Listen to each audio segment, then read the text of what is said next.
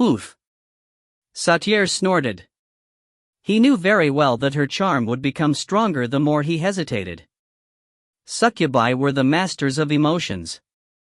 The best way to win against her was to continuously attack without thinking about anything. Shall we bet on whether I'm able to pull your wings out first, or if all the higher existences die on the battlefield before I accomplish it? Satyr. You're as brave as ever. Though, you're still as hurried as ever too.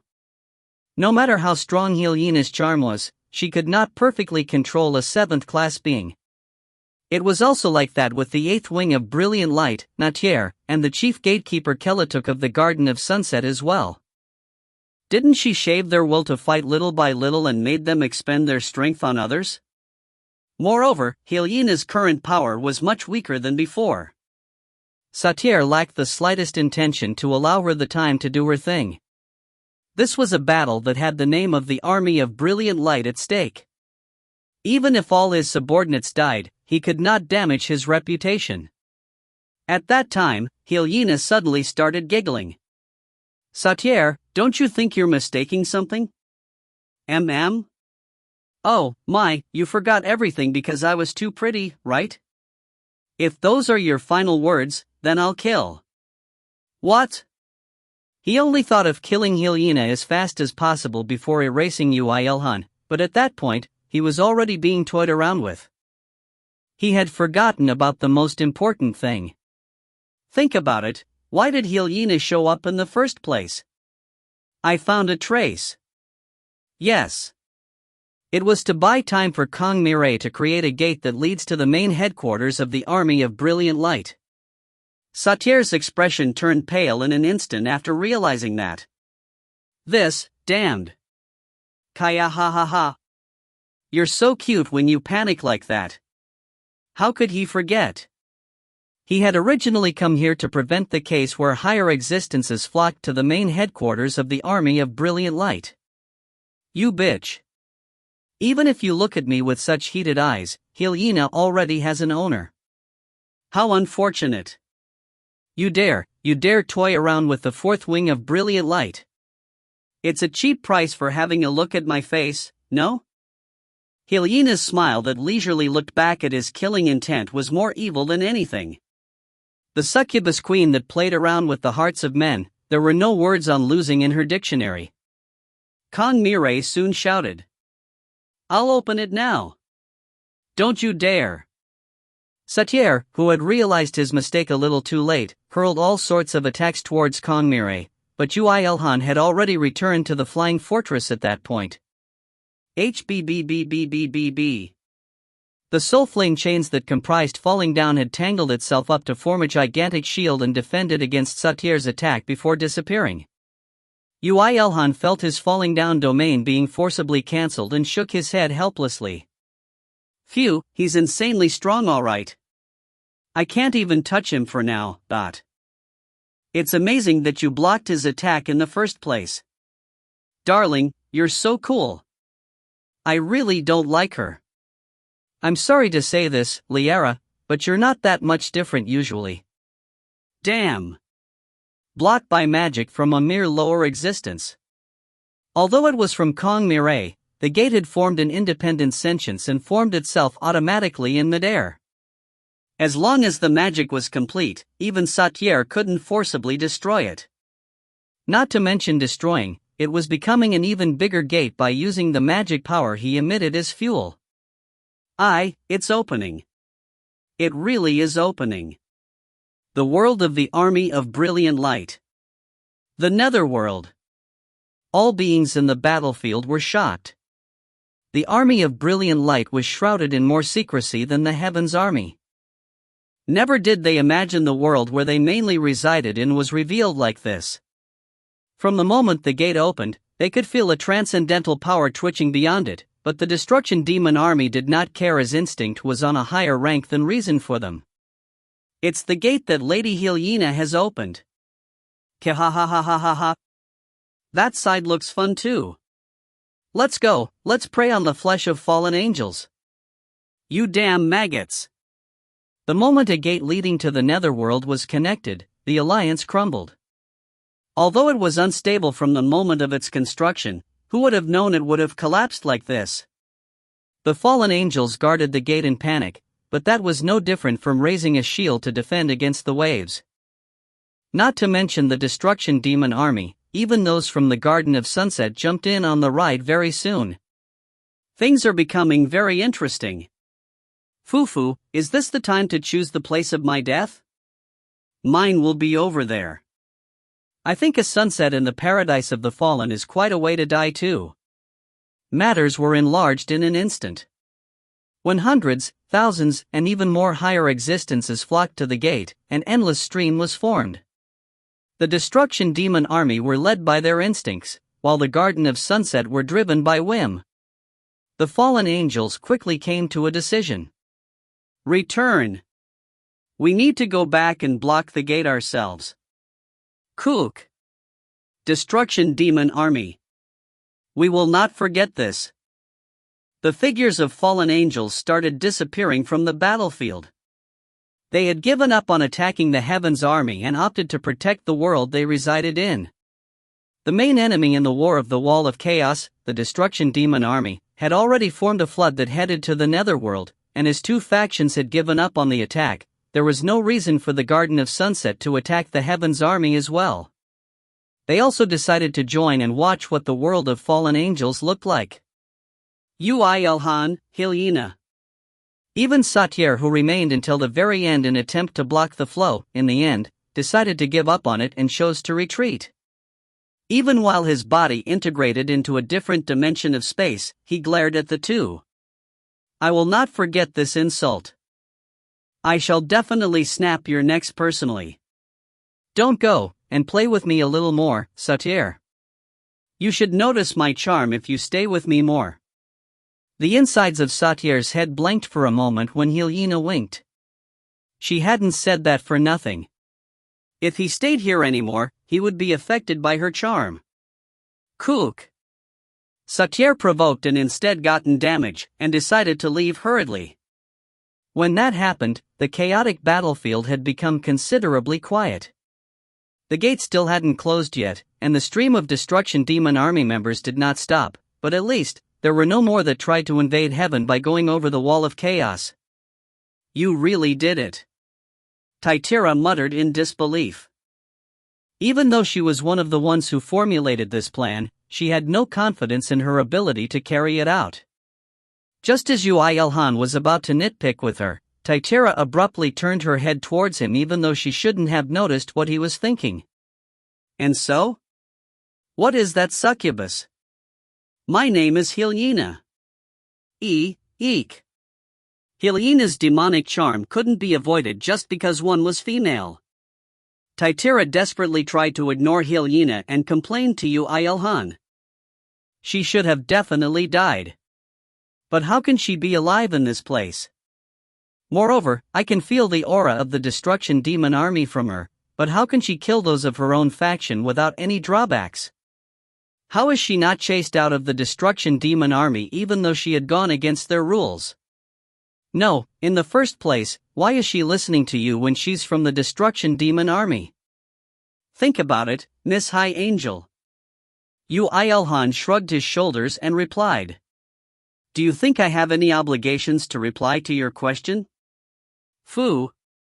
Regardless of whether Titira and Yoo IlHan were quarreling or not, Kangmire, who now felt her strength draining from her body after the successful mission, collapsed on the spot. Yoo IlHan managed to catch her even while replying, looking back at Titira's scary glare with leisurely eyes. This was a small consideration only possible for a professional loner with the skill of wide vision. You've worked hard, Miss Mireille. Perfect use of magic. Thank you. Kangmire thought that she may have become too simple. She was in a completely groggy state after using one grand magic after another in the midst of higher existences, but she instantly recovered after hearing that line in his arms. Nayuna's smile that looked as if she knew very well how she was feeling made her very annoyed, but Kangmire decided to stay still as she didn't want this moment to end. It was unknown whether Yoo IlHan knew of her current feelings or not, but he mercilessly took his hands off her after supporting her up to stand. Looks like our end of the deal is complete, so let's go get the other artifact. Wait. Explain properly about IlHan. I said this already, but that wasn't in our contract. Like how you didn't send out a 7th class archangel while we were doing our mission. Huh? Yoo IlHan tilted his head while coldly replying to Titira. He could feel 2 gigantic auras flying straight towards where they were from far beyond the wall of chaos. IlHan. Kuhaa. IlHan. Oh my, things became difficult again. IlHan shrugged her shoulders after hearing the loud roars that filled the battlefield. Yoo IlHan narrowed his eyes. Explain, IlHan. Oh, geez, it's embarrassing, you know? Don't ask me twice, darling. Didn't I say there were a lot of men in unrequited love with me? There were 7th class beings among them too. Yoo IlHan was about to ask that but became silent. The ones that appeared in that place spoke for themselves. You were alive, IlHan. Why is it that you're with them, IlHan? Yoo IlHan looked at the figures of the 2 7th class beings that he could not touch and shouted with a refreshing smile. Let's run! If you find any errors, ads pop up, ads redirect, broken links, non-standard content, etc., please let us know. Report chapter so we can fix it as soon as possible. Chapter 268, if you wish to follow me, too. Everyone worked lightning fast. The moment he realized that 2 battalion commanders had appeared, Yoo IlHan immediately activated warp and put all his allies within his range, and the 2nd battalion commander IlHan, who realized that he had activated a skill, cast a wide area magic which IlHan disrupted with her mana interference. Kong Mirai cancelled her gate, and using that mana Kim Yisul cast a wide area slow magic, while Na Yuna prayed to Leitna. Help us, Lady Leitna. The changes that had occurred to Na Yuna after she had reached 4th class didn't just number 1 or 2, and to pick out the biggest and strongest change, it was her ability to create miracles. The moment her holy power covered the battlefield, Leitna's power enhanced 1 skill and 1 magic in the battlefield. The enhanced magic was Kim Yisul's slow magic, and the enhanced skill was Yoo IlHan's warp. Slowing the reactions of the enemy while hastening the activation of the warp skill. Just, what? Such puny magic won't work. It will. Leaving behind IlHan to his shouts, Yoo IlHan's warp skill activated. Not to mention the group that came with him from Earth, Kim Yisul, Kong Mirai IlHan was within the range as well. All of their figures disappeared from the spot as if they didn't exist there in the first place. Including those of angels like Titira. How can this? Muttered IlHan in shock as he had missed IlHan at a distance he would have reached her toes if he just fell over. The 6th Battalion Commander Belkatu that came with him shouted in an excited voice. She was alive, she definitely was. However, she was not of the Destruction Demon Army. Right now, she is merely someone else with the power of the Destruction Demon Army. And it's also. IlHan watched clearly that IlHan was acting cute towards him while listening to his orders. It was a very different figure to the IlHan that he knew of. Anytime she acted cute towards a man until now was in order to toy around with them or kill them. Yoo IlHan, it's that man's work. It's his doing. How is it possible that a lower existence can control her? Is he really the 5th god or something? It's not important if that guy's the 5th or the 6th. He shall definitely die by my hands. IlHan's gaze headed to the gigantic wall that stood in front of them. That resentful wall, the wall that they couldn't cross this time either. Was it because the mass of the Destruction Demon Army had disappeared? They could see the holes in various parts of the Wall of Chaos being amended rapidly. They predicted this war to be the biggest war yet, but it finished in the worst way possible. The ones that headed to the Netherworld would not be able to come back. Instead, their faction would be able to gain the records related to the world, Netherworld. With the main headquarters of the Army of Brilliant Light being exposed to everyone, another gigantic battle would arrive soon, and perhaps the Supremes may actually show themselves at that time. The large-scale chaos and destruction that the destruction demon army wanted so much would arrive. So, from the view of the destruction demon army as a whole, this matter was not actually such a bad thing. The problem was that once that happened, revenge would become impossible. Before that, he had to find Yoo IlHan, meet him and then... IlHan? Yoo IlHan. IlHan clenched his teeth and muttered. The black magic power boiling from his body represented emotions clearly. You will not be able to run all the time. This damned seed. Meanwhile, the place where Yoo IlHan and his group headed to was none other than the place where they first arrived at in heaven. Warp allowed them to leap dimensions, but also allowed them to leap within the same world. Heaven? We're alive. To think we successfully escaped those frightening beings. The angels each rejoiced while flapping their wings. Especially Tytira, who believed that Yoo IlHan would leave them to die, sighed in relief after she realized that they had returned safely to heaven. Thank you for saving us. Even though that wasn't within the contract. Nah, I only gave a service because I might not be able to get my full compensation if I just left you guys there. At least try to phrase it in a nicer way. That was not one of the things one could expect from a loner. Yoo IlHan didn't know how to get in the good eyes of people, but even if he did know, he wasn't one to put it into action. He completely ignored Tytira's sharp gaze and had a look at the faraway wall of chaos, before turning his head around to order IlHan. Now, go back. It will become annoying if they start messing around again after detecting your aura. Darling is so devious. Fine, I will. I hate the way you look at me like that. Wait, Healy. Before the angels could grab IlHan, she entered the mansion. She wouldn't leave again until Yoo IlHan told her to. Tytira stared at him with a sharp gaze. Yoo IlHan, you don't plan to explain anything, right? The high and mighty ones of the Heaven's army should have realized the existence of IlHan already. What's important is that she no longer belongs to the destruction demon army. Didn't you see? Well, then. Please give me my compensation already. Understood, please follow me. Yoo IlHan and his group ended up meeting Lishiel once again. However, his attitude towards him had become slightly different from last time. He didn't have the arrogant and sermonic attitude of last time, but instead contained shock and doubt, and a strand of hope. Is that ability, revival? No, whatever you want of me, it's not that. Revival? I'm still a lower existence as you can see. Is that so? Lishiel's head drooped powerlessly. However, after he raised his head up, he was surprisingly no longer hostile towards him. We didn't put any conditions on the second God-ranked artifact.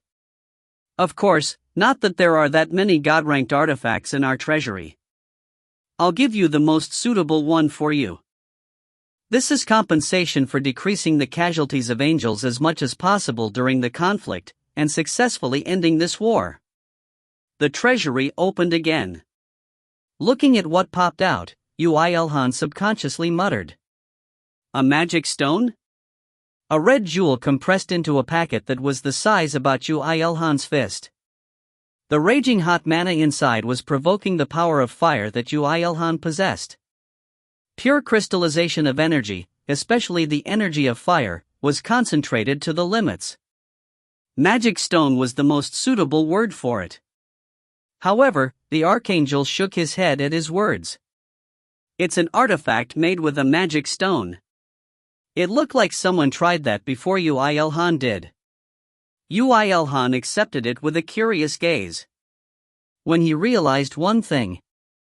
It wasn't made into an artifact, the magic stone became an artifact by itself? It's frustrating, but you're right. If you are able to discern that much, I guess you will suffice to become the Lord of the Heart of Fire.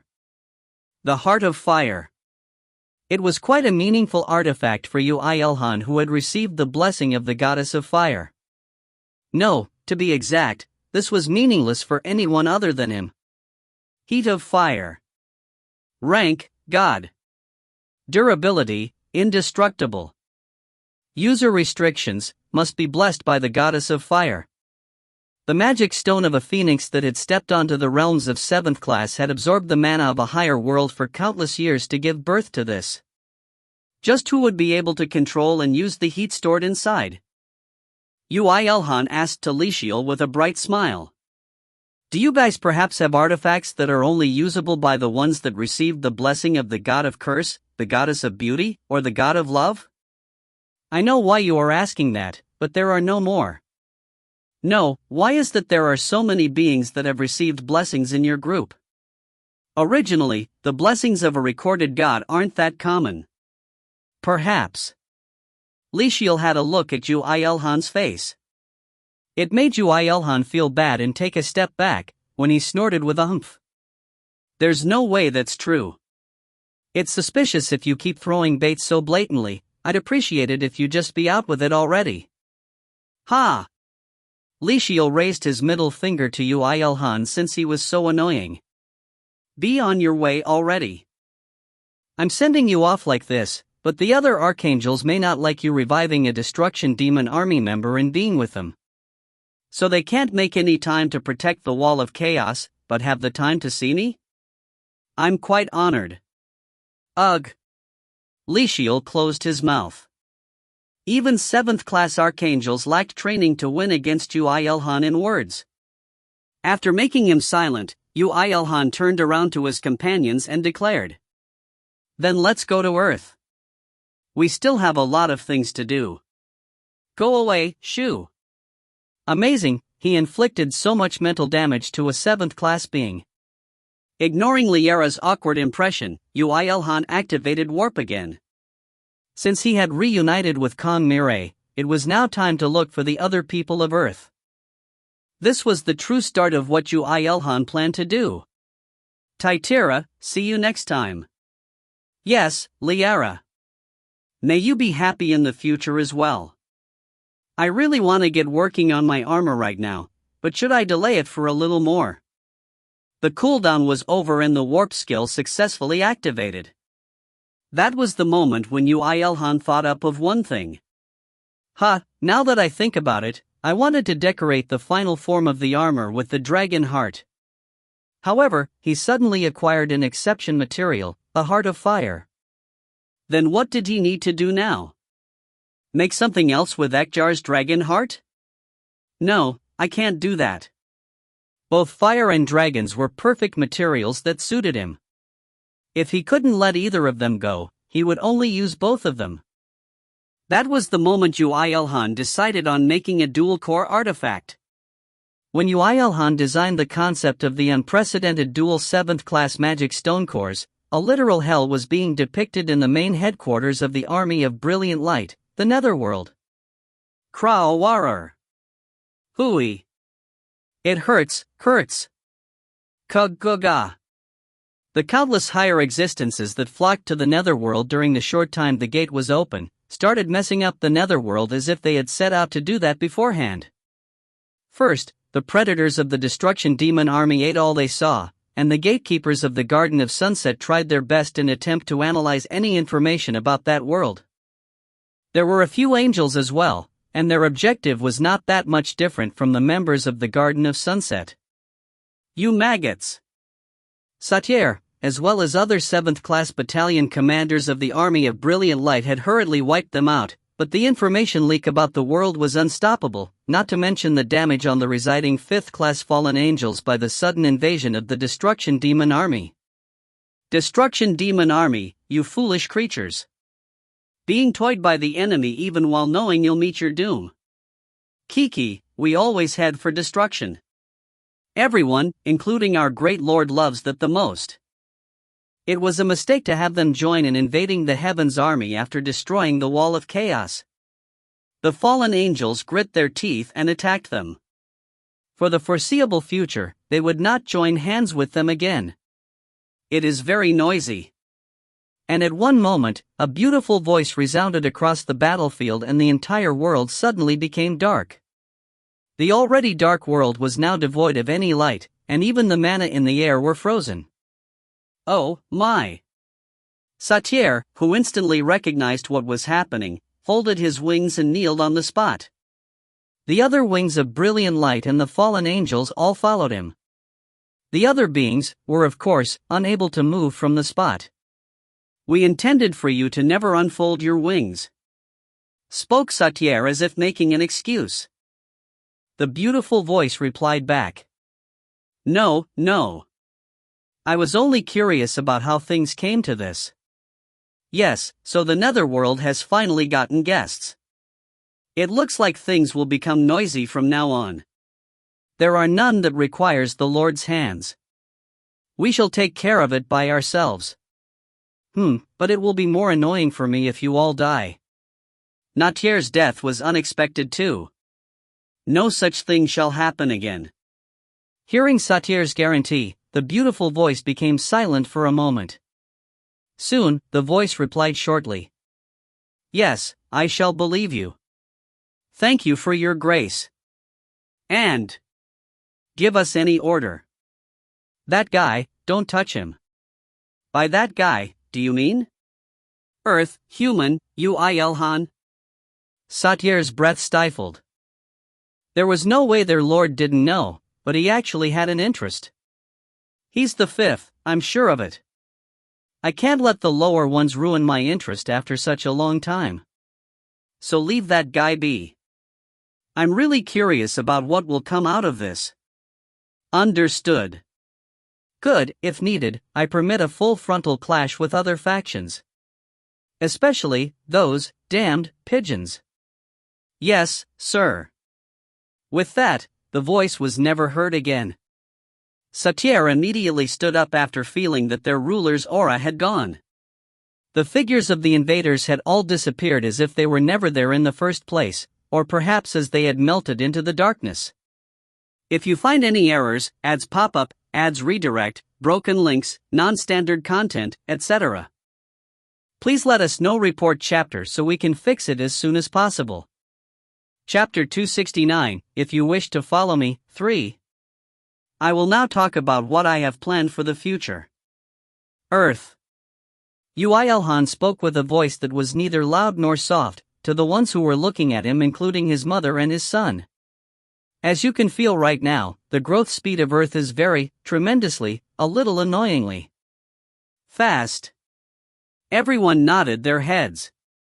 It hadn't been long since Earth experienced its third Great Cataclysm, but the concentration of mana on Earth was thicker than most worlds after the fourth Great Cataclysm. And the concentration of mana was becoming thicker right now as well.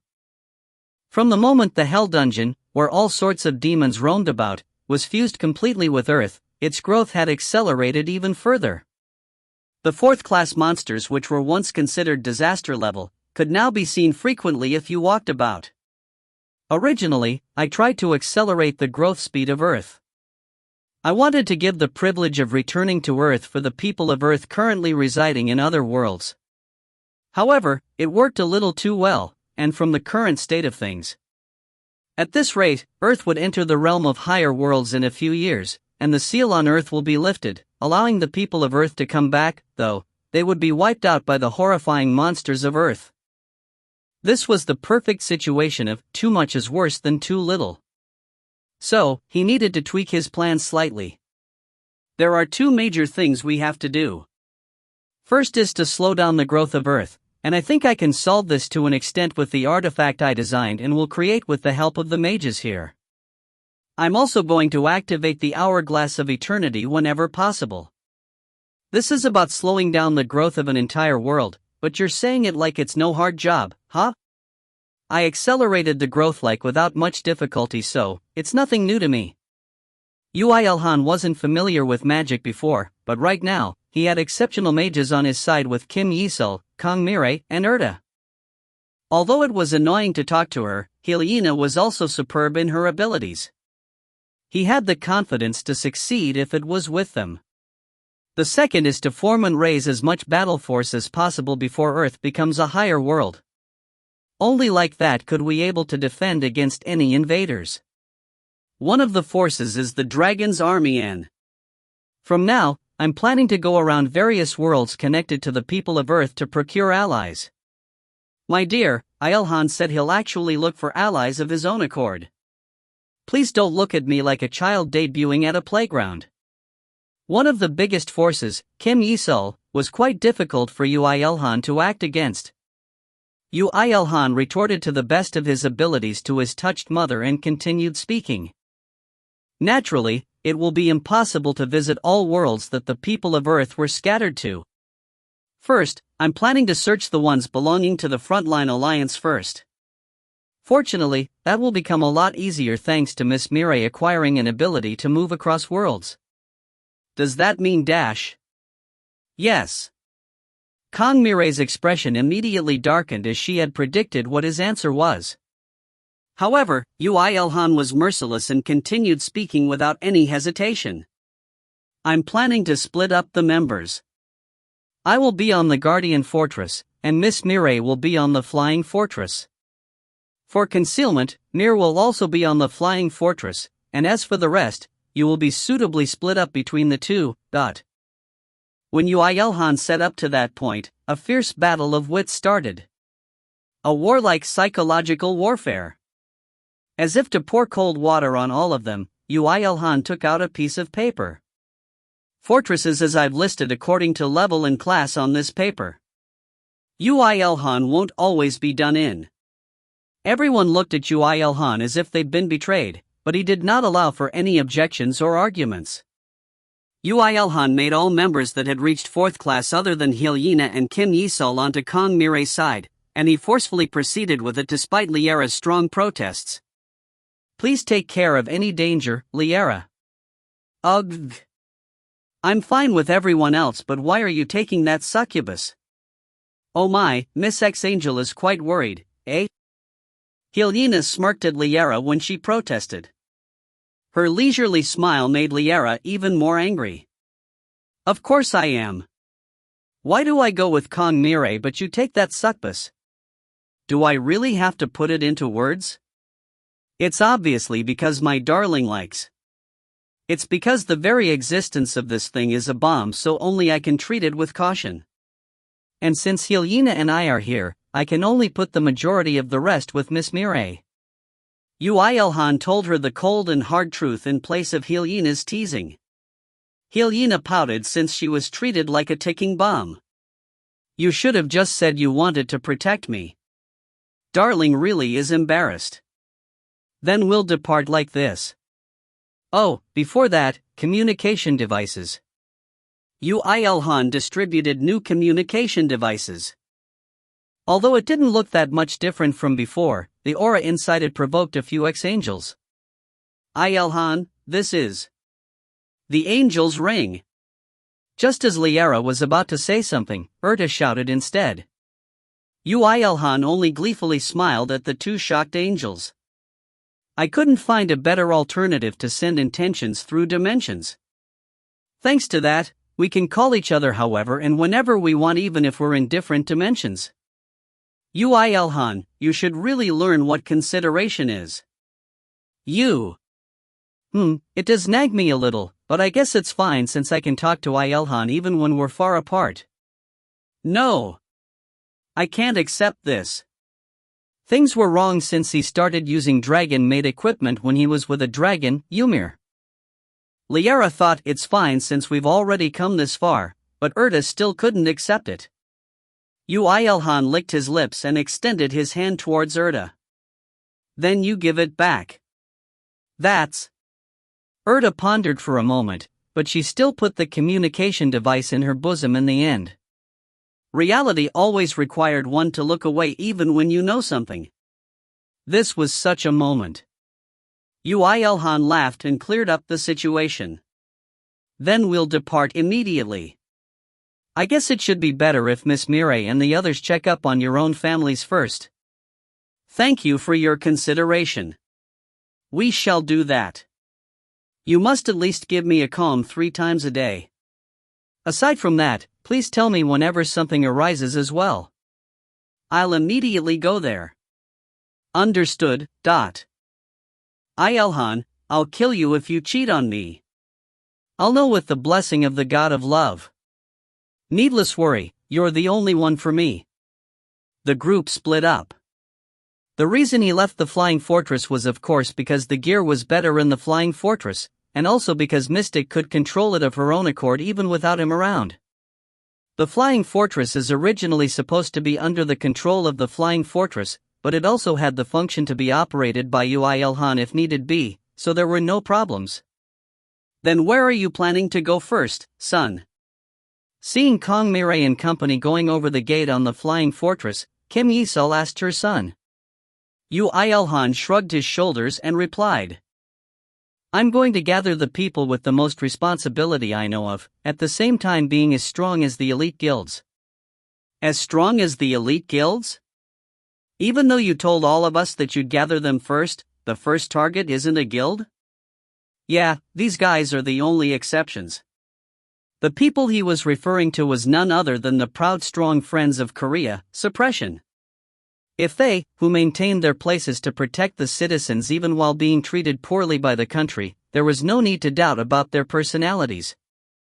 The second criterion of his judgment was of course, battle capability, and until the moment the third Great Cataclysm arrived, Suppression had levels and skills that didn't lose out to any other first-rate guilds, so there was no need to worry about that either. And most decisively, Suppression are relatively cohesive in regards to which troops they are from. So I only have to go around 14 worlds to collect them all. Only 14 worlds, huh? Ooh-foo-foo. Hyena giggled when she heard Yoo IlHan's nonchalant words. It really is surprising. Until now, there was no lower existence that could leap through dimensions like that, you know? But somehow, two such miraculous beings were born in the small world known as Earth. How did that happen? He shrugged his shoulders and replied. Perhaps it was destined the moment humankind of Earth was scattered throughout other worlds. Foo-foo, it really is interesting to be with you, darling. I think it's gonna be much more fun in the future too. Ha, it will be so interesting, I know. Enjoying everything is a good thing, son. If you don't get into danger because of it, that is. Oh my, you understand me, huh? The Heaven's Army, the Army of Brilliant Light, the Destruction Demon Army, the Garden of Sunset, just thinking about them made him sick but interesting? Of course, it was a good thing that he had made her, who can treat all that as interesting, into an ally, but he would only make a loss if he was swept by her thoughts and emotions. This was also why he put Kim Yi-sul into his group. As long as his mother was with him, he had the confidence to maintain his calm state. Let's look for their big guy first then. I really hope he is still alive. Son, you've become strong. Yeah, though, I feel a little sad because I feel like I'm becoming numb to death. Yoo IlHan immediately activated warp. His destination was the world Mid-Aura, where Colonel IlHan and 39 of his subordinates were residing in. This was a world he looked for the first time, but as he had come into contact with the Colonel several times, finding that world and recording it was not such a difficult thing. This word is a 2ND. No, a third? Estimated Yoo IlHan when he arrived at Mid-Aura successfully, and saw the concentration of mana in the air. Since he had experienced so many worlds, this much was nothing much to him now. It really is a different world. Amazing. I'm sorry, Mom. I don't think we have the time to leisurely go around touring. But how are you planning to find them all when it's not just one or two that we're looking for? When Kim Yi-sul asked in confusion, Yoo IlHan raised a hand with a faint smile. Invisible magic power flowed out from his hand and came into contact with the world, when his record skill activated and started reading the world. Just now, what did you? Oh my. I think I'm falling for you all over again, darling. Kim Yi-sul was surprised after seeing the absurd ability of the record skill up close, and the succubus queen Hyena made a thick smile. Not so long after, Yoo IlHan severed the flow of magic power from his hand and spoke. Found them all. Did you say you just found them all? All 40 of them? 5 of them died, but yeah. They are together as I predicted. Amazing.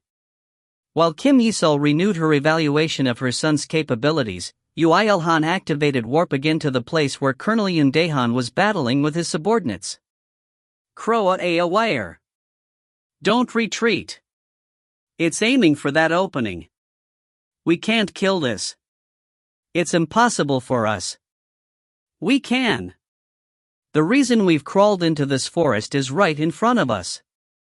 We can do it if we don't give up. Battling a fourth-class giant snake of level 230, the soldiers shouted all sorts of things. At that place, there were other people than just the soldiers, but Yoo IlHan could immediately recognize who belonged to suppression. They were still using the artifacts that Yoo IlHan made. What are you planning to do with those humans that are struggling against such a trash, darling? You probably have a hard time believing, but they are within the top 0.0001% of Earth with their abilities. Oh my, can we really defend a higher world with those scrubs? Oof. Yoo IlHan snorted at her and took out a dragon bone spear. I'll make them all into fourth class before Earth becomes a higher world, so don't worry. Then, he threw it lightly without thinking much about it. Kwawayak. The thrown spear fell like a comet from the air and pinned the body of the snake onto the ground. When the snake struggled while scattering green blood everywhere, the ones that were prepared to receive an attack from it were all put at a loss. Where did this attack come from? Ah, look at the sky. The sky. Even though Yoo IlHan avoided hitting the vitals of the snake on purpose, the snake was put half to death. Anyway, it didn't die instantly, so the figure of the Guardian Fortress was revealed, and the people doubted what they were seeing. Colonel IlHan. Preparing to jump down from the Guardian Fortress with his ruin calling open, Yoo IlHan shouted. Come back with me to protect Earth. No. The reply unexpectedly arrived quite soon. It seemed like IlHan realized that the owner of the spear was Yoo IlHan the moment he saw it on the snake. But anyway, no? He wasn't supposed to reject so easily. Just as when Yoo IlHan tilted his head and was about to shout again, IlHan shouted in a confident and strong voice towards the sky. I was promoted a little more while I was still on Earth. Ah, I'm sorry. This was the moment when Major General IlHan and his 35 subordinates joined the Earth Defense Force. Needless to say, this was merely the beginning. If you find any errors, ads pop up, ads redirect, broken links, non-standard content, etc., please let us know. Report chapter so we can fix it as soon as possible. Chapter 270, if you wish to follow me. 4. Gathering the rest of the members of suppression went smoothly as well. Since great cataclysms normally occurred once in centuries or even millennia, not many worlds had experienced such a big change. It was just that the contract between the residents of that world and the Heaven's army, which disabled the residents from harming the people of Earth, was broken, with Earth forcefully expelling its people, so there were quite a few dead members among the suppression members in other worlds. It still is amazing though. Mr. Yoo IlHan, you seem to have surpassed the realm of human recognition now. Spoke IlHan powerlessly after seeing Yoo IlHan operate the Guardian Fortress, easily leaping between dimensions, and a frightening succubus that he couldn't even meet eyes with acting cute towards him. However, Yoo IlHan's reply had even less power in them. I was like that from the beginning. The beginning? Yes, probably from the moment I was born. That's amazing. Yeah, isn't it? PFFFFFT. If any others heard it, they might think that Yoo IlHan was boasting, but IlHan, who knew of his concealment ability that he had since birth, and therefore knew what he meant, ended up in laughter. Ignoring IlHan, Yoo IlHan asked IlHan again. Is it just one place left? Captain Han Yeorang and the others. It's Colonel Han right now. She was promoted quite quickly. Yes, Gundia, where Colonel IlHan and 12 others reside. That's right. It's a miracle that suppression can reunite. And in less than a single day too. It doesn't take that long anyway. More people will join us in the future. As long as he was in possession of records about the world, there were no difficulties in using the warp skill. What was more important was to persuade the people in that specific world. In that aspect, Suppression was an amazing organization.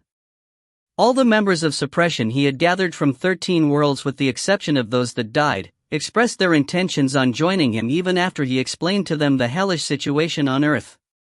So it wasn't like the country was holding their weaknesses or anything and they were just plain stupid, realized Yoo IlHan, but in any case, more allies were a good thing. If the 12 soldiers with Colonel Han joined from this last world, they would be able to gather at least 200 people of at least the third class. Phew, how are you going to make them into a capable force, darling? There should be much more time than you think, so don't worry about it. You foo. Kim Yi-sul seemed to find Yoo IlHan's bland reply to IlHan cute as well as she was making a satisfied smile. Yoo IlHan ignored her gaze and activated warp. This time, he had to take Han Yeorang and the others from the world Gundia, which even sounded weird. The problem occurred there. Shit. What is it? Yoon Dae-han, watching Yoo IlHan coming into contact with records of the world, which was an unbelievable scene in itself, reacted sensitively. Did Han Yeorang die? Being nervous, he actually was at a loss for words after he heard Yoo IlHan's reply. Mankind is almost extinct. What? But Colonel Han is alive. And that goes for most of the other soldiers too. Yoo IlHan stopped explaining and scratched his head. According to what he gathered through the record skill, it was very likely that things going wrong was very high. 4 years had passed since the third Great Cataclysm. The people of this place could not adapt to the transformation. That's an unfortunate thing. The very initial stages after any Great Cataclysm was the most chaotic period of time. As the concentration of mana increased, the number of monsters increases rapidly as well, and all sorts of natural disasters assault all of the creatures inhabiting in that world. Only around 30 years after the Great Cataclysm would they enter the stable period, and only if they endured until then was mankind allowed to continue history. However, the mankind of this world could not endure that period of time. And in reverse, that became a great opportunity for monsters, and as a result, 99.9% of mankind of this world has died in just 2 years. Yoon Dae-han couldn't believe Yoo IlHan's words even while looking down at the scenery of Gundia on the top of the Gardine fortress. Such a tragedy occurred in this peaceful-looking world? As if having read his mind, IlHan spoke with a cold smile. The main source of chaos is always mankind. The mana of this world was too peaceful. However, chaos also induces growth. Like how the world will not grow in the absence of a mankind. My darling. Darling's thoughts are lovely too. Though, it's ironic that mankind became extinct just because they couldn't endure the growth pain. Looks like the Heaven's Army had given up a long time ago too. I can't feel their unpleasant auras. You are right. They aren't here. Yoo IlHan made a bitter smile. Looking at such an apocalyptic world, he felt very strange. He felt that Earth may become like this one day, and he was also feeling very unfamiliar with himself, watching the deaths of countless people without any feeling, as if he was watching a movie on a TV or something. Having predicted what he was feeling, IlHan stopped being playful and silently retreated.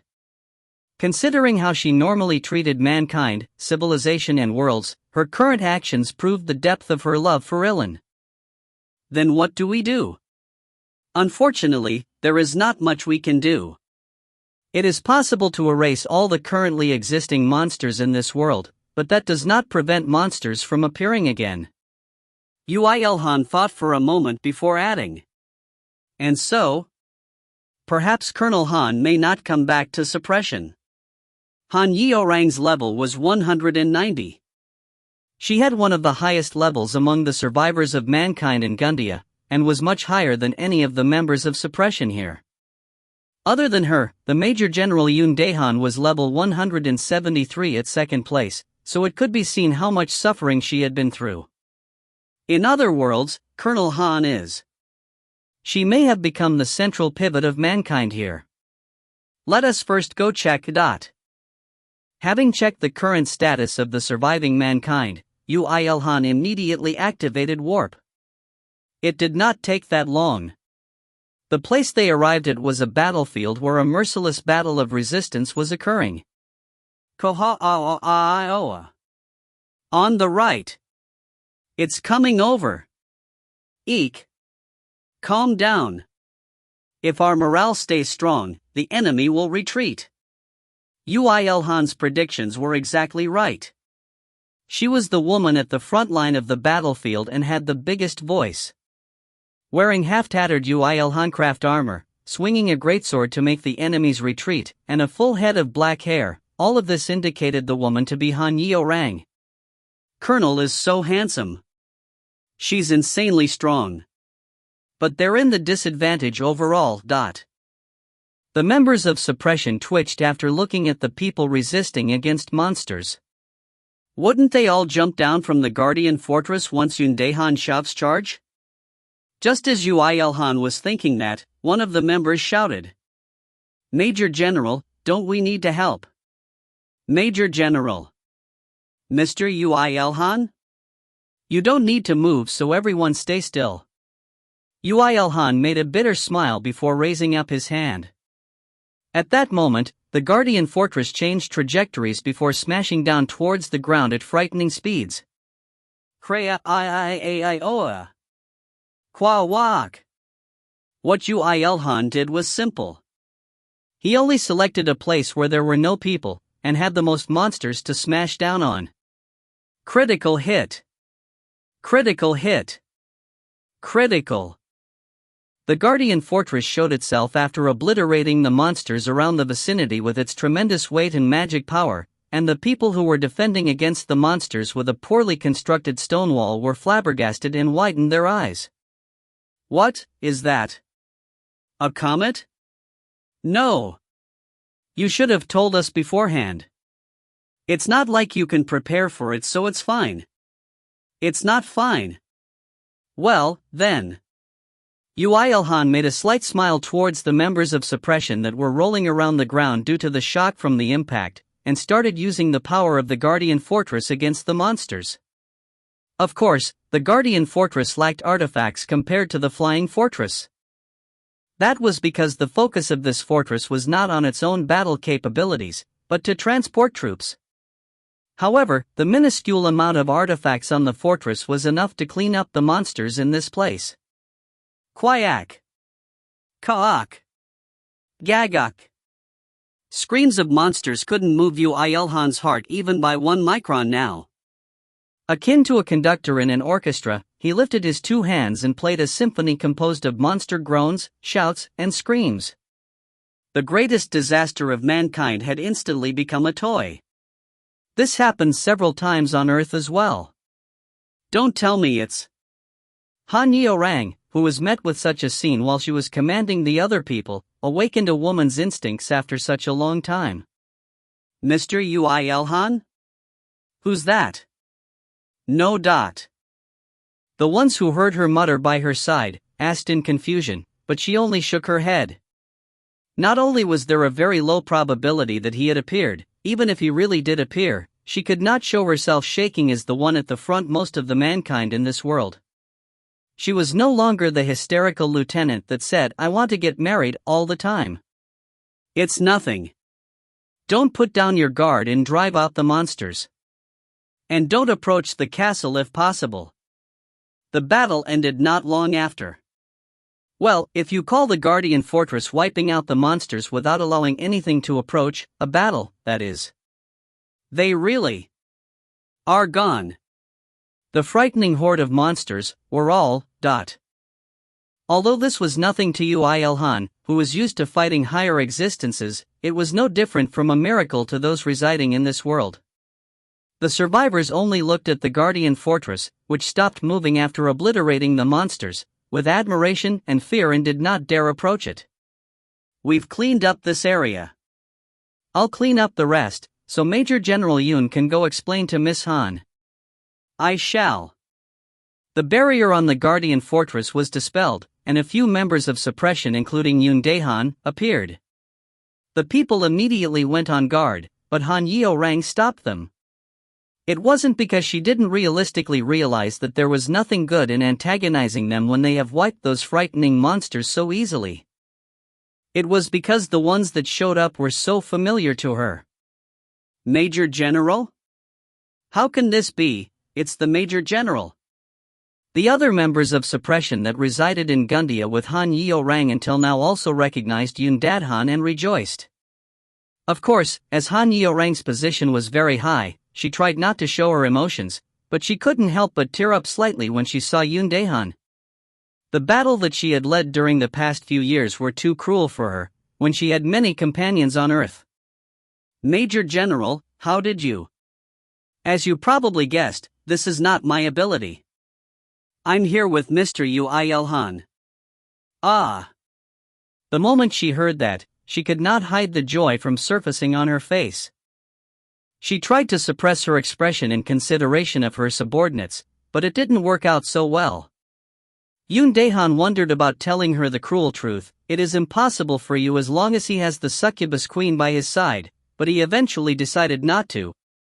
Let's just let her rejoice. Until now, she should have had many more occasions to be sad than happy.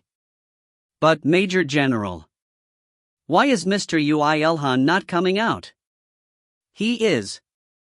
Just as Yoo IlHan was about to say something, the figure of the guardian fortress disappeared into thin air.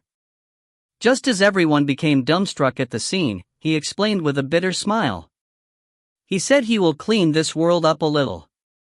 This world? Yes. Yoo IlHan explained to her without the slightest room for misunderstanding, as she could not simply comprehend the vast scale that Yoo IlHan worked with. You probably won't be able to find any monsters in this world for quite a while. So, let us have a talk until he comes back, Colonel Han IlHan. Yoo IlHan came back to that place after 13 hours, having wiped out every single monster in Gundia. If you find any errors, ads pop up, ads redirect, broken links, non-standard content, etc., please let us know. Report chapter so we can fix it as soon as possible. Chapter 271, If you wish to follow me, 5. When they returned, it was 4 a.m. according to Gundia time. If the world was normal, everyone should be sleeping, but to those belonging to Gundia that had to guard against monsters 24/7, this naturally didn't apply to them. There were lights in various parts of the fortress, and the guards could not help but put up their guard against Yoo IlHan and the guardian fortress that appeared out of nowhere due to Yoo IlHan canceling his concealment, even though they knew that they wouldn't be able to win against him. That's a good atmosphere. I've only seen such a scene in movies. I said I'll wipe out all the monsters before coming back. Why are they still here? Would darling rest easy if some complete strangers suddenly appeared and said they'll wipe out all the higher existence factions, including the Heaven's Army, for you? It's sad because you're right. He thought they might not even open the gates, but perhaps there was a separate order from Han IlHan, as he could enter without any resistance. Of course, he could not stop them from whispering about him. That man is... I'm sure of it. He has such beauties by his side. My. Kim Yi-sul blossomed into a smile after hearing the word beauty. Yoo IlHan didn't bother reacting to her. In fact, he was worried that Helena may show her power and cause a mess, but it seemed like she planned to hide her vicious and violent magic power. You're here. Oh, Major General, and... It's been a while. Led by the soldiers, he was taken to where Major General Yoon and Han IlHan was. Han IlHan had an imposing aura about her despite wearing tattered armor, and the dignity of a leader could be seen from her. Even after seeing Kim Yi-sul and Helena, she did not back down and greeted Yoo IlHan. Colonel Han IlHan. I'm glad that you're safe. Han IlHan's firm voice sounded very natural to Yoo IlHan. Well, in the first place, there was no relationship between the two at all. If any, it was between a weapons trader and customer. I'm glad that Colonel Han is safe as well. I did erase all the monsters for now. But it's not like the world has stabilized, so I cannot be sure when an uprising may occur again. That is plenty amazing. What expression was Han IlHan supposed to make when Yoo IlHan mentioned massacring all the monsters in the world like pulling out weeds from his backyard? Although she already knew this as she heard from Yoo IlHan, she once again felt the tremendous gap in worlds that they lived in. Yoo IlHan didn't even know what kind of thoughts she had and spoke. Originally, I planned to take Colonel Han and all the members of Suppression back to Earth. Right now, the Earth is. Yes, I have heard everything. It's developing at a rapid pace, and may even evolve to a higher world in the near future. It was good that there was no need for additional explanation. Yoo IlHan shrugged his shoulders and continued.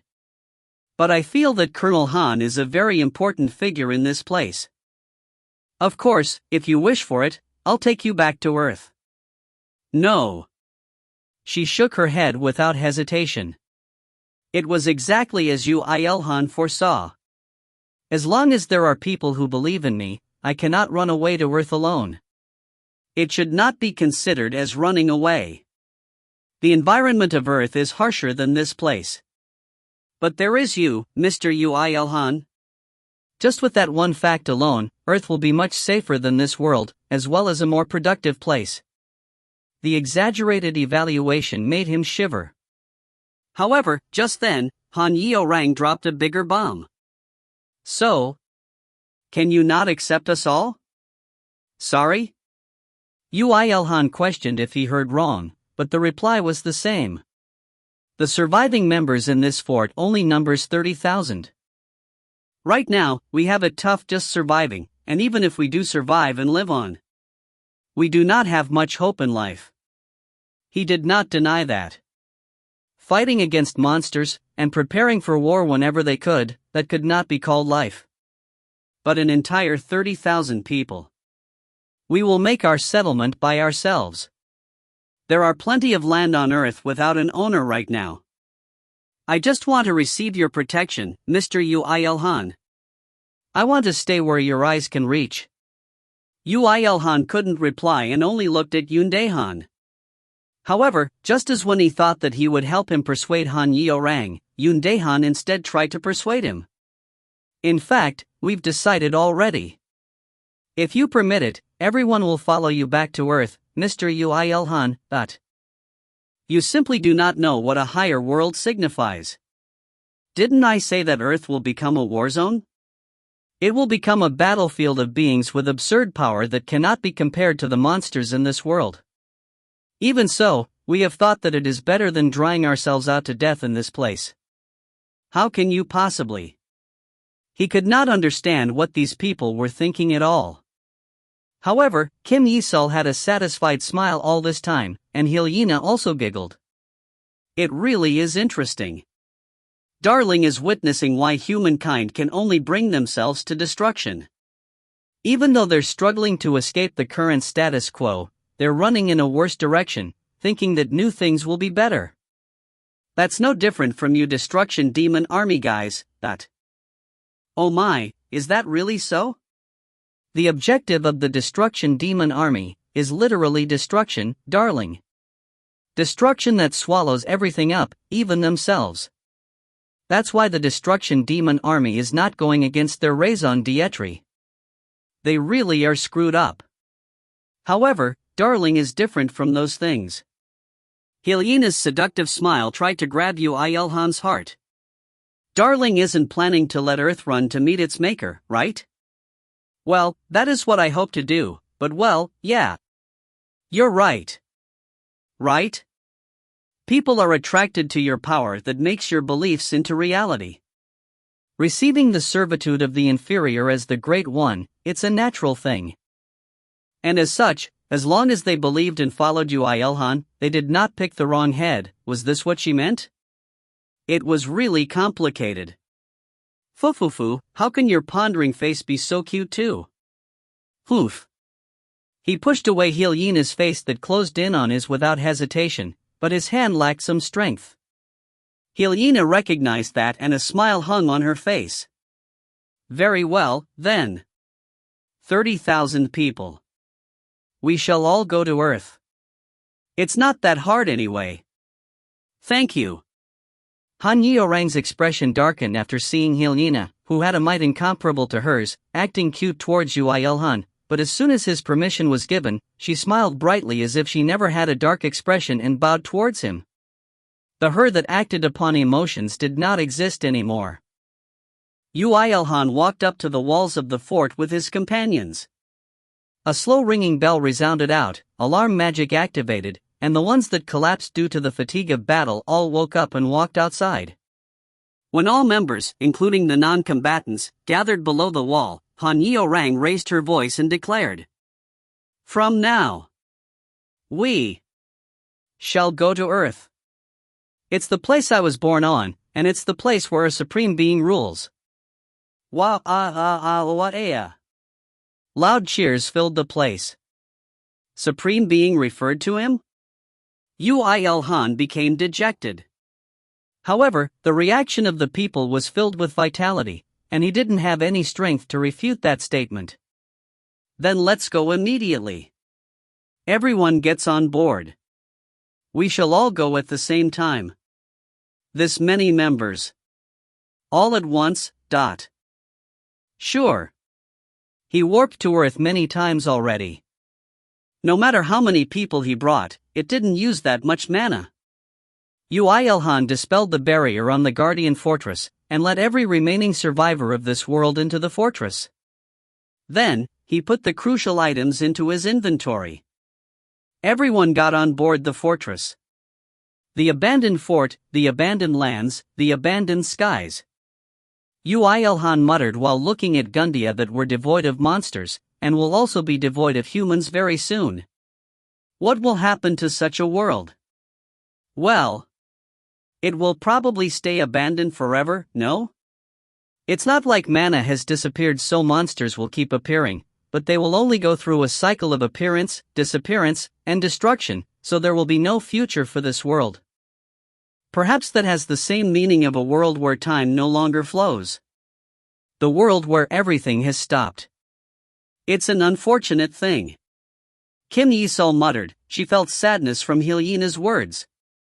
However, IlHan's words hadn't ended yet. But you know? If it's darling, you might be able to change that. How? Do you want me to come to this world and regularly clean up the monsters? No, darling. You're subordinating the mankind of this world under Earth. And so? Fufu, the rest is a secret. If it's darling, you'll find out in no time. You? Fufu. IlHan looked at Yoo IlHan after speaking. It was a familiar gaze for Yoo IlHan. It was very similar to how Liara looked at him normally. He licked his lips as if about to say something, but eventually decided not to. He felt like he fell into a swamp the more he faced this woman. She was a being that denied his views and standards of action in a straightforward manner. Her very being was against the natural law. Was it because she was from the Destruction Demon Army? Even though he said that there was a need to control and restrain her by her side, perhaps it was his mistake to come with her. Then we'll depart for Earth. Earth, what kind of a world would it be? It's a world ruled by someone with overwhelming might. It will be much harsher than here.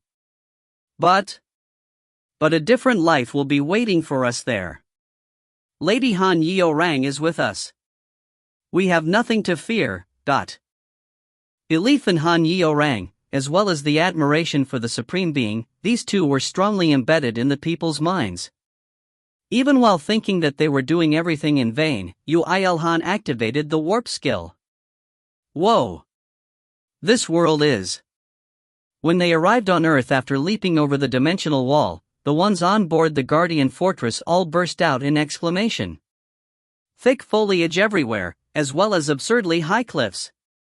A tunnel made of seawater that connected the land and the skies. Numerous stone islands inside the tunnel of seawater and bridges of rainbow that connected the islands. It was like the land of paradise. Beautiful. So beautiful. This world was created by the ruler? Everyone looked towards Yoo IlHan in shock. Han Yeorang was no exception. Even though she had become adept at controlling her reactions, she couldn't help but regain her girly emotions in front of such a spectacle. Amazing, Mr. IlHan. Yoo IlHan laughed dryly. He couldn't say that he was the most shocked out of all of them. He had to work on the stabilization of Earth. Before Earth completely leapt into becoming a higher world, right now. Immediately. If you find any errors, ads pop up, ads redirect, broken links, non-standard content, etc., please let us know. Report chapter so we can fix it as soon as possible. Chapter 272, If you wish to follow me, 6. Erta? Yes, Yoo IlHan, what is it? Erta's voice that replied to Yoo IlHan's call was calm.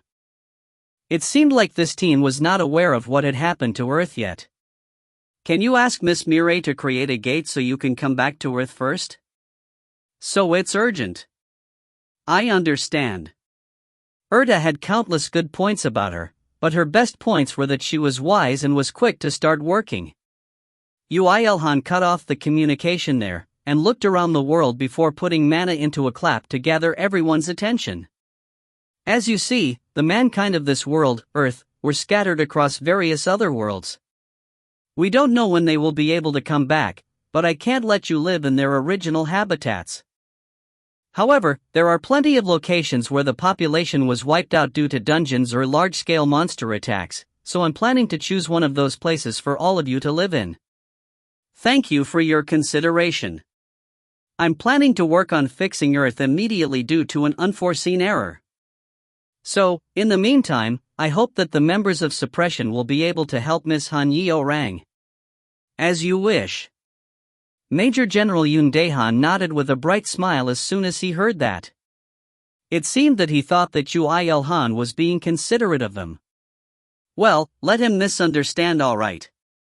Yoo IlHan immediately moved the fortress to the place he had thought of, which was none other than Venezuela. This place is, ... It's the only place where I was shamed. I was unable to help them in time. One of the things I still have regrets on. Mr. Yoo IlHan. All 30,000 got off there. The citizens of Venezuela in the past numbered 30 million, but all of them had died. It would be more than enough for 30,000 people to live in. Even considering the time needed for them to continue with their unique culture and prosper, this kind of environment would be enough. Fighting the monsters will be a little tough, but the current suppression should be able to handle it. Oh. Yoo IlHan brought the unique ranked artifacts piled up in Vanguard warehouse and distributed them to the members of Suppression. The equipment they were using right now were good items, but they were all mass production models he had made when he had inferior abilities to now. Just by switching equipment, their fighting power would increase by 3 times. This is really amazing. Don't feel bad about using it. I'll clean up the vicinity first. Yoo IlHan gave Han Yeorang and Yoo IlHan a communication device each. Give me a call whenever you're in danger. I'll come immediately. Thank you. It won't be easy, but do your best. We should be fine as long as you're here, Mr. Yoo IlHan. That's not what I meant, sigh. Yoo IlHan only sighed at Han Yeorang's firm attitude. They still didn't seem to be aware what a higher world signified. He still had lingering thoughts that he should have just left them in Gundia. But what was he to do now? They were the ones who followed him as they couldn't endure the situation Gundia anymore. Perhaps IlHan was right. Humanity was just struggling to escape their status quo, heading to their destruction. Though, I won't let them. On his way back from Venezuela, Yoo IlHan set up the minimum amount of safety devices. He first wiped out the monsters, and installed various traps and automatic weapons made from the materials gathered from those monsters. If above ordinary monsters, for example, the perverted demons, appeared, they'll activate automatically and even signal Yoo IlHan. Before Earth leaped into a higher world, this much preparation should be enough to protect them. How kind. If I was really kind, I wouldn't have brought them to Earth. Yoo IlHan snorted at IlHan's remark, and moved to the Korea, the clearing where the gate to Korea had once been. Of course, that gate had disappeared, but this area was Yoo IlHan's land before. And he had scooped it out to make the flying fortress. My! How beautiful! It really is spectacular. A lake had formed in the place where it was once like a crater due to a large mass of land being scooped out. Moreover, the surface of the water was glowing faintly, and from time to time, sprouts of water shot upwards to create special shapes. All this implied that the lake was formed from the influence of magic power. Yoo IlHan, I've arrived. Oh. Erda had also arrived at this time through the gate, and also saw the scene. Not only that, the only conclusion she could come to after seeing the current state of Earth, where the lands, skies, and sea were all being twisted apart. The transformation of Earth into a higher world was in progress. And this was happening very, very rapidly. Didn't you say it would take a few years at least?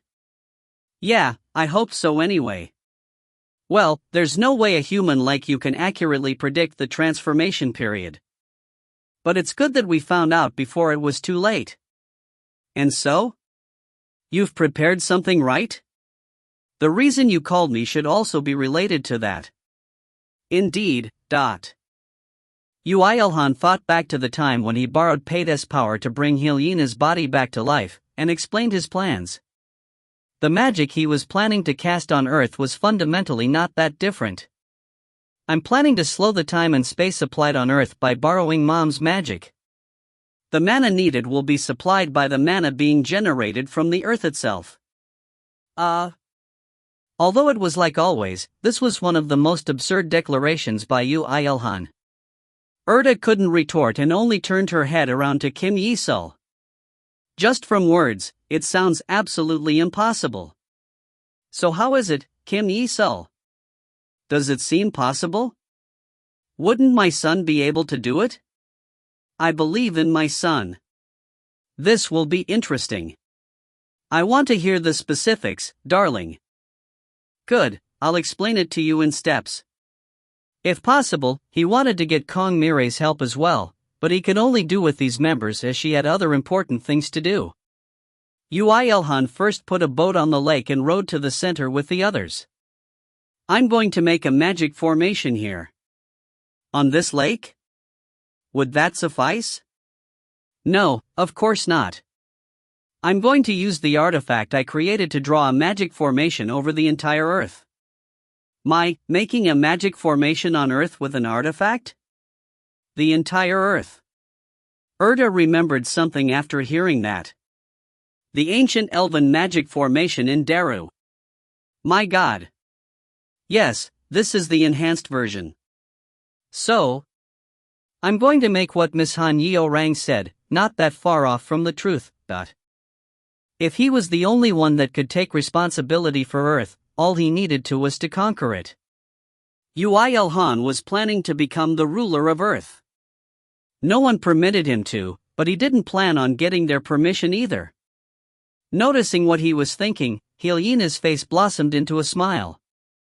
Fufu, you're doing well even without me telling you anything, darling. Perhaps our hearts are already synchronized? How joyful. Quite the unpleasant woman, I must say. I agree, but this is no time to be quarreling. Focus. Yoo IlHan was not proficient in magic that manipulated space and time. So, he would require Kim Yi-sul's help even in the process of making the magic formation. By creating an artifact that could realize all of her powers, he would etch the magic formation over the Earth and activate it. Finally, he had to finish it off by adding a feature that could maintain the effects of the formation. The environment is not that bad. There is a lot of mana in the lake too.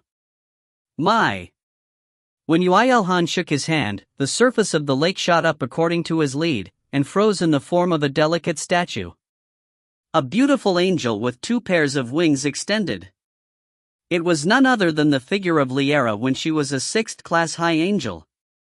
Kim Yi-sol was curious what kind of magic tricks he used when she saw him and realized that her son had become slightly different. When did your armor change, son? Blizzard Tyrant's mixed bone full plate armor. It's an artifact that allows me to wield water and make it into ice. I'm going to create the artifact by extracting the feature of this armor. That's neat, darling. Can't you make a statue of me too? If I feel like it. When he swung his hand again, the statue changed into water again and fell back into the lake. That's why I need the help of the people here. Is it possible to transform Mom's ability into the form of a magic formation? It will be difficult for me alone. I'll try, darling. That seems interesting. I shall also help. Fortunately, magic formations are my area of specialty. Okay then. I'll leave that to the three of you. As for me, Yoo IlHan took off his armor. Then, he took out a 5th-class magic stone and extracted all the features relating to water manipulation from the mixed bone full-plate armor. The full-plate armor immediately became dust and scattered with the wind. I'll make this lake into an artifact. You destroyed a legend-ranked artifact so easily. What I need is the ability to manipulate water, not the armor. At this point, Yoo IlHan did something unbelievable. He just dropped the higher existence's magic stone with the power of water into the lake without any hesitation. Even Helena couldn't help but tilt her head at that scene. Darling. Are you alright? I'm going to concentrate. Don't touch me. Yoo IlHan slowly closed his eyes and put his hand on the surface of the water. What he was trying to do right now was extremely simple. Using the magic stone that would control the entire lake as the foundation, he would tie all the water in the lake into a single mass and enchant a thought soul into it. To put it easily, he was making a water golem. Of course, this would be impossible without the magic engineering, mana crafting ability, and soul enchant that had respectively reached the peak of their fields. Activate mana crafting and soul enchant at the same time. And a suitable thought soul would be. Yes, you're the best. Are you serious? The voice that replied to him was extremely low, and was filled with curses. However, to Yoo IlHan, who had experienced countless fights even after fighting it, this much was cute. Yes, I am serious. If it's about protecting the earth, you should be the strongest. What I want more is to rip you apart to shreds. You're mistaken if you think I'll back down to such a meager threat. You should have watched from inside me, didn't you? Do I have to put it in easy words for you? Yoo IlHan snorted towards the thought soul that could do nothing to disturb his mind no matter how much it shouted, and spoke. As long as I don't permit it, you cannot do anything. If you do not accept, I'll only look for another one, and if the protective power over Earth becomes weaker as a result, you can only writhe in despair and curse me as you always did. No, in fact, I can just feed you to another thought soul lot. You aren't particularly skilled in threatening, or perhaps, you really don't care if I comply or not. You get it. So, what are you going to do? I want freedom. You are already dead. You are already no longer you, and whatever you thought when you were alive no longer relates to the current you. Despite that, I want freedom. Then very well. Negotiation is over. However, the thought soul held Yoo IlHan back. If I could live on in a different form, if I could escape my current state, I shall follow your words for a short while. You really aren't good at negotiating either. I was always watching you. If I am not skilled in negotiation, then it is your fault. Ha, who are you blaming? Very well, then. Let us begin. Yoo IlHan activated the rule skill that had reached its peak and made a smirk. He voiced out its name, the concept that was embedded in the Akashic record. Chaos will become my subordinate. I accept. The worst loner and the most brutal being joined hands. If you find any errors, ads pop up, ads redirect, broken links, non-standard content, etc., please let us know. Report chapter so we can fix it as soon as possible. Chapter 273, If You Wish to Follow Me, 7. The moment chaos was subordinated under Yoo IlHan, he immediately released it into the lake. No, to be exact, it should be said that he tied the entire lake with the 5th-class magic stone, and spread its thought soul into it. The mastered mana crafting and soul enchant activated simultaneously and transformed the lake into a golem. Chaos will spread its consciousness throughout the entire lake, and became able to control it, and proved that it could proficiently use its new body by making a twisted face of Yoo IlHan on the surface. This damn thing. Oof. Will of the Guardian was complete. Will of the Guardian. Rank, Demigod. Durability, indestructible as long as a drop of water remains. Options. 1. Will not evaporate with a lower ranked flame. 2. Able to transform into ice and steam at will. 3. Able to absorb water and make it a part of the body. 4. 40% increase in all abilities on Earth. What once had the name of Chaos in its name now harbored Guardian. When he giggled due to it being so funny, Kim Yi-sol asked him, "Son, what did you just do?" "I made the lake into a golem." "That's not something you should so casually say like you've ate toast for breakfast. You were supposed to make an artifact that will draw the magic formation, but you made a golem.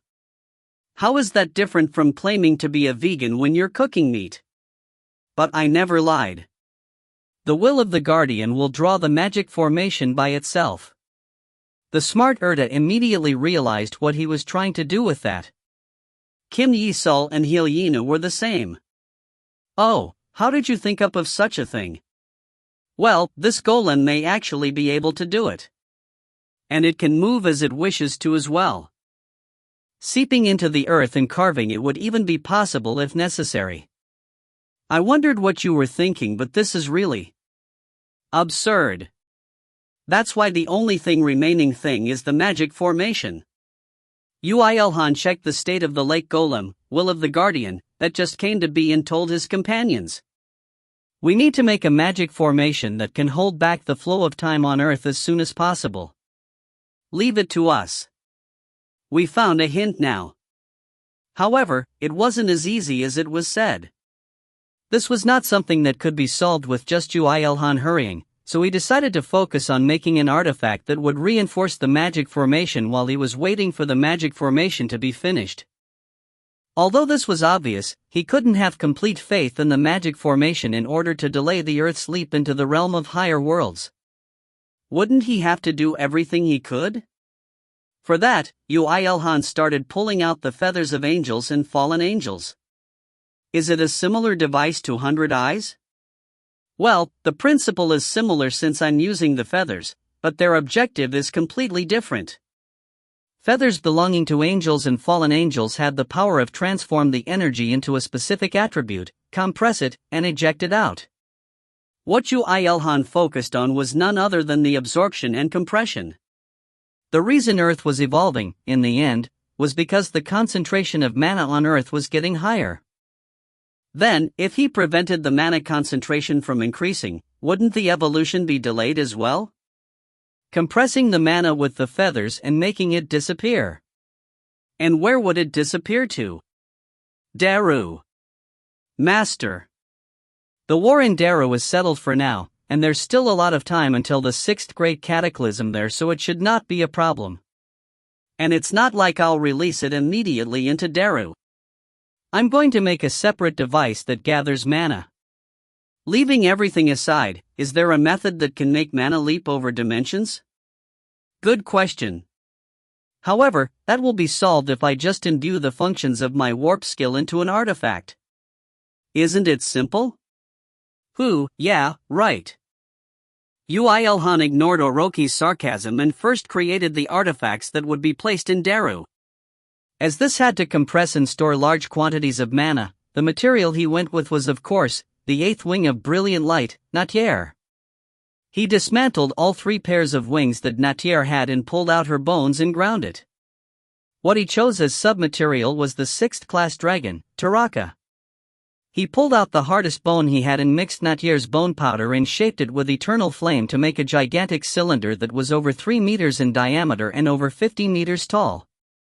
The glistening black cylinder looked very intimidating. Why is it a cylinder? Well, wouldn't I need a container to contain energy? You're blatantly hiding things, Master. Sometimes, concealing things has more beauty. He applied Natier's powdered feathers and magic stone powder on the inside of the cylinder. To finish it off, he crafted it with Taraka's magic stone. The results were satisfying. Good, that should serve as a good foundation. You really look like you're enjoying yourself. And the more Yoo IlHan enjoyed his work, the more horrifying the results came to be, mainly against the enemies. He checked the finished product including its heat capacity and durability, before lightly telling the ones that were working on the magic formation. I'll go to Daru for a little. Like I said, even if you tell us like you're going out to a convenience store or something. Oh, sheesh. Just go already, . Yoo IlHan laughed at Erta's reply and activated warp. Now, it only took him 1 minute for the teleportation to Daru to activate. Like what he said to Murpha before, going back and forth 2 worlds was almost nothing to him right now. Of course, I won't be able to go meet her this time. Although he felt sorry remembering Murpha's sad gaze towards him, unfortunately for her, Earth was at an emergency right now. And actually, he even felt pressured by the women who had romantic feelings towards him. It's something that a ruler has to experience. From what I see, it's good that you're accepting and acknowledging that it was because you have a strong power. Damned dragonkin power freaks. He looked for the place where the mana was most agitated within Daru to install the cylinder. Of course, he didn't forget to make it so that no one other than him could touch it. Imbuing his concealment ability onto artifacts was as easy as pie right now. Unless he came and intentionally revealed it, no one would be able to discover it. I can now feel what Master has made. Isn't that a weapon that has a lot of uses after Earth has become a higher world? That's why it's 2 birds with 1 stone. Well, it was exactly as he had described it, so Orochi couldn't really retort. If one action could acquire 2 achievements, there would be nothing better. While Orochi became silent, Yoo IlHan finished installing and quickly returned to Earth. Now I'm going to make a device that will send the gathered mana to Daru, but I've long since given up on trying to understand the things you do, so do whatever you want. You should chime in to make me more enthusiastic. Such a bland guy. It's all your fault. The amount of feathers of angels and fallen angels literally amounted to an insane quantity, and he gathered around 60% of all of it and powdered it with some magic stones. He lightly crafted on those lightly in order to synchronize them, and mixed them with the bones of dragons including Tarakas, to create hundreds, thousands, tens of thousands, hundreds of thousands, millions of small cylinders, each about 30 centimeters long. And in just 4 days. It wouldn't be an exaggeration to say he made more than 10 per second. How can you be so fast? As I always said before, the time taken to do repetitive work will become shorter the more proficient you get in it. Yoo IlHan's reply to Orochi's retort, Orochi forgot that it shouldn't have asked, still lacked any persuasive power whatsoever. Becoming proficient was enough to make things with such a ridiculous speed? A blessing of a god really is strange. Of course, Master's existence is even stranger. Ha, I'll be embarrassed if you praise me so much. I'm not. Good, now let's do the wide area mana crafting. Wide area. Yoo IlHan ground the all lower class magic stones he didn't use until now and mana crafted the several million artifacts at once. After that, he started installing them on various parts of the Earth. Another 4 days was used in this process. Later, when Will of the Guardian formed the magic formation that covered the entire Earth, these artifacts will also go under the control of the Will of the Guardian, and receive its protection. Really, it could be said to be a meticulous preparation. Only then did Kim Yi-sul succeed in calculating the specifics for a magic formation that was at the scale of the Earth, and imbued her own powers inside it. It was all thanks to IlHan and IlHan's help. I've really learned a lot. I can even feel that it may reach the realm of advanced skills one day. That goes for me as well. Magic that manipulates time and space using pure distortion of mana without the interference of higher mana, just by coming into contact with such a thing enabled me to do a lot of things. Oh my, I'm happy to hear that I was of help. Then you'll speak well about me to Darling, right? Fufu, I shall. Although this was not within Yoo IlHan's intentions, it seemed like Kim Yi-sul became closer to IlHan and IlHan in the process. He received the blueprint from Kim Yi-sul with an awkward expression. If you expand this, then you should be able to slow the advancement of Earth. Thanks, Mom. I believed in you. Yoo IlHan interpreted the blueprint by himself and absorbed the complete knowledge about the magic formation using the record skill. Even though he wasn't enlightened with the magic of manipulating space and time, and only recorded a magic formation with just one specific purpose, the record skill experienced an explosive growth and was now over level 70.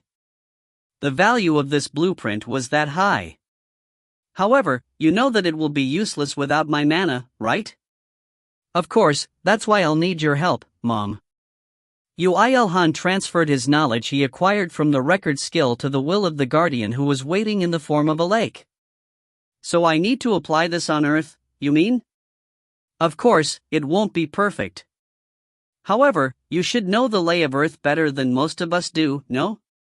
Stop with the flattery. I can only think you're showing disdain to me. I'm not joking. The reason I chose you as the container for the magic formation is precisely because of that. I do know that you treated me as an obstacle, but what I'm trying to do is to maintain as a proper world. So, let's do this properly. Oof. Although it snorted, it did not deny Yoo IlHan's words. Yoo IlHan laughed and grabbed Kim Yi-sul's hand to put it on the surface of the water. Now you only need to emit as much mana as you can possibly emit. Would that do? Yeah, this guy will do the rest, amplifying and transforming it. Okay then. Kim Yi-sul poured her mana into the lake. The will of the guardian accepted the mana as if it had waited for it and started transforming its body little by little. When the entire lake emitted a faint light, IlHan and IlHan, who were watching, all exclaimed as if they had waited for this moment. Really? I'm glad that I'm by Yoo IlHan's side. To think I can see such a spectacle, to think I could see a golem made from a lake becoming magic itself. My, and Darling is still a lower existence. Ah, I can't endure my beating heart. Darling, can't you give me a kiss? Please? Yoo IlHan ignored her words. Just helping the will of the guardian to implement the magic made him busy enough. You can do it, right? It's a simple matter. The light emitted by the lake became brighter as time passed, and the surface level eventually started decreasing. A portion of the will of the guardian that escaped through the underground absorbed the moisture within the grounds to become bigger, spreading slowly, but surely, throughout the various parts of Earth. It transferred its intention to Yoo IlHan with a voice that was contained resolve, like the first time it attacked Yoo IlHan. No, perhaps this was its declaration to all beings in this world. Shall protect Earth. The cause and effect predestined on Earth was delayed by a long time. If you find any errors, ads pop up, ads redirect, broken links, non-standard content, etc., please let us know. Report chapter so we can fix it as soon as possible. Chapter 274, If you wish to follow me, 8. It's a spectacle you won't see again, so engrave it into your memory. I am doing that already. Oh my god. Wow, the ego of that golem is not an ordinary one either. The will of the guardian that accepted all of the information on the magic formation, succeeded in perfectly analyzing and amplifying its effects, and spread around to the surroundings in an instant, leaving the original lake empty. As there was higher probability of destruction if it was too close to the surface, it decided to activate the magic formation around 10 kilometers deep underground and went downwards. However, the key players who participated in this work, including Kim Yi-sul, who supplied the mana, could clearly feel its movements. The water levels are decreasing rapidly. Looks like the bottom will show at any moment. It's increasing in size while absorbing water from all over the earth, so the water levels will decrease as a whole. Since she had finished the magic formation, there was nothing for Kim Yi-sul to do. They immediately left the lake and stood on land. Even while they did that, the magic formation's expansion was happening non-stop, and Yoo IlHan was still focusing on the magic formation. No, not yet. It only just covered Gangnam. No, it's Seoul now. And Gyeonggi-do. It's expanding at a rapid rate. Well, the amount of water it's absorbing will increase as time goes. Whoa, how fun. Can you feel a part of the magic formation we've created being etched into this country? He focused his consciousness on the will of the guardian.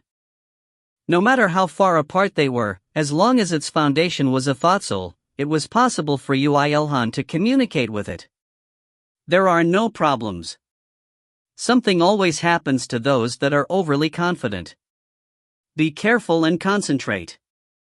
The magic formation beyond Korea and to Japan and China. The golem froze its body solid and was implementing the magic formation at rapid speeds. Sharing its senses, Yoo IlHan felt like his head was exploding, but he suppressed the pain. He still had one more thing to do. The mana of Earth is resisting violently, darling. I don't think it's going to be obediently trapped under the magic formation. I predicted that much. But it's not like the magic formation is the only card I prepared. The millions of dragon bone pillars that Yoo IlHan had created. The trigger that activated them was in Yoo IlHan's hand in the form of a pendant. It was none other than a remote control that he had created using the principles of resonance that once appeared in the Thunder Hammer. The pendant that had Taraka's skull as the base, and was decorated with his eyes, had a frighteningly strong magic power, and was flashing dangerously. This pendant has the abilities to both suck the surrounding mana, and the power to resonate with artifacts made of the same materials. And those that belong to a special network of artifacts. So to put it simply, it's like setting a channel? Exactly. When he gripped on the pendant to activate it, the pendant sucked the surrounding mana and at the same time, gave a command to millions of artifacts scattered over Earth, to suck the mana of Earth and send it to Daru. However, even Erda and Kim Yi-sul couldn't possibly feel something of a global scale, so the only one that could shiver in excitement at the destructive results that occurred from a light motion was IlHan. Oh my God. How can? Ah, wonderful. She even felt a sense of bliss when the millions of artifacts simultaneously sucked the mana and made it disappear. Although a lot of preparation was needed, controlling the mana of a world with a single gesture made Yoo IlHan look like the supreme being that ruled over numerous worlds, but I suddenly feel like I've lost my vitality a little. It's not just a little. I feel that my shoulders are light as well. The mana concentration is definitely lowering. When the concentration of mana started being lowered for real, Kim Yi-sul and Erda also felt something and tilted their heads. Yoo IlHan made a small smile at them and focused more. The millions of artifacts had successfully activated, so this was the perfect moment for the magic formation to act now that the mana covering Earth had become weaker. Good. The will of the guardian voiced out. The golem that already spread to 3 continents once again sucked the water of Earth to become bigger, and pierced the Earth's crust to cover the entire Earth. I will envelop everything. It really does suit you, . Master really is cruel. It's nothing new. Yoo IlHan closed his eyes and thought up of the figure of Earth in his head. The magic formation that was perfectly designed by Kim Yi-sul, Erda, and IlHan was completed into a perfectly spherical magic formation that covered the Earth. The magic. Feelings the end of its body meeting another end at the other side of Earth, achieving its purpose, the will of the Guardian voiced out with deep emotion. Activates. At that moment, everything on Earth became slower. Wow. Yoo IlHan barely managed to say that out loud. As he had made everything on Earth slower than usual, Yoo IlHan was also naturally affected by the magic formation. This is crazy. It's like training just by being here. Training? Ordinary lower existences wouldn't even be able to move in such an environment. Han Yeo rang. We need to go check up on them, screamed Erda. Even she was feeling difficulties in moving despite the fact that she had gained insights into the manipulation of space and time thanks to working with Kim Yi-sul, and even though she had activated a magic on herself to resist it. The other lower existences wouldn't even be able to move. However, someone denied her opinion, and it was none other than the caster of the magic, Kim Yi-sul herself. Everything on Earth has become slower, so the speed of external stimulation and the internal processing speed would equally be slowed down. So Erda, your words implying that lower existences cannot move are wrong. Meaning, they were only moving slowly in the views of people that were aware of the slowness due to the magic formation, and the people themselves wouldn't feel a thing. In other words, we are already resisting against this magic. And it's difficult because we're trying to ignore the slowed time on Earth and are trying to move as fast as usual. And tremendously quickly to boot. He didn't remember when the last time he sweated was, but even Yoo IlHan was sweating right now. Right now, he felt like he was moving slightly slower than usual, considering that the Earth had slowed down, he was moving really fast. That's it, darling. Darling's movement speed should have decreased more than normal, no? This is really nothing new, but we really are in a situation where science can go screw itself. Although he had to realize that from the moment Earth was stopped by God, this time, it was his own doing. Yoo IlHan once again thought that he was not ordinary. Of course, this applied more to the crux of this matter, his mother. Perhaps the fifth they were talking about would not be him, but his mother? Anyway, it's two birds with one stone. The ones that cannot notice this magic will just move normally, while we, resisting against the magic, are training even while we do nothing. Perfect. Yes. I understand that you're a total pervert. However, the magic could not be more perfect. The golem called the will of the Guardian too. Yes, has been placed well. Now that the magic formation is complete, not only are there very few ways to damage it, even if it does get destroyed. It can be restored if it just absorbs more water. Yoo IlHan made a smirk. Although he was sweating a lot due to resisting against the power of the magic formation, his smirk could not be more evil. It's the first time I've seen such a perfect magic formation. No one could have done this in reality. You can praise me more at times like these. Oof, boasted Yoo IlHan, unlike his usual self. Hyena giggled since she thought Yoo IlHan was adorable, and Erda didn't like Hyena's smile and only stomped on the ground with her shoes. At that moment, there were presences of those that tried to enter Earth. Unless it was the leaders of each faction, the only one that can enter the closed-off Earth was Kongmire. Of course, Yoo IlHan knew that it was her and did not activate the Ruler of Dimensions skill. It seems like they've sensed your presence and are coming here. Oh, they're here. Wow. As soon as Hyena's words ended, Mystic's shouts hit everyone's eardrums. Of course, they knew why she was screaming. Welcome back, Mystic. Master. Just what did you do to Earth? I made everything go slower. Don't say such an absurd thing so calmly. Don't reply to me so calmly. Even while speaking like a machine gun, Mystic's movements were very careful. The reason was simple: some people on board the Flying Fortress could not recognize the effects of the magic formation. A tragedy would occur if Mystic moved fast while they were moving slowly. She was really wise. Way. Yoo IlHan found a figure of someone that was trying to shout something very slowly. The identity of this guy, that had become very strong, but was still third class, was Michael Smithson, the leader of Metal Knights, one of the pivots of the Frontline Alliance, as well as the most elite guild in England. Goddamn.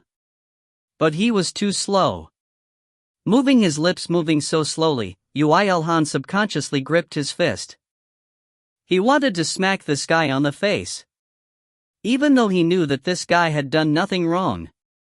It seems like I should give up on conversing with this guy under the effects of the magic formation. You can converse with him if you give up resisting against the magic. I don't want to converse with him to the point that I have to do that.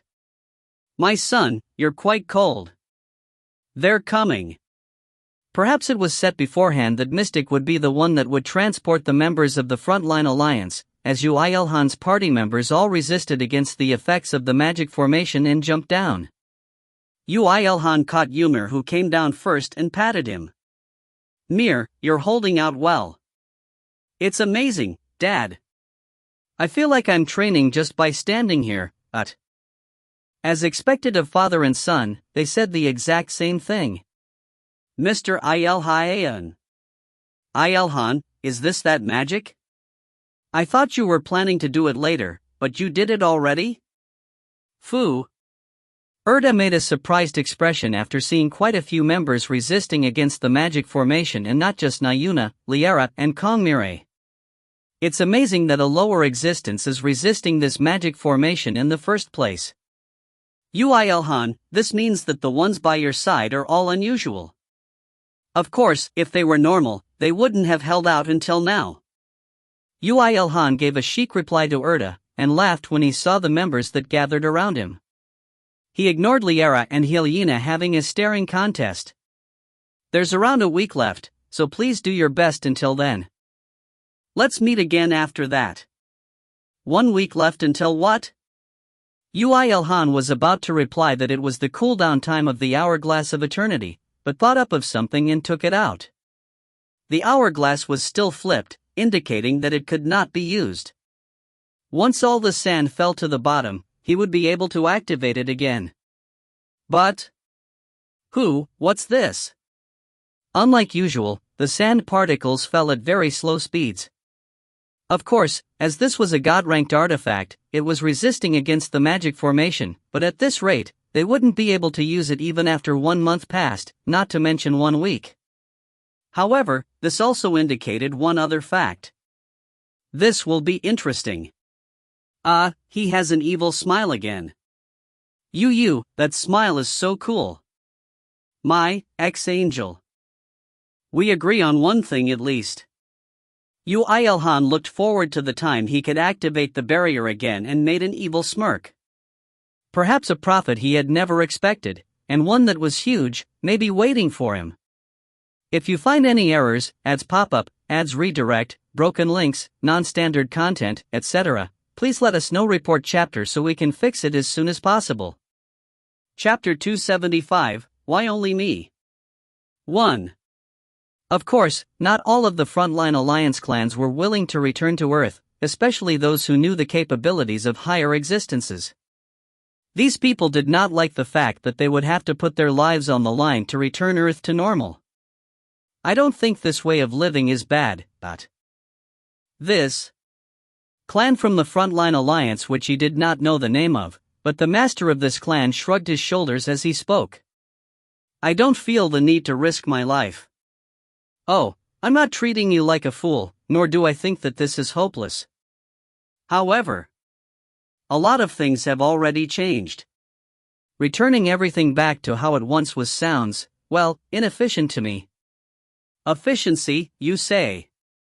Isn't everyone doing well in other worlds? But from your words, Earth will become more dangerous than these other worlds, no?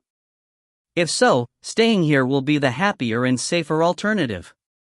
Isn't it natural that we would think like this? Yes. He did expect someone to mention that, but... Yoo IlHan asked the guy in an emotionless voice. Do you really think they're all doing well? And that I need to leave them alone? After hearing Yoo IlHan's question, he was silent for a little, before turning his head away from him and replying to him in a small voice. Look, I'm not as strong as you. So I can't even imagine resisting against the angels.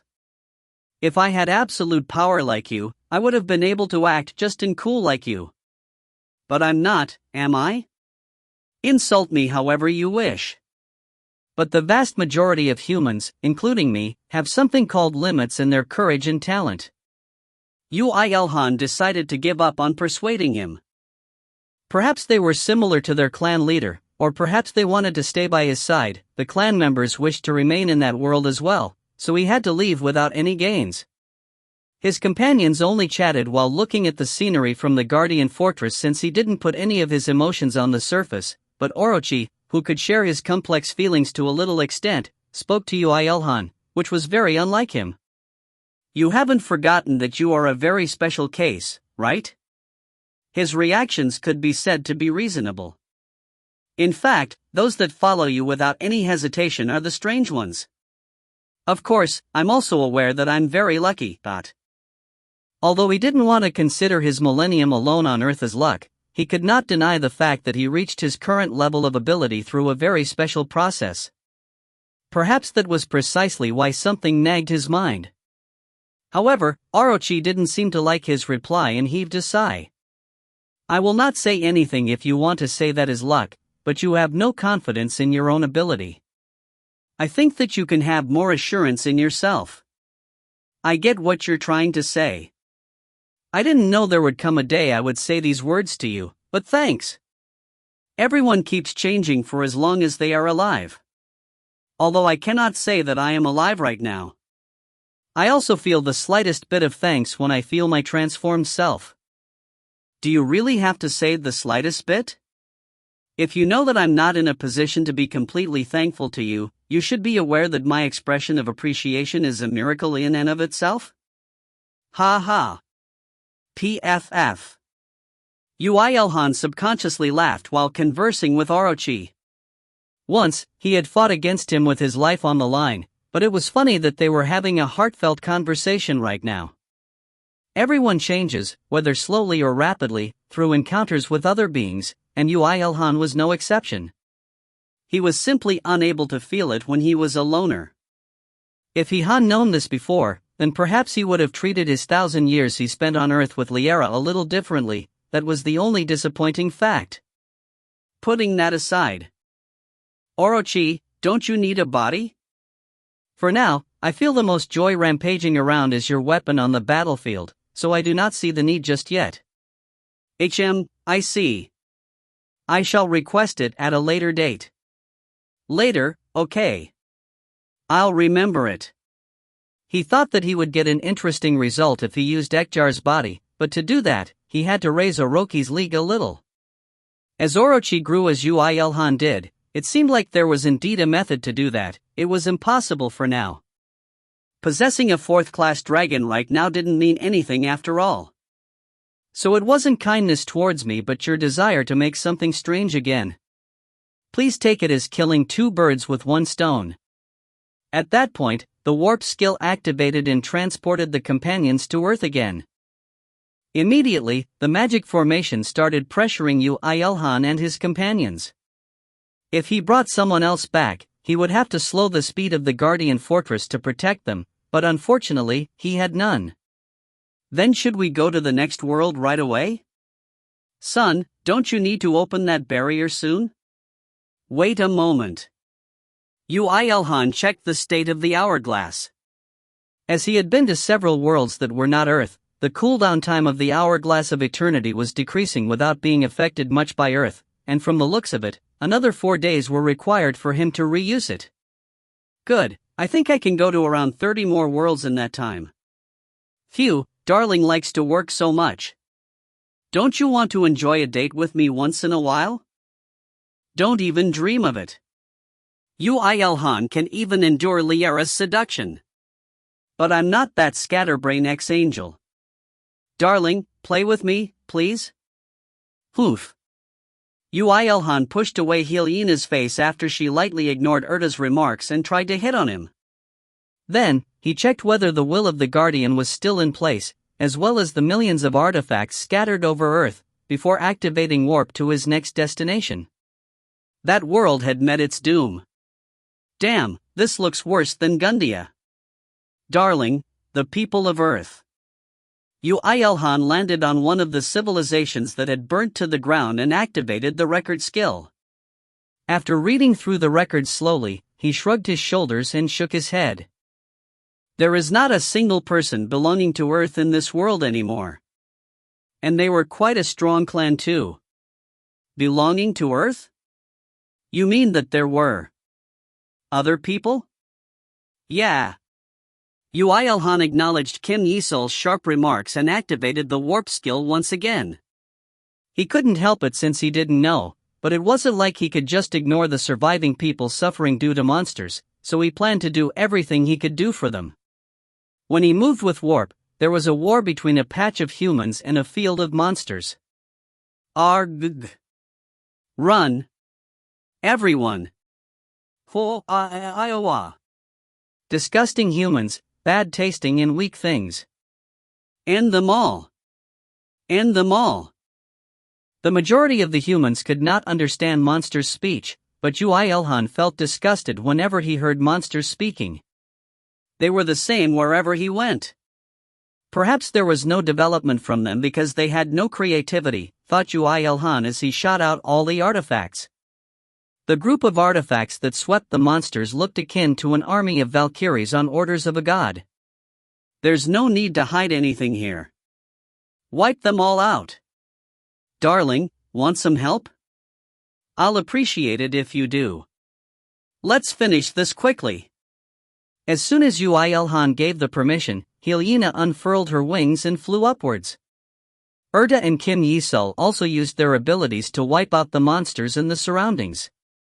The ones that were fighting against the monsters in the battlefield were shocked after they saw them.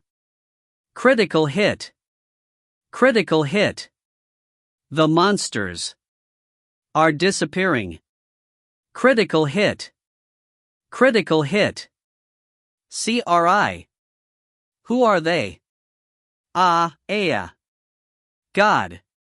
The monsters in the vicinity were massacred, and Yoo IlHan didn't stop there and made the Guardian Fortress wipe out the monsters in other regions as well. Seeing that, someone whispered lightly in fear. He is God. Yes, that must be it. God himself has come to a world that the angels abandoned. Yoo IlHan didn't even know that the people were treating him as a god, and focused on killing the monsters. He had no plans on wiping all the monsters in this world, but he at least planned to dispose of monsters that were near to human settlements. Like that, around 3 hours passed when the cleaning was almost finished. Yoo IlHan ignored the people who were absent-mindedly staring at the fortress and was about to warp away. However, IlHan grabbed his hand lightly at that moment. Darling, it seems like they have something to say. What? When Yoo IlHan looked down, he did definitely hear the people shouting something. He really wished to ignore them, but he shrugged his shoulders and lowered the Guardian Fortress. The closer he became, the clearer he could hear them. Please don't leave us. Please stay by our side. Oh, Lord God, please. What? God? Him? Yoo IlHan became absent-minded for a moment since he could not understand when IlHan finally burst out laughing. He stared at IlHan and spoke. I'm a human though. We do not mind how you think you are. To us, you are God. Please save us. More than this? Oh God, please. They were complete thieves, all right. Of course, he knew their urgency, and their hopes to grab onto a piece of straw if necessary, but Yoo IlHan wasn't in the leisure to play SimCity in another world. I'm sorry, but you need to protect this world on your own. I came here looking for something else, but it was no longer here. I'm planning to leave now. Then please take us. Yoo IlHan replied coldly. I'm in a world that's incomparably harsher than this place. Even if you follow me, what awaits you is even harsher suffering, so endure in this place.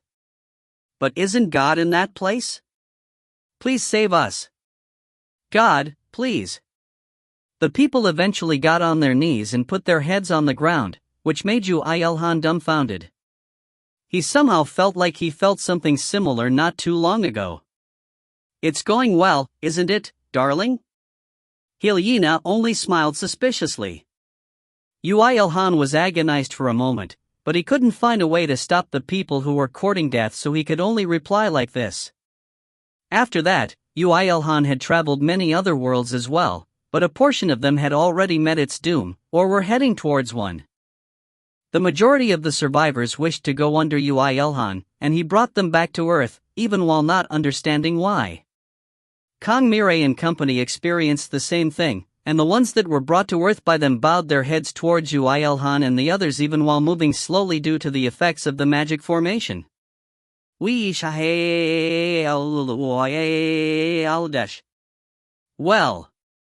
Yoo IlHan shrugged his shoulders while looking at the people who acted like clowns. It's their lives. I guess it's up to them to decide. 4 days later, Yoo IlHan finally became able to reactivate the hourglass of eternity. The number of worlds he had been to in the meantime was 42, 4 of which had met its doom. At this point, the number of people from other worlds numbered over 100,000. If you find any errors, ads pop up, ads redirect, broken links, non-standard content, etc., please let us know. Report chapter so we can fix it as soon as possible. Chapter 276, Why Only Me? 2. What the hell is this? There are over 100,000 people from other worlds. Liara peeked over Yoo IlHan's shoulders to look at the figures of people who filled a certain region of Earth, before making an expression that suggested she couldn't believe it. Yoo IlHan shrugged and replied. You guys brought them back too. That's true, but it's funny to see them move so slowly all together. Mr. IlHan, can't you control the speed of the time? The speed, There's no such advanced feature yet. Get off me, all of you. Hiing. All of Yoo IlHan's companions had gathered in one place. Liara was alright, but when more people started to stick to him to supplement their Yoo IlHan vitamins, Yoo IlHan got annoyed and shook them all off before checking with ERTA. There aren't any people who are resisting the magic formation other than us, right? At first, yes. However, after some of them realized that we were moving too rapidly, there were some that noticed the magic cast over Earth.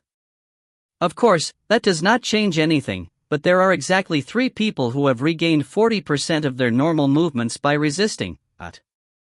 The 3 referred to Karina Malatesta of Magia, Michael Smithson of Metal Knights, and Takagaki Asuha of Magic Dragon. Looking at them, Yoo IlHan realized that they had achieved their 4th class in such a short time. Considering that Han Yeorang, the leader of one entire world, was at 3rd class right now, their realm of achievement was shocking. Why is that? Perhaps it's because just resisting against this magic is a tremendous achievement. Normally, even 4th class beings shouldn't be able to endure it. People of Earth are really strange. Michael Smithson, before, he was a guy with no guts at all, but I guess he's progressed a lot. Humans sure are interesting, ****, I can't believe that we'll need to defend Earth, which will become the center of attention of all universes with those maggots. Darling, do something about it. I'll try. Yoo IlHan called the 3. As they were late in their reaction, it was difficult to have a conversation with them, but he pushed his patience to his limits and told them. The contents were simple. Do you guys want to train within the hourglass of eternity with us? Of course. 2.5 times slower. Takagaki Asuha replied immediately, while Karina Malatesta and Michael Smithson looked at each other for a little before nodding their heads. Okay. 2.5 times slower. I shall, 2.5 times slower. Having gotten their answers, there was no need to hesitate now. Yoo IlHan created a barrier that surrounded the two fortresses, his companions, the three clan masters, and finally the dragon's army that hadn't been affected by the magic in the first place. Wow, the range is so much larger than before. The effect of the magic doesn't disappear even within this barrier. But the pressure on my body is a little less now. Kim Yi-sol was surprised while looking around inside the barrier. However, the most surprised ones were the clan masters that entered the barrier with them. Phew, I can finally move better now. Boo, you can speak faster now. Phew. They were able to resist the magic to a certain extent, and now that they were inside a god-ranked artifact which could also resist the effect of the magic, they could move at normal speeds. Eek. After Michael Smithson gained complete control over his body, he immediately turned his head around to Yoo IlHan and shouted his lungs out. Just what did you do to Earth, Mr. Unique? I think I get it, but still. I couldn't help it since Earth was developing too fast. You understand me, right? Though, I do not really need your understanding either. Wowea. This guy irritates me as always. Meanwhile, Takagaki Asoha shouted towards Yoo IlHan with glittering eyes. Amazing, Lord Susanoo. Now you can manipulate space and time. No, this is the power of my companions. Amazing. I knew you were the reincarnation of the god Susanoo. Hey, you aren't listening, are you? Lord Susanoo. Although a seedling could be seen from her before, it seemed like she now harbored something like religious faith towards Yoo IlHan, after she watched him leap through dimensions and cast a magic on a global scale. That heavy gaze, the same gaze he saw from elves, and the gaze that could not simply be called admiration. Lord Susanoo, so cool. Right, this woman's hopeless as well. He made a groan and turned his head around to see the final one, Karina Malatesta, and saw that she was taking a deep breath. Why are you taking a deep breath? Oh. Fa. Miss Malatesta? Kook. Before Yoo IlHan could stop them, Karina Malatesta assaulted Michael Smithson. Assaulted without causing much physical damage, but rather by knee-kicking him on the abdomen to make him fall down and assault him from the top with a kiss. As there was a paralysis magic within the knee kick, he couldn't resist at all. UHP. Up. Stay still. Looks like she had a lot of stress piled up. Yoo IlHan decided to leave the lioness Karina Malatesta and the pitiful rabbit Michael Smithson alone for a while. The ones that were watching the passionate scene that occurred as soon as the barrier opened also coughed awkwardly and turned away their gazes. Then let us do our own thing. Dad, what do I do? Mir just has to eat dragon meat and bathe in the Cradle of Miracles. If you get bored, practice your skills too. I can do that. Yoo IlHan took out the Cradle of Miracles in one corner of the barrier and filled it with Ekjar's blood. He explained to his companions that were absent-mindedly looking at the glowing Cradle of Miracles. From now, we will all share this Cradle of Miracles. There are a lot of people, so when bathing, many of us should go in at the same time according to gender. The children belonging to the dragon's army are small, so more of them should fit. Mixed bathing with darling? How marvelous. Didn't I just say according to gender? He shushed Hyena and continued explaining. Although I'm not sure about this yet, there is a high probability that the Cradle of Miracles may lead us into the realm of higher existences. Even if weren't the case, I believe you can acquire new abilities if you succeed in resonating with the dragon's blood within the cradle. So everyone should go in periodically. Yes. Understood. The next thing they had to do was, of course, training. The only place they could train without worrying about the flow of time was the barrier made from the hourglass of eternity. To think we acquired 2 months that amounts to less than a second on the outside, it really is an amazing artifact. Well, I'm not sure about if it's really just 2 months. Yoo IlHan denied Kong Mire's mutter that she voiced out in surprise. He looked at the hourglass of eternity. After the barrier had been activated, the hourglass had flipped and the sand was now falling down once again. However, the speed was very slow, and it definitely didn't look like it would be flipped again in just 2 months. Mr. IlHan, this is. It's just as you see. The slow magic cast over the entire globe made the cooldown time of the barrier slow down. That is why I thought that the slow magic may even affect the barrier's duration time and it seems like I was spot on. This is broken, muttered Liara. Yoo IlHan lightly nodded and agreed with her. Erta still found this absurd. That magic worked against a god-ranked artifact. At this point, I'm even wondering how we can move so normally within the effects of the magic. Well, through sheer tenacity and stubbornness. You're wrong if you can explain everything with just those 2 words, but you guys always explained me with the wrong things though. Erta was frustrated after she heard Yoo IlHan's words and flailed her arms around. She looked quite cute doing that. But it really is like that. Yeah, and that goes for now as well. You. He couldn't help it since that was the truth.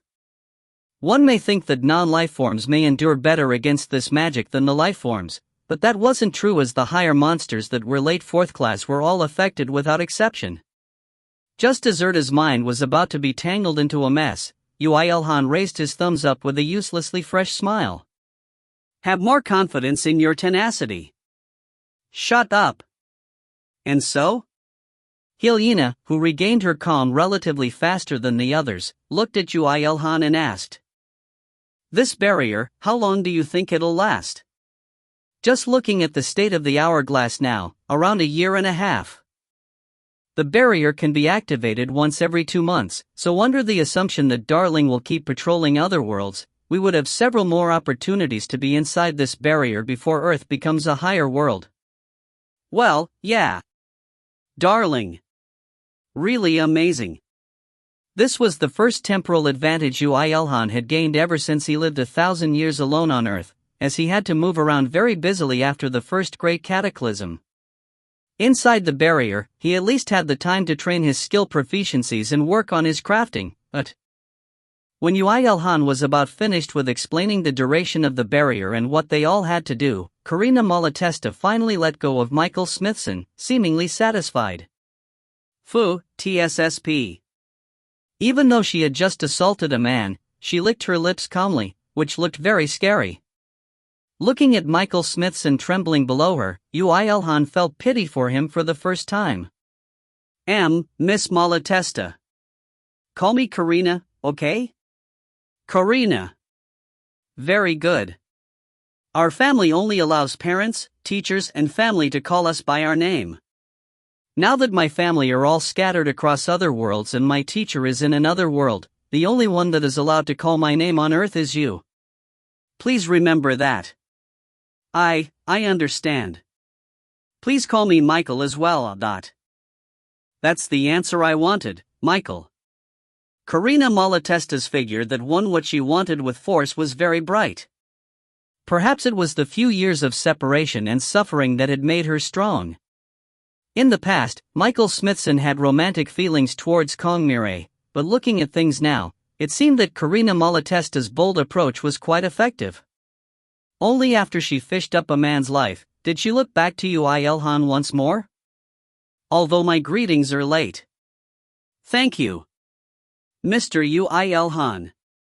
Thanks to you, I could finally meet the one I love. Karina Malatesta seemed to have completely thrown away the haughty rich lady demeanor of before as she bowed her head politely towards Yoo IlHan. However, Yoo IlHan was more joyful towards her heartfelt words rather than her change in attitude. The burden that remained inside him after hearing that if there was really a need to protect Earth, had finally disappeared a little. Well, glad to hear that I helped you. There should be a lot of others like me. Ones that are suffering due to the loss of their loved ones, ones that were separated from their close friends, as well as people who have lost their parents and children. Karina Malatesta's eyes glistened. So, please let me help you so that those people can all reunite together. Of course. Of course. Please take care of me from now on. I shall now follow you as leader from now on. Please give me any orders. After hearing that Yoo IlHan pondered for a little before looking around to Takagaki Asoha and Michael Smithson as well to speak. Then I shall have you guys level up first. Your levels are still way too low. I'm also 4th class now, though I should still be lower than you. But level up? How? There are no monsters here. Yoo IlHan turned around. The place his gaze headed to was none other than where Erda was. Erda, you can summon monsters in here, right? The ones on Earth. Saying such irresponsible things again. Of course. So you can't do it, well then. Just as Yoo IlHan was about to go with Plan B, Erda gave a confident smile towards him and spoke. I can naturally do it. Hey, you've gotten better at fooling others, Well, I was fooled a lot by a certain someone until now. Even the exchange of deals that occurred between the angels when he was still an angel's partner finished smoothly. Erda raised her hand after turning around to the clan masters who had expressions of shock. Well, then. Can you all prepare for battle? Wait, the 3 of us have never fought together BF-. That much. When Erda swung her hand as if to cut Michael Smithson's excuses off, a gigantic monster appeared in front of the 3 of them. It was a demonic monster that was definitely within the late 200s. From its vibrating body, it was definitely a vibration demon. You can just do it now. You devil. Whoa. Like that, the curtain to 1.5 years of barrier life had smoothly been raised. If you find any errors, ads pop up, ads redirect, broken links, non-standard content, etc., please let us know. Report chapter so we can fix it as soon as possible. Chapter 277, Why Only Me? 3. Yoo IlHan watched as the clan masters fought against the demons with a satisfied smile. Very smooth. Cool. Smooth. You think this is smooth? Yes, right now. We're smoothly dying. Michael Smithson despaired. It felt like the tentacles that battered against his shield would pierce him along with the flimsy thing at any moment. Yoo IlHan tilted his head and called for Na Yuna. Miss Yuna. Okay, I won't let them die. Just enough so that they don't die. Devil. Kraha-a-hayawak. Normally, the 3 would not be able to go against the demon by themselves. However, the holy maiden with unbelievably good looks and ability backed them up, so they were boosted to a point where they could just barely be able to confront it with the 3 of them. Wow, I can see their coordination and strength increasing. It's a good thing. If the others were able to resist even a little against this slowing magic, then I'd be able to bring them here and train them. Don't be too hurried about it, and let's raise them up first, son. We have plenty of time now. That's true, I guess. He couldn't look after them forever. Yoo IlHan left the 3 to Na Yuna and Erda and turned around. He still had a lot of other things to do. Then should I have a wonderful crafting time now? But why are you looking at me, master? Well, you probably know the reason more than I do. The Flying Fortress experienced a lot of things in its growth. Thanks to the growth potential it had as a god-ranked artifact, it could use the records it had absorbed now to enhance the functionalities of its artifacts by boosting their durability or the like. However, just that was not enough. Using the materials from countless higher existences remains in Yoo IlHan's inventory, he would be able to make it grow and reach greater heights. Any more is impossible, it's impossible. The first will be Thousand Eyes. You know what I'll do, right? You insane master. Yoo IlHan gathered all the remaining feathers of angels and fallen angels and started crafting 900 more mirrors. Mystic had grown until now, and she should be able to control 1,000 mirrors at once. I cannot do it. No, you can do it. If you don't, You won't be able to endure in the upcoming war. Tyrant! You tyrant! Since he had experience making those before, he didn't require much time while making those mirrors. Yoo IlHan's working speed that became faster and faster the more he made them was enough to attract the attention of others that entered the barrier. Don't look at me and do your own thing, everyone. Yes. Yoo IlHan made 900 mirrors in under 14 hours. Then, he seemed to ponder on something before making another 4 of them. He used all the remaining materials to make 4 of the biggest and baddest mirrors. Why 4? Is it because 1004, angel? T/N, 1004 sounds the same as angel in Korean. No, it's because the enemies would be surprised if they see 4 more even though it's called 1,000 eyes. Yeah, I did kinda expect it to be something like that. 100 eyes to 1,000 eyes, the transformation in the scale and power of the artifact changed the rank as well. From chaos to demigod. Yoo IlHan was slightly disappointed since he was aiming for god rank, but since the flying fortress was upgraded as he had originally intended to, he decided to leave it there. Then what more should I add? Master? Isn't your trust in me a little too high? I know precisely what you can and cannot handle, so don't worry about it. That makes me even more worried though. The majority of the higher existences belonging to the destruction demon army were those that evolved from monsters, and a lot of the time, their blood and flesh contained extreme poison. Moreover, all of them had unique properties, and when mixed with others, the level of poison sometimes evolved to something else. Finally, they were the poison from higher existences, and naturally worked against higher existences as well.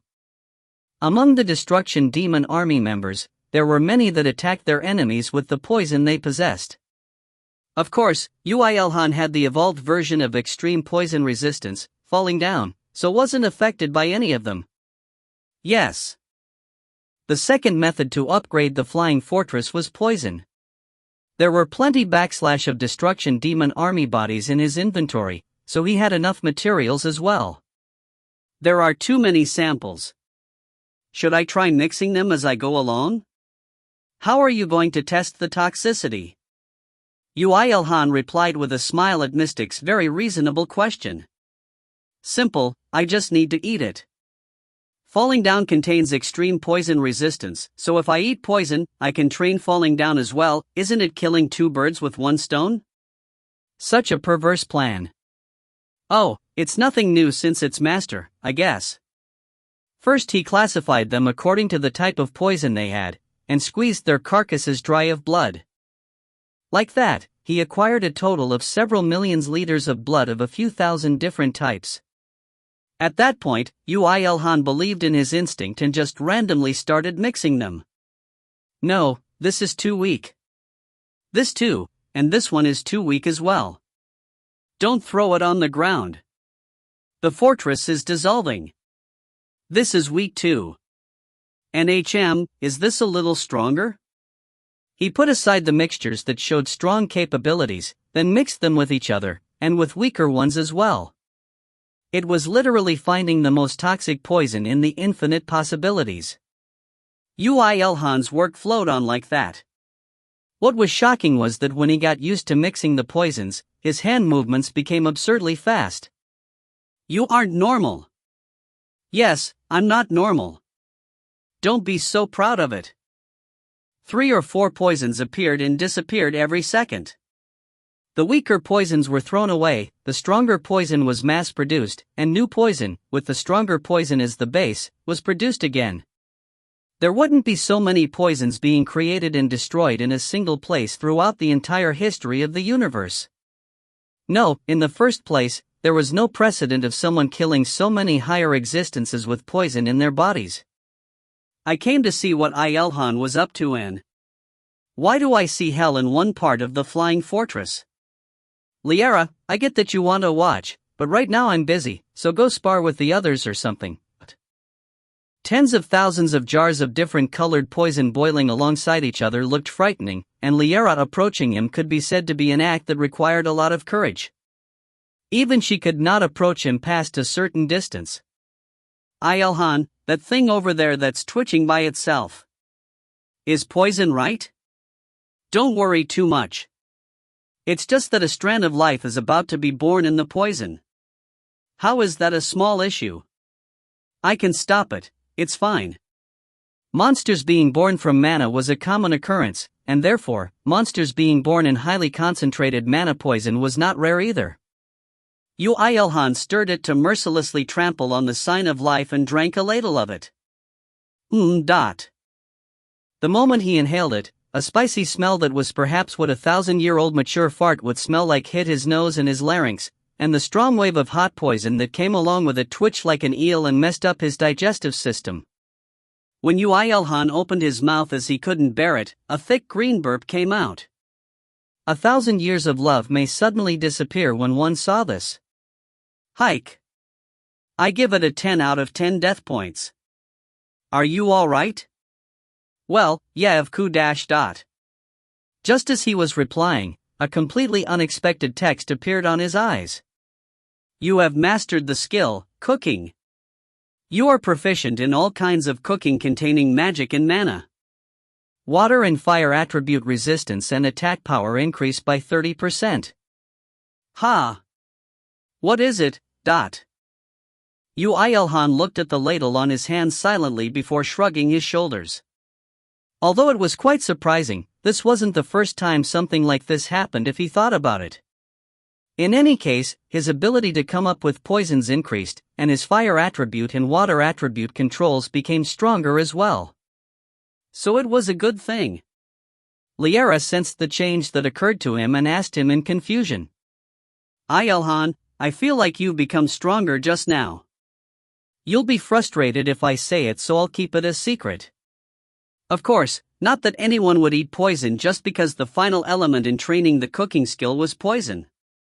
He sent Liara off before combining poison again. And after around 3 days, he acquired 3 types of poison that he liked, and made about 20 liters each. Although this was extremely little in quantity compared to what he started with, Yoo IlHan thought that this was a success. Looks like if I get the affinity right, I may just be able to kill 6th class being with this too. The corpses of the destruction demon army are so thin. Even though they didn't reach the peaks of their worlds just to become some materials for poison. He created and installed additional traps using the poison on the flying fortress, and applied poison to most of the blades that existed inside the fortress. The evilest part about this poison was that it contained slight hints of magic cooking in it. Normally, it would be worse than any extreme poison, but it would transform as soon as Yoo IlHan wished for it and would attack the enemy. Not only could this prevent allies from being killed by the poison, it would also become possible to drive back the enemies efficiently. Above all, I can deceive the enemies, making them think that this is just some run-of-the-mill, weak poison. You're the evilest, master. However, Yoo IlHan's evil plans had just begun.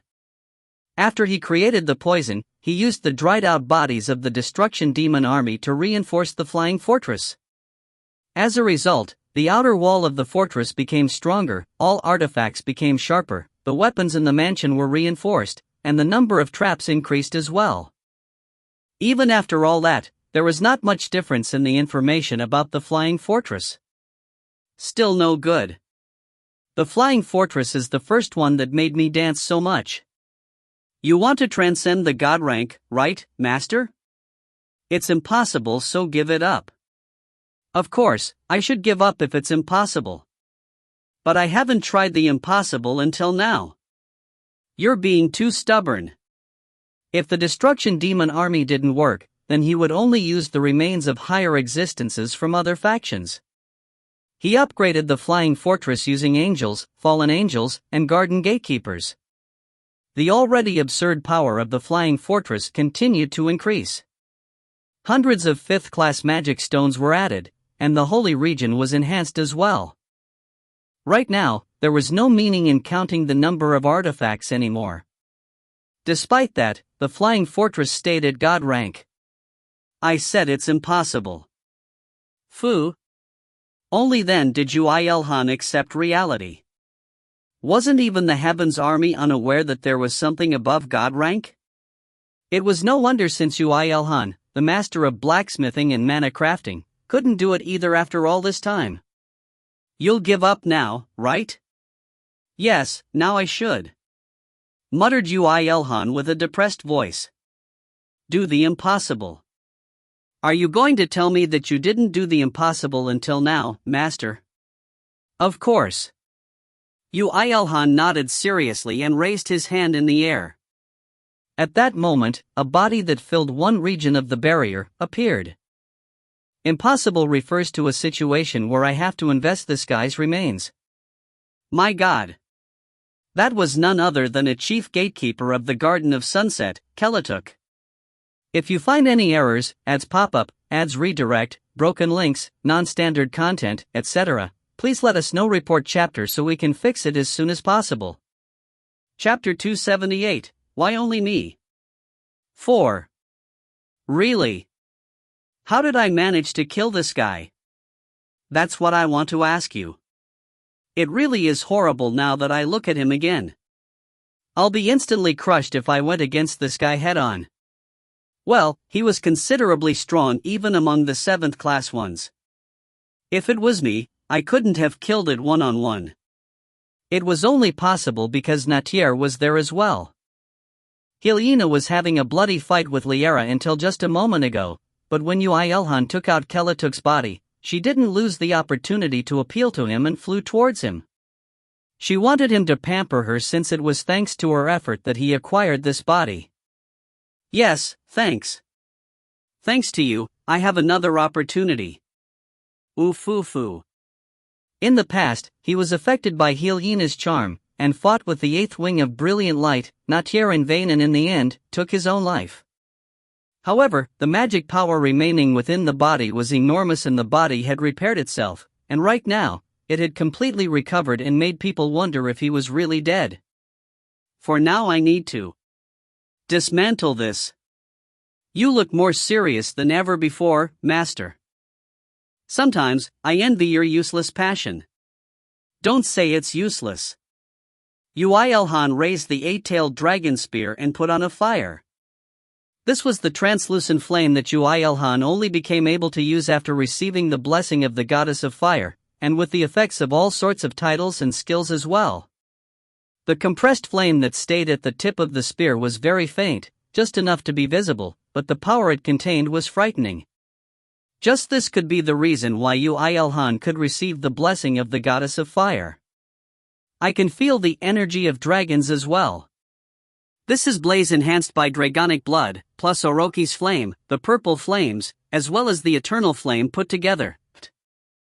If the heart of fire that Master possesses is added to this, I think you may be able to enhance it even further.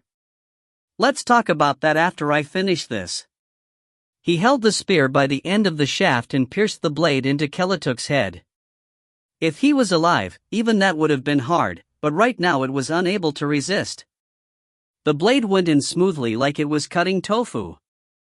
Yoo IlHan raised it little by little while taking deep breaths. Blood scattered everywhere, but he caught them all using the container he had prepared beforehand. Good, I think this will work. His speed with the spear became faster. The gigantic armored shark over 100 meters in size showed more and more of its inner flesh when Nayuna shouted in joy. Mr. IlHan. I want shark's fin soup. If I boil soup with this guy's fins, it would be enough to feed all the people who entered the barrier. Dad, I'm hungry as well. Didn't you eat a lot of dragon meat? Shark meat looks tastier. Yoo IlHan was dismantling Kelatuk with the intention of reinforcing the flying fortress, but the rest of his companions only wanted to eat shark meat. In fact, shark meat was very good as a food ingredient if you left aside the fact that it rotted pretty fast, but Kelatuk's meat had a lot of mana and would not rot even if it was left out for 100 years. Somehow, as a cook with level 100 cooking, Yoo IlHan also had the urge for shark sushi. Well, I have no need for the flesh, so should we eat it? So we're eating it. Yoo IlHan cleanly separated all of its bones and the metallic armor, cutting the soft fins and flesh into chunks suitable for making sushi.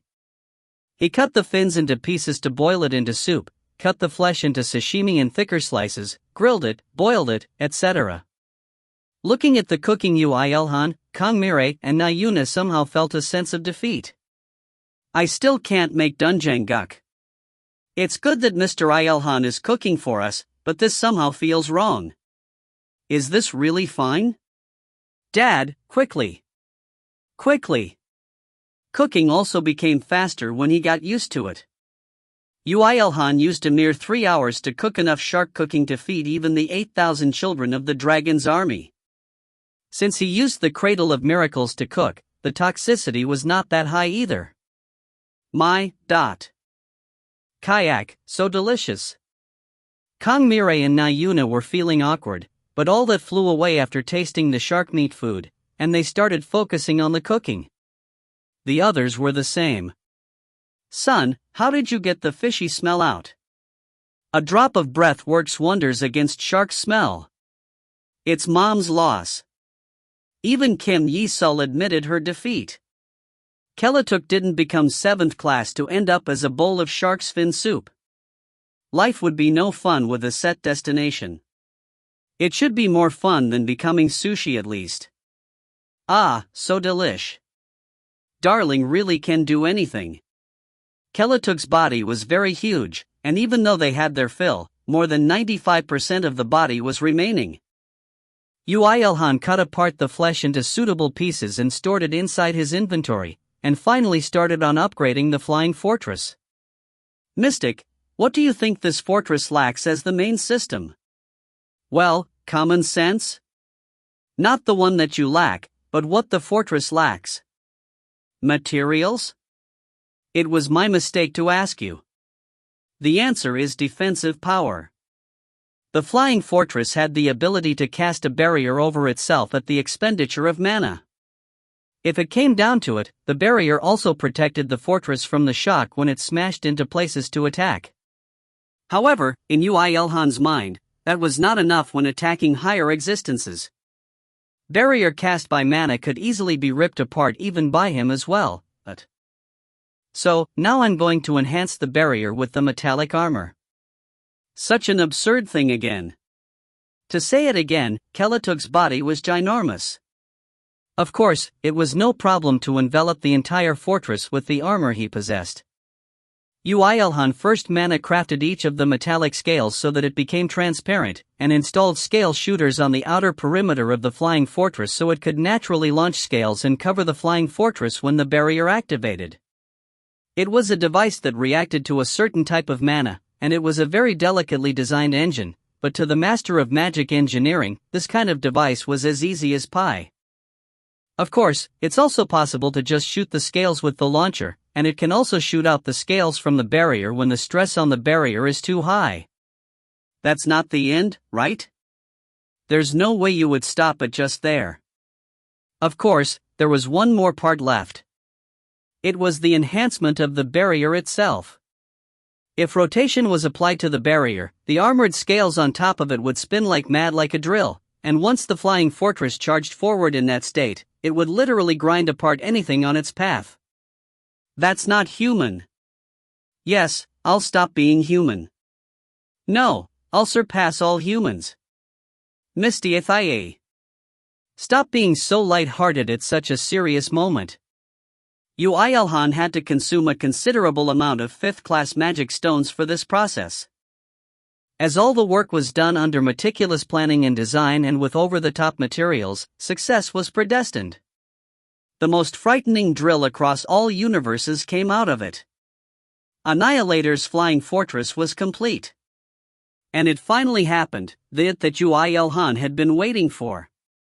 Annihilator's flying fortress. Rank, Eternal. Durability, 100,000,000/100,000,000. User restrictions, Yoo IlHan. Options. 1. Recovers durability by absorbing the mana and life force of nearby enemies. 2. Automatically shoots down all entrants without permission. 3. Grows by absorbing records of various beings. 4. Flight enabled. Sudden acceleration, sudden levitation, sudden falling enabled. 5. All items within the fortress as well as the fortress itself is treated like the user's equipped item. The ones in party with the fortress's user may receive protection from the fortress, and will be treated like a member of it. 6. 20% increase in defense power and attack power of all artifacts in the fortress. 7. 20% increase in defense power and attack power of all artifacts in the fortress. 8. Able to attack and defend using a special barrier. 9. Chances of miracles increase within the holy region. A creation that surpassed technology, records, and miracles. It is not yet complete due to a single missing piece, but it will be completed soon. You have created an eternal ranked creation. You have acquired the title, Surpasser. Finally, our dear flying fortress became a rank higher than God. Yoo IlHan wanted to cry tears of joy. However, the title that he acquired after making the eternal rank treasure tugged at his mind. Surpasser? What did he surpass? What was the ability of the title? There was nothing that he could understand about it. What is it, darling? No, it's nothing. Even if he wanted to explain it to the others, the only one that acquired this title was him. They would not be able to understand. Although it was slightly different from what he had expected, he had succeeded in upgrading the flying fortress, so he decided to leave it there. However, Mystic grabbed him just as he was about to turn around. Master, I feel strange. Why, is the common sense you didn't have about to appear or something? I feel like I need to cough, but it's stifled. Wow, so frustrating. Yoo IlHan thought that the missing piece was what made her frustrated. However, if he knew what it was, wouldn't he have completed it immediately? He shrugged his shoulders and asked, "Should I tickle you or something?" "No, what did you do to the fortress?" "I'm frustrated. I feel stifled." Even after that, Mystic screamed about being stifled for quite a while, but there was nothing Yoo IlHan could do. He asked Orochi to do something, but Orochi only sighed and replied like this. When a woman is frustrated and angry, it's best to just leave her alone rather than asking why. That's the best way to minimize damage. Ooh, aren't you wise? Master's an idiot. Orochi's even more of an idiot. When he told the others that the flying fortress was now of eternal rank, the others were confused at first, but then become shocked at the fact that there was a rank above God at all. Even the most experienced one, IlHan, made an awkward expression. Eternal? It's the first time I heard of that, darling. I've seen quite a few blacksmithing masters in my life. But even they couldn't make anything better than God ranked. Perhaps we're witnessing the birth of an item that had never existed since the conception of the Akashic record. The first. Perhaps. Fufu, I'm happy that I can spend this time with darling. You aren't the only one here. I'm here as well, and IlHan is mine, but. The upgrade of the flying fortress was finished successfully. Although he did spend all of Kelatuk's metallic armor, the results were good, so Yoo IlHan was satisfied. Moreover, I'm glad that I didn't have to do the impossible. I still have his bones. There's still something left. However, Kelatuk's bones had another use from the beginning. Yoo IlHan piled them up on one side of the barrier and took out a portion of Ekjar's bones on another. Then, he took out Ekjar's dragon heart, and the heart of fire as well. From now, don't approach this side. He warned the others with a firm voice, and took off everything, including the gauntlet made from Chaos Will's remains as well as the infernal dragon body. Orochi asked him, "Do you think you can make it now, master?" Yes. Yoo IlHan nodded without hesitation, before taking out an anvil and a hammer and taking a deep breath. He had enough materials. He also had a clear objective known as the eternal rank. Now, it was finally the time to complete his ideal armor. Author's notes. The crafting scene is getting a little long, but this is the most important crafting process in the entire storyline, so I cannot skip it. I'll try to make it as interesting as possible. Translator's notes. A whopping $722 in just one night. The queue is now $622. Good on you, donors. By the way, the guy I mentioned yesterday, the one that keeps donating $100 whenever queue runs out, donated yet again. Sheesh, are you really fine with doing that? If you find any errors, ads pop up, ads redirect, broken links, non-standard content, etc., please let us know. Report chapter so we can fix it as soon as possible. Chapter 279, Why Only Me? 5. Orochi, could you migrate to the 8-tailed dragon spear for the time being? I shall. Orochi's thought soul completely moved over to the 8-tailed dragon spear. Yoo IlHan separated the spear from the armor and put it on one side, before summoning the eternal flame on his palm.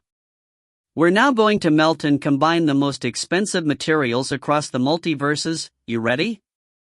Eternal Flame had experienced countless materials, absorbed even more records, and evolved past its limits several times under Yoo IlHan's guidance. It showed a confident movement, effectively burning away whatever doubts Yoo IlHan had left. Good. Yoo IlHan raised his head. In his two eyes were the ginormous bones that seemed like they would fill the entire barrier. As the two had different properties, he wasn't going to try alloying them to make an armor that brought out both of their advantages. First will be the inner armor. I'm going to make a thin layer of armor using Keletug's bones and the Heart of Fire. So this will be the fire. Yes. And the second will be the outer armor.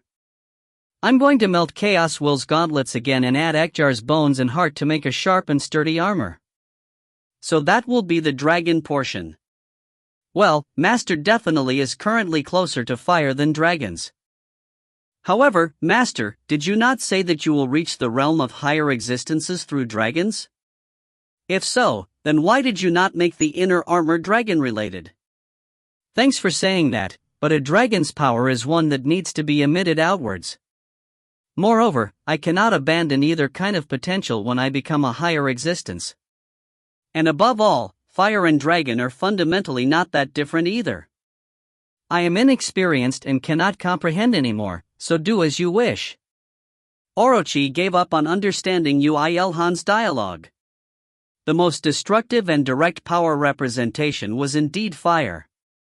But Orochi could not understand any more than this. Yoo IlHan realized that Orochi had given up and spoke with a bitter smile. You cannot stay as a thought soul lower existence forever. To control and operate this armor, you also need some growth. That's it. At that time, Mystic suddenly shouted. I get it now. The League of the Flying Fortress was raised, but I stayed the same. That's what's making me so stifled. Then you can grow too, duh. How? Well, wouldn't it be fine if you absorb any kind of records you encounter? No, that's not enough. There needs to be a more fundamental solution. Mystic raised her voice. Her voice was passionate as if she would dance a samba with the Flying Fortress. Master needs to grow. Only then could we follow. Don't shift the blame to me. But it's the truth. So become a higher existence or whatever it is already. Fine, I get it, so be quiet for a moment. I'm doing something important. Upgrading his gear was a necessity even if it was in regards to becoming a higher existence. Yoo IlHan made Mystic quieten down and started melting the infernal dragon body in Keletug's bones. The infernal dragon body was a material that would be used in both the inner and outer armor, and right now, he had to extract the fire part of it. Of course, this wasn't so easy. Even Yoo IlHan's best flames could not bring out a change in the two metals. Is it really possible? It will still be impossible later if it's impossible now. I might as well do it now. Until now, Yoo IlHan had never spent so much time on one item while crafting and smithing, but this time was an exception. Since the materials were too good, he couldn't be half-hearted about it, and he had to transfer all the powers of fire that the infernal dragon body had into the new armor without allowing a drop in quality. Fu. Eternal flame became stronger and brighter. The flame that once reached the extreme in size now started to get smaller, and it became more and more translucent, before becoming invisible to the naked eye. It's a curious fire no matter how many times I see it. Succubus, you're sparring with me. Where do you think you're going? Fu, I only wanted to watch the piece of art. You damned violent ex-angel. Yoo IlHan could no longer hear the others. He only focused on the flames and the material that the flames needed to melt. He could not take his eyes off the two. Eternal flame, this is the armor you'll reside in. Yoo IlHan whispered to it. It was a very soft voice. So focus, while thinking that you're making your own house. Eternal flame burned up as if to reply to him. It flickered its tongue, and burned more while becoming more attached to the material. At that moment, eternal flame grew once again, and the heart of fire that he had already taken out to use later started to resonate with the eternal flame. The moment no one other than Yoo IlHan could recognize the eternal flame anymore, the infernal dragon body in Kelatuk's bones finally started melting. Good, there's resonance. Let's do the mana crafting here as well. Melting wasn't everything. He had to keep the cast of the infernal dragon body, and had to compress the power that Kelatuk's bones contained and fill the infernal dragon body with it. Now that the Heart of Fire had activated, this process was no longer just blacksmithing, and it was mana crafting, and with eternal flame, it was simultaneously soul enchant as well. Yoo IlHan thought that perhaps creation was like this, before technology developed and it started branching out. Fu. Ex-angel lady, aren't you gonna spar? Shut up for a sec, succubus. It was not easy to ignore Yoo IlHan that was working so vibrantly and at the same time, nobly. It wasn't just IlHan and Liara either.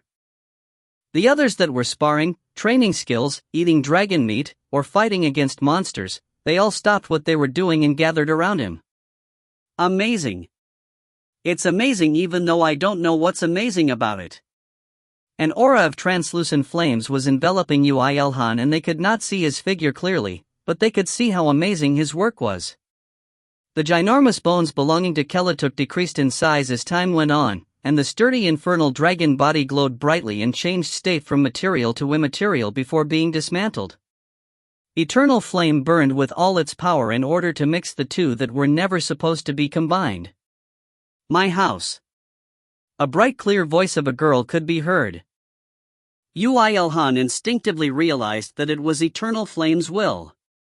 After repeating several evolutions, she had finally become able to communicate. T/N, eternal flame is she from now. I'm going to make the hottest house. Yes, that should do, replied Yoo IlHan in satisfaction. Eternal flame realized that her master had understood her words and burned even brighter in joy. Of course, the speed at which Kelatuk's bones melted accelerated accordingly. The Heart of Fire was also being melted, albeit rather slowly. Every time it melted a little, the entire region of space was bathed in a tinge of red. Eventually, the terrifying heat had formed a barrier, and no one except the eternal flame, and Yoo IlHan, who had received the blessing of the goddess of fire, could keep their consciousness within it. Orochi was no exception and had to leave the barrier hurriedly. I will leave for a bit. Damn, you can't even hear me, can you? Ha. The barrier that formed around the Heart of Fire decreased in size. As the barrier decreased in size, so did Kelatuk's bones. The bones were not being destroyed, but were being compressed while retaining their original properties. It had found a cast that could contain its high league. Yoo IlHan finally picked up his hammer. Then, he put the separated half of infernal dragon body and Kelatuk's bones into one place before hammering down on them. He imbued all his mana and flames into his strikes to temper those items. Can you feel it? Mana crafting and soul enchant are being mixed with blacksmithing. Ah, it's a mere piece of armor, but it's being treated better than me. I'm so envious. If I could receive darling sweet hands like that, it would be fine if I melted into a puddle of blood. I said, shut up, succubus. You're disturbing me. Yoo IlHan eventually closed his eyes. Eyes being open had nothing to do with the work right now. He could feel fire, the breathing fire, the will of the eternal flame, the space that became one with the fire to burn, the bones that colored and transformed, and the half of infernal dragon body that sucked every one of them from the center. You have discovered a realm of crafting that cannot be defined with technology. The majority of advanced fusion skills, resulted from the fusion of technology, are recorded in the Akashic record, but the techniques that possess a league that cannot be recorded cannot be given a level, and may just exist by itself. What you have discovered is the realm of Genesis. You have fused the powers of blacksmithing, mana crafting, and soul enchant into one to transform the chaos that cannot be mixed nor separated into birth. You have realized the realm of creation. You have earned the title, Creator. All of your creations will be given special and unique options. Yoo IlHan opened his eyes. Kelatuk's bones had all but disappeared. The figure of the Heart of Fire was nowhere to be seen. The eternal flame was still burning on Yoo IlHan's palm, but this was not its whole but a mere fragment, and the main body had already moved over to her new house. A single set of armor floated in front of him. It was an armor that was entirely red in color. It looked very similar to the infernal dragon body, but was completely different. It was alive. Yoo IlHan could instinctively realize what this realm of creation he had reached after seeing it. I like it very much, shouted Eternal Flame inside the armor with a voice that didn't contain even the slightest bit of negativity. It was very clear, yet passionate, a voice that was close to contradiction. It was very charming. I'm going to protect Master. Yes, I'll leave it to you. A tired voice escaped Yoo IlHan as he had poured his everything into the creation just now. However, he was very satisfied, his heart felt full. He had the thought that he had finally properly made what he really wanted to. He now walked a path that no one had tread on. Soul of Fire was completed. Soul of Fire. Rank, God. Defense, 17,900. Durability, indestructible as long as the energy of fire remains. User restrictions, Yoo IlHan. Options. 1. 200% increase in fire attribute resistance and attack power. 2. Imbues the power of fire to all skills and amplifies them by 100%. 3. Raises the league of all fire-related skills. The purest, hottest, and sturdiest flames created by a human that had transcended humanity. A miracle that was given birth after matter, soul, and mana came together with one will. He turned his head around after checking the information on the armor, when he saw that the dragon part of the infernal dragon body had formed a lump. Now, that would form the new outer armor with Ekjar's bones, Chaos Will's gauntlet, as well as Dragon Heart. In other words, he had only done half of the work. The armor was incomplete. To think I'd have to do such a tiring job once again. I'm happy. Eternal Flame only rejoiced while controlling the armor to jump around in midair without knowing what was going through his mind. He could wear that immediately, but Yoo IlHan let her be for a while. When he looked at the others, they were looking back at him with absent-minded gazes. IlHan, you. What is it? Even your hair is red now. After hearing Liera's words, he immediately stroked his hair to check. What?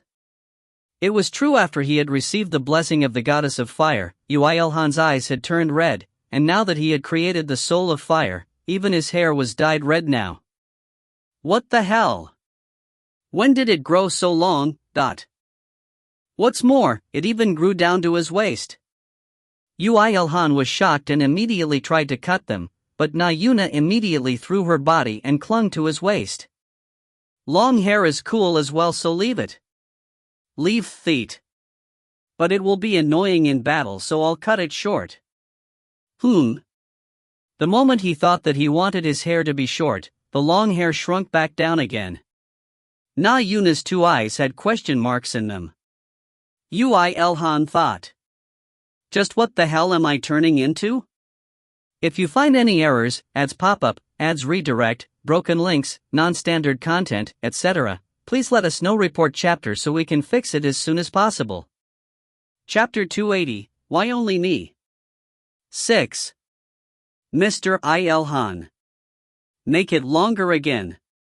Longer. You were so sexy just now. I don't like being sexy, so I'll keep it short.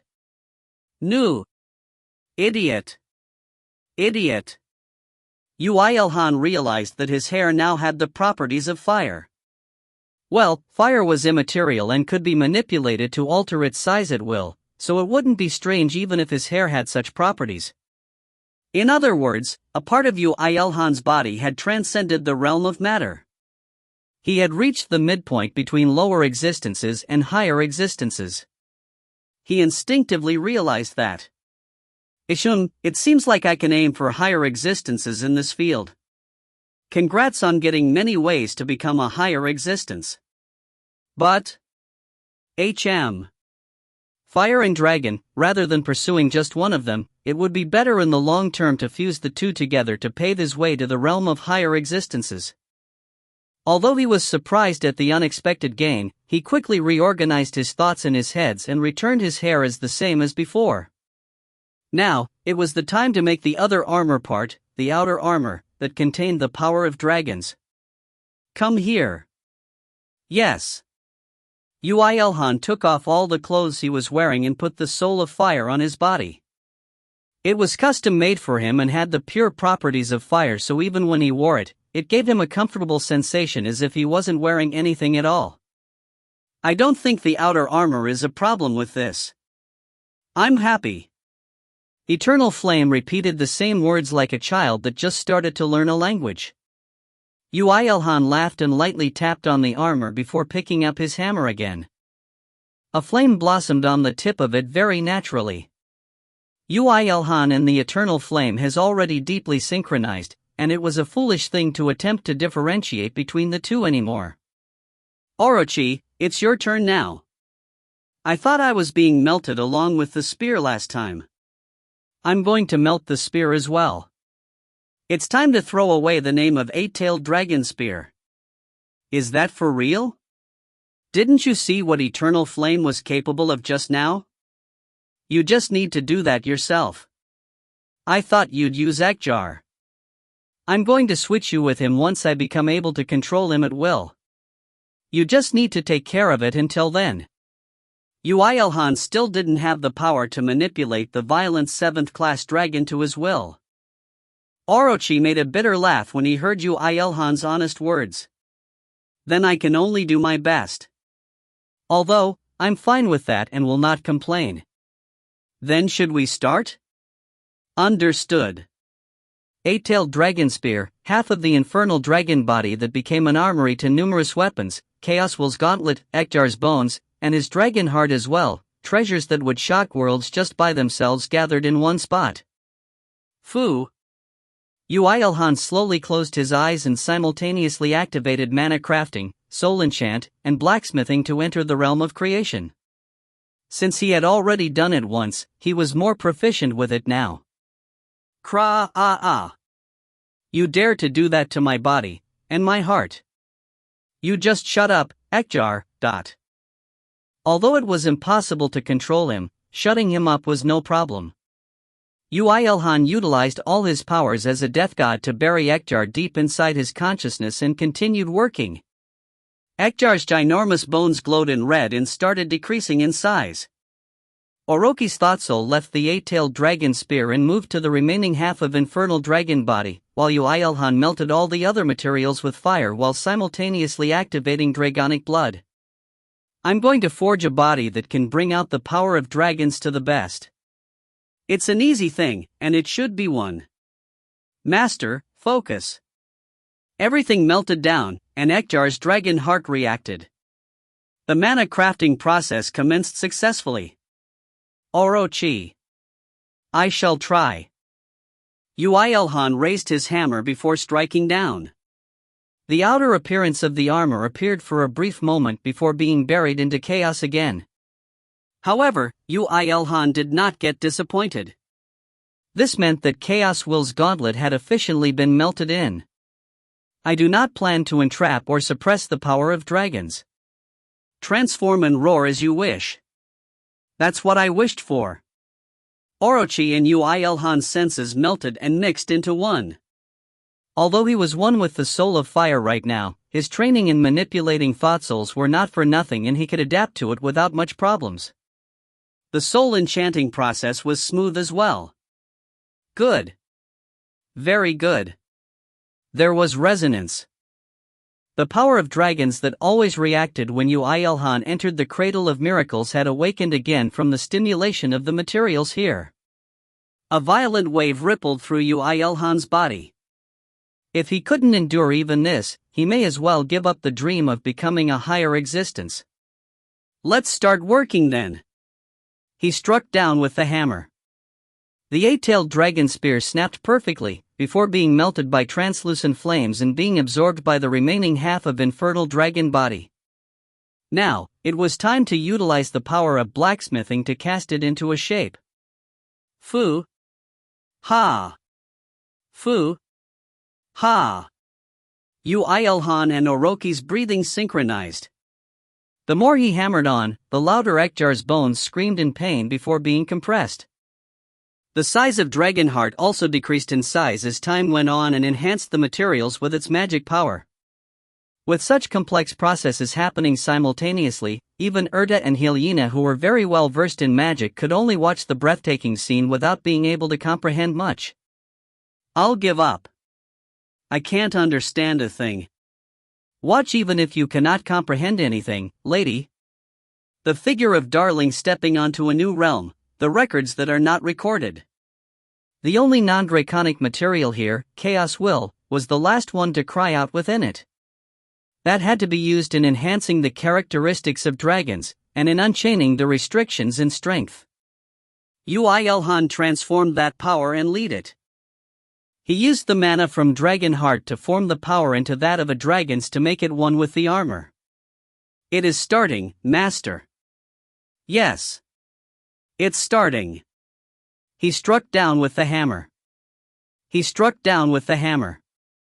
He struck down with the hammer. The dragon heart completely melted down. The momentary surge of horrifying concentration of mana was all focused on Yoo IlHan, and he synchronized with that mana using the power of dragonic blood and poured it into his hammer. Despite the mana of dragons that rippled so hard enough to put his heart in pain, his movements did not change at all. The armor tried to take form but then dissipated again, tried to agglomerate before dispersing again. Ekjar's bones completely enveloped the armor and was melted together with the rest of it. I think I saw that before. It looks like ink being diffused in water. Shoo! He struck down with the hammer. Just once, a sonorous sound of hitting metal could be heard. The dispersing energy and mana that seemed like it would fill the entire barrier was instantly compressed and formed itself into an item in the shape of an armor. An armor that embodied the reddish-black, sturdy scales of a dragon. It was an armor that looked like a sized-up version of infernal dragon body. Fu! Yoo IlHan heaved a short sigh and dropped his hammer. Even though the hammer was made from top-grade materials, it could not endure 2 consecutive processes of creation and ended up as a half-molten mess. He was only glad that it held out until the end of the process. It's finished. It is indeed. Green text appeared in his eyes. Body of the human dragon was complete. Body of the human dragon. Rank, God. Defense, 25,500. Durability, 50,000,000/50,000,000. Regenerates as long there is a single fragment left. User restrictions, Yoo IlHan. Options. 1. Amplifies the power of dragons and increases recovery rate by 300%. 2. Raises the league of all skills related to dragons. 3. Freely transforms the figure of the user by consuming mana, and may transcend the realm of matter. 4. Can freely summon all weapons etched onto the records of the user. Half of the defense is added to the weapon's attack power. An armor that allows for the coexistence of one's human and dragon nature, created by a human that had a deep understanding of dragons. I can finally understand what Mystic meant. Orochi, trapped in the body of the human dragon, complained. I feel very stifled, Master. Please do something about it. You're saying the same thing. IlHan. Good for you. You ignored me and now you are in the same situation since you were so arrogant.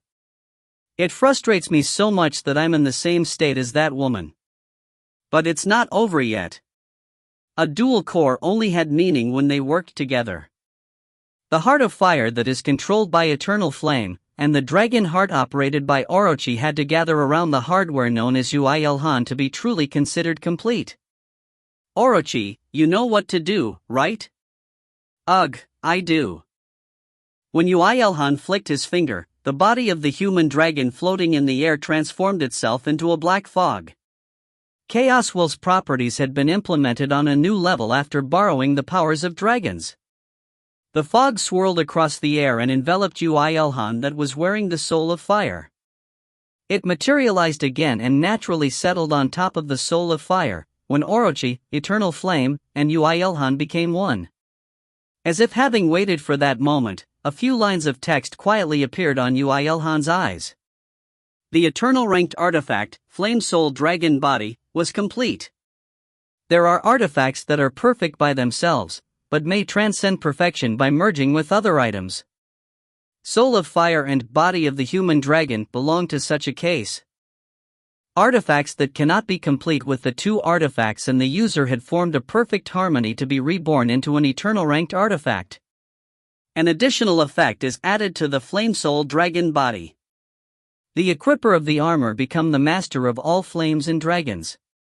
It can amplify the power of fire and dragons, bestow power, and may take away the power as well.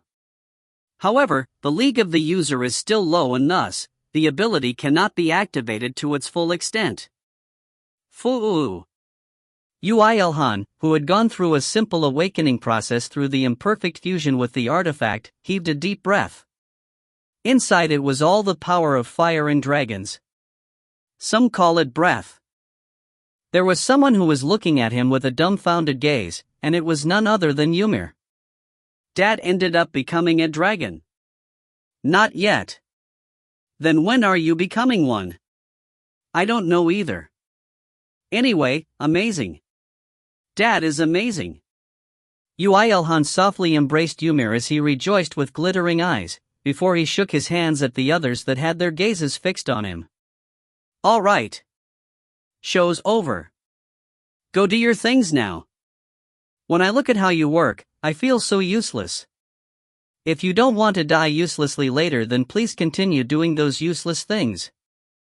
There was still a lot of time until the barrier was dispelled. He had the urge to just dive inside the cradle of miracles and never come out again, but he couldn't do that since he wasn't the only one that needed it right now. There are also other things that I need to do before I leap into the realm of higher existences. Yoo IlHan called out his spear and poised himself. He summoned a reddish-black spear made from the energy of fire and dragons. It was made with the eight-tailed dragon spear as the base, but was also the strongest and sharpest spear he could remember and make, and as such, was a completely different spear. Anyone wants to spar with me? Anyone will get instantly crushed if they fight IlHan right now. But I need to train in the Great Cosmos-Severing Spear. Hayek. Everyone shrunk back in fear when they heard the words Great Cosmos-Severing Spear. Wasn't that the skill that raised his martial might to a whole new level? Only IlHan reacted, but unfortunately, she was a magic combatant and was not proficient in close combat, and therefore, was unsuited to be a sparring partner. I can't help it, I guess. Yoo IlHan nonchalantly muttered and let go of the spear before taking out the remaining body of Ekjar. Although the fundamental parts were all robbed off, the grandeur of the remains was still very great. He uttered amazing nonsense in front of the remains. I can only revive Ekjar and fight him. You dare when you made me into this. Although the league would be significantly lower, the abilities of the physical body won't be that different, so rest assured. I'll free you if you win against me. So just listen to me now. This rude and poor lower existence dared to look down upon this Ekjar. Ekjar, who was provoked to no end by Yoo IlHan, let out a roar. Yoo IlHan nodded in satisfaction after feeling that. Now that his equipment was complete, there was no way he could lose against that simpleton Ekjar. Moreover, he could also snap his morale by physically winning against him and put him under his rule, so what was two birds with one stone if this wasn't? The reason Orochi had to go inside the body of the human dragon was all to fight Ekjar and bring him to his knees, but... Well, then. I'll revive you into a cute lil thing, so wait a moment. C, cute. L, lil. Yoo IlHan picked up some random dragon bones to make a new hammer and approached Ekjar's body. The training session that only Yoo IlHan took joy in had begun. If you find any errors, ads pop up, ads redirect, broken links, non-standard content, etc., please let us know. Report chapter so we can fix it as soon as possible. Chapter 281, Why Only Me? 7. Great Cataclysm. An ice demon roared loudly. When it extended its left arm out, a stream of pure energy that froze everything in its path was exuded. Karina! I know. When Michael Smithson shouted while redirecting the arm with his shield courageously, Karina Malatesta, who aimed for that moment, cast restraint magic to tie the demon down. HHP. When the ice demon was firmly held in place, Takagaki Asoa suddenly appeared from behind it and tied its neck with her whip. However, that lacked the destructive ability to finish it off. Hey up! Still not enough, Kook. Charge, Michael. The battle with the demon only ended after another 30 minutes of cruel battle. If Yuna didn't bless them once midway, there would have been another dangerous moment. *pant*. I guess we just barely won that one. Michael, good job. Karina, you too. Michael Smithson, who had it the hardest since he was in charge of defense, broke off the ice off his shield and panted heavily. Karina Malatesta wiped the sweat off his forehead with a handkerchief. Ignoring their flirting, she got used to it by now. Takagaki Asoa checked her level. Although it's definitely insanely hard. I leveled up again. I'm already at level 250. How is it still so hard even though we're leveling up so fast? Erda gave a simple and clear explanation as she prepared to summon the next monster. Because the levels of the summoned monsters increase as you 3 increase in level. You devil. A devil? That's quite nice to hear after having been called an angel to death. Erda's refreshing smile was angelic. Perhaps anyone who get involved with Mr. Unique transforms into terrifying beings. I'm afraid we might become like that someday. Erda snorted after hearing their words. You 3 are still far from catching up to him. Well, that's of course. Michael Smithson subconsciously nodded his head. Where his gaze headed to. A gigantic dragon and a single human were fighting it out. I'll kill you. How do you intend to do that? When will you ever catch me? I think it'll take a shorter amount of time for me to die of old age and be laid in my grave than being caught by something like you. Roar louder. You can't even scare an earthworm with that. Yoo IlHan. Your steps are so weak and wobbly that someone might see and think you're an infant. Should I sing a lullaby? Watching Yoo IlHan as he drove the frightening dragon into a corner even while not forgetting to inflict copious amounts of mental damage, they felt like they were worse than ants. And the one that revived that frightening dragon was Yoo IlHan himself. Karina Malatesta asked with an absurd face. How long has it been since Mr. Yoo IlHan started fighting that dragon? Let's see. There's around a month until the end of the duration of the barrier, so I guess they've been doing that for an entire year and 3 months. Without sleeping even once? Other than when bathing in the cradle of miracles. He indeed never rested nor slept. Michael Smithson became silent. Right now, Yoo IlHan was dashing left and right through the air, clearly still filled with vitality even while swinging his spear. The fear-striking flash that seemed to split the universe itself whenever he swung the spear hitting the dragon made him realize that Yoo IlHan was not the slightest bit tired. We used the cradle of miracles until now too. But resonance is not something that's easy. But that shouldn't be the only thing. Although Yoo IlHan was indeed very exceptional, training for such a long period of time without sleeping wasn't something that could be easily challenged just because one had the capabilities to. It was only possible because of his strong mental fortitude. Although it was frustrating, Michael Smithson admitted that he was inferior to Yoo IlHan for the first time. I do not think he's in the right in all things, but there's at least one thing to admire about him. You can also become stronger. No, Karina. I do not want to be greedy like that any longer. I'm sick and tired of trying to grab everything and failing to do so. He heaved a short sigh and raised his shield again. The rugged breath had also calmed down. I will become a shield that protects you. I won't be greedy for everything, and only polish what I can do to the extreme. If that's what you wish. My love. Yes, yes. Have a happy love life. This couple was so flirtatious, all right.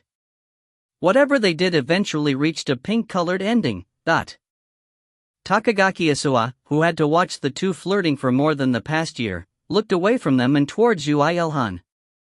He was what drove her forward. He was driving a terrifying dragon that she could never even dream of fighting, to a corner. Even though he denied it, he must be the reincarnation of a god. She was happy just watching like this. Looks like you've all recovered. When she realized, Erta was staring at her lightly. If you wish to be of his help, you don't have time to rest so leisurely, no? Of course. I've leveled up just now, so I'm fine physically. Please summon the next monster. If possible, above that couple's heads. That sounds interesting. It wasn't just the 3 clan masters. Ymir, Kangmire, Nayuna, Kim Yisul, Liera, Helena, Kang Hajin, and even the dragon's army were doing what they could within the barrier. The year and a half that lasted for not even an instant, Earth's battle force was being upgraded at lightspeed. Of course, the one with the most growth was of course Yoo IlHan. Crow roared Ekjar. His body no longer had a heart, nor any spines or ribs, heck, he was missing flesh and blood as well, but with Yoo IlHan's divine tier blacksmithing and mana crafting, he could revive it with the power to overwhelm any 6th class beings. You? What is it that you want? You should know already. However, even with the overwhelming strength, Ekjar could not win against Yoo IlHan. Ekjar had the advantage when he was first revived, but as Yoo IlHan adapted to the Flame Soul Dragon body throughout the fight, the situation was eventually reversed. I will never submit to you. It is not my loss even if I lose against you with this inferior body. What are you saying? You lost to me the moment you died. This is only the process of snapping your morale. You defeated me with a cowardly method. Had I retained my original power, I would not lose my life to the likes of you. Yoo IlHan snorted. You defeated your enemies with curses, and you call me a coward, eh? You are a wimp unsuited to be a dragon. Kraha-a-a-eawak. It's not the strongest that wins, it's the victor that is strong. Didn't I say so? I'll free you if you win against me. And you nodded your head at that time. And now that you lose so easily like this, you're coming up with excuses? Were you really born a dragon? This coward. Orochi, who had also heard those lines for like the millionth time now, muttered powerlessly. You're so evil. I think my morale is going to be snapped before his. I need to trample on him a little more. Yoo IlHan leapt several times in the air as he said that. Wherever he went, his spear drew the air, and the great cosmos-severing spear that followed it once again struck Ekjar's injured body. Kra, it's painful. It's painful. You're so pathetic. Why don't you just commit suicide instead?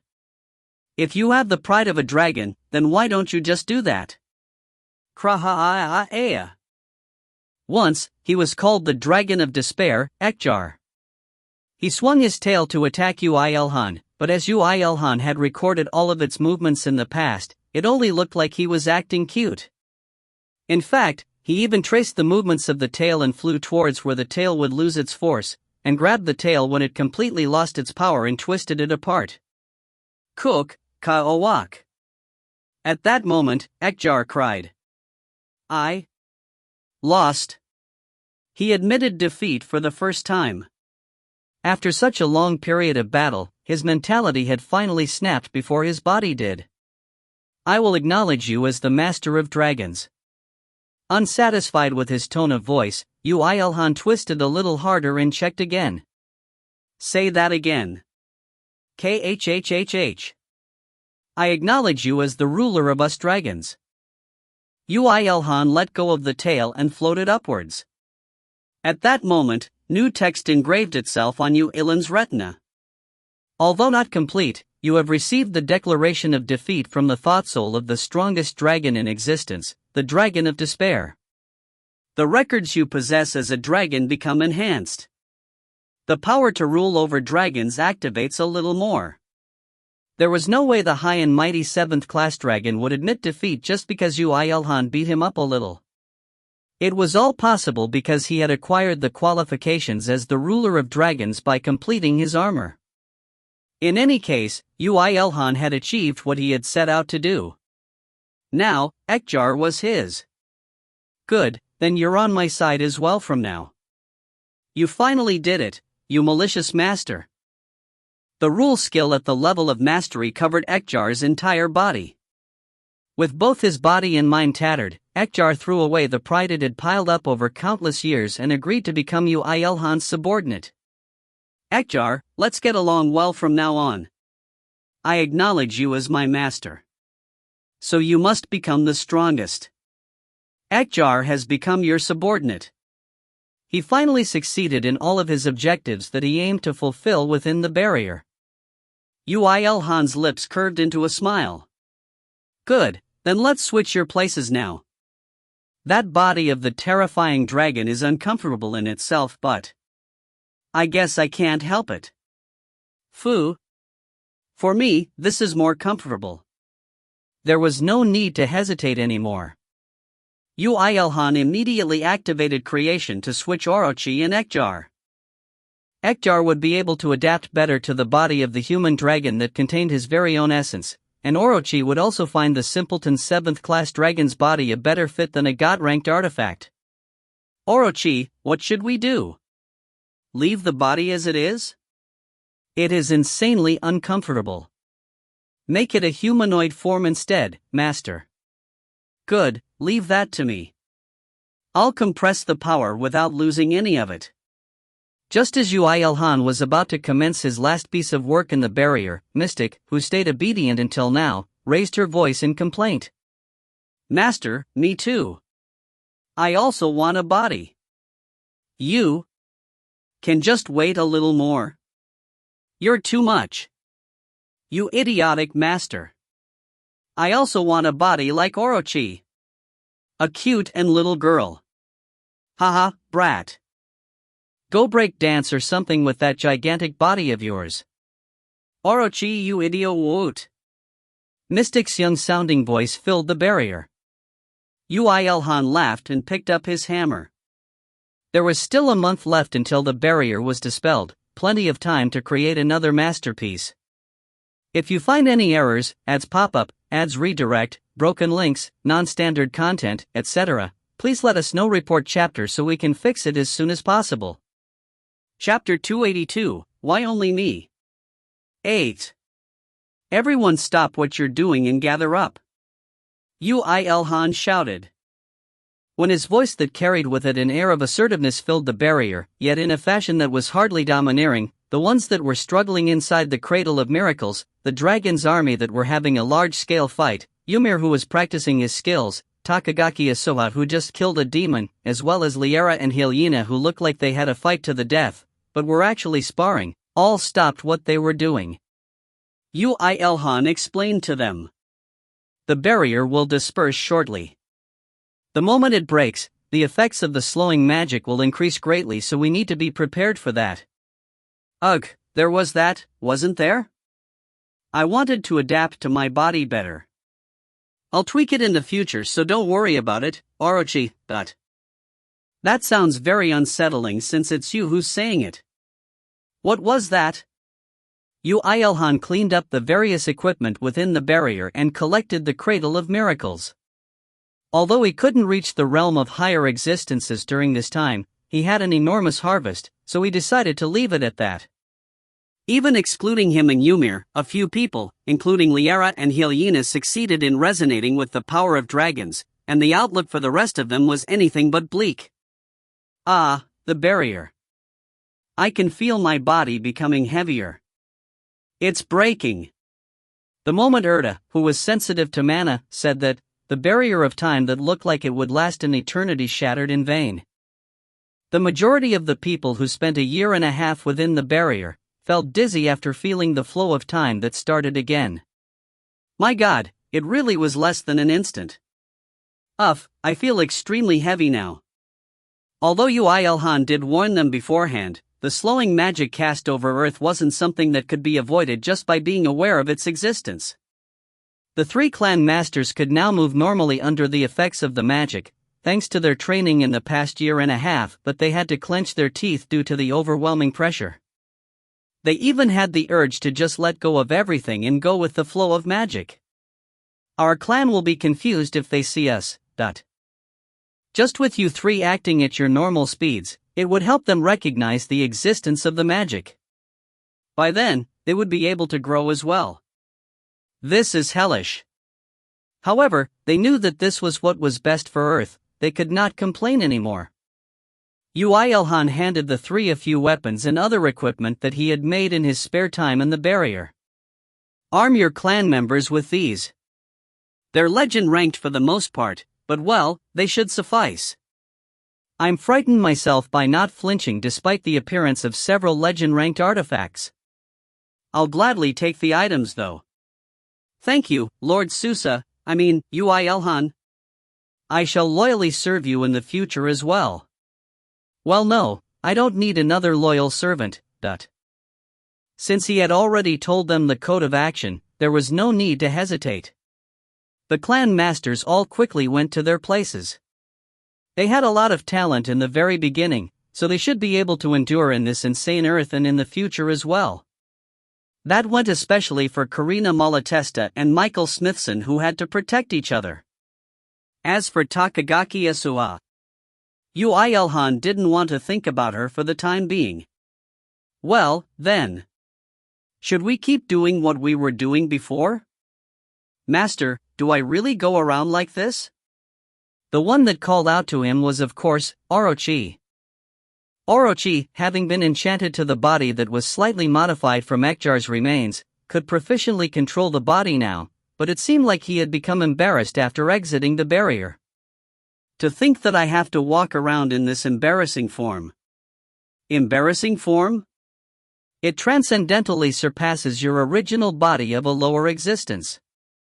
Ekjar, enchanted in the body of the human dragon, shouted as if to curse Orochi, but Yoo IlHan ignored that. Ekjar did not know what Orochi meant.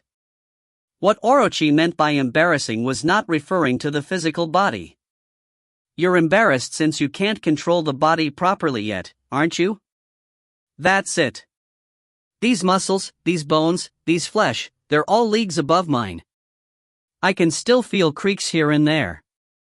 Fu, at least you know your own place. Shut up, Akjar. If Yoo IlHan could freely use creation and subordinate every single one of them, he wouldn't have fought with Akjar for over a year. Even Orochi, who had hung out with him for years and eaten many thought souls, had difficulty controlling that body. How better would any others do? Do your best. I believe in you. I'm honored. Master is horrible. You're horrible. He checked the state of his companions, and then the state of Earth. Of course, not that anything much would have changed, since not even an instant had passed. In fact, as the three clan masters killed the demons that spawned on Earth for quite a while, the density of high-level monsters had decreased as well. Of course, they'll keep appearing in the future, but now that there was a system that sucked the mana out of Earth and sent it to Daru, there would hopefully be no more cases of a massive monster outbreak. Well, then. Let's get to work. You damn workaholic. Before the barrier broke, Yoo IlHan gave them an occasional break. Thanks to that, everyone was in their normal conditions, so there would be no drawbacks in acting now. Kang Mirai's expression darkened after Yoo IlHan declared the resumption of work. Then do we need to be apart again? That's what will happen. Should we reorganize the teams? No, it's fine. Mirai. Yoo. Kang Mirai swiftly rejected Yoo IlHan's proposal. Since the two had to stay as leaders of the two teams, and therefore, she could not go with him, she would take the opportunity away for others as well.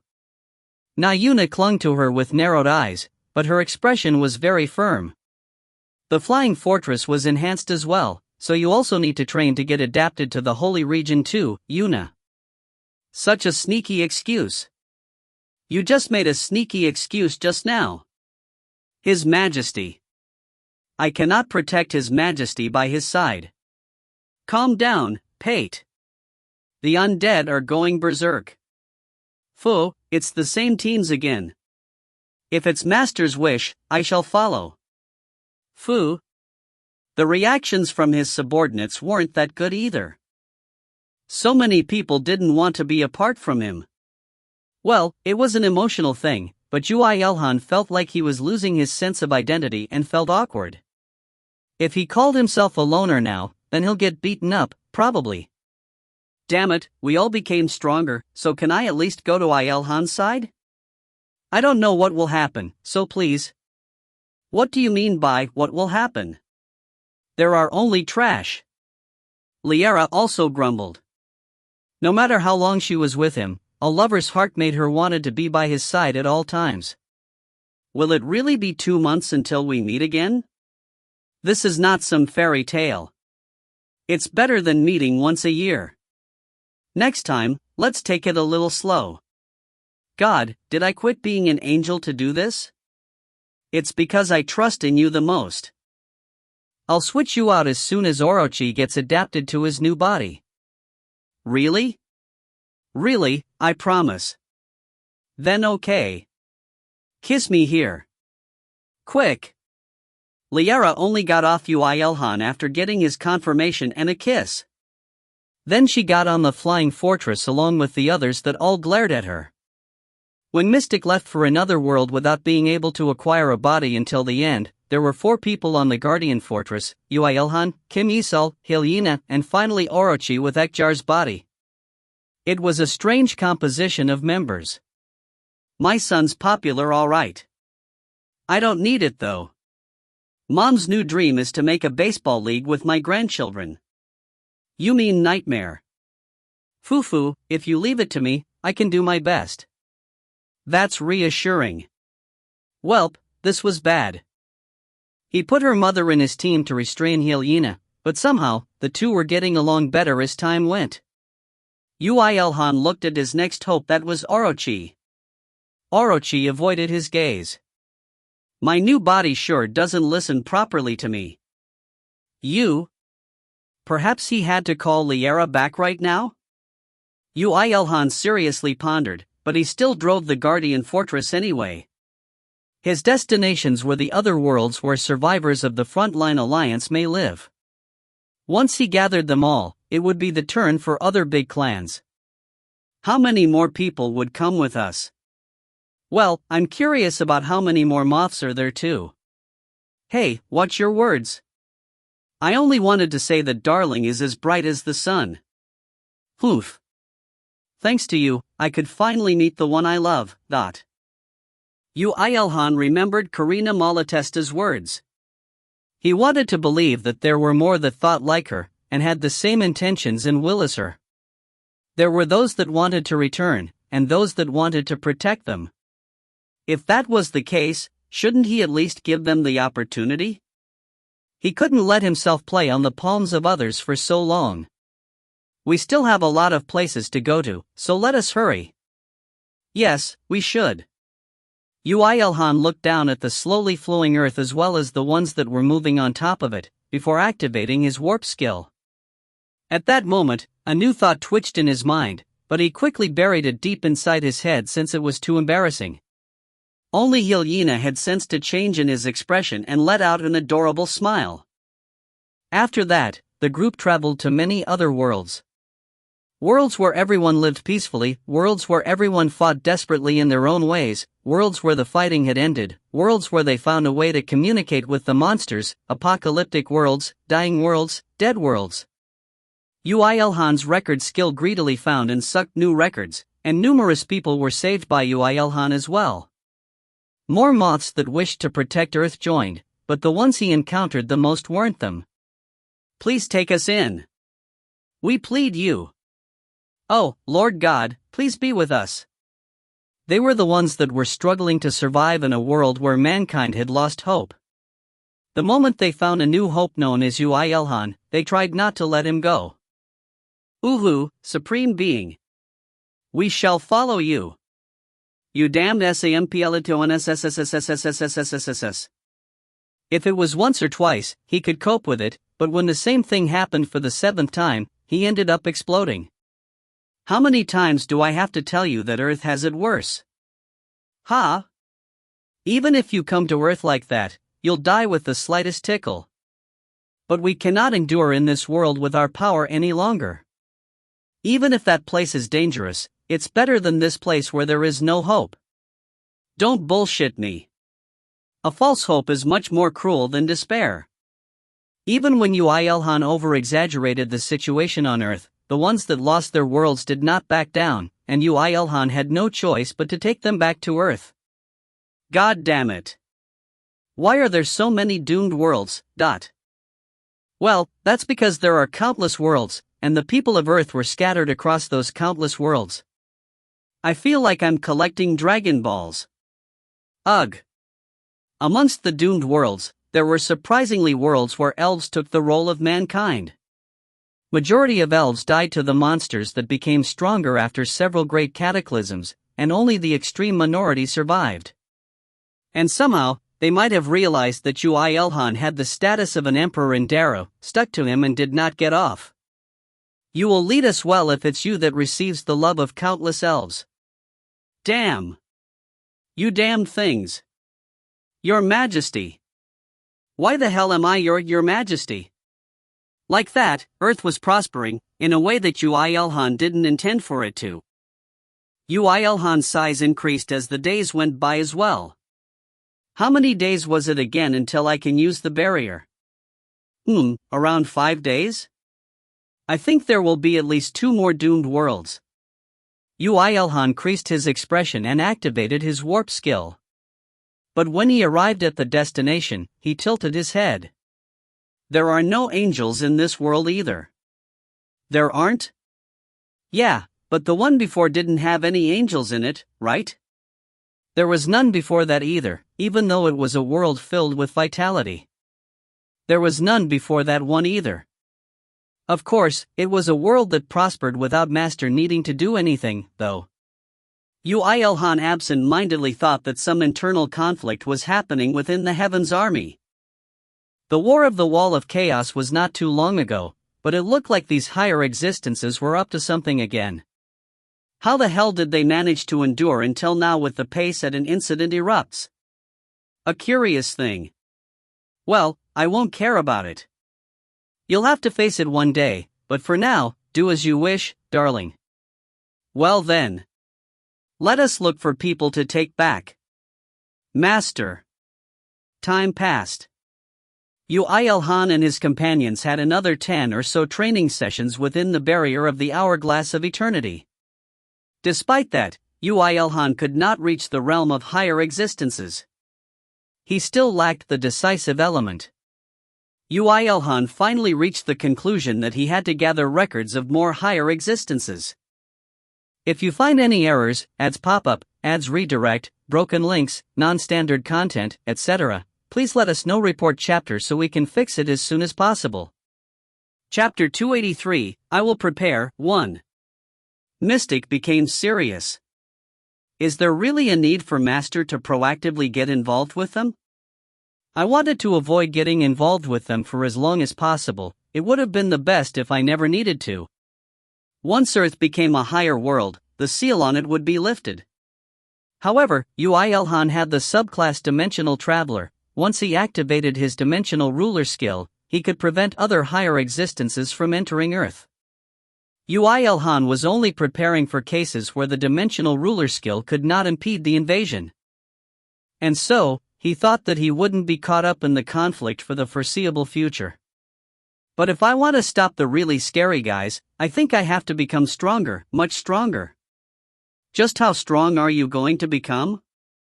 You're already comparable to the majority of 7th class beings. It's because that is not enough. In the end, the Cradle of Miracles only stimulated the energy inside him, and did not allow him to reach greater realms. No, it probably was, but the speed was so slow that it would take him more than just a millennium or two to become a higher existence like that. I need more samples.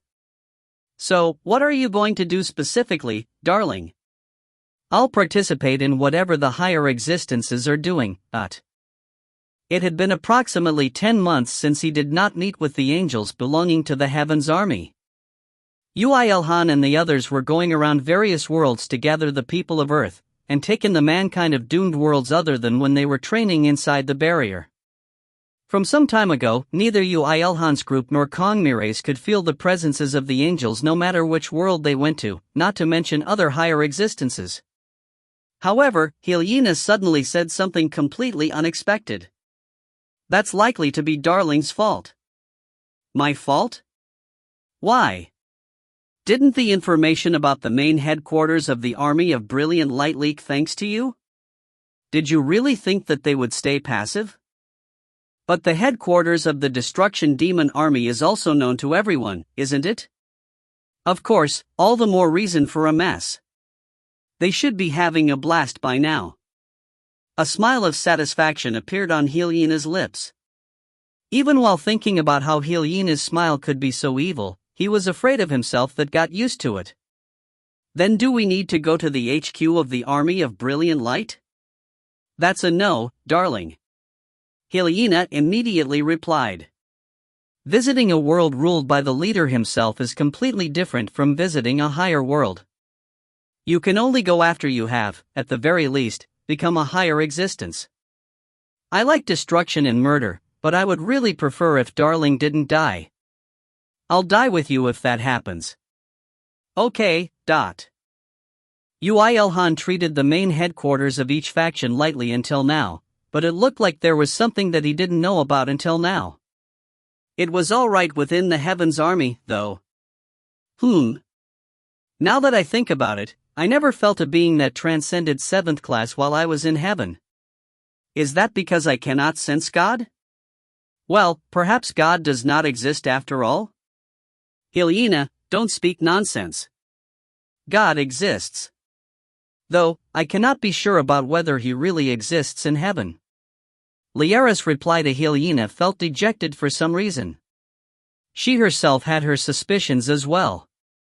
Yoo IlHan reached the conclusion that probing any further was not a wise thing to do. If the main HQ is no good, we can settle for the branches. That's a good idea.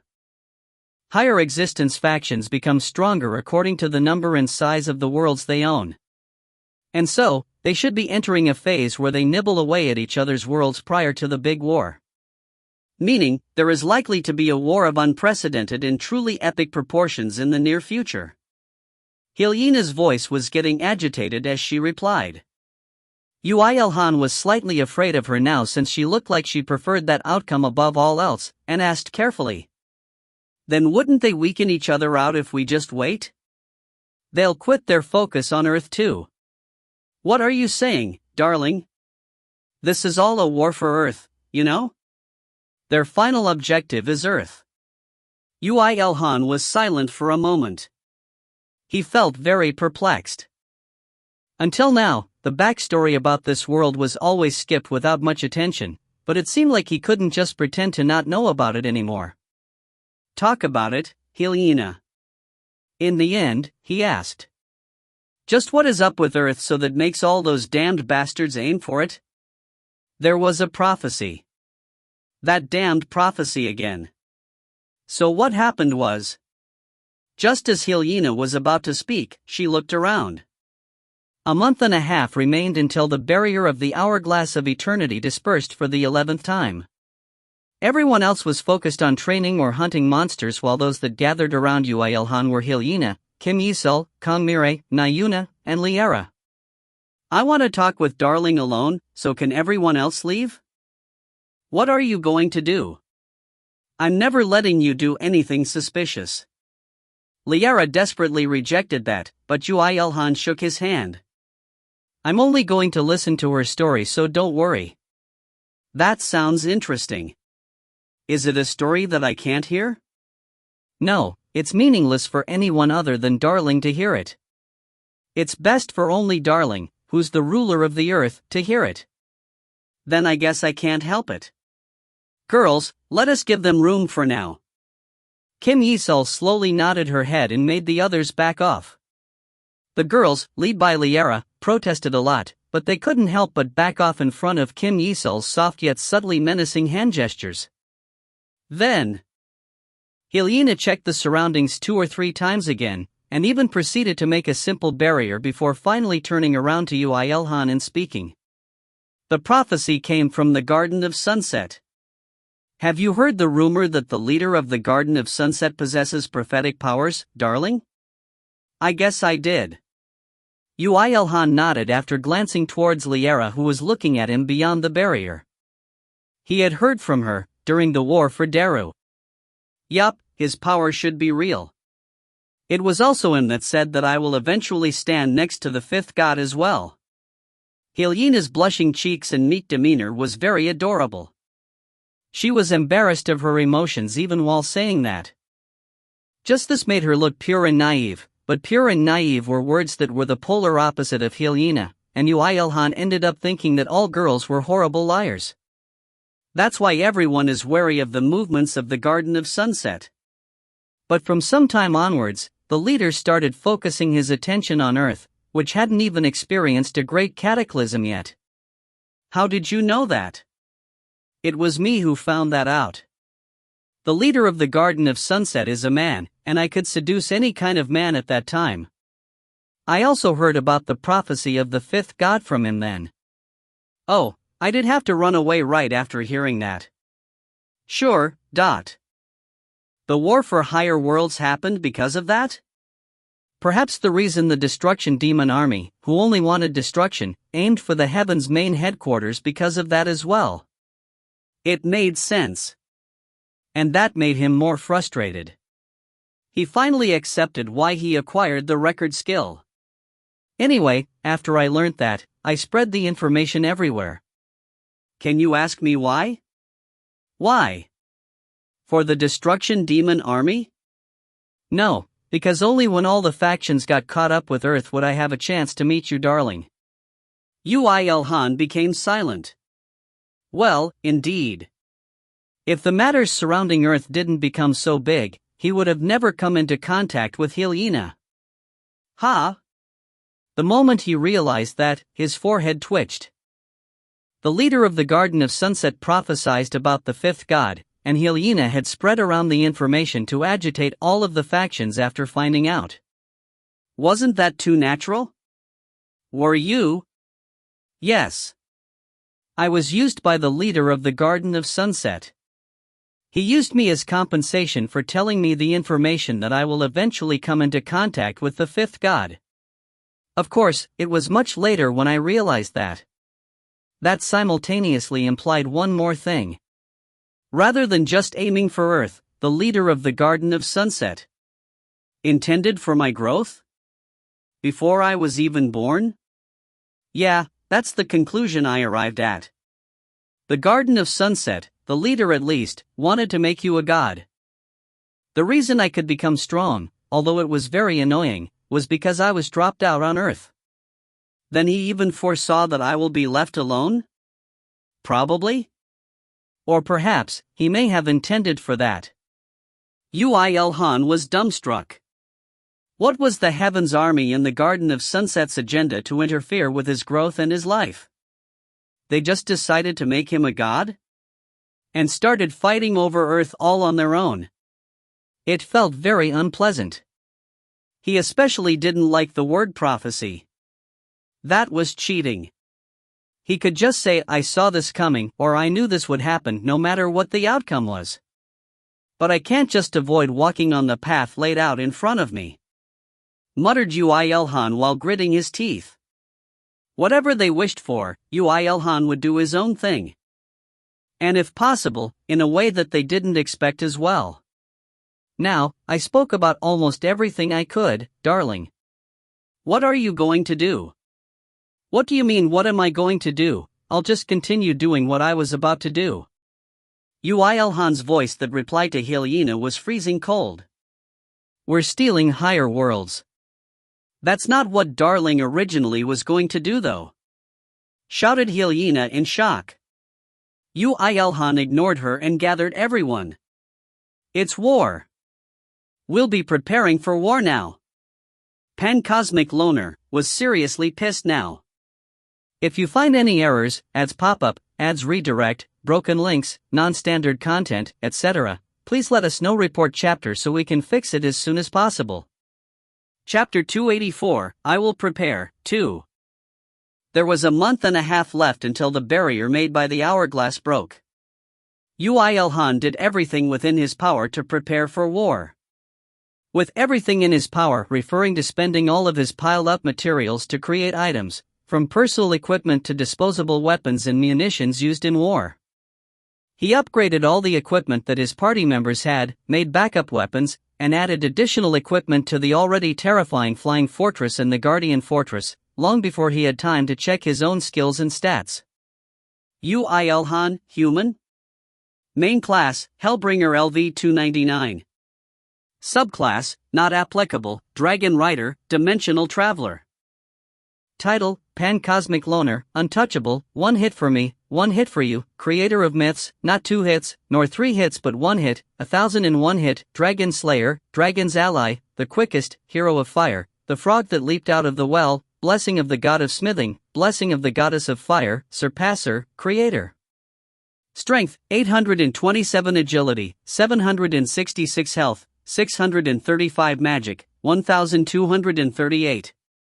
Active skills, Falling Down, Death God, Soul Enchant, Blaze, Death Collector, Transcendent Regeneration, Extreme Poison Resistance, Higher Curse Resistance, LV-43, Mana Crafting LV Max, God Force, Superhuman Strength, Critical Hit, LV-79, Rule LV Max, Dragonic Blood LV-96, Warp, Leap, LV-58, Dimensional Ruler LV-69.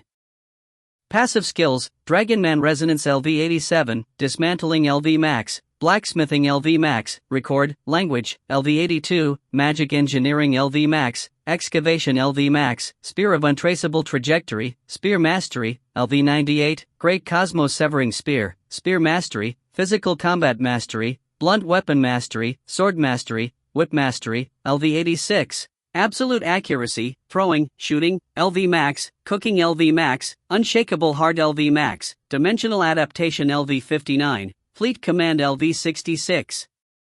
The first thing his eyes saw was the subclass. At first, Yoo IlHan had the subclass Angels partner, but as the contracts between all his previously partnered Angels were cancelled, he lost the qualifications of the subclass. And it took another half a year for the class to completely disappear. There was a time he thought that he would be able to acquire a new subclass once that one disappeared, but it seemed like not everything went his way. The Akashic record had kept its silence on that matter. This wasn't something that happened often, so there was no one that could advise him about it either, and in the end, Yoo IlHan could only leave the subclass blank for the time being. This wasn't something that he could solve with his effort. He could only wait for another opportunity to arrive. But my skills really grew a lot. He had used the hourglass of eternity 10 times before that, so the amount of time he spent inside it would amount to about 15 years. Breaking that up, he spent 30% of his time soaking in the cradle of miracles, and trained with the Great Cosmos-Severing Spear in the majority of the remainder, so his Great Cosmos-Severing Spear had reached level 85 now. The growth of his other skills weren't that far behind either. It wasn't only that. In the process of awakening his dragon powers, his stats uniformly rose, and the more he got used to manipulating the power of fire, his magic stat increased as well, so now, he would be on par with 6th class beings based on pure stats alone. Yoo IlHan thought that he might not be able to call himself a human anymore after he checked his status. Though, this was nothing new. Even his face that reflected light with the shiny surface of the armor had no traces of his previous self. At that moment, he became scared. Is it really me that is in this place? Perhaps it was someone else that is not me? Am I just dozing off and dreaming inside a classroom in university and nobody has noticed me? Such absurd thoughts rose rapidly and made Yoo IlHan's mind messy. Liara. Yes, IlHan. His lover that watched over him ever since they first met, replied naturally as if she knew that he would speak to her. Liara's gentle and calm eyes pacified Yoo IlHan's raging emotions. He lost his strength in his shoulders and asked in a truly stupid voice. In your eyes, have I changed a lot? Well, it would be a lie if I said that you didn't. Liara made a bitter smile. She saw through his intentions when he asked that. Liara too had several occasions when she was like this. When she realized that she had reached the peak of a world, when she became an angel under the guidance of heaven, when she fell in love, when she became a high angel, and when she returned to a lower existence and stood by Yoo IlHan's side, all of these moments were times when she couldn't believe her own existence and doubted her experiences. Yoo IlHan licked his lips. Liara, I know what you're worried about. But IlHan, you don't need to worry. Why?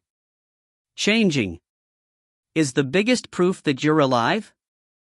And in that you will discover that only you can be you. Those were words that Liara could say only after observing numerous people during the course of her lifetime and winning against herself to become a higher being. When Yoo IlHan became silent, she added with a smile. And I loved the you before the change, I still love you after the change, and my feeling will remain the same for the you of the future. Isn't that enough? No, it is enough. Yoo IlHan thought that it was quite underhanded for her to suddenly speak like that, but it was also the truth as it resonated with the feelings in his heart. She wasn't blessed by the God of love for nothing. Even while grumbling, he opened his arms and hugged her tightly. Thanks, Liara. It's me who's thankful. You'd be surprised to know how much appreciation I feel towards you. They wanted to stay like that for quite a while, but sharp gazes started falling upon them, so they had to separate before long. The barrier would collapse at any second. This was not the time to be flirting. Liara Uni, so sneaky. I also want to know what Mr. IlHan was like before. You wouldn't have realized IlHan's true worth. I kinda wanna kill you now, Liara. Can't you at least take it somewhere else where I'm not there? IlHan hugged me first, how could I refuse? Eek. Liara teased Nayuna and the flustered Erda and boasted. There should be a problem with Yoo IlHan, who found such a side of her lovely as well. He made a small smile and clapped lightly to gather everyone's attention on him. We'll depart as soon as the barrier breaks. I've supplied everyone with their personal equipment, so I won't say anything much. Our objective is to screw everyone else other than ourselves. We'll grow in the process as well. That's one amazing objective.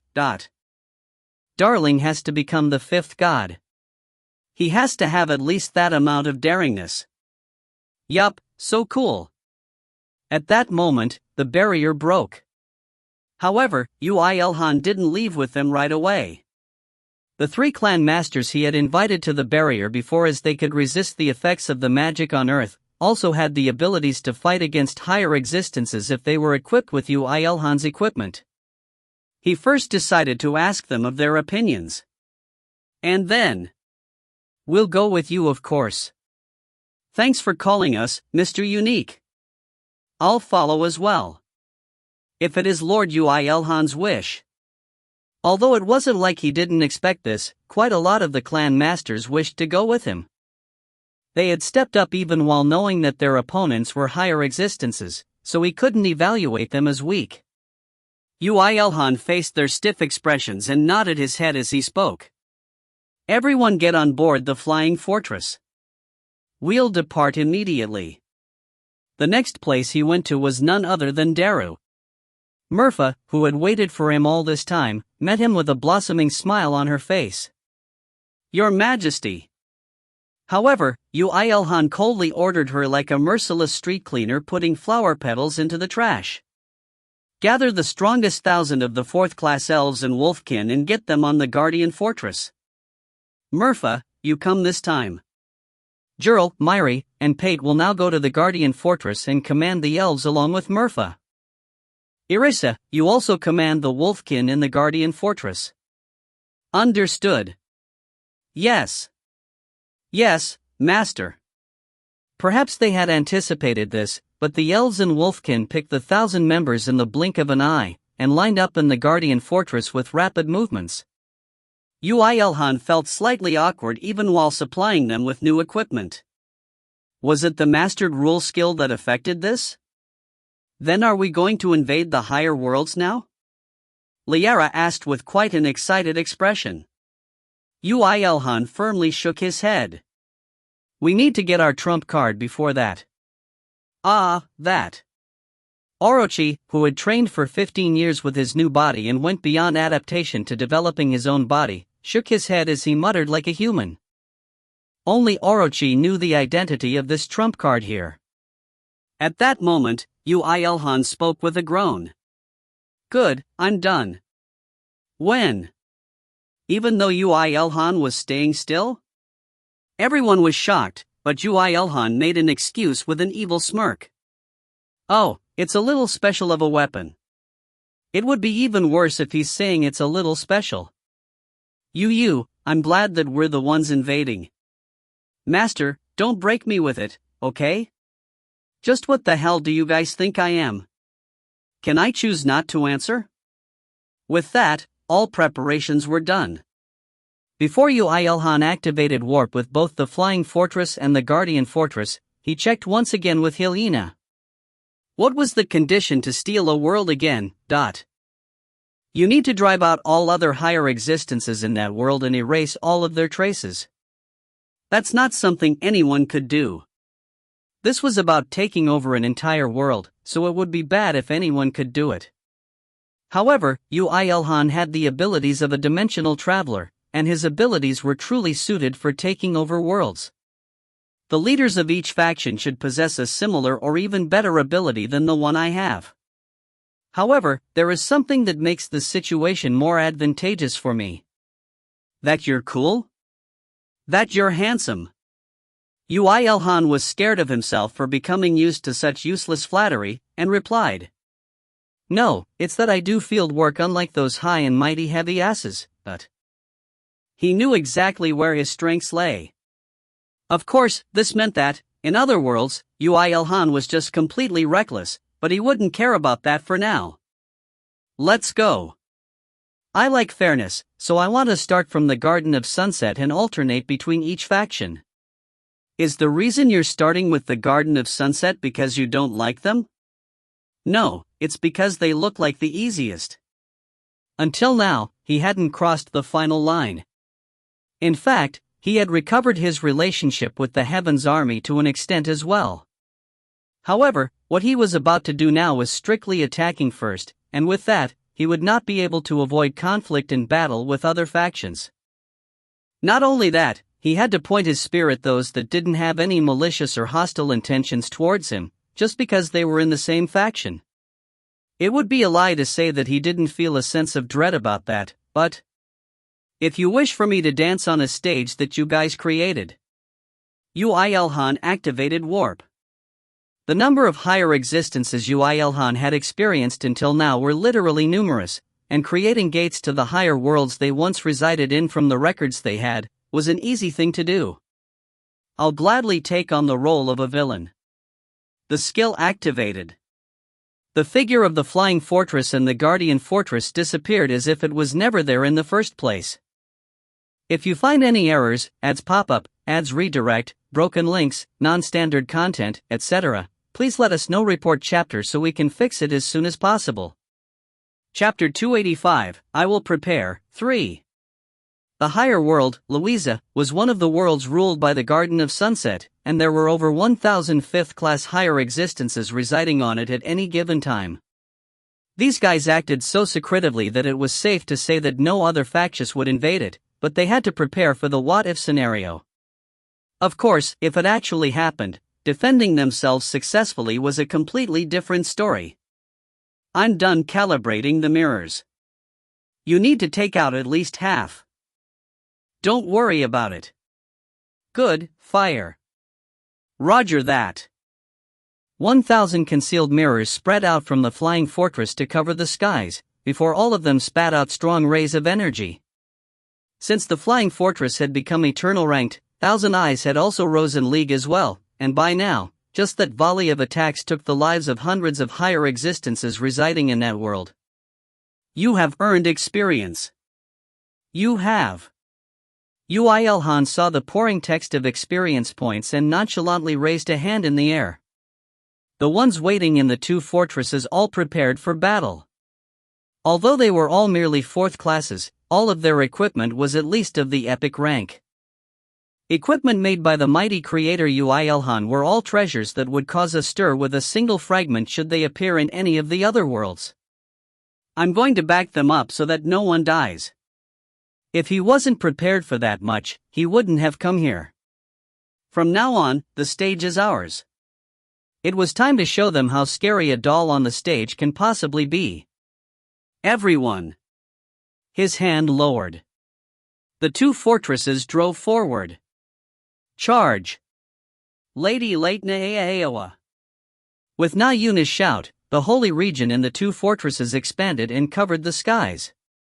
The members inside all received a boost in power, and ambushed the enemies with glistening eyes. What? How did they? Lower existences? Communication was not necessary in war. Yoo IlHan controlled the artifacts within the two fortresses along with Mystic to prevent the higher existences from casting magic, and restrained their movements. This was a war to weaken each of the factions, but at the same time, it also served to strengthen his allies. The less he acted, the better. We killed one. I'm sorry. But cock. It wasn't that the enemies had lowered their guard. It was because the army under Yoo IlHan was too overwhelming. Even though they were higher existences, and the world was their home territory, they were being pushed back in terms of pure militaristic might. How? While their allies died in vain, someone questioned. Why are you not restrained by the world? In a world ruled by the Garden of Sunset, the ones not belonging to their faction should normally be restrained in their abilities. This was even more so for lower existences. How did a path open to Louisa? Did a ruler class step it up? Our powers are not working. Like this, are we really the ones ruling this world? You don't expect me to answer, do you? However, the problem for them was that all lower existences here was a part of Yoo IlHan's fleet, and they shared the effects of the dimensional traveler. Just with that, they could completely ignore the penalty the world imposed on them. This doesn't even make sense. This is cock. This world was vast and the gatekeepers were spread out. However, the two fortresses had the ability to cover such a distance in a blink of an eye. The two fortresses with battle forces in them appeared and disappeared from various places over the world with Yoo IlHan's warp ability, and by then, the fifth-class beings had given up on tracing them. We cannot confront them with our power. Reinforcements? When are they coming? But right now, reinforcements are. No. TCH. The gatekeeper stopped his sentence midway. Immediately after that, Orochi's claws shot across the air and burst his heart. If you're going to talk, do it until the end. There are many annoying guys like Master here. I can hear you, Orochi. Move your arse if you have the time to complain. At least you don't deny it. Got it. I'll rampage to my heart's content. Orochi gripped and loosened his fist several times as if he felt that practical battle wasn't so bad, and launched himself at an enemy with a faint smile on his face. Although the League of Orochi's soul was low, now that he was moving under the effects of Nayuna's blessing, he would be almost impossible to injure if he managed to bring out just 30% of Ekjar's bodily ability. Reinforcements? They can't come here that early. Hyena, who scanned the battlefield while leaning against Yoo IlHan, giggled and muttered. By now, they should be busy having a battle in another world, right? Hey, you go protect the others too. It was you who put me by your side saying the others won't be able to grow properly if I stepped out. I said you don't have to act, and I never asked you to stay by my side. Yoo IlHan coldly replied and shook his hand. A few mirrors shot out according to his gesture, and absorbed the magic that the gatekeepers casted to protect the allies. The enemies abruptly widened their eyes at the sight of that, and ended up losing their lives to the dragon's army children. Hero, we're becoming stronger. Crowhair. You can become even more stronger. Similar to Ymir, the children worshipped power. They were in sync with each other, and had the most achievements in this battlefield. Of course, Ymir, the one leading them, was doing the majority of the work, though. We need to run. But if we abandon and leave Louisa? Even so, we need to survive too, Kohak. Critical hit. I apologize. Attack. Now. Kim Yisel's time magic slowed them down, and Erta, Kong Mire, and Karina Malatesta attacked with magic to kill him. Executing runaways was their job. The distribution of roles within their group was perfect. The enemy's boss is in that castle. Castle. Is that really a castle? Answer me. For what are you committing this criminal act? Do you not fear he who is omnipresent? It's not too late. Identify yourselves and submit to the Garden of Sunset. At first, they tried to take care of it by themselves, then they realized that that wouldn't do and tried to call for reinforcements, but didn't work and tried to run, and now that even escaping failed, they begged and threatened them with their superiors. Higher existences who lived for thousands of years didn't act that much different from any human. That isn't even funny. When Yoo IlHan stretched his fingers out with a giggle. The 1,000 eyes that scattered throughout various places of Louisa were all summoned to one place and formed a gigantic mirror. The survivors realized what he was going to do and were all frozen stiff. Do you think there's a human that gave up on life just because they're afraid of someone that they don't even know when it would arrive? Darling, so cool. So selfish and evil. Humans always struggle to survive, to live, and to carry one living. The current Yoo IlHan was the result of that. Of course, he did not plan to justify himself as being fair. He did not plan to blame the enemies for being bad. Only, the victor survives. I will. And fire. When Yoo IlHan muttered playfully like that, the gigantic mirror shot out a super high-density energy beam. Kook. Just from when was it there? There was a huge gate that opened in the middle of the atmosphere in Louisa. Beyond it were the figures of the reinforcements from the Garden of Sunset that came to the rescue, albeit a little late. The energy beam was directed at them without a single inch of deviation. How? Kook. What was there to hide? Yoo IlHan had read the movements of the entrants that entered the world through his power as a dimensional traveler, and shot them down the exact moment they entered. Critical hit. The reinforcements numbered thousands. This was because they knew how much impact stealing a higher world could have. Of course, there were quite a few 6th-class gatekeepers among them as well, but there was no way of knowing how many were stationed here since they all died. You have earned experience.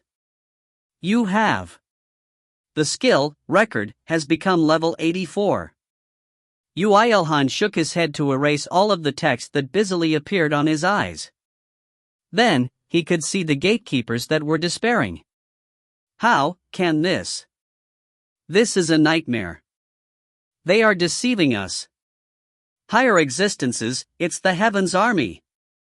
They became powerless in front of the scene where all reinforcements died the moment they arrived.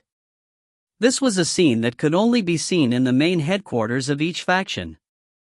It also seemed like it was a little too strong, and even some of his allies were out of it for a moment. Even IlHan had to ask Yoo IlHan for confirmation with a dumbfounded face.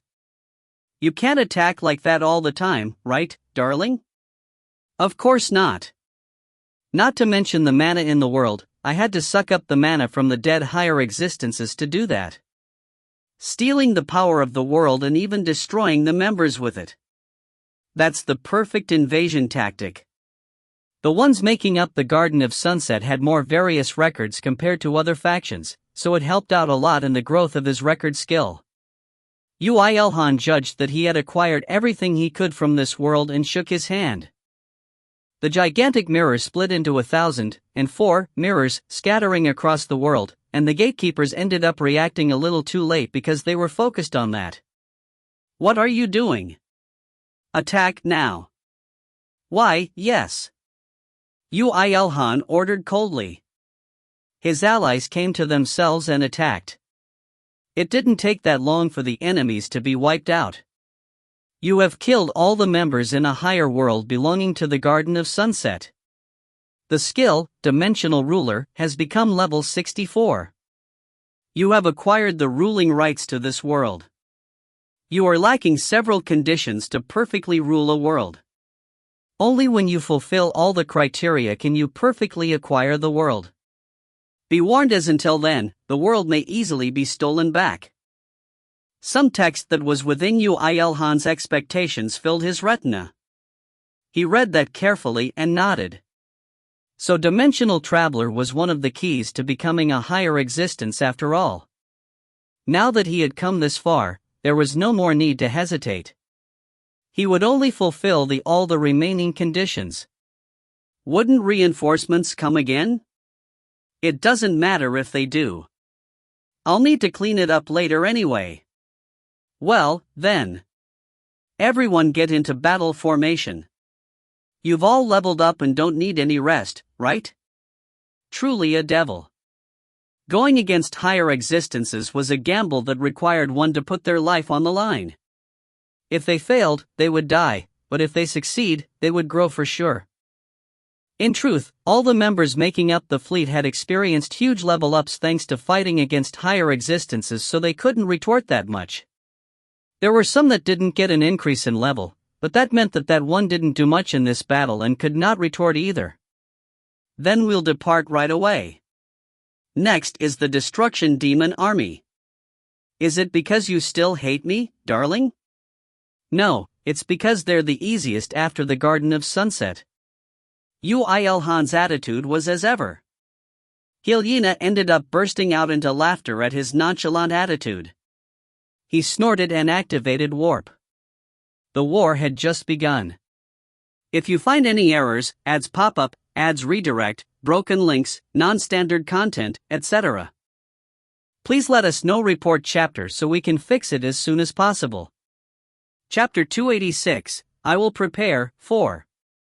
The 10th Battalion Commander of the Destruction Demon Army, Ice Giantess IlHan snorted at the report her subordinate gave her. Tabeta was stolen? Tabeta was a world that had never been exposed before. What method could be used for someone to go there? Did some leader act himself?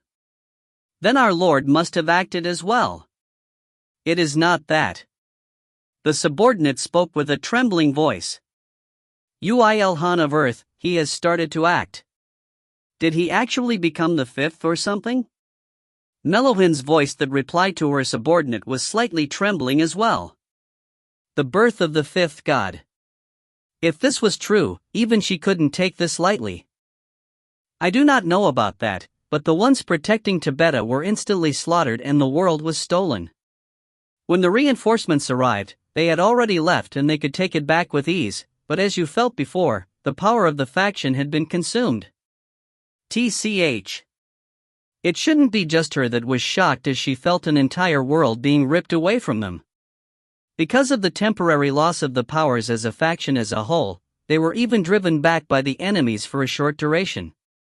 Although the world was regained now, but the stolen powers would not return so soon. The ones who can enter unexposed worlds are the leaders of each faction at best. That's the biggest proof that he's become a god. Damn it, I'm embarrassed to think that I tried to bring him to our faction, shouted IlHan as she raised her head. What she saw was a group of monsters that composed the destruction demon army filling the air and the group of fallen angels that fought against them. Yes, the destruction demon army was currently at war with the fallen angels in their world.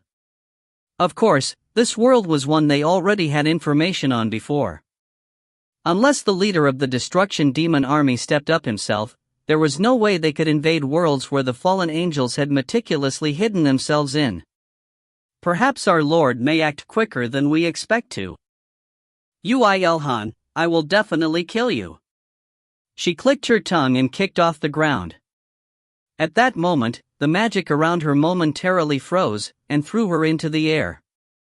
Wherever she went, all the mana in her vicinity was frozen. Disgusting crows. I'll color you all in white. A giantess's roar made the world cry. The one that responded to her was the sentry of this world, seventh wing of brilliant light, Falair. Pitiful monster, oh, reckless invader. This Falair will bestow judgment upon you. Ha, just try. A giantess and a fallen angel clashed in midair. The fist of the giantess that seemed to freeze the world itself was softly received by 3 pairs of black wings. Falair's mana gathered on the tip of the wings, compressed to the limit, and was shot out. Petty tricks. However, the giantess just received the spear-like strike head-on and charged onwards. What she prided in the most was her sturdy body. Even if it broke in mid-battle, she could regenerate it indefinitely. The strength of the destruction demon army came from their reckless attitudes and intense life force. Try blocking this with those proud crow feathers. As you wish, you damn chunk of see? Falair momentarily stopped just as when he tried to cast a grand magic to counter against IlHan's attack. The moment he tried to array the magic, the mana that comprised his body had suddenly disappeared and the magic was interrupted. Of course, IlHan wasn't so foolish to miss that opportunity. The fist that contained all her frost powers struck out towards Falair without hesitation, freezing and breaking off half of Falair's wings just like that. Kihi, you might be better off learning magic from scratch. Kuh, how can this be? How? How did my mana? Falair, who had lost half of his wings due to a critical mistake, stumbled backwards. Of course, IlHan knew why he was weakened. It just happened to our own side just now. Looks like that kid is trying to make all the factions his enemy. Kiki, so fun.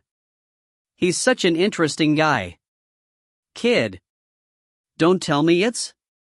Falair finally realized what was up and tried to retreat, but IlHan didn't let him do so. She would besmirch the name of the destruction demon army if she lost this opportunity to kill a big shot from an enemy faction. This war will become so interesting thanks to him. Looks like I'll need to reply in kind. No way, that lower existence really. No, the fifth faction really appeared. But the Lord has. Don't say stupid things, Falair. If you don't focus on me in front of you right now, then your neck will snap the next moment. Roared IlHan. Falair bit his lips and emitted mana again to confront her. However, countless questions were floating inside his head right now. Why did the Lord order us to just observe such a violent guy? We need to rip him apart this immediate moment. It was about the order from the supreme being of the faction that applied to all battalion commanders in the army of brilliant light. Well, it was no wonder that he took interest in a new transcender. However, there should be a problem with leaving him alone while he was wreaking havoc on their worlds. But the most annoying fact is that Falair gritted his teeth as he dodged IlHan's cold fists. That guy, Yoo IlHan, just... Where the hell is he? He disappeared already. And he's still a lower existence. Eek.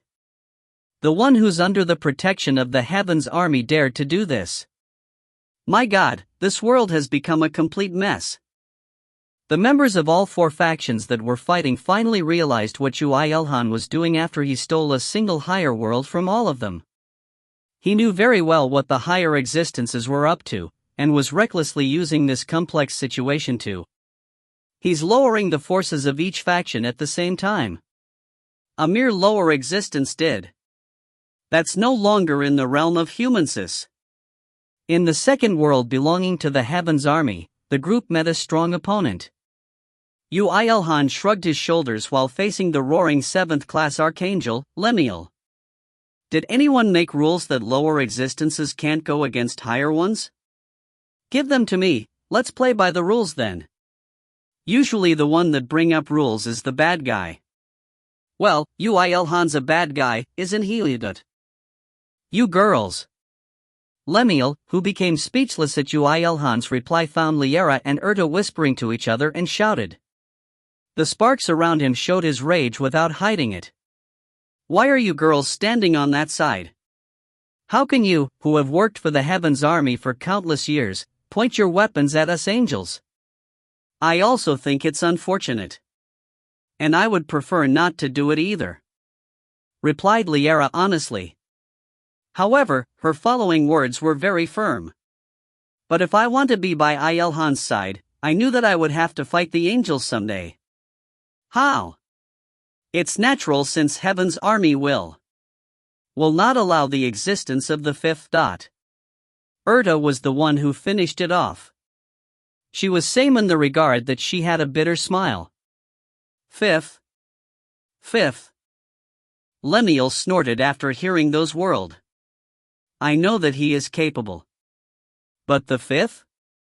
Did you think that the realm of transcendence is so easy? Okay then. Is that why you girls are sucking up to him, because you believe he can become that? From what I see, he's already in reach of it. Lemuel, you're as arrogant as ever. Yes. We do not acknowledge any god other than the sole Lord. That is the path of heresy, and it's a path not allowed to any being. Roared Lemuel in rage. The mana that filled this higher world was sucked into him and turned into lighting. That scene was very fear-striking and terrifying. Oh my, that looks dangerous. It looks like he'll draw in all the powers of this world. That muscle head. Helena felt that it was her turn and stepped forward, but Yoo IlHan grabbed her shoulder and made her stop. When she looked back with confused eyes, Yoo IlHan spoke with a smile. Do you think I came here while not knowing he was here? Darling, did you?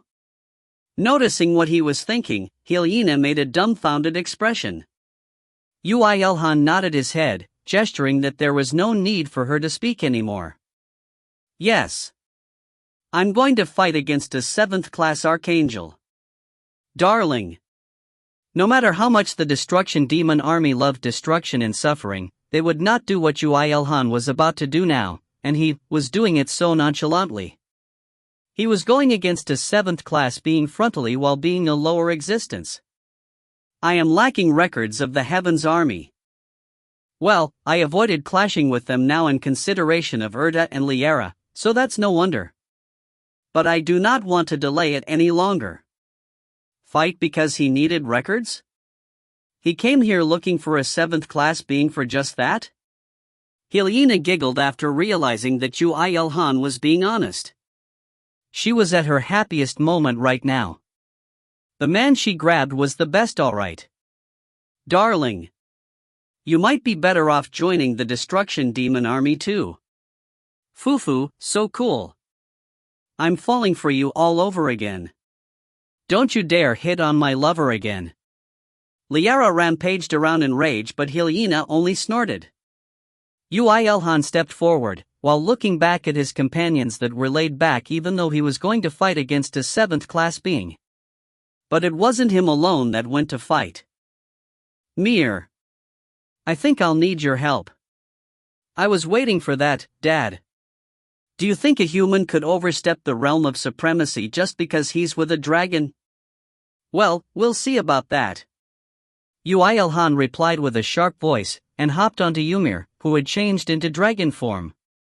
Ymir, sharing consciousness with him, charged forward fearlessly and faced Lemuel that was emitting thunder and lightning from his entire body. Fu. With the strongest enemy they faced yet in front of them, the two synced their breaths. This was the moment when the two synchronized the deepest yet. The soul of fire that covered Yoo IlHan's skin, and the body of the human dragon that covered that, the two that formed Flame Soul Dragon body breathed with Yoo IlHan and raised his league rapidly.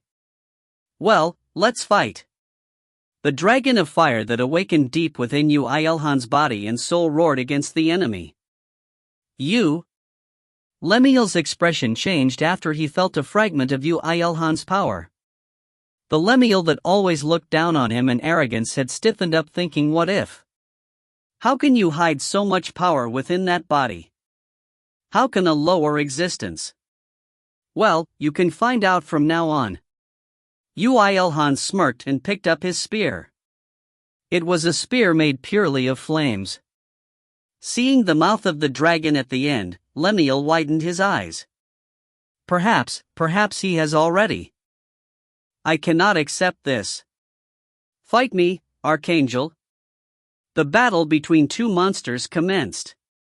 If you find any errors, ads pop-up, ads redirect, broken links, non-standard content, etc., please let us know. Report chapter so we can fix it as soon as possible.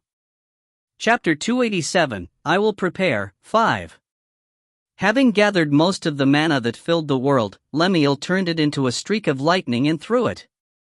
Not only was it extremely fast, making it difficult for Yoo IlHan to dodge, in the case he did, it would devastate his companions in the flying fortress as well.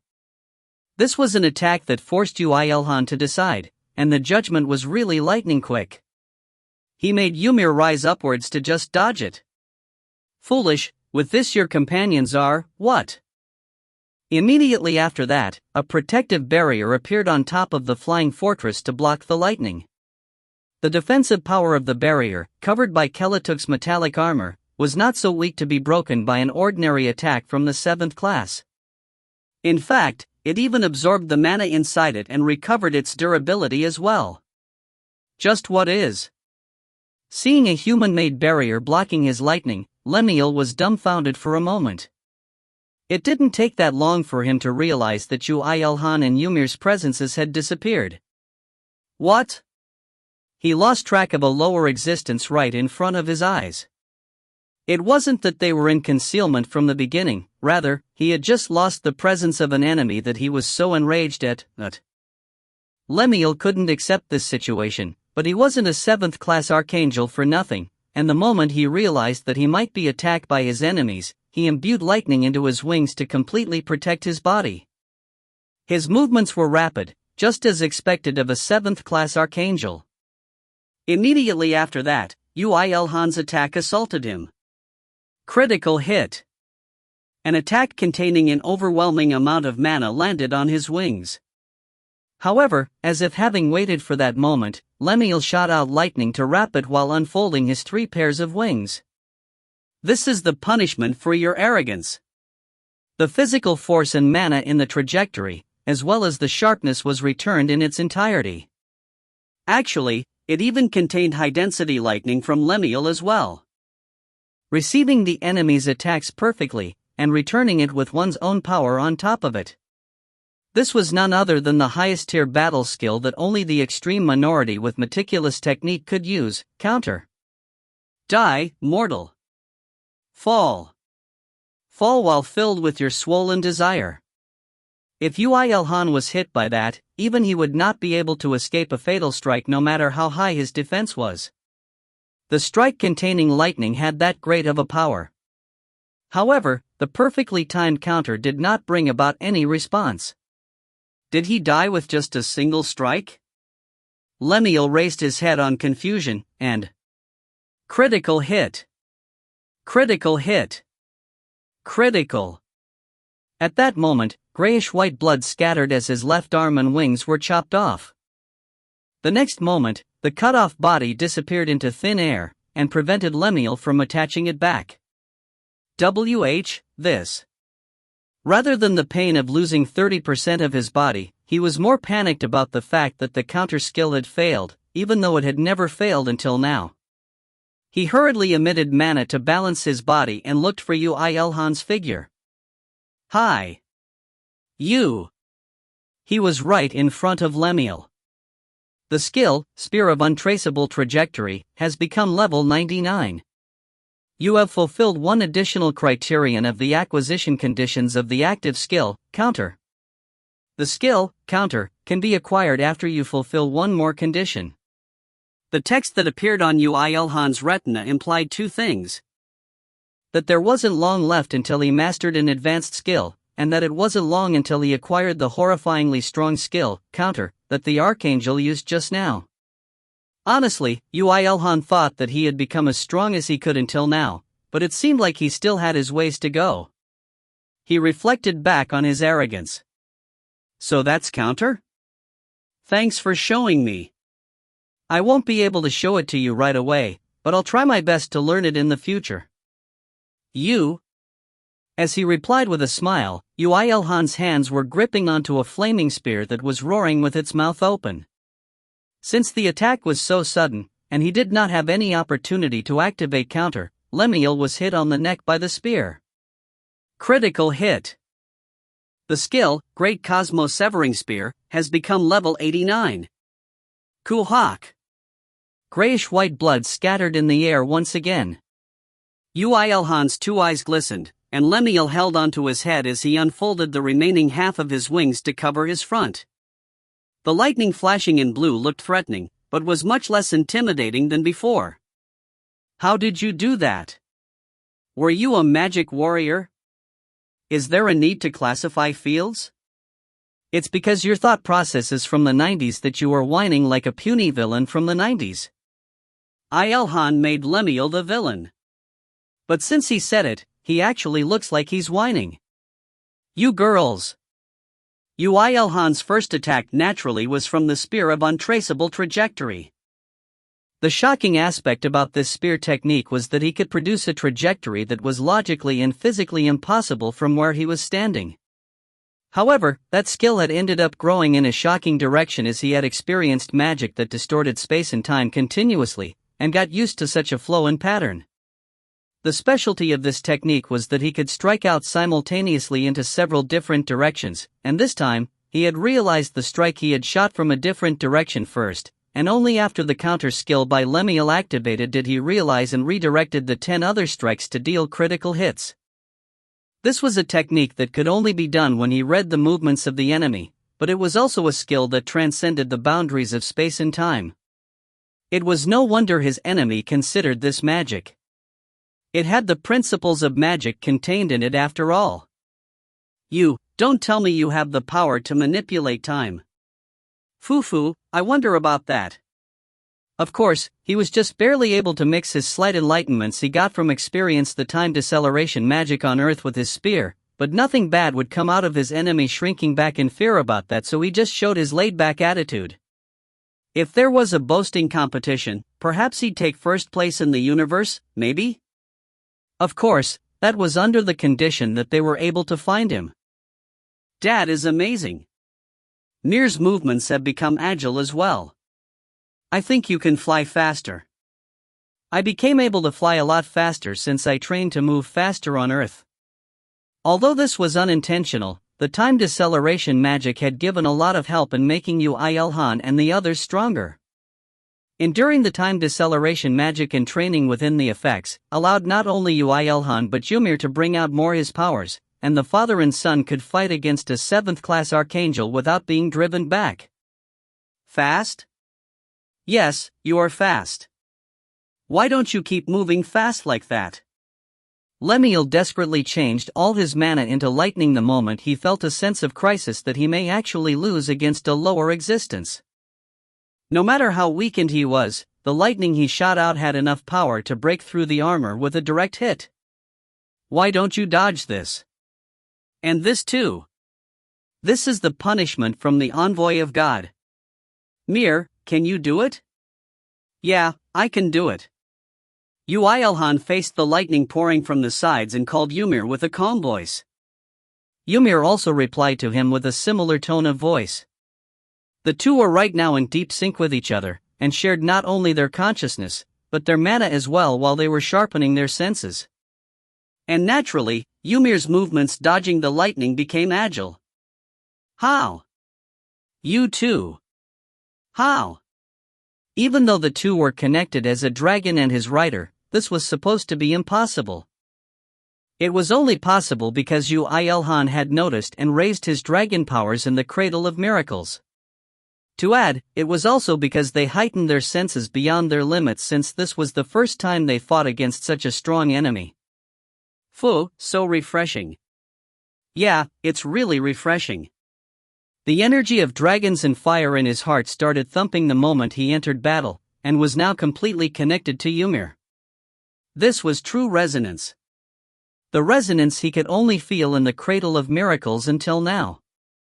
Such a resonance was currently happening between Yoo IlHan and Ymir with the Flame Soul Dragon body as the medium. The resonance increased steadily, fusing and amplifying the two's energy. Even the mana in this higher world, which were supposed to obey Lemuel, could not win against the overwhelmingly powerful suction force and was drawn in, becoming the energy of dragons and flames from its original form as the energy of heaven. Naturally, Lemuel's lightning became weaker and weaker. You damned. So this was the right path. It's hot, Dad. The hot energy is becoming bigger. Ymir's innate attribute inclined towards wind. On the other hand, the energy Yoo IlHan was most skilled at manipulating was fire. Fortunately, the two had great affinity, and Ymir amplified and wrapped his body with the flames that Yoo IlHan had made and created a stronger power. On the outside, the two looked like one giant fireball. I think we can do it, Dot. Yeah, I think we can do it. Now, there was no need for Yoo IlHan to transmit his thoughts to Ymir. The two shared their thoughts. The process of transmitting their intentions were skipped, and Ymir moved according to how Yoo IlHan wished to. His movements became faster. What Yoo IlHan was trying to do now was none other than the skill counter that Lemuel just showed him. Do not take lightly the power and authority of heaven. And the time finally arrived. Lemuel had reached his limits as he watched the father and son dodging the lightning nimbly, and emitted more mana than he could control by raising his hand. The lightning from his hand rose to the skies, and the next moment, the entire sky colored in blue. He had colored the entire world with his power in order to prevent the power of the world being stolen by Yoo IlHan. Open your eyes and watch, this is the will of heaven. Heaven? Are you sure? Yoo IlHan made a cold smile and asked back. I don't think your blood is pure white. I think it's a gray that tries to look white. Are you looking down on me? His voice trembled. However, Yoo IlHan already had the assurance. He had licked the angel's blood and absorbed the records. Changing one's own records in preparation to go over to the army of brilliant light at any time. In other words, a traitor. And he was definitely a traitor. Perhaps the one he was facing was a prominent figure of the traitor faction that acted against him and his angels. No way. There's no way Lemuel is a traitor.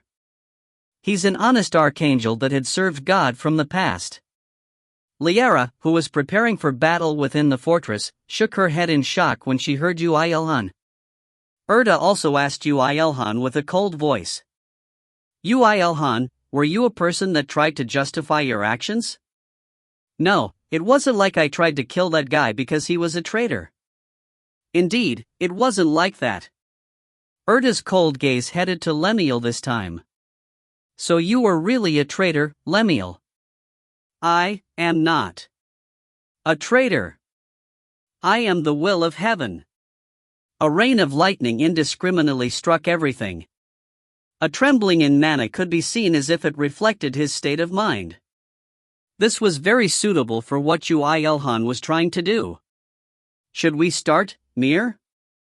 Yeah, Dad. The resonance between the two deepened. The dragon's wings that were covered in fire amplified by wind, enlarged as if to swallow the entire skies. The lightning that fell down on the world started being colored in red. If you find any errors, ads pop up, ads redirect, broken links, non-standard content, etc., please let us know. Report chapter so we can fix it as soon as possible. Chapter 288, I will prepare, 6. This is...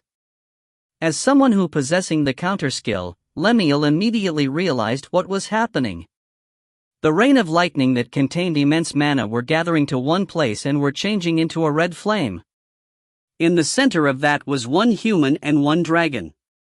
To be exact, Yoo IlHan was utilizing even Ymir's mana to redirect all that mana, overwhelming the opponent with the surge of mana, changing the ruling structure of the mana by seeping into the gaps, changing the properties by scattering the mana array, and finally emitting an overwhelming amount of physical and magical force would allow him to resonate with all the mana in his surroundings and change their flow. You have acquired the active skill, Counter. The skill, Dimensional Ruler, has become level 67. This was Counter. The supreme skill that reversed cause and effect. Such a being cannot exist. Well, I don't know about that. The moment Yoo IlHan quietly muttered that, a red rain of fire poured towards Lemuel, who was once the controller of the rain. You dare. With just this much. He clenched his teeth and unfolded the remaining half of his wings. This was because using counter against an attack that was already countered was a realm still far beyond his reach. This could be said to be his critical mistake for using such a grand magic. Critical hit. A shield of bluish-white lightning that came from the three wings clashed against the rain of flames and resulted in a massive boom. It felt like the entire world was shaking due to the clash of enormous quantities of mana. No way. When did IlHan get so strong? His mana rose in general, but I feel like the resonance with Mir drew out the true power of dragons and both of them became stronger. But even so. Amazing. I'm amazed that such an insane mana control can bring about such a change. Is the mana darling senses different to the mana I'm looking at? Even the ones watching could not move due to shock. Just from the blast the barrier surrounding the two fortresses cracked. Mystic poured mana into the barrier to reinforce it and screamed. Master, you mad Moaian. However, Yoo IlHan's counter hadn't even begun yet. Counter referred to a technique that ruled the entirety of power that the opponent had used. This meant only one thing in this situation. The skies are. My word. The skies were colored in red. Streaks of blue lightning changed into red flames, and the ruling rights of this world was temporarily forcibly transferred to Yoo IlHan from heaven. The grand magic that utilized the power of the world was countered in its entirety. The skill, Dimensional Ruler, has become level 70. The time to adapt to a dimension decreases, and you can draw out and rule more of the mana in the world you have taken. Cool. Kook, hook, uff. Ymir roared loudly. Yoo IlHan also groaned due to the violent flow of mana that assaulted him, but still had his sight open and raised the spear in his hand. Ekjar, cooperate. Help me out, eternal flame. I comply with the Lord's orders. Yes. Ekjar, who had completely submitted to him both physically and mentally, as well as eternal flame that acted more friendly towards him than any other subordinate. The full support from the two souls had enhanced Yoo IlHan and Ymir's mana control to the limits. Yoo IlHan applied God force into his trembling arms and bit his lips. Although he didn't like spirituality that much, the only thing he had remaining now was his guts. Yoo. In the end, all the flames started to gather towards the tip of his spear. The skill, Dimensional Ruler, has become level 71. Wow. So beautiful. It's the first time I see such a beautiful flow of mana. IlHan. It was a spectacular scene where it seemed like the world itself bowed in respect for Yoo IlHan. The blast of mana had all disappeared as well. Power submitted to him, and was all gathering towards one spot without a single particle remaining. Foolish human. Hoof. Lemuel uttered vicious words that sounded like they were from the depths of hell. Although he was aware of the energy of fire that gathered towards Yoo IlHan's spear, there was no way for him to dodge it or block it. In his current state, defending against the rain of fire was all he could do. Kook, damn it. Fuck, I lost to a mere human. Damn it, I'll remember this.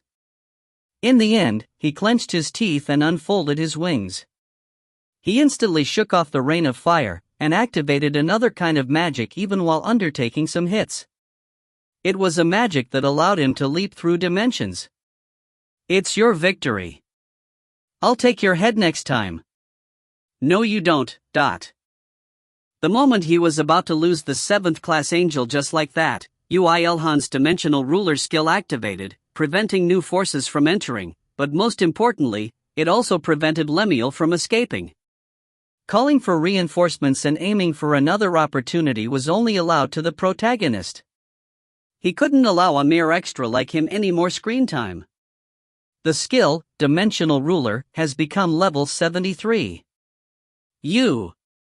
How can a mere mortal possess a fragment of the power to rule dimensions? Realizing that his escape attempt had failed before he begun, Lemuel shouted in panic. Yoo IlHan's lips curved into a corner. Hey, you put down your guard. What? If he only trusted in the Dimensional Ruler skill, he wouldn't have even started this.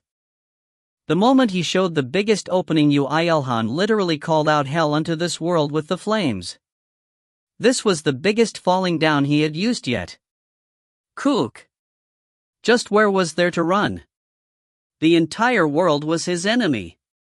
Chains made of flames and souls came from his surroundings and restrained him. They restrained each of the feathers and even bound his soul arm and neck. Him being 7th class didn't matter at all right now. An odd-winged angel that wasn't even backed up by a higher world no longer had the power to overwhelm Yoo IlHan.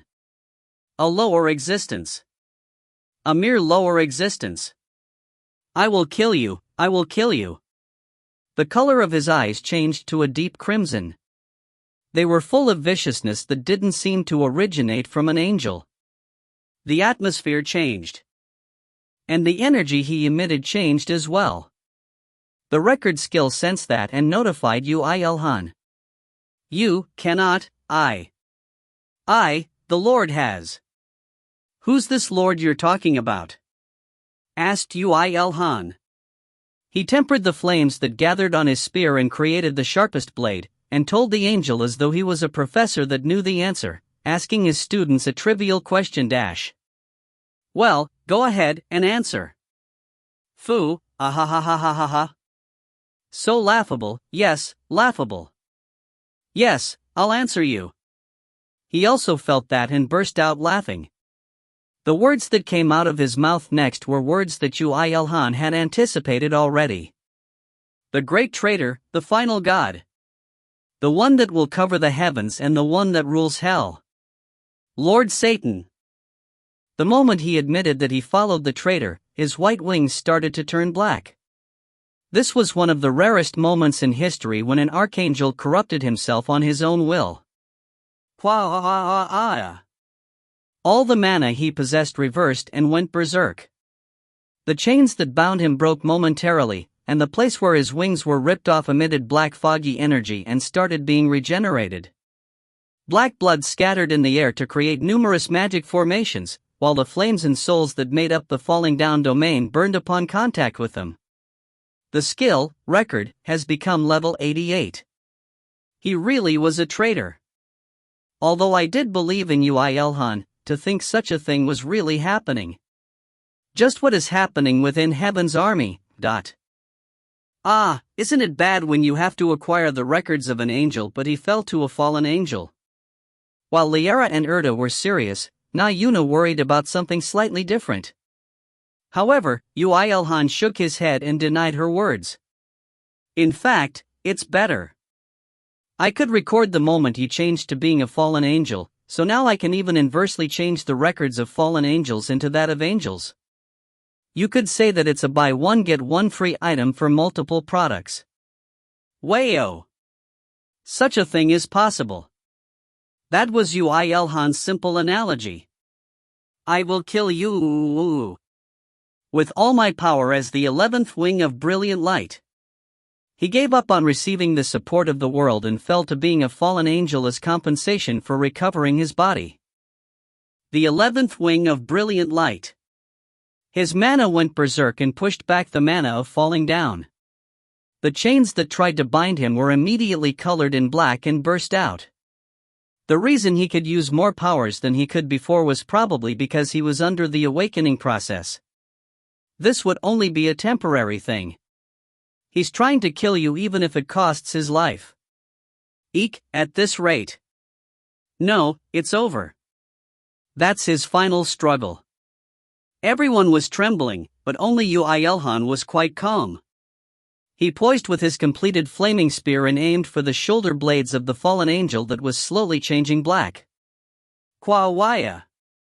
Yoo IlHan. Here. Yoo IlHan threw his spear. With the master level absolute accuracy, the spear shot forward in a straight line and pierced its target without any delay. It was an effective strike that disallowed the black mana from interfering in time. I'll kill you now. Cock. Critical hit. When the impaled Lemuel twisted his body, the black-colored blood scattered in the air. And his very last remnants of mana were concentrated into them. I curse. Curse? You to death. When the blood made a small circle, the black lightning that shot out from it flew straight towards Yoo IlHan and struck him. A vicious curseful aura covered Yoo IlHan. It even made him think that Lemuel allowed himself to fall on purpose, all for the sake of this attack.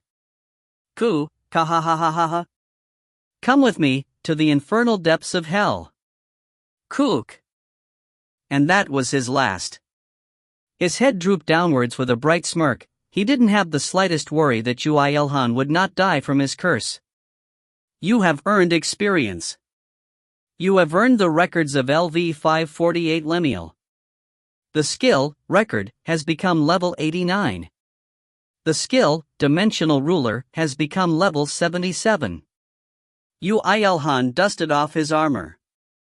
The black lightning that lingered on his armor after it struck his armor were all crumbled into bits by the flames after resisting against it in vain.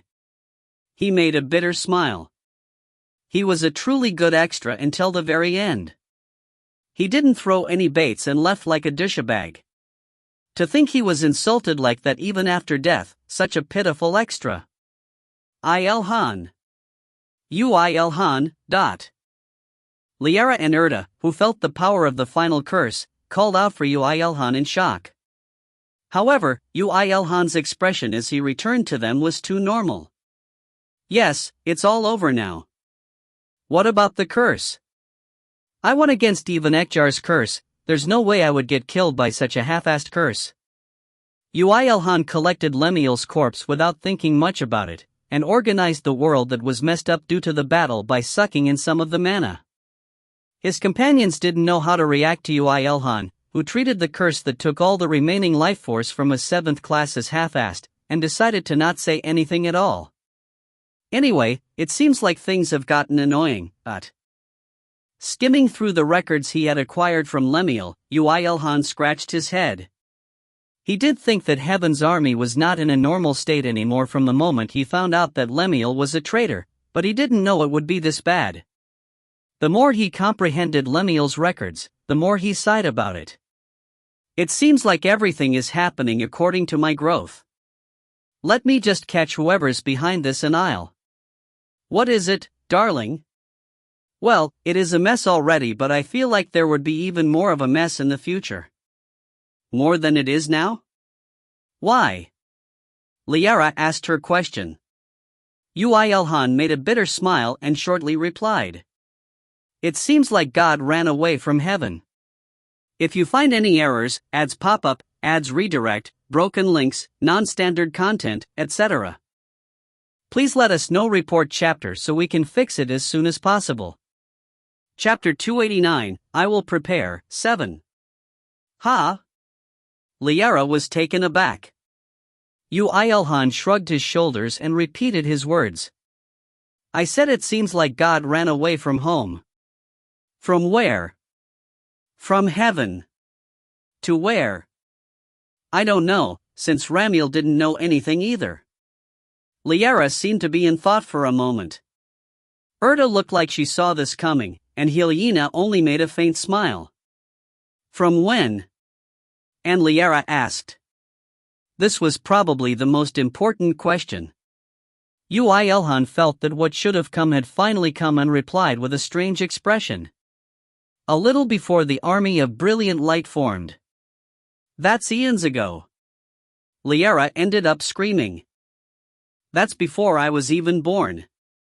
And probably before humanity even appeared on Earth. It looks like God is God after all, since he predicted what Heaven's army will do all the way back then. No, perhaps it's a rigged match between those higher-ups, but that's even more amazing. I didn't want to see you amazed by something like that. I feel like I became an idiot, a huge idiot.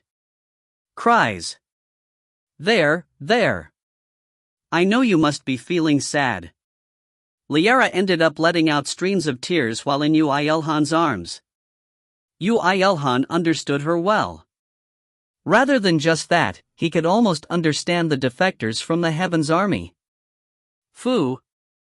Erda looked at Liara with a jealous gaze but still sighed. Is it because of the absence of God that there were so many traitors within the Heaven's army? Thinking about how the army of brilliant light may have seized control of the central parts of the Heaven's army is horrifying. But it was definitely the Heaven's army that asked the Mage Lady and Darling to create a gate that connected to the main headquarters of the army of brilliant light. If the army of brilliant light had indeed seized the central parts of heaven, they wouldn't have used such a self-destructive method like that. Perhaps the Heaven's army had long since split into two sides, just that us lower-ranked angels never noticed it. If so, just what kind of foolish things were we doing until now? Foo. Erda's sighs deepened. However, IlHan's expression instead became brighter. Isn't it interesting? Thanks to the fact that the gate to the netherworld opened that day, the army of brilliant light received attack from all other factions. Heaven's army would have gained some room to breathe. If you look at it another way, Heaven's army was saved thanks to Darling. That makes me feel uneasy. That was as if Yoo IlHan had been playing on top of God's palms all this time. And this was about a God that had deserted his place too. However, IlHan giggled and rejected his opinion. Don't you already know, darling? The ruler of the Heaven's army is not omniscient nor omnipotent. If so, there would be no need for him to create an army and command the angels. And no traitors would have been possible, nor would there be a rise to any other factions. So don't worry about it too much. Perhaps someone may have prophesied your birth and growth, no one can know exactly what path you're walking. That is solely up to you. Right? Yes. That should be the case. IlHan's words were probably correct. Her firm words made Yoo IlHan relieved. Really, Yoo IlHan rather reluctantly appreciated her consoling him with the words that he really needed. Yoo IlHan became scared the more his emotions towards her changed for the better.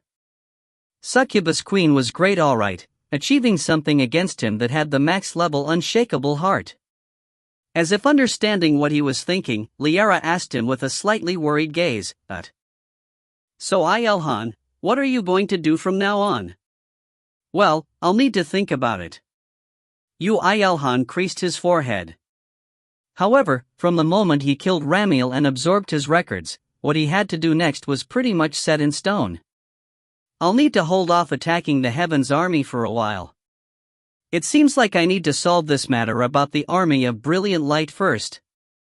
Hearing Yoo IlHan say he'll resolve the matter concerning an entire faction, Liara ended up bursting into laughter. IlHan, you play big. From the point Heaven's army and the army of brilliant light are trying to use me as a tool, I find these two very spiteful, but at this rate, the Heaven's army may be swallowed by the army of brilliant light.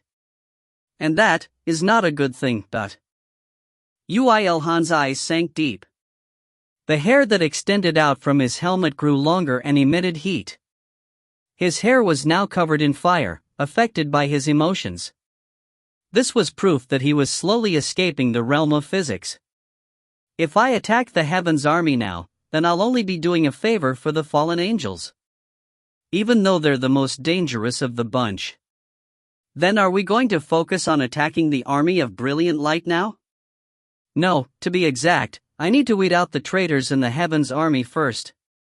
The army of brilliant light will come next. Darling, are you? IlHan read the confidence in his words and asked him while narrowing her eyes.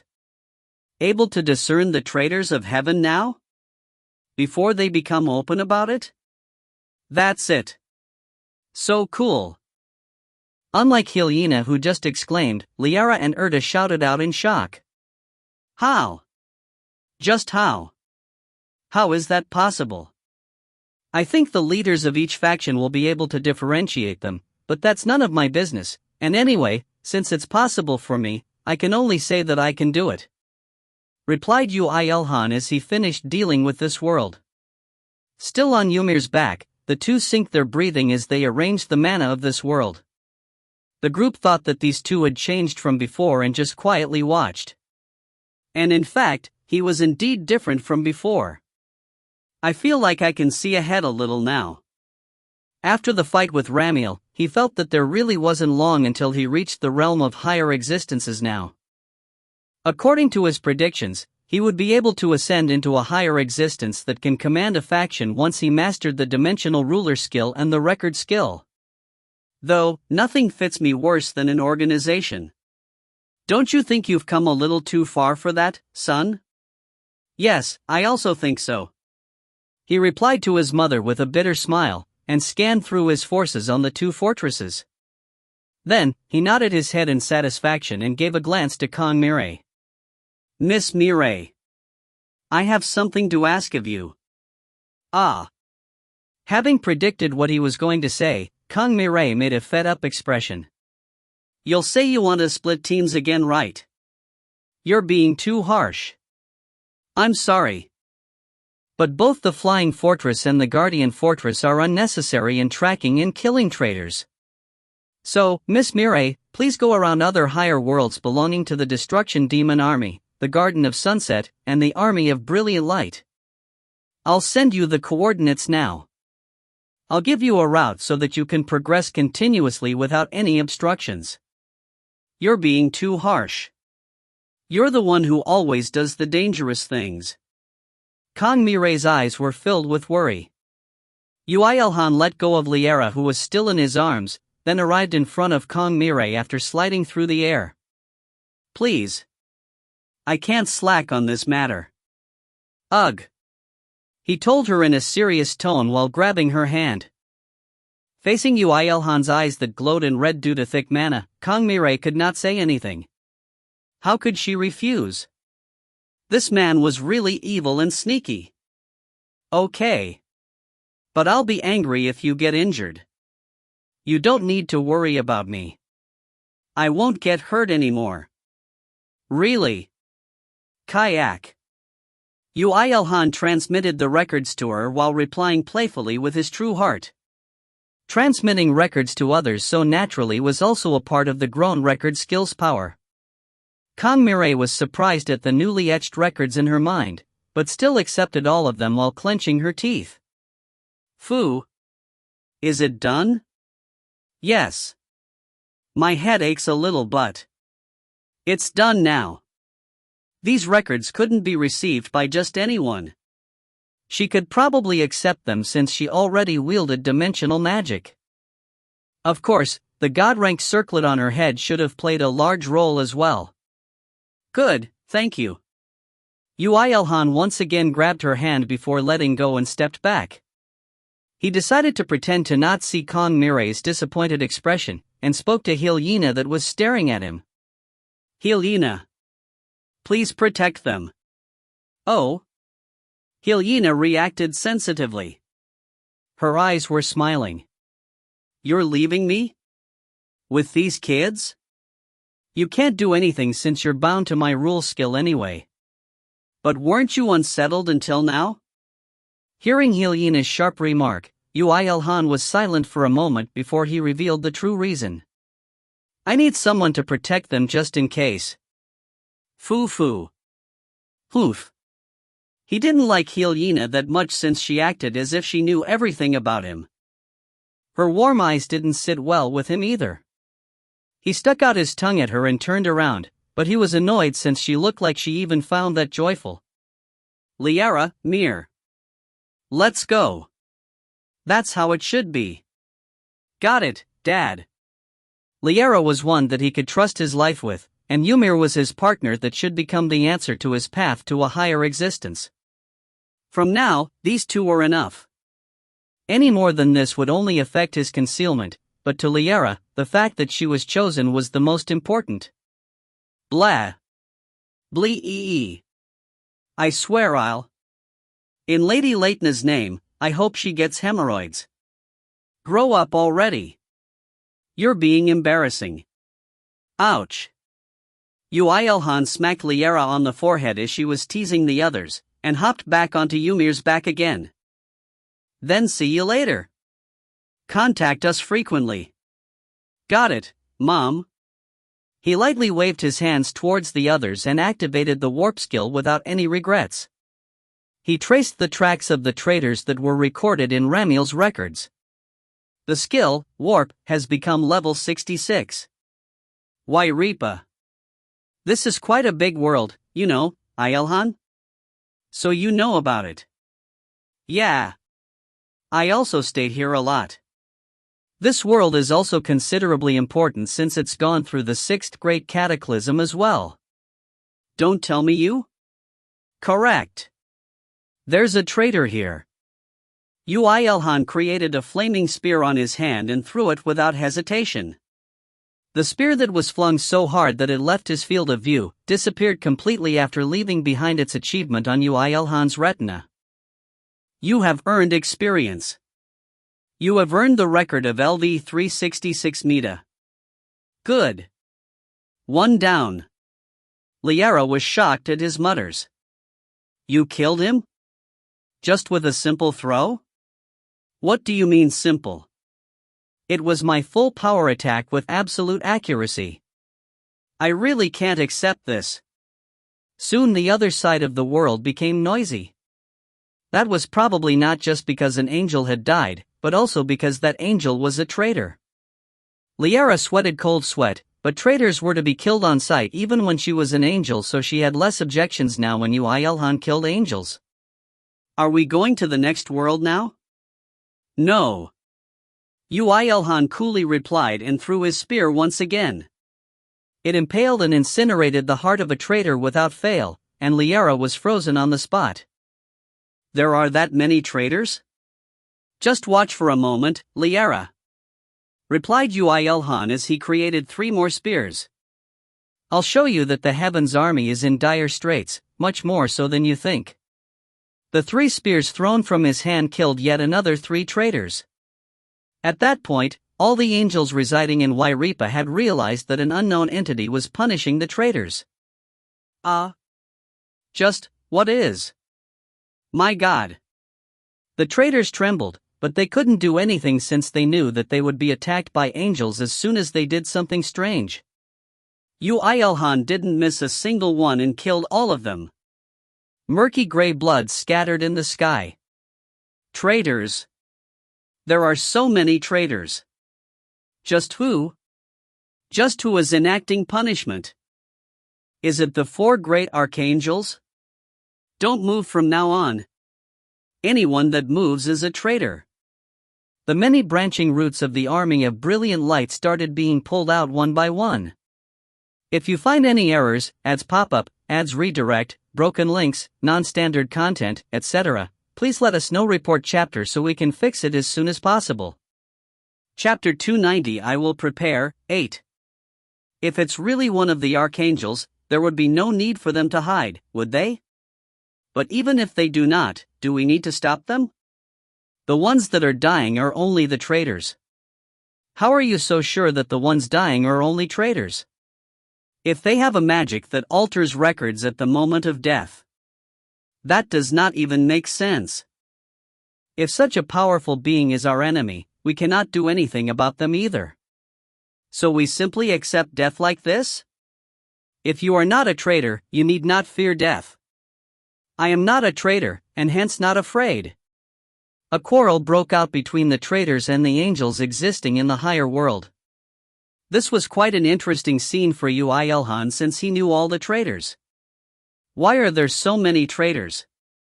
I want to believe that there are fewer traitors among the 6th class high angels, but I'm not so sure about that either.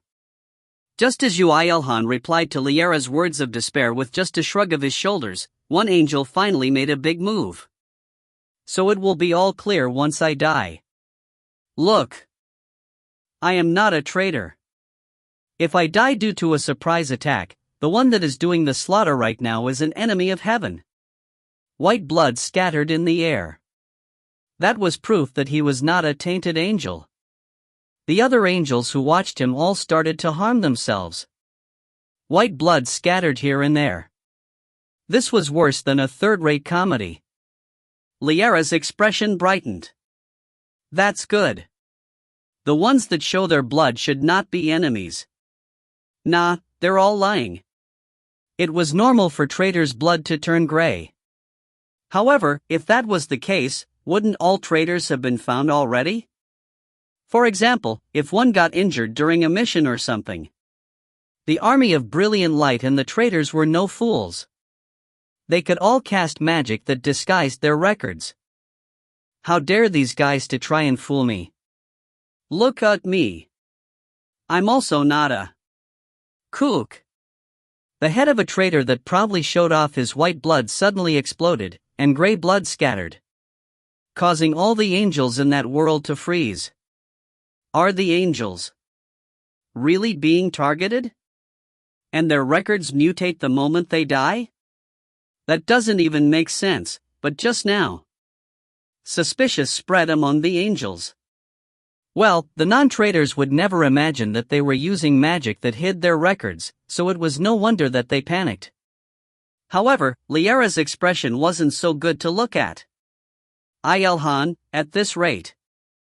Yeah. I know, so don't worry about it, but. Yoo IlHan made a smile and created a total of 8 spears this time, 4 in each hand, and threw them using the absolute accuracy skill. The heads of 8 traitors all burst at once. Of course, these were also those that proved their innocence by cutting their wrists. Retreat. This is the scheme of the army of brilliant light that is trying to attack us of the heavens army. Report, has a report been made to the archangel? Find the enemy. We need to find and take him down. The atmosphere changed into one advantageous for the traitors. This was what the traitors intended for, and also what Liara was worried about. However, Yoo IlHan still had the same smile. Let's see you try. He activated one skill. Immediately after that, the invisible connection that connected between worlds were snapped. The angels also realized that, albeit a little late. I cannot leave. The world is closed. The skill, dimensional ruler, has become level 78. How can this be? Did a transcender really descend upon this world? Foolish, there are no transcenders other than God. We cannot accept this. The angels all fell into a panic. Of course, the traitors were in a worse state, and Yoo IlHan raised his kill count as he killed them one by one. Liara was flabbergasted at the scene. My God! IlHan, you! How can you kill so many in such a short time? Please stand on guard with your spear, Liara. I can't prevent the entrance of a 7th class yet. I don't think there's any yet, Dad. The more the dimensional ruler skill and his record skill grew, the more he could do in the world he was visiting, while the time required to use his skill decreased.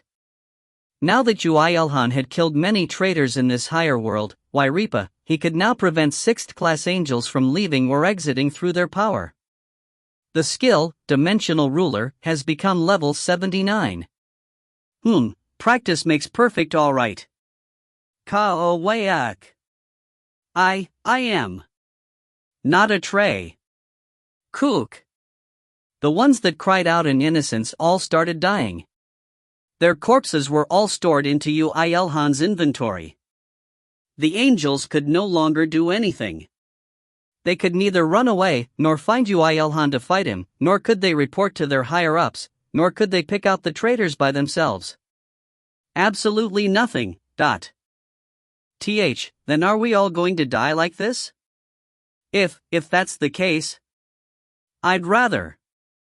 Some of the angels started to show bad vibes, and they gave up and started to gather to one place. Of course, the angels watching immediately realized what this implied. Don't tell me you guys really are. However, I now know the truth. I no longer have a reason to be loyal to heaven. We should have moved faster. I will give up on being an angel now. O great Lord of Black Wings! Please color our wings with truth. Kook! Don't you dare, Just as the traitors tried to show their real forms and tried to become a fallen angel, Yoo IlHan's overlaid 5 trajectories of the Great Cosmo-Severing Spear, which he stacked using the Spear of Untraceable Trajectory, and swiped across the place to bisect all the traitors at once. The skill, Great Cosmo-Severing Spear, has become level 93. There was no way he would allow words to be wasted on 5th class mob angels falling to a fallen angel. This was Yoo IlHan's faith. The traitors were all. This overwhelming power must belong to a 7th class. I'm sure of it. But with this, the traitors, kook. However, a few more traitors that were mixed around with the angels all spurted out thick gray blood from their necks and fell down. These guys were bad guys that tried to stay with the angels while others were revealing themselves to be traitors, so he killed them more painfully with 2 spears. Critical hit. Cock, how? I cannot die here. If you want to fool me, dye your wings red next time, not black. I don't even get this joke, IlHan. The moment Yoo IlHan stopped throwing his spears was the moment all traitors had died. 40% of the residing angels in the higher world Wairipa had died, and the surviving ones also had to shiver in fear. However, when there were no longer any spears, they could regain their calm. It has stopped. That was a horrifying assault.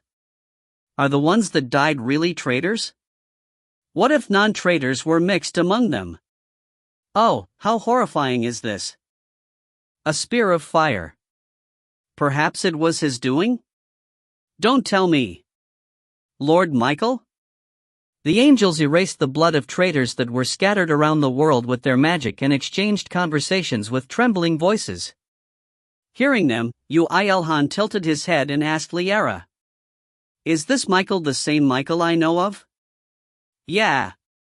The Archangel of Fire, and the representative of God, he's the official 2ND in command of the Heaven's army. He is in a completely different league with the other archangels of 7th class, and can even fight against the ruler of the army of brilliant light. So we can say that he's almost 8th class. Fighting in 8th class with a 7th class body. Although to Yoo IlHan, who could fight 7th classes while being a 4th class, he thought so what, considering that 8th class was near divinity, it wasn't quite like that either. Liara was worried that Yoo IlHan may be thinking of something outrageous and grabbed his hand to speak. Even IlHan, you won't be able to win against him now. So if you see him, you have to run immediately. Okay? Even if you are the creator of miracles, impossible things are impossible for now. Just not yet. Okay? Don't worry about that, Liara. Yoo IlHan may find him first, but there was no way the other would find him. Yoo IlHan grabbed Liara's hand back and stroked Ymir's back with the other. Thanks for being on the watch, Mir. Let's go to the next world now. Yeah. The more traitors Yoo IlHan slays, the more information he would acquire about the worlds where traitors resided in. As long as the record skill and the warp skill were with him, the traitors scheming inside the Heaven's army had no path of running away. Right now, Yoo IlHan was like a spider dancing on a path of threads. The skill, warp, has become level 69. Oh, there aren't that many here. Really? Yeah, there's only 138 out of 397 angels. You have earned experience. You have. Ka-ah-ak. Lord Satan. Satan. You are a traitor? You're one too. You have earned experience. Time passed, and it passed mercilessly. Yoo IlHan wiped out traitors in over 20 higher worlds under the jurisdiction of the Heaven's army. Of course, over 80% of the traitors were 5th class, but quite a considerable number of them were 6th class as well. Yoo IlHan still lacked enough power to kill them with a single spear throw, so he sometimes had no choice but to show himself and fight. You were a lower existence? So what? Falling down. The skill, falling down, has become level 68. My God. These flames are. If you are done being shocked, then come at me. Quo. Clad in the flame soul dragon body, Yoo IlHan's figure that fought on Ymir's back was completely like that of a dragon knight, and nobody thought of the human Yoo IlHan before while facing him. Of course, some realized after seeing Liara behind him, but nothing would change either way. More time had passed. This was around the 68th world the three were visiting, and this time, the world was vaster than any higher world they had been to until now, and its name was Phyra. The skill, warp, has become level 84. Liara shouted in shock after realizing which world she was in. Phyra. This is a world that's just before its 7th Great Cataclysm. IlHan, this place is. Yes, this place is a huge jackpot. There are over 1,000 traitors here. Wow, there's even a 7th class one too. Are you going to fight? Are you real Kayawayak? You have earned experience. You have earned experience. You have. Just what is? At that time, something big happened. Just as Yoo IlHan was slaughtering the traitors in order to provoke the 7th class traitor, another 7th class archangel had suddenly entered the world. Is this place in the same chaos? Lord Raphael. One of the 4 great archangels of the Heaven's army, Raphael of healing, he had finally encountered this angel. If you find any errors, ads pop-up, ads redirect, broken links, non-standard content, etc., please let us know. Report chapter so we can fix it as soon as possible. Chapter 291, I Will Achieve, 1.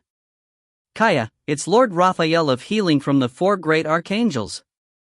Liara screamed like a high school girl that just met the male idol she admired. Yoo IlHan piled around 10 hostility points against this archangel and asked Liara in a grumbling voice. Is that guy strong? In healing, he's probably superior to Yuna. I heard that he's at a level where he can virtually reanimate anyone as long as they aren't dead. As for physical might, I don't know. I heard he's stronger than most 7th class beings, but I don't know by how much exactly. Overwhelming the Holy Maiden Yuna in healing and being stronger than the majority of 7th class beings? How OP was that? If this guy had any common sense, he should have selected one path and specialized in it.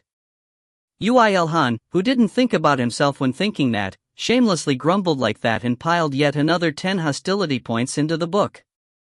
Liara looked at such Yoo IlHan with worried eyes. IlHan, is Lord Raphael a traitor too? No, it's not that. Rather, I wish he was one so I can beat him up without any worries. Why? I don't like his uselessly handsome and kind-looking face. Damn it. Kaya Ak. What are you doing? Yoo IlHan pondered whether he should show himself or not, but he eventually just threw additional flaming spears to kill more 5th class traitors. When traitors died, Dale became hurried and voiced out. Lord Raphael. We need to capture him. Please use your powers and... But Dale, my thoughts are a little different. Raphael wasn't such an easy man. Killing angels and make them look like they were traitors? That is impossible. Only the one that is above heaven. Only he would be able to do that and no one else.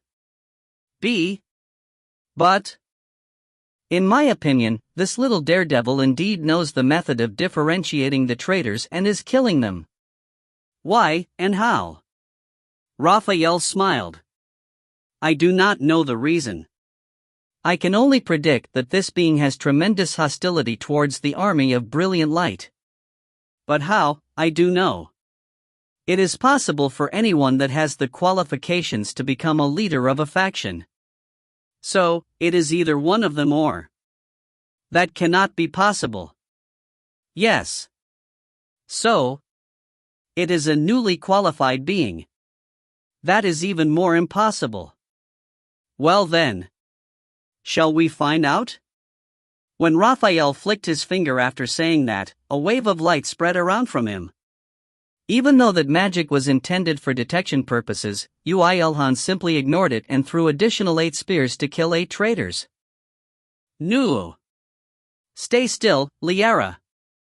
We won't get discovered. Liara Nuna, you're being loud.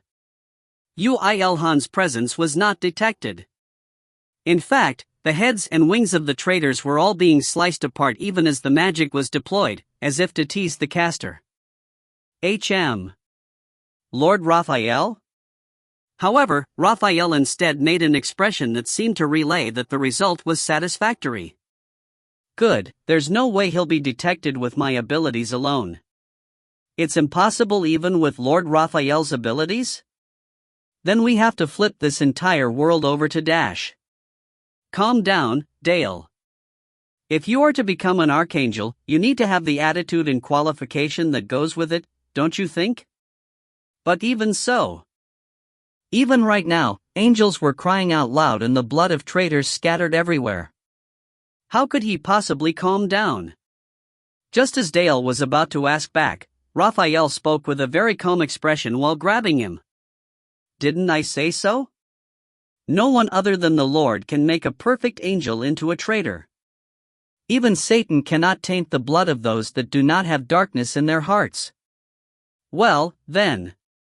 I do not know his or her intention, but this means that what he or she is doing does not damage the heavens army at all. I would even extend a hand to help him. Lord Raphael. Ha ha ha ha. Raphael calmly laughed even while he watched angel after angel being killed by flaming spears.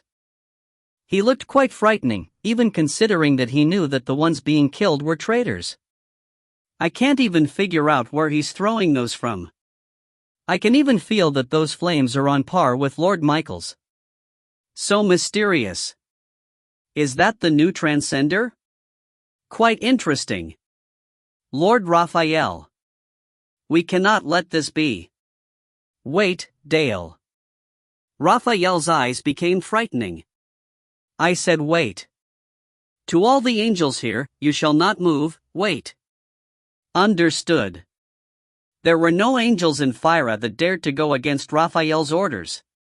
Since dying to the flaming spear and being killed by Raphael's rage was the same thing, the traitors hidden amongst the angels all panicked on the spot before being killed. Foo, ha ha ha ha. Lord Raphael. Viciousness in Raphael's smile became thicker, and it seemed as if he was saying, though I expected this, there are a lot of these bastards. One of the 4 great archangels on one side, and flaming spears on the other. To the traitors, this was hell. Kook. I cannot die here. The ones that judged that they couldn't keep this up finally acted. The ones that had confidence in their power since they were 6th class, although it was unknown how they exchanged signals, the 32 6th class traitors all unfolded their wings and activated group warp towards another world. We will become the wings of Satan. Foolish hypocrites.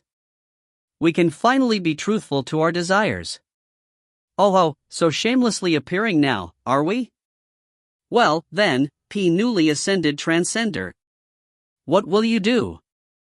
Although he was not aware of Yoo IlHan's presence, Raphael believed that he was there and voiced out to him. Yoo IlHan snorted and made a single spear. Then, he resonated with Ymir to bring out the energy of dragons before imbuing all of his power into the tip of his spear. This did not look like he was going to attack many people at once. IlHan, they're magic. You'll miss them if you don't activate falling down now. I know, but if I try to kill them, then I'll miss the big one. So vicious. In the first place, Yoo IlHan's aim was Dale. That shameless guy that acted calm on the surface but was panicking and rapidly rolling his head on the inside from the moment Raphael appeared. The same guy that made the expression that now's the chance. After looking at the group of 6th class angels acting, Raphael tilted his head.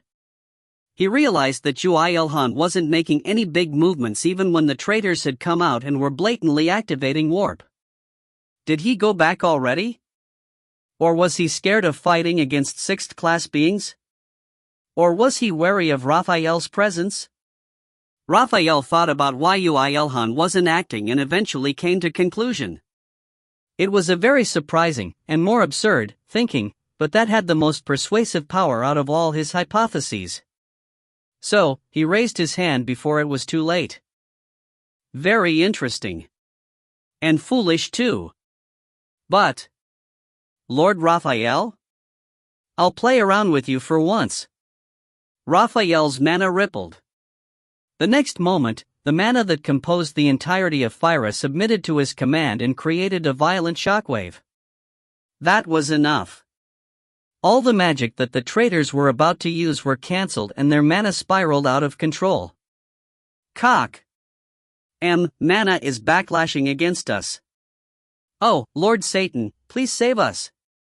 How can this be? The results of a single gesture were very devastating.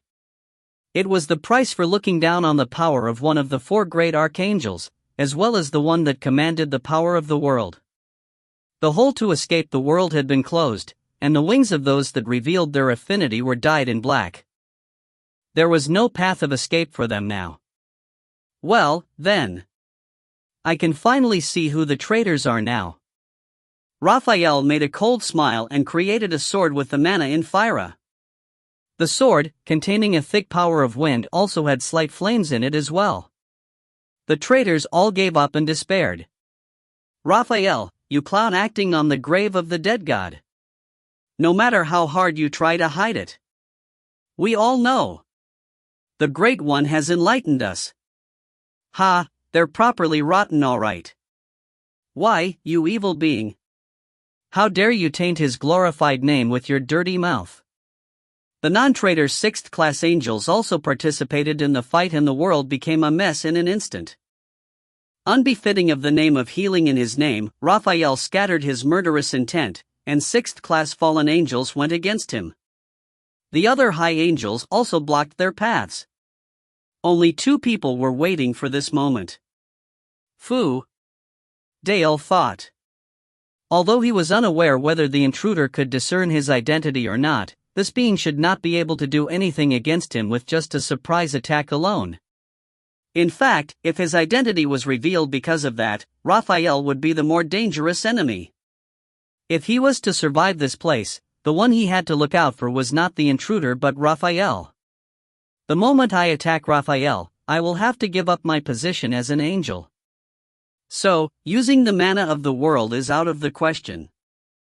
Then, this will be my only opportunity now that Raphael is using that mana to kill those trash. He would attack with all his power to create an opening.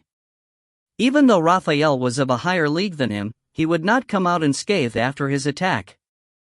The mana at his disposal will disperse, and at least he would be able to escape through the blocked path. If possible, I want to discover and execute this intruder, but I never knew even Raphael would show such movements. Was there Gabriel's prophecy or something? I guess I can't help it. I'll just... And at that point, the other one that waited for this moment struck his spear into his body. Critical hit. Critical hit. Critical. Kahak. Yoo. Yoo IlHan, in sync with Ymir, had used 12 overlaid strikes of the Spear of Untraceable Trajectory with all his might. If you find any errors, ads pop-up, ads redirect, broken links, non-standard content, etc., please let us know. Report chapter so we can fix it as soon as possible. Chapter 292, I will achieve, 2. Thick ash-colored blood scattered in the air. This was the moment when Dale decided to attack Raphael, and altered his own records by abiding the orders of Satan. The support from the world he could receive as a member of the Heaven's army was completely cut off, and the moment his tainted self was revealed, was the moment Yoo IlHan decided to act. Kook, ha! With 12 strikes from the Spear of Untraceable Trajectory stacked on top of each other onto a single point, it created a gigantic hole on Dale's abdomen. The blood that was turning black scattered everywhere, while flesh, bone fragments, as well as black and white feathers flew about. Hi! It hurts, doesn't it? Hike! Kai! Yoo IlHan had aimed for both the heart and the shoulder blades, the most crucial parts of angels and fallen angels alike. Although Dale had protected them using mana the moment he detected the attack, his shoulder blades were not completely destroyed. However, not only was his heart completely obliterated, one pair of wings was completely severed. That was a fatal wound that would have cost him his life if he did not escape and treat himself immediately. If he were in a normal state, he wouldn't be so injured, but Yoo IlHan had attacked the moment he was transforming from an angel into a fallen angel, when his resistance was lowered for a brief moment. He couldn't have done this without the wits and technique to throw his bag on an empty seat on the morning bus to get it. You are. Foo. Foo. A red breath of fire leaked from Yoo IlHan's lips when he approached him close enough to attack with his spear. Dale abruptly widened his eyes and attempted to strike back, but at that point, Yoo IlHan had already activated falling down and the soul flame chains were binding his entire body. Was there any more perfect surprise attack than this? Right now, the only thing that was allowed to Dale was to tremble in fear. Hey, you were more wary towards Raphael than me, weren't you? Yoo IlHan twisted his lips into a smirk as if he understood all that Dale was thinking. Right now, a golden streak appeared on his burning red eyes. Those golden streaks were similar if not identical to vertical reptilian pupils. You were doomed from that moment onwards. Kaak. Dale had realized his mistake and struggled to escape from Yoo IlHan, but all of his attempts were followed by failure. Falling down had been empowered by entire 2 leagues through the Flame Soul dragon body. Even 7th class archangels would have their league lowered, and he would be able to restrain them so that they couldn't move an inch. Yoo IlHan, human. A lower existence, dares to. That's an artifact, eh? He did expect that 7th class archangels wouldn't walk around with nothing prepared. Yoo IlHan discovered a flashing current of mana in Dale's bosom and immediately covered it in flames. This was similar to when he covered his allies in flames to enhance their abilities in magic. The flames completely wrapped around the artifact and glowed. However, the results were devastating. The skill, falling down, has become level 72. What? He made a dumbfounded voice. Yoo IlHan couldn't care less about what the artifact's effect was. It would not activate after all. You, wha? How, you? You don't expect me to answer, do you? Dale trembled. Yoo IlHan made a smirk at him, before striking at his wound with a flaming spear and twisting it while additionally activating the Great Cosmo-Severing Spear. The trajectory that came from the power of dragons, and was realized through flames, burned brighter than when Spyra used it during her life and drew a single line. Critical hit. Another splash of blood. The artifact that was silent under the cover of flames was also snapped in half. It seemed like an artifact that gave the user tremendous healing ability monetarily and randomly teleport the user, but that didn't matter now. Yoo IlHan smiled. Bye. Wait, human.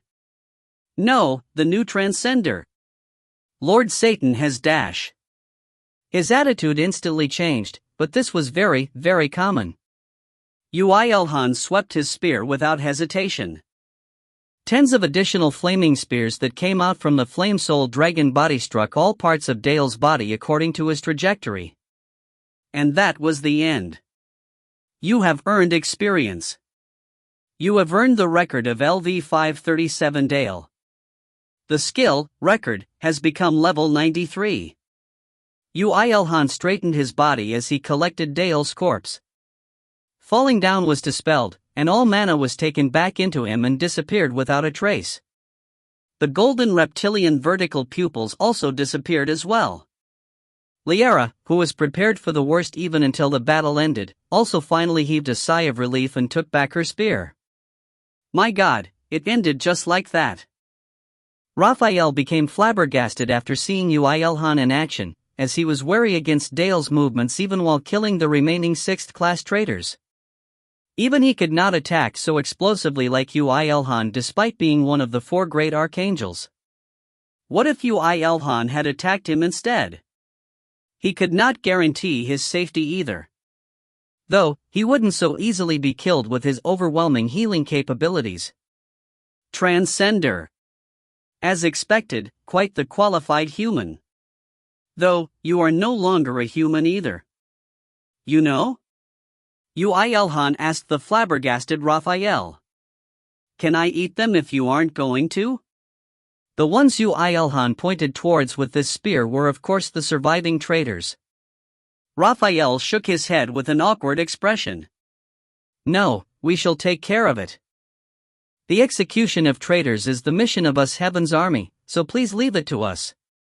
Whatever. Seeing Yoo IlHan's laid-back attitude, Raphael and the angels clenched their teeth and moved fast. However, the traitors that had to go against them were already powerless. Their hopes were mercilessly crushed when they saw Dale being slain by Yoo IlHan. Lord Dale died so vainly. We cannot survive. We cannot. Is this the end of a traitor? Was I really just a foolish maggot? Ah, God, just what have I? Raphael and the other angels felt very awkward even while taking care of the traitors since they felt like they were picking dead flowers. In the meanwhile, Yoo IlHan recovered his mana and was undergoing maintenance on his equipment. Liara asked him in confusion. I thought you'd act too. Well, yeah. It seems like that side has a lot to talk to me about. I can't just go against them when we might be cooperating for quite a while. Yoo IlHan was correct. After the series of battles where both the attacker and the attacked felt awkward, Raphael had voiced out to him after collecting the bodies of all traitors. It's the first time that we have met, no? I am Raphael, one of the 4 great archangels of the Heaven's army. I'm Yoo IlHan from Earth. It was you that assaulted the worlds that heaven was in possession of and killed the angels, stealing the world in the process, correct? Yes. The angels that came back from battle were enraged at Yoo IlHan's acknowledgement, but Raphael calmed them down by putting his hand up. Raphael was treating Yoo IlHan not as any random individual, but as a leader of a faction. It was very common for factions to steal each other's worlds. It wasn't such a rare occurrence for enemies that fought moments ago to shake hands the next. I appreciate that you admit it so openly. Then, why did you switch to hunting traitors? Would you guys believe it if I divulged the reason? No, we probably would not, said Raphael with a smile. When Yoo IlHan snorted at that answer, he took out words that Yoo IlHan had expected to a certain extent. I request an alliance. Whatever motives you have for moving, we are very urgent in executing traitors. I will guide you to any world under the Heaven's army, so come with me. Lord Raphael. This cannot be. Everyone be quiet. You should have seen this individual's ability on discerning and killing traitors, no? We need his help right now. Please refrain from treating him as a simple human and do not be rude to him. When he ordered the angels with a cold voice, they all nodded unwillingly and stepped back. Yoo IlHan replied to Raphael after watching them in curiosity for a moment. In my knowledge, you guys should be busy right now too. Do you, one of the 4 great archangels, have the time to act with me like this? It is precisely because we are busy that executing the traitors is important. Raphael's eyes flashed mysteriously. It will be very agonizing if traitors rampage in the upcoming final war. Final war?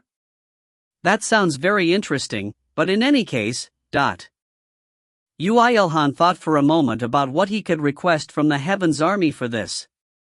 However, he eventually just shook his head. He was planning to wipe out the traitors of Heaven's army soon enough anyway.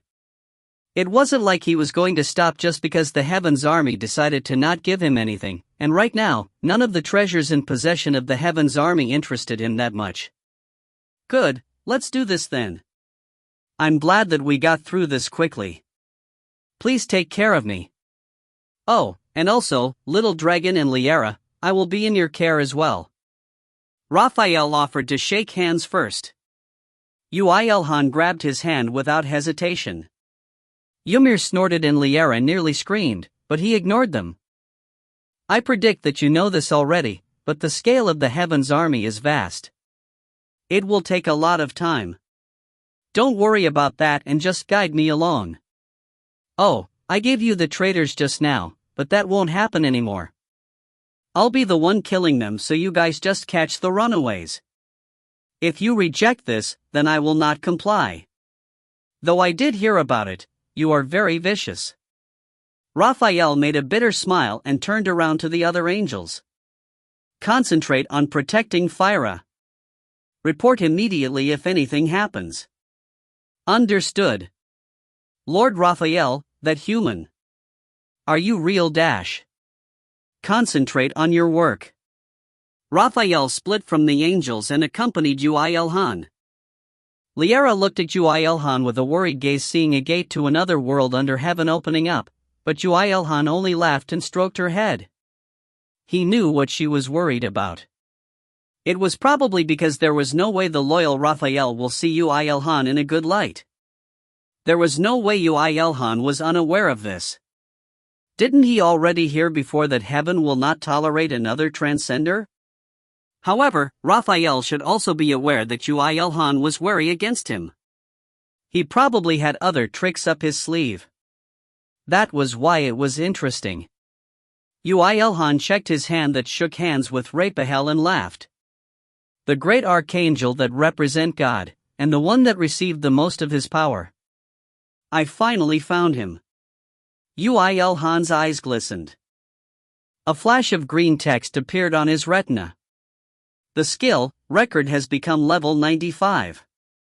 The final piece necessary to become a higher existence, and to become the 5th. Just who would swallow the other up? Yoo IlHan smirked his lips in a manner much more evil than the one Raphael had made and threw his body into the gate. If you find any errors, ads pop up, ads redirect, broken links, non-standard content, etc., please let us know. Report chapter so we can fix it as soon as possible. Chapter 293, I Will Achieve, 3. Lord Raphael, this is really unjust. We really aren't traitors. Everyone that we've encountered until now seemed to have said the same thing. But Vera, none of them ended up being innocent. Ah, he is deceiving you. How can you listen to the words of a mere human? The traitors cried out in injustice and Raphael coldly rejected them. This had happened many times already and Yoo IlHan swung his spear with a yawn. Vera's head flew as he was busy crying about the great injustice towards Raphael, scattering grey blood into the air. The skill, record, has become level 98. The skill, Great Cosmo-Severing Spear, has become level 99.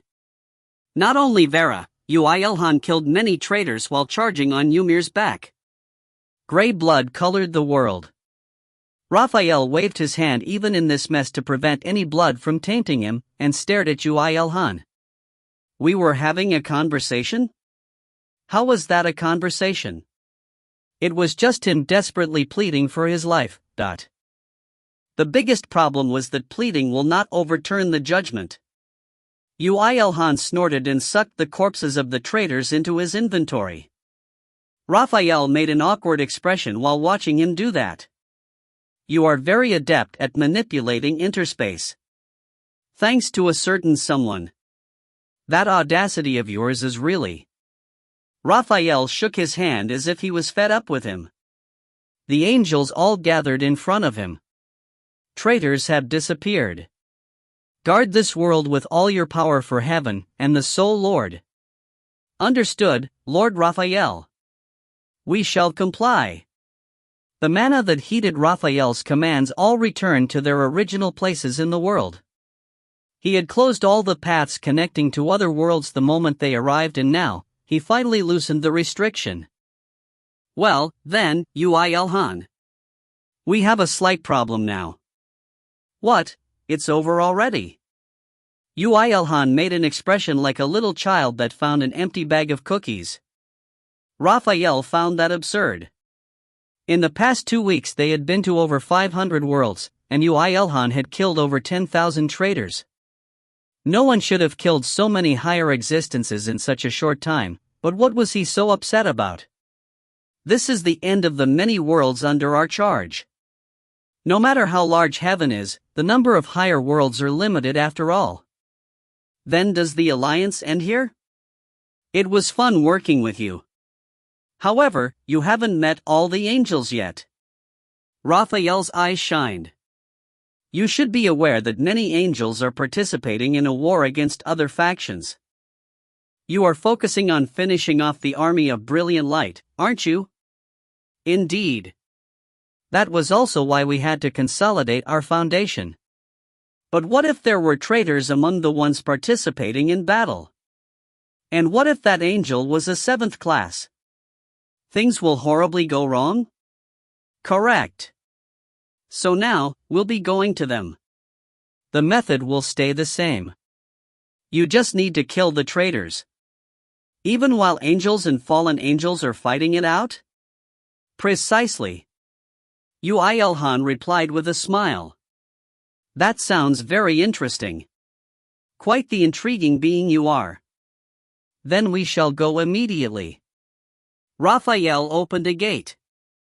Liara couldn't hide her worry and grabbed Yoo IlHan's shoulders.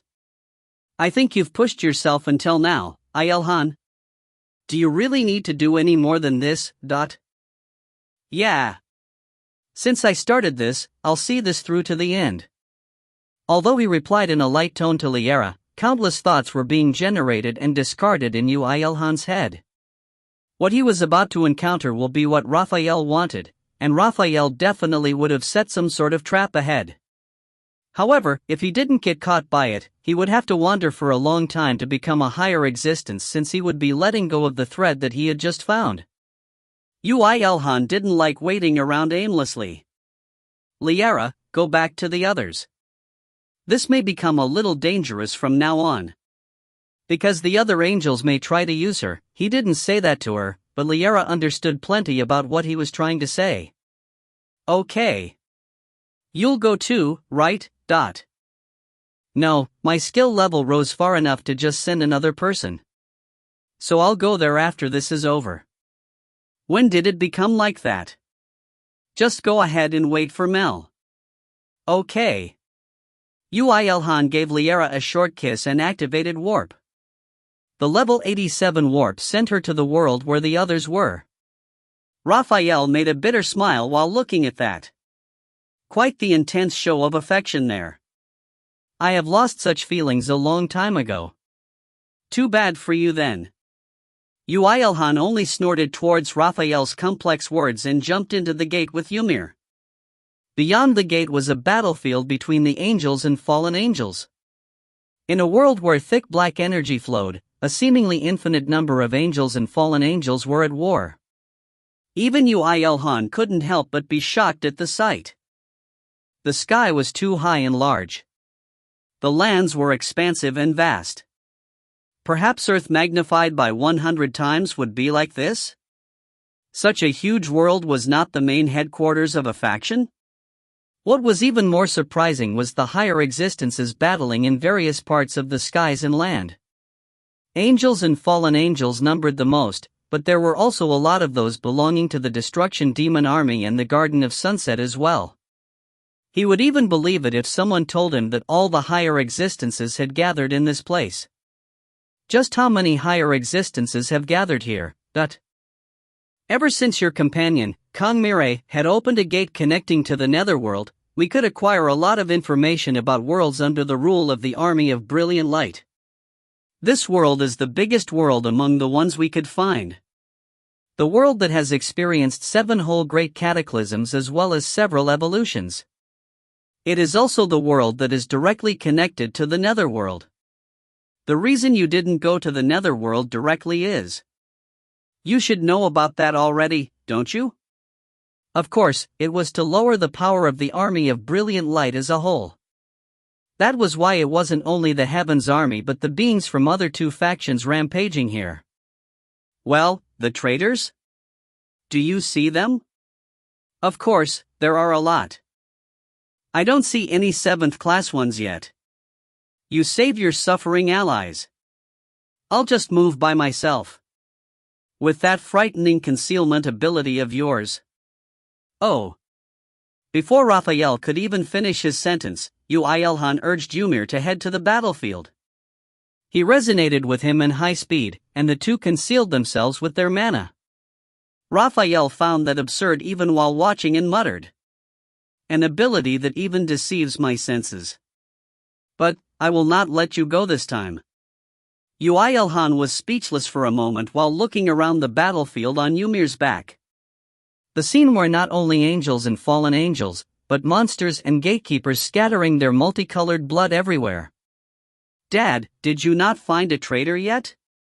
No, I'm just thinking about something else, It was just a while ago when the other factions had all gained up on the Heaven's Army, but the fact that they started concentrating their power into attacking the Army of Brilliant Light just because of a slight opening frightened him. Leaving aside the Destruction Demon Army, who were just muscleheads, he could not understand why even the Garden of Sunset had changed their stance and attacked the Army of Brilliant Light. Just what did they want?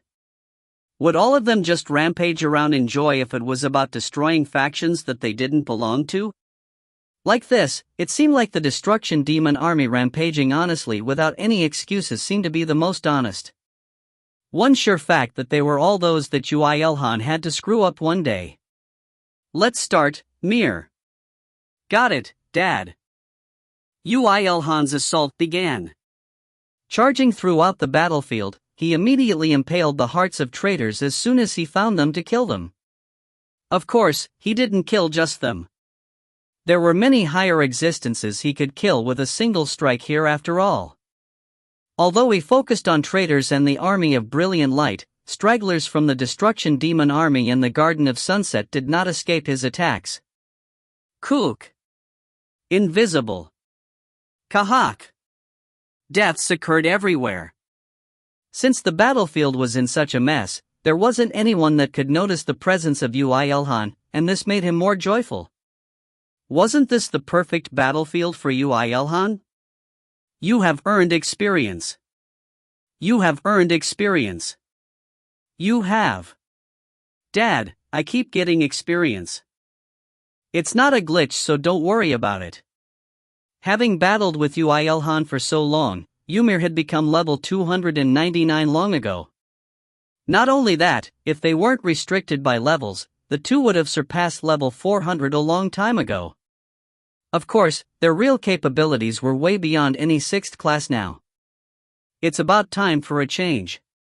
Dad, the number of enemy is increasing. There's a lot. Be wary against them a little, Mir. It's starting now. Yeah. And it finally happened. When Yoo IlHan killed about 1,500 higher existences and the others in the battlefield realized that something was strange, the sky split wide and beings with overwhelming mana pressure had shown up.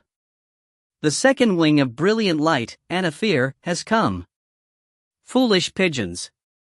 I shall pull out all your feathers. The second wing of brilliant light. He was practically the 3rd in command of the army of brilliant light. However, he definitely had a similar amount of mana and pressure to Raphael. It wasn't just him. The 4th wing of brilliant light, Satyr, whom Yoo IlHan had met before, as well as the 3rd wing and the 5th wing were there as well. The army of brilliant light had really resolved themselves this time. However, what was more amazing was the person from the Heaven's army. A massive circle of fire seemed to appear out of nowhere, before a youth with a beautiful blonde hair appeared. With his hand holding a spear of flames, he was the angel with the highest league he had seen so far. Yoo IlHan immediately realized what Liera had meant back then. The current him could not win against that being. Good, Anafir. I was waiting for you to come here. Michael. The archangels that never showed up in the War of the Wall of Chaos had gathered here. There were 2 of them to boot. It was a surprising situation that made others think that the War of the Wall of Chaos was not important to them at all. It wasn't only that, a few of the higher existences belonging to the Destruction Demon army seemed to explode all of a sudden, before a pitch-black monster appeared out of the puddle of blood that formed, and instantly magnified. Yoo IlHan realized that it was a type of teleportation magic that involved using blood as a catalyst. So it is finally the moment I've been waiting for. The Lord gave me an order. I came here solely to kill him. The 1st Battalion commander of the Destruction Demon Army, Kashin. Damn it. Yoo IlHan waited just in case a chief gatekeeper appeared from the Garden of Sunset, but they didn't seem to participate. It seemed like the loss of Kelatuk last time was a big loss for them.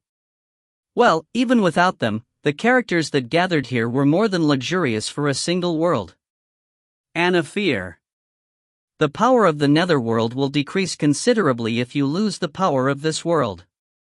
At that time, Satan will fear even me. Will you guys be fine with just you alone? Where's the 1st wing, Lazy Air? Dream on, Michael. Without the need for Lady Lazy Air's power, you will be finished easily. Just what do you have in mind to leave heaven so empty? Right now, heaven is in the cleanest state since the birth of Satan. Although you might be surprised, the current heaven is safe. We've acquired a tremendous helper. Anafir realized who this helper referred to. He bit his lips lightly. Yoo IlHan. Did he go to your side? What do you mean our side? We are in a state of cooperation. And so, you should resent Yoo IlHan more than you do us. No? Eek? Michael smiled. It was as if he already knew what the Master of Fallen Angels had ordered them. Anafir was enraged, and Michael swung his spear with a thicker smile. But rejoice, Anafir. Flames rose from his body. At the same time, a flame rose from Yoo IlHan's body as well. His concealment was dispelled, and his figure was revealed for all to see. Yoo IlHan knew very well why this had happened. The Heart of Fire, used in the creation of the Soul of Fire. That item contained records of when it was inside the Heaven's Army's treasury, and Raphael was agitating those records in secret while acting together with Yoo IlHan to cast one magic. And Michael had activated that magic. It was the perfect magic solely created to nullify Yoo IlHan's concealment. I will erase that boy in your stead. And now, Michael was looking directly at Yoo IlHan. No, it wasn't just him. All higher existences in this vast world were glaring at Yoo IlHan. Especially Raphael, who was smirking at him, and the 1st Battalion commander of the Destruction Demon Army were the most impressive of the bunch. Meaning, they had some connection behind this. In other words, this battlefield was not intended for cleaning up traitors and attack the army of brilliant light. It was to deceive Yoo IlHan to look like it, and lure him here in order to kill him. Eternal Flame asked. Can I erase it now, Master? Go ahead, Eternal Flame. You can erase that magic now. Sorry you had to feel stifled all this time. And it was also the stage for Yoo IlHan's giant leap. If you find any errors, ads pop up, ads redirect, broken links, non-standard content, etc., please let us know. Report chapter so we can fix it as soon as possible. Chapter 294, I Will Achieve, 4. Michael panicked for a moment. He realized that the seal he had engraved in order to track Yoo IlHan had disappeared. Yoo IlHan only laughed when he saw that. You didn't possibly think that I didn't know about it, right? What you guys utilized in the process of making the seal was fire and records. And I'm ahead of you in both of those fields. What? The one that replied was Raphael. It was a magic that took him a long time to do it in secret, and in actuality, Yoo IlHan was revealed in front of everyone like this. But what? He knew from the beginning? Then why was he affected by the magic initially? You guys. Yoo IlHan looked around to everyone with a thick smile on his face. Angels that thought that they had cornered him, Archangel Michael clad in fire, army of brilliant light that acted confused, destruction-loving perverse beasts of destruction from the Destruction Demon Army, as well as the mysterious perverts, the Garden of Sunset. He looked towards all of them and asked, "Just who are you looking at?" The next moment the figure of Yoo IlHan turned into a black fog and melted into thin air. What? Raphael finally realized that something was strange. The ones that rushed into battlefield were Yoo IlHan and Ymir, 2 of them, but the one revealed by Michael's magic just now was Yoo IlHan alone. But then, where was the dragon? No, what was that thing which looked like Yoo IlHan that appeared in front of them? Was it really Yoo IlHan? Critical hit. Raphael was given the answer the next moment. Just barely after looking at the spear that had impaled his abdomen. Yoo IlHan was never there in the first place. He deceived Raphael too and attacked him with his maximum power at the perfect timing. Raphael's shoulder blades shattered, and 2 pairs of wings were ripped out. You deceived me. Just who deceived who? Asked Yoo IlHan in a cold voice.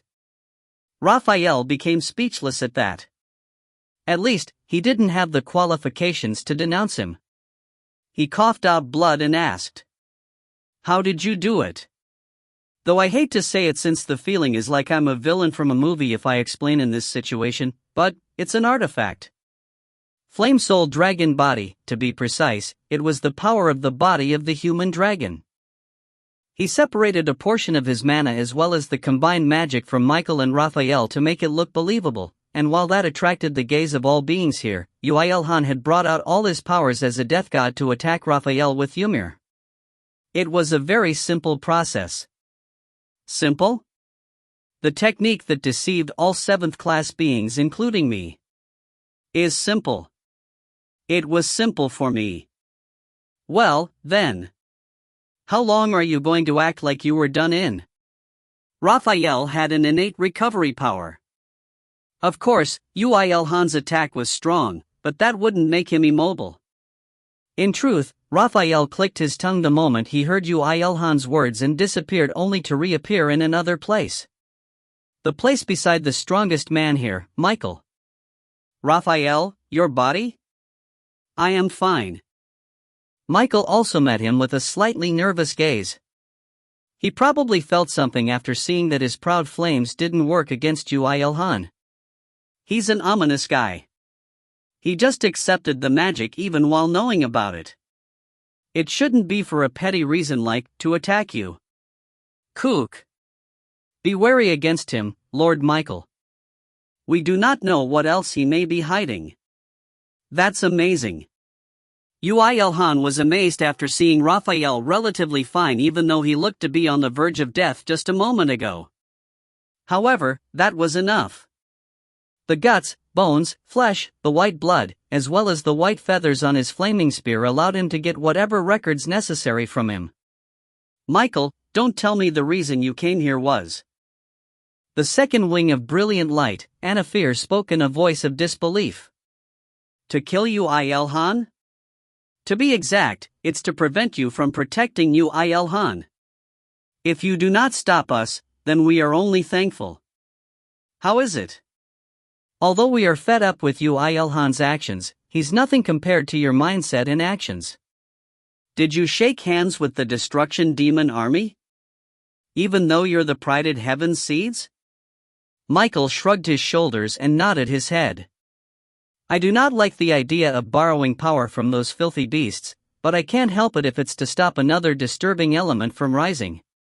It was an insulting and demeaning negotiation. You really are. Move out. Anafir relayed an order to the fallen angels even while thinking it was absurd. The next moment, all the fallen angels that filled the battlefield started to show strange movements. Ha! Yoo IlHan tilted his head in confusion while collecting the remnants of Raphael. Although fallen angels being hostile against angels was a usual thing, they were currently moving like they intended to protect Yoo IlHan. What are you up to? Even though, just until now, he was helping the angels exterminate the traitors, and were killing fallen angels? Just why did they try to protect Yoo IlHan now? At that moment, something flashed by Yoo IlHan's head. Is it something like only we can touch that guy? Or stuff like that? It feels disgusting, so stop it. Yoo IlHan felt strange since he somehow felt like he was the protagonist of some romance novel now, and shouted out in shock. Of course, Anafir only felt that it was tragic. To think we need to, protect him. Lord Anafir, do we really need to protect that? Wouldn't Lord Satan's thoughts have changed by now? Do not try to question his orders. Until the moment he orders us otherwise, we. Anafir bit his lips as he turned around as if to protect Yoo IlHan.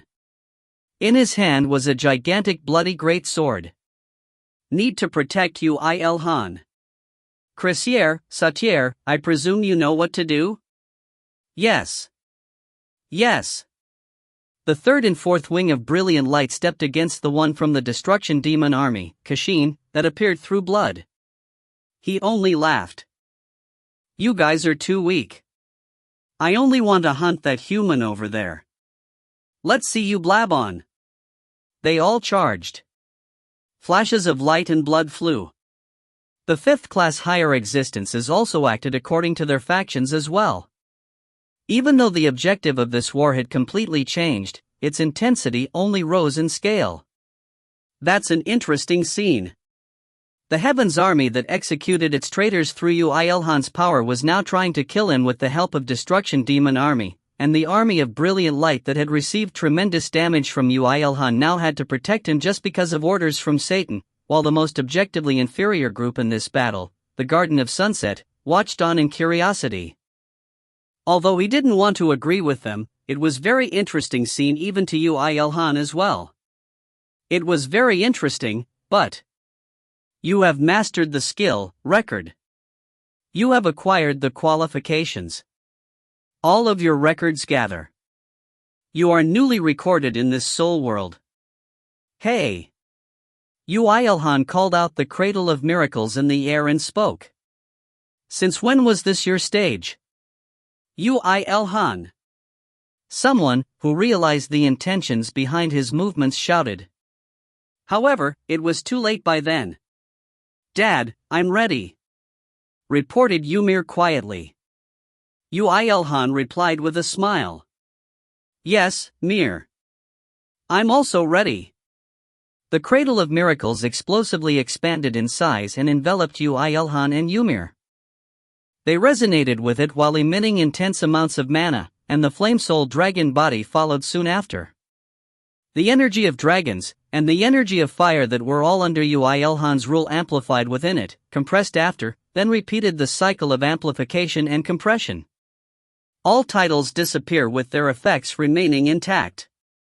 You become a being that cannot be defined by any language. All the blessings of gods you have received is cancelled. You now have direct dominion over those attributes. The effects of the title, Surpasser, is added to the records. You are no longer bound by anything. Eternal Flame only collected her consciousness with her master in joy, but Ekjar still couldn't believe it even though he was at the center of all this. This human, this mere human. My lord has really? Red light filled the world. Michael finally felt a sense of crisis for the first time after arriving at this world. We need to stop him. It's happening much faster than we expected. Stop him. Attack. I said stop him. Damn it. All angels and destruction demon soldiers rushed towards him. The fallen angels desperately attempted to stop them, while the gatekeepers watched on with joy. One of the gatekeepers spoke with a laugh. It's too late. You cannot stop him. It's the birth of the fifth. The latest but the brightest of them all. The fifth. Of them all. You mean to say that he's bigger and better than your own leader? The Lord has spoken as such, and we only faithfully believe his words. The prophecy from the ruler of the Garden of Sunset. The same prophecy that was known to everyone through Hyliana, and the same one that everyone was wary against. Michael shouted while clenching his teeth. Kill him. The flaming spear thrown by Michael was blocked by Anafir. As he was lacking in power to fully defend against Michael, he was pushed back mercilessly while coughing out black blood, but despite that, Anafir stopped Michael with all his power. A similar scene was happening with Cressier, Sautier, and Kashin. Kikik. Damn it. Lord Satan, oh Lord Satan. Yoo IlHan didn't care no matter how much of a mess the battlefield came to be. What was important to him right now was only himself. Everything that he had memorized and recorded from the moment he was born, the power of higher existences, and the fragment of God that he could finally acquire from Raphael. The records and sources of power that ruled and evolved worlds he had acquired from countless higher worlds. A single line of text appeared on Yoo IlHan's retina. You may become the one that encompasses all, but you are still lacking something. However, you may now acquire a new subclass to replace Angel's partner. There is something that you need amidst them. You already know what you require. 1. Woodworker. 2. Blacksmith. 3. Musician. 4. Tamer. 179. Leader. Leader. A leader was a very common subclass possessed by those with qualities to harmonize other people and lead them. A subclass that gave bonuses when partying, and also one that amplified in effect the more personnel he or she led. The subclass that almost all clan masters possessed. And now, that had appeared as a selectable option in the list. There was no reason to speak of. It was because party play didn't suit a man like Yoo IlHan. If he didn't create a fleet after becoming the dimensional traveler, there would never come a day where leader appeared as one of the available subclasses. I'm quite the stubborn guy even in my opinion. Yoo IlHan. The angels that broke through the fallen angels attacked him mercilessly. However, the words from the gatekeepers from the Garden of Sunset were right, and none of their attacks reached Yoo IlHan. In fact, the mana they used was swept up in the resonance and only gave Yoo IlHan additional power. This applied to any attacks that came his way. Michael and the other angels were all acting in vain. If they really wanted to prevent Yoo IlHan from becoming a higher existence, they should have run away with all their might. Of course, that would only delay his awakening by a little. Dad is a cool dad. You always were, and you always will be. We all believe in Dad. Spoke Ymir. He was really an honest and cute kid. He was only dumbstruck when he was first born. He could say this honestly now, that he could step forward because he was here, that he could truly become happy as Ymir appeared in his life. Thanks, Mir. Yoo IlHan patted Ymir's head. Then, he raised his head, and chose. Yes. I'll become a leader. All qualifications have been fulfilled. Reported the Akashic record. As always, the green text appeared on Yoo IlHan's retina, as well as the retinas of all higher existences here. A new higher existence faction, Dragon's Nest, is born. Author's notes. You have all waited for a long time. Here it is finally. Translator's notes. A massive cliffhanger XD. Okay, some people were confused about chapters next week, tomorrow onwards. 2 chapters will go up tomorrow, 2 sponsored. Depending on sponsor status, 2 more will go up on Tuesday. After that, there will be a Thursday regular, then Sunday double regular. Somehow that sounds like Baskin-Robbins ice cream, lol. Then we'll be back to regular schedule for the week after. Current sponsor status is still $122 as these 2 chapters are regular chapters. If you find any errors, ads pop up, ads redirect, broken links, non-standard content, etc., please let us know. Report chapter so we can fix it as soon as possible. Chapter 295, I Will Achieve, 5. What was creation? Yoo IlHan had never forged anything from nothingness, and as such, he did not know what true creation was just yet. The creation he knew of was tied to using materials that already existed and transforming them into something else. He took it a step further, giving rise to what was regarded as impossible, from what naturally occurred. With enough materials, he could make anything. He had the confidence to do that. It is not too late. We can still. Lord Michael. Don't you dare. Get out. Dirty crows. Do not block the way of the one that executes God's orders. Voices of angels and fallen angels could be heard afar. Yoo IlHan thought while listening to them. What was I trying to do again? Yes, creation. Creation of what? Myself. His true self, created from the materials provided through his very own being. The smith was himself, while Eternal Flame, Ekjar, and Ymir were helping him. The Cradle of Miracles served the same purpose. Fusing the flames and dragons within him into one, and giving rise to a completely different being. Now that he had finally mastered the record skill, nothing stopped him from doing it. I wish I had more flames. If he was disappointed about anything, it was that. Of course, Yoo IlHan was currently in a realm where he could create flames by himself and rule over them, but he had to make the dragon's mana in the same way as well. Eternal Flame and Ekjar were supporting the energy of flames and dragons respectively. Additionally, Ymir was also providing him with dragon's mana. That was why the dragon's energy was slightly larger than the flame energy he had.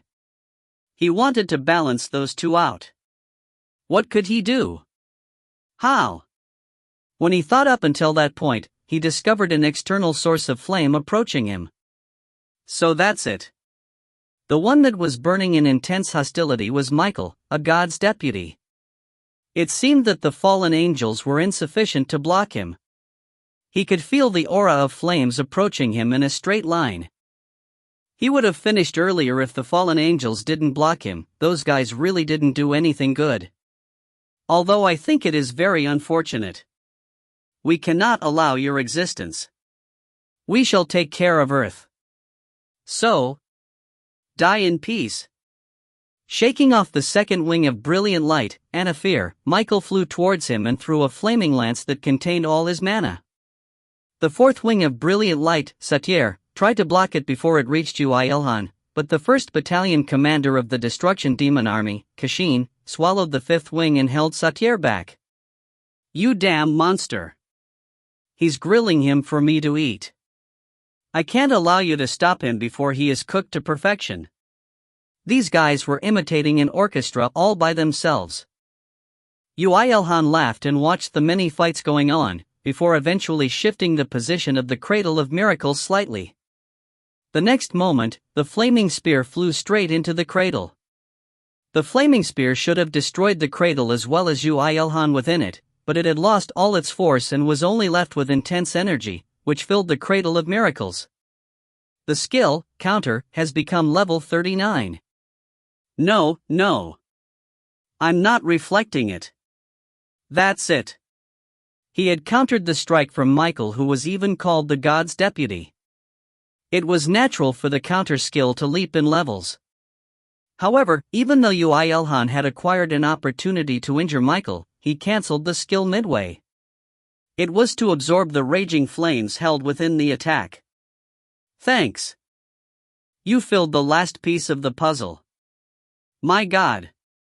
With his flames stolen, Michael finally realized where this was going and muttered in disbelief. The closer he went to Yoo IlHan, the clearer he could see what he was doing right now. On the outside, he still kept his human figure, but in actuality he was anything but human.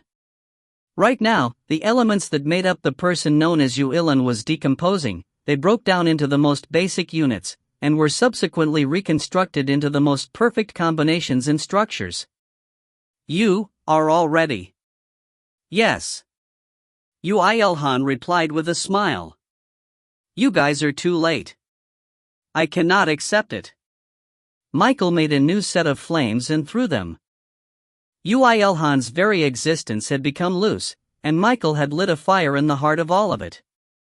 However, it only helped Yoo IlHan in his creation as it was sucked into the dominial resonance.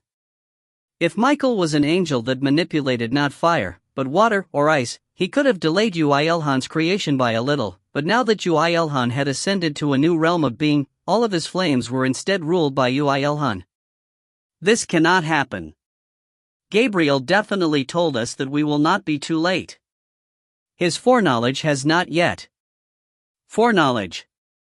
Prophecy. The closer he approached Yoo IlHan, the more mana of flames that composed Michael was sucked out of him and into Yoo IlHan. The resonance between Yoo IlHan and the Cradle of Miracles was now loud like thunder and even made some of the beings hear deaf. I'm sick and tired of all that bullshit. I never looked at the answers when I solved questions in textbooks. That was a lie. He did glance at the solutions when he didn't understand how to do them. However, repeating such actions would increase his reliance on the answer sheet. Once one found himself being relieved only after seeing the answer in the answer sheet, they would realize how dangerous it is to know the answer beforehand. Yoo IlHan also stopped checking the answer sheet after that. Yoo IlHan liked the unknown. He liked freedom. He even loved loneliness, but on the contrary, he also liked noise as well. He liked everything that endeared him and loved him, and now he wanted to reciprocate and love them back. If he had the qualifications. He wanted to encompass everything in his embrace. The flames Michael had made, the one that contained his all poured from the Cradle of Miracles to Yoo IlHan. It was as if looking at a baptism of flames. Michael cursed himself for thinking that scene looked holy for a brief moment. Creation began. Master. Is changing. This. Is not changing. It's rebirth. How can this be? Is this being really achieving the long-cherished wish of the dragonkin? A being that is not a dragon, is being reborn as a dragon? Dad is becoming stronger. I'm also becoming stronger. Everyone. Concentrate. Yoo IlHan need himself. As he needed all of his records, his titles, main class, and even skills were all mixed up with each other and were destroyed and was created anew, but the important thing was not that right now. He concentrated purely in order to make himself stronger, more perfect, and more suitable. All main classes and subclasses disappear with their abilities intact. The skills, record and rule, fuse and evolve. You have acquired the skill, declaration. You can now create a record that surpasses records within your domain, as well as bringing non-existent records into reality. It will use large quantities of mana in the process. The skills, falling down, dragonic blood, dragon man resonance, fuse and evolve. You have acquired the skill, manifestation. You can increase the abilities of everything under your domain. You can implement more destructive abilities on a wider scale as the skill grows.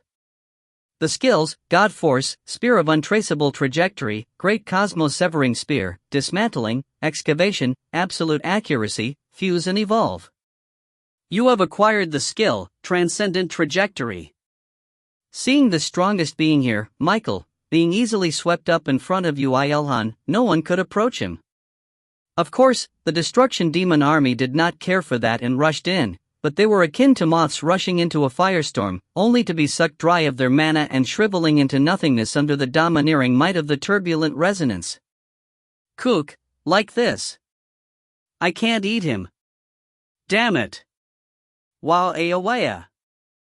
And that was no exception for the 1st Battalion commander of the Destruction Demon Army, Kashin. It was clear what this meant. Yoo IlHan had already pioneered a new realm from all those here, and a realm that they could not reach. Well, then. No. My lord, oh, Satan. Are you really going to allow the birth of such a being? Oh Lord Satan. Ah, the prophecy is finally happening. Brilliant flames arose. The flames that arose as if to shroud Yoo IlHan and Ymir's figures expanded rapidly to swallow everything in the region and forming a complete sphere. It looked like a red egg. The unprecedented. The unique, Yoo IlHan, was completing himself inside the egg. Ah. He is born. And at one moment, the flame that formed a sphere started being sucked into the center. At that moment, the world became silent. As if to celebrate, or to fear, his birth, everyone was silent. And Yoo IlHan opened his eyes. Countless text appeared on his retina. You have become the ruler, lord, of the higher existence faction Dragon's Nest. You have become a being that is no longer bound by league. You are not bound by anything. You do not become stronger in a world under your rule, but are not affected either in a world belonging to an enemy. Born man, reborn through dragons and flames, you can also influence absolute authority over all metal and artifacts. You can enable additional ruling within the domain with the skill declaration whenever you wish. No one can hide from you.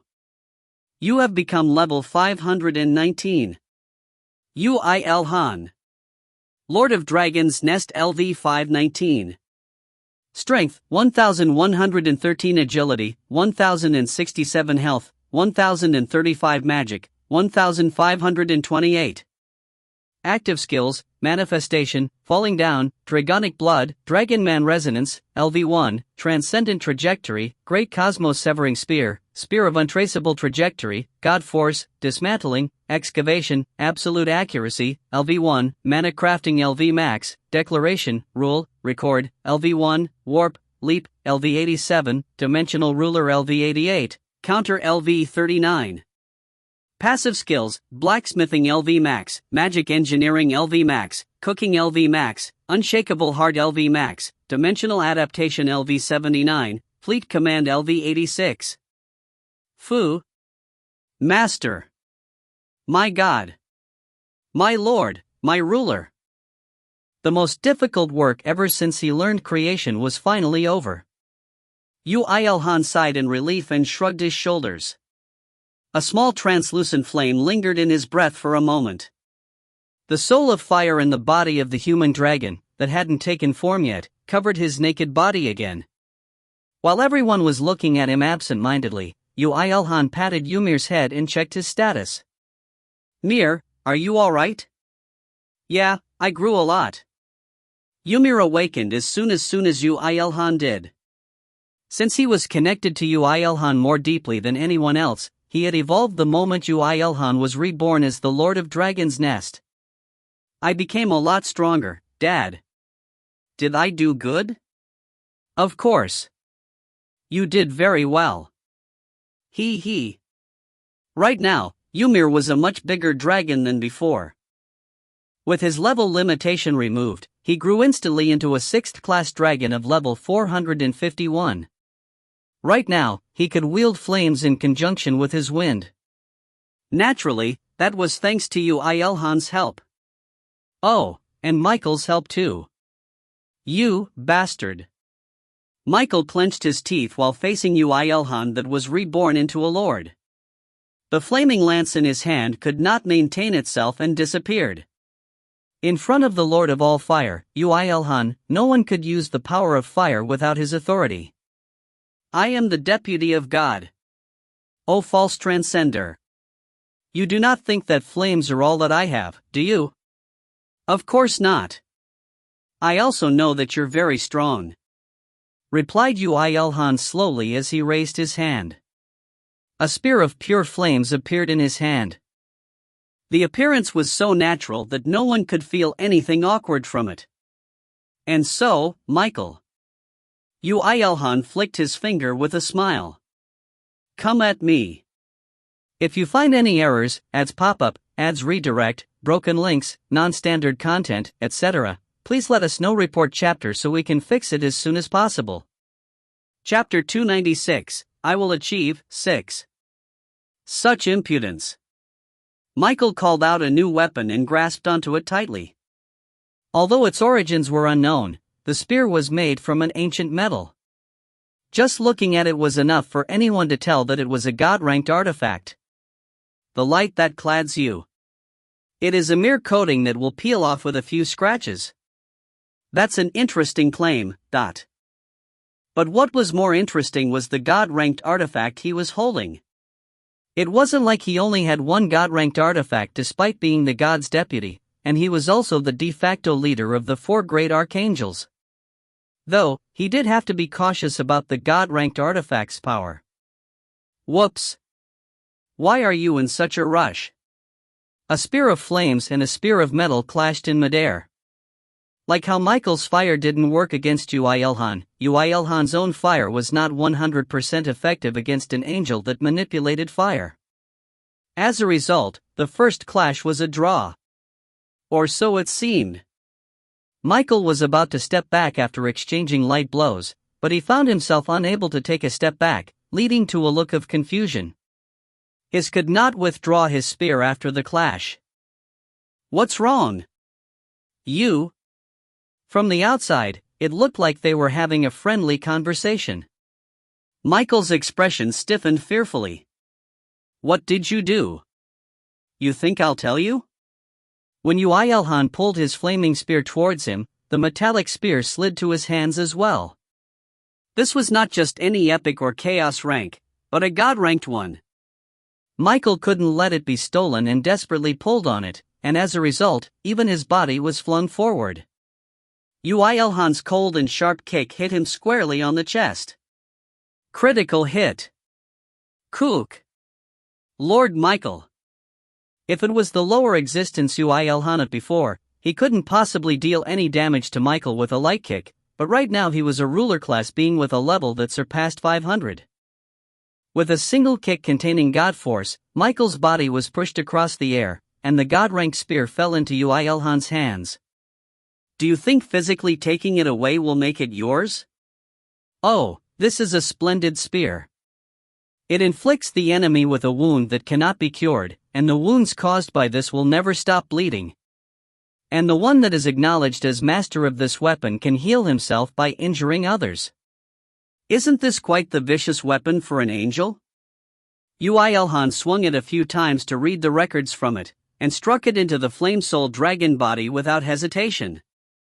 Was he trying to harm himself? Michael was shocked at the scene, but became speechless the next moment. The god-ranked artifact was sucked into the armor while giving rise to ripples, as if it was being thrown into a pond. Yoo IlHan. Thanks. The next moment, the spear he was holding slightly changed in shape. The spear body became a little longer, and a special insignia was engraved on the blade. Michael immediately realized what this meant. He subconsciously groaned. No way. It's not true. That cannot possibly happen. Well then. Time to test it out, I guess? Quo. This time, it was Yoo IlHan's turn. Without having to speak anything, Ymir roared out and flapped his wings, giving rise to a volley of flames. The moment Yoo IlHan wished to be in front of the enemy, he appeared in front of the enemy. Hi. Ku. With firm movements, Yoo IlHan lashed out with his spear. Michael proved that he wasn't God's deputy for nothing and dodged before Yoo IlHan could even reach him, but Yoo IlHan's spear wasn't just a simple physical attack. Ha! The skill, Transcendent Trajectory, has become level 9.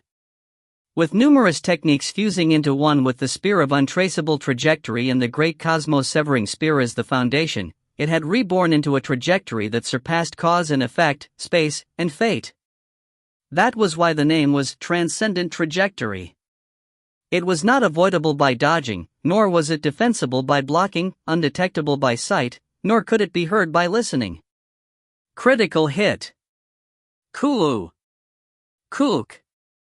The moment a line that only the Supreme can make was drawn, a burst of white blood scattered from Michael's chest even though he was far away from Yoo IlHan.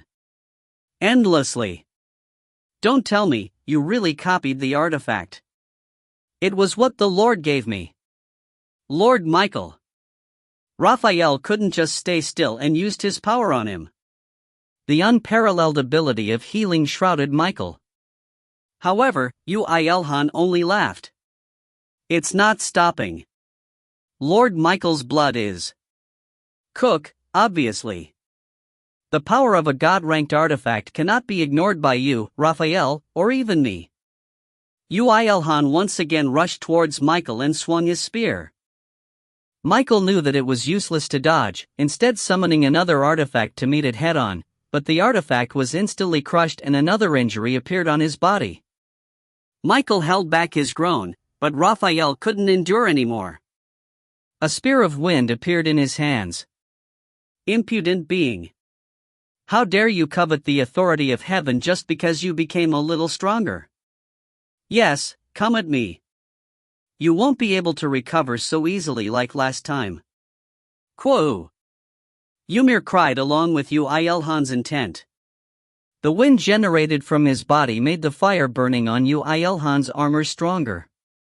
The resonance between the two deepened, and the already gigantic spear became even more threatening. Raphael. Do not let your guard down. Lord Michael, please rest. We cannot turn tail in front of the devil when we serve the only Lord. Raphael. A devil, eh? It finally came to that. Yoo IlHan made a bitter smile while watching Raphael, who was flying with the help of wind and with his partially ripped wings. He really looked like a holy angel on God's orders, making him feel like he really was playing the role of a devil. However, if he had to acquire the title of devil just because he wanted to become strong in order to survive, he'll gladly take it. Oh Father, bless my every steps. Bestow me the power to defeat the devil. HHP. This was no time to think about anything. Yoo IlHan gripped onto his spear in order to strike back. Ha! However, someone appeared behind him just before he clashed with Raphael. It was none other than Kashin, the 1st Battalion commander of the Destruction Demon Army. However, Yoo IlHan only slashed once. Though, in fact, he just didn't have the time to attack both forward and back. Kook. Ki-hi. Raphael clenched his teeth to block it, but Kashin made a smile of victory. It was worth it to come here. Weakening the Heaven's army, and he shall become stronger. He felt like he could see the future filled with destruction and bliss. Critical hit. Critical hit. It was a very precise moment, and everyone here knew of Kashin's strength, so it was no wonder that the higher existences there thought that Yoo IlHan's rampage will finally come to a stop. However, the results betrayed all of their imaginations. Ugh. Kai. Even though there was only a single strike that swept through the air, there were 2 wounds. Raphael couldn't block Yoo IlHan's spear and was shot away while spurting blood from his chest, while Kashin fell down before his claws could reach Yoo IlHan's head as his neck was perforated multiple times before he could reach him. Yoo IlHan's slash and piercing attacks were realized in 2 different directions at once. You have earned experience. You have earned the records of LV-588 Kashin. You have become level 525. 10 strength, 5 agility, 5 health, 10 magic increases. The skill, Transcendent Trajectory, has become level 13. How can dash? Bye. Yoo IlHan didn't even listen to Raphael's final words and mercilessly struck his spear into his forehead. The spear pierced through his brain and that was it. You have earned experience. You have earned the record of LV-585 Raphael. You have become level 530.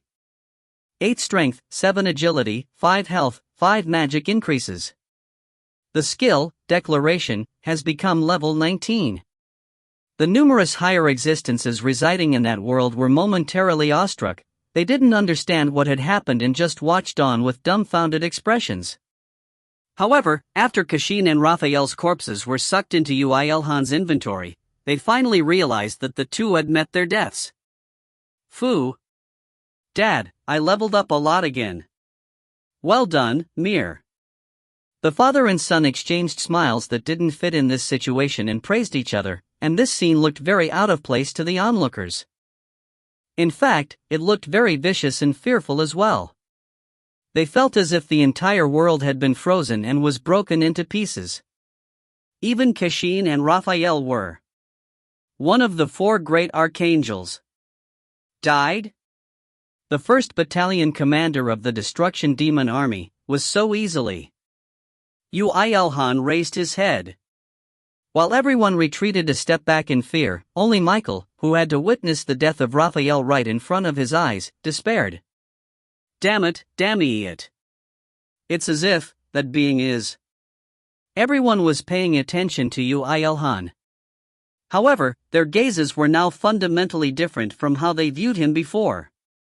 Hostility from the angels and wrath from fallen angels, desire from the Destruction Demon Army and pleasure from the Garden of Sunset. The 4 specific emotions before had now changed to just one. We cannot do anything about that being. We need to run. Run. It was a sense of admiration and a deep, overwhelming wave of horror. Run. Before he closes all the paths from this world. Why is Lord Satan only watching? He is one that will enjoy even this. This is a world that is connected to the netherworld. He must be enjoying watching whether this transcender will take over or just abandon this world. Retreat. We cannot get in his way. Run. The Garden of Sunset and the Army of Brilliant Light were the first to move. The Garden of Sunset didn't participate in this seriously in the first place, and the Army of Brilliant Light immediately opted to retreat after seeing that Satan didn't react to this. Lord Michael. Lord Michael. Michael raised his head a little after that. The angels scattered around the world had all come back and were looking at him. Yoo IlHan was just watching him without attacking for some reason, and Michael knew precisely why he did so, which made him more angry. However, despite that, we will retreat. Yes, sir. The angels all started disappearing as if they had waited for that order to come down. Even those fanatics realized the difference in power. Michael watched as they all returned, and when he was the only one left, he finally raised his head to glare at Yoo IlHan. Feeling the boiling mana inside him, Yoo IlHan leaked out a laugh. The Lord shall punish you for your sins. I'm really curious, but are you going to die if God tells you to, If such is the will of God. And according to the same will, you shall definitely die. And God really said that? Michael disappeared without giving an answer. Then, the ones left were Yoo IlHan, Ymir and the remnants of the Destruction Demon Army forces. Why are you guys still here? Wanna fight even though you know you'll die? Well, I guess that's your raison d'etre. It was the next moment that a completely unexpected answer was given to him. Our boss wants to meet you. The 5th. Let us go to IlHan together. What? Yoo IlHan had just finished off their 1st Battalion commander Kashin, and a little before that, he had killed and revived IlHan into one of his subordinates. The leader of Destruction Demon Army shouldn't really like him that much. However, they did some really interesting things. He won't kill you. He won't fight you either. The greatest service since the creation of the Destruction Demon Army. The boss likes you. He wants to play with you. He wants to play. Even though Yoo IlHan had just awakened and became a transcender not long ago, the enemy was a super strong being who had surpassed the boundaries of a higher existence and transcended God knows how long ago before he did. If he just followed their invitation blindly like a lost sheep, he didn't know what sort of situation he would end up in. However, Yoo IlHan just laughed and replied, "Okay, let's go then." Yoo IlHan was no idiot. He was thinking about just one thing right now. What kind of artifacts are there in IlHan? If you find any errors, ads pop up, ads redirect, broken links, non-standard content, etc., please let us know. Report chapter so we can fix it as soon as possible. Chapter 297, I Will Achieve, 7. This is an amazing world. Ha ha ha ha ha. It's an amazing world, alright. The Destruction Demon Army representative laughed heartily when they heard the first line Yoo IlHan uttered after entering IlHan. Of course, some of them couldn't hold back their instincts and attacked Yoo IlHan, but those beings were instantly obliterated by Yoo IlHan before being collected into Yoo IlHan's inventory. I think my inventory will fill up soon, so please hold back. Okay. It seemed like this ruler of the Destruction Demon Army had great influence.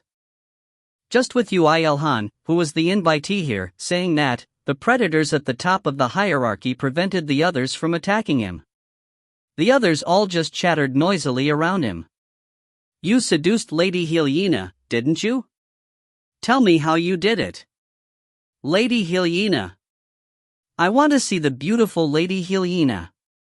Yoo IlHan believed that one needed to have the smarts to become a higher existence, but that didn't seem so true after looking at these guys.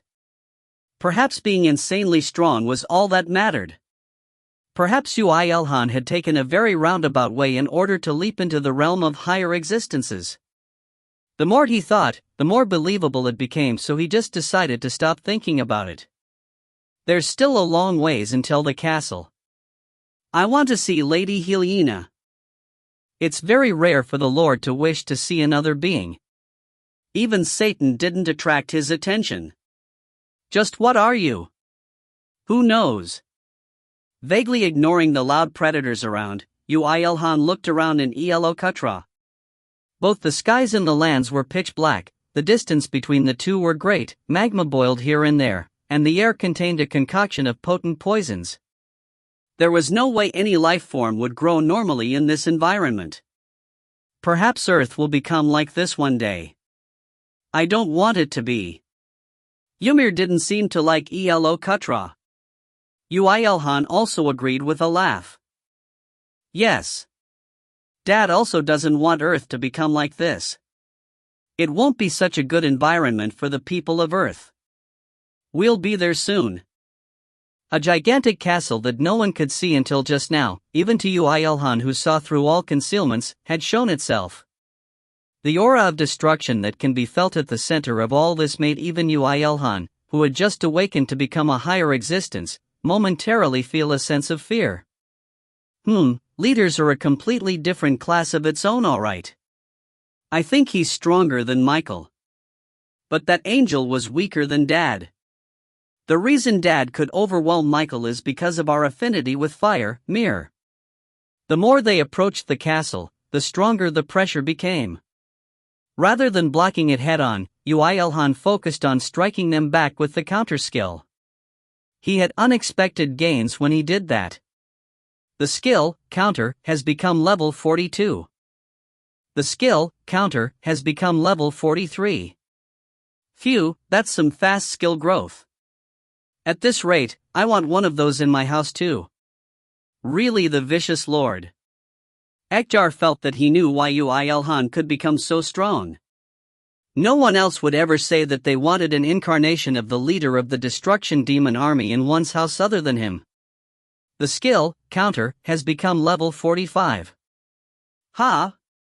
I think there was something mixed up in that just now. Oh. Cray aware. Eventually, Yoo IlHan noticed the figure standing in front of the castle's entrance. He thought back since he remembered seeing this guy before, and it turned out he was one of the 2 battalion commanders that had come to Yoo IlHan wishing to avenge IlHan. You have crawled in here so shamelessly after all that. I'm sorry, but who are you again? Yoo IlHan asked out of pure curiosity, but it was enough to make the other agitated and enraged. I'm IlHan, the 2nd Battalion Commander of the Destruction Demon Army. You stole IlHan, who was mine. You're what? He couldn't reply. Well, he had absolutely no relation to IlHan at all. You. I will definitely kill you. Kuu. IlHan is your what? Why the hell did you stop so suddenly? Air. So, he just went berserk, a stereotypical method of dodging the topic, and charged against Yoo IlHan. Yoo IlHan also realized the truth soon. Pitiful guy. It was a case of unrequited love from beginning to end. How can I help it when she says she likes me? Why don't you just give up around here? He teased IlHan with a face of pity.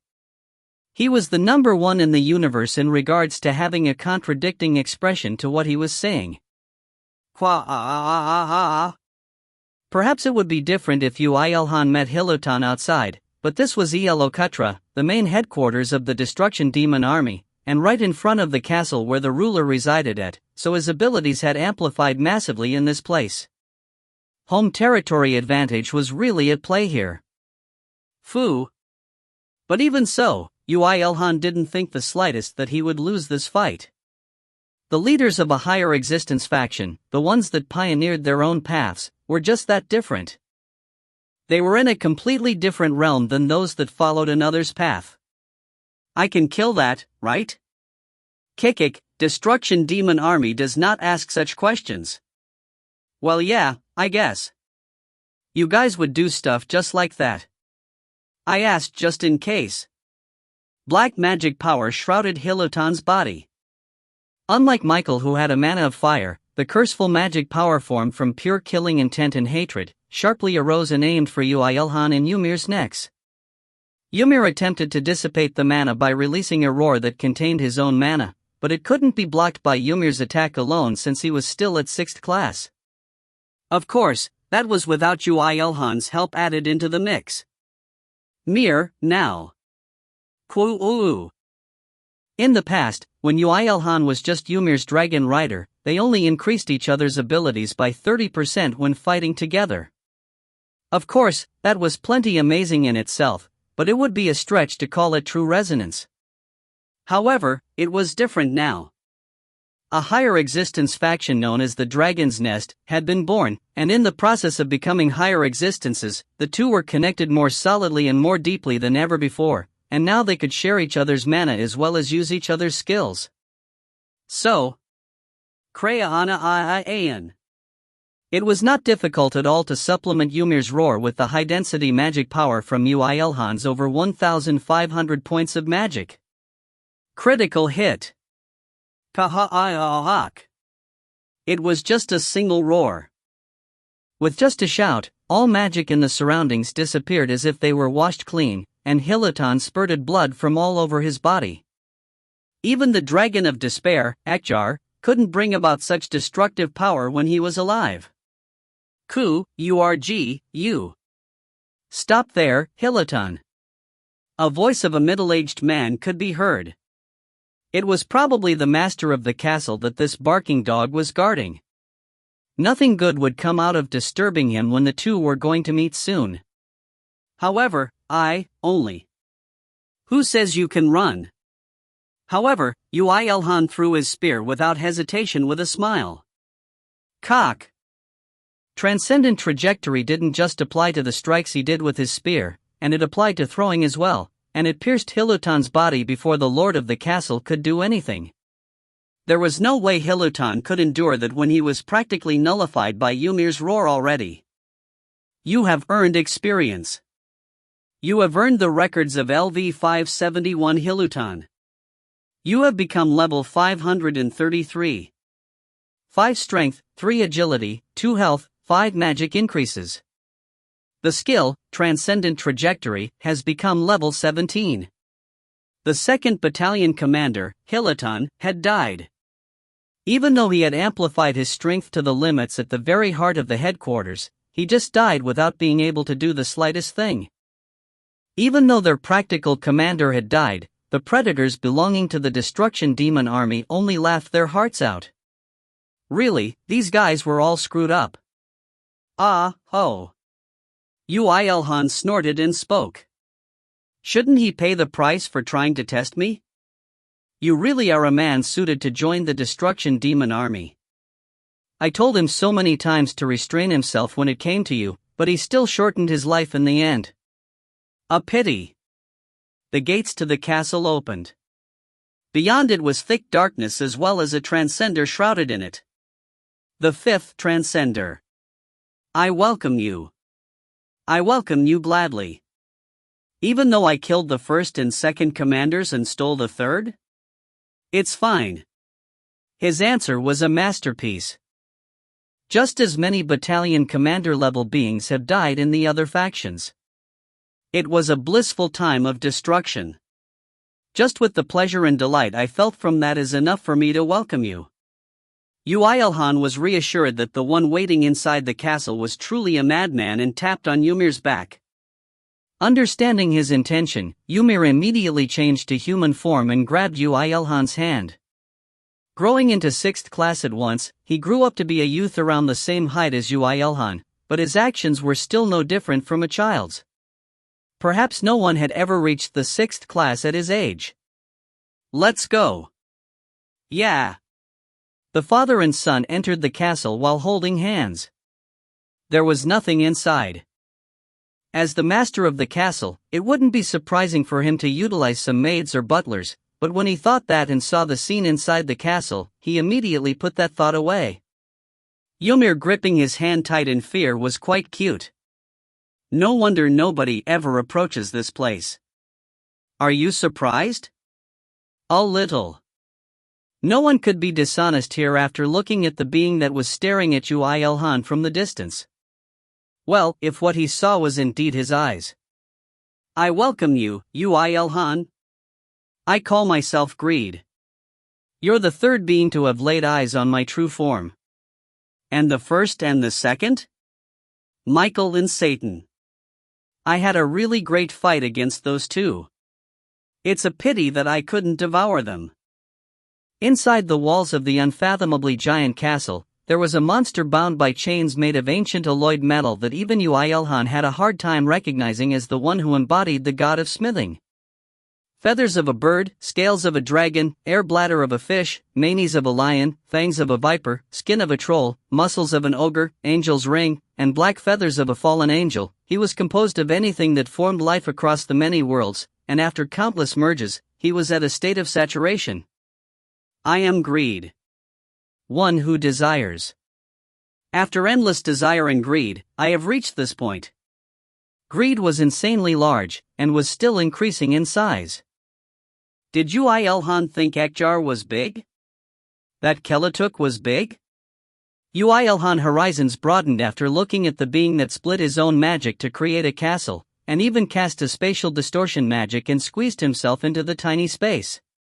Should I pity you? Foo, haha. The castle of means of imprisoning greed. Even as a transcender, his magic power had expanded to the point that he himself couldn't bear it anymore. Of course, the threat of mana would be equal to both himself and his enemies. And thanks to that, Yoo IlHan's counter skill was rising rapidly. The skill, counter, has become level 55. Pity, huh? That's an emotion I have lost long ago. Perhaps it will be worth it to taste such an emotion again through you, but I'll refrain from now. How did you devour so much? I just loved devouring. I liked the disappearance of my obstacles, as well as them becoming my power. I made all that I ate into my power, and experienced endless growth. As a result, he now possessed a body that was huge enough to swallow heaven itself. He charged to heaven with the entire world he ruled, but even he despaired for the first time. There was no God there. There was nothing for me to eat. And Michael was annoyingly strong despite being distasteful. It wasn't worth it to clash against him. That's a different reason from what I've heard? Don't tell me you really think that those down there really act upon orders? The archangels from heaven's army are moving on their own accord too. It was too true, so he couldn't retort. Yoo IlHan made a strange expression and checked again. Then the army of brilliant light too? Satan is the most truthful and beautiful man I know. The fallen angels are only drunk on the premise of bathing in his light. And the Garden of Sunset? I do not know about that side. But their leader must be such an interesting man. I am only disappointed that I haven't met him yet. Well, then. I'll return to the main topic here.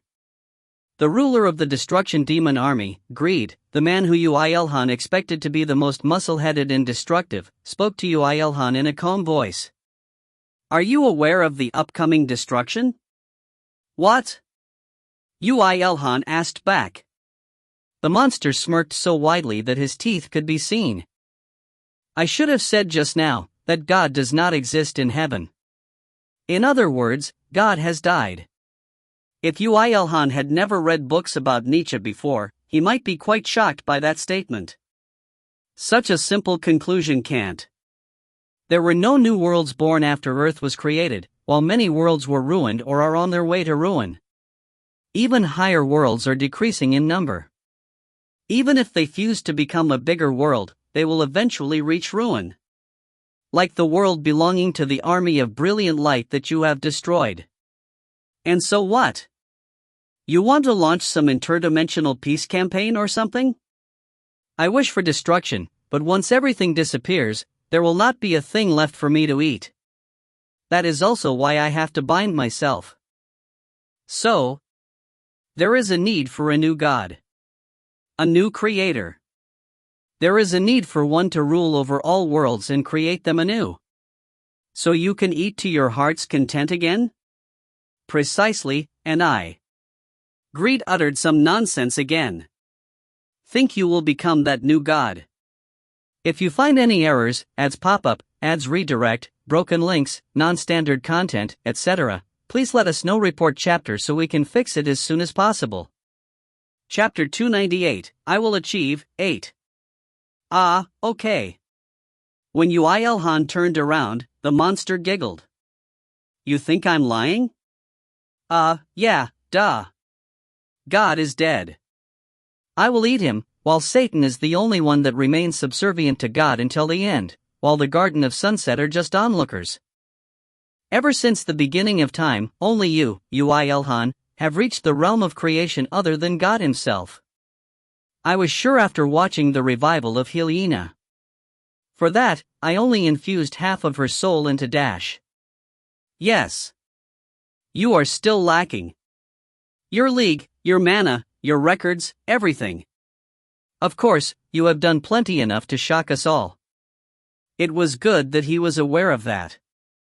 As before, Yoo IlHan did not have the ability to create being from nothingness. However, the monster's words continued on. And you instinctively know what you need to do in order to reach a higher realm, do you not? Yes. Yoo IlHan was aware of that already. Why do factions exist? How does world subordination occur? What did one have to do in order to raise one's league continuously? Yoo IlHan now knew of a method other than just recklessly leveling up. Worlds. He had to take in countless worlds. So you want me to participate in the war for higher worlds? You already are. I only want you to be more proactive on completing your objective. In order to procure things for you to devour? Precisely. Now we're talking. So, what I want is this. The blackish-red tongue that split into many branches, akin to that of a reptile's, slicked around in midair and spat out a breath of poison. Immediately after that, the word that Yoo IlHan thought would never come out of that monster's mouth, came out. Alliance. Ymir gripped onto Yoo IlHan's hand. He implied that he didn't want to be on the same side as that horrifying beast. However, it was also true that Yoo IlHan found that offer quite attractive as a newly ascended faction leader with the least power. An alliance, eh? Although your faction has the fewest in number. You can move the most freely among the transcenders. No one can ignore you. Of course, that goes for me as well. I want to be in an equal cooperative relationship with you. And specifically? The first objective is to wipe out the army of Brilliant Light and the Garden of Sunset. Let us split the worlds from those two factions equally. I will acquire enough mana in order to sustain myself, and your league will increase as well. The next would be. Yoo IlHan knew his final objective without having to listen. Erasing heaven, ha! Absorb heaven and make earth the second, no the first world. You shall become God. You shall become the new creator. Then I will remain your enemy. So you aren't going to sugarcoat it and say something like let's stay in an alliance forever, huh? That is natural. I am honest to my desires. I'm about to go mad in curiosity about how your new creations will taste. Yoo IlHan ended up laughing. Did you not think that I will just go over to Satan? If you are saying that because you remember that the fallen angels tried to protect you, he will be even more uncooperative. It is because you are already complete. Did you ever see a person waiting for a pizza to be finished being cooked in the oven, still looking at it with the same gaze after it was fully cooked? That's one tasteful analogy right there. Yoo IlHan also just joked around with that. He didn't really think about going into an alliance with the army of Brilliant Light. In fact, he found the fact that they were trying to protect him quite annoying as well. He could do it all by himself, but they just foolishly died because they did something unnecessary. Never had Yoo IlHan consider a situation that he would receive external help. Because he had never received any help from any outsiders until now. That was why loners were strong. They could stand tall by themselves, without relying on someone else. That was why. I'm sorry, but I'll have to refuse this offer. He did not need a monster's help either. I'm going to move according to my own judgment. Worlds ruined? You have nothing to devour? Not my problem. I'm fine with protecting my own world, and the ones within my fences. And if you, or any other rude guys aim for that, then I will only erase you all. I think you're misunderstanding something here, but you know? I'm actually. He smiled. Very, very petty. Petty, eh? You're the strongest petty guy out there, eh? But as you are now. Can you really protect your fences? Well, it will be hard for now. With the insanely large and stifling existence in front of him, Yoo IlHan felt the difference in league right now. Right now, he could not win against this being. The reason he could defeat Michael was only because he had the advantage in terms of attributes. Just how was he supposed to defeat an insane monster that emitted a strong pressure of mana just with its body alone, without any artifacts or an attribute advantage? But I can earn time. I can even prevent you from coming. No, I have no thoughts of fighting you just yet. I only wish for you to listen to my proposal. Because soon. The monster smirked. Splitting its insanely huge mouth wide, he showed all his big and small teeth and laughed heartily. You will also realize it. They're figures that are even more hideous than I am, the sensation of war that will approach you even when you stay still. Remember my offer then. I will be waiting for your answer. The castle gates opened again. Yoo IlHan turned around with Ymir.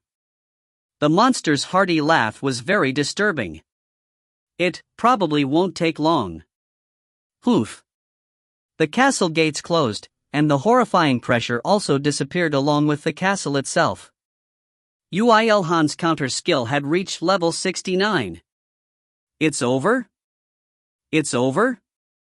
Then play with us. The predators who were waiting for Yoo IlHan to finish his business all assaulted him with a big grin on their faces. Of course, their play probably meant something along the lines of eat some of your flesh. Yoo IlHan grinned like them and cleaned them all up with a swing of his spear. Experienced poured in, but fighting with such beings with such a lower league didn't even dent his experience. I said my inventory is full. You guys really don't listen, but...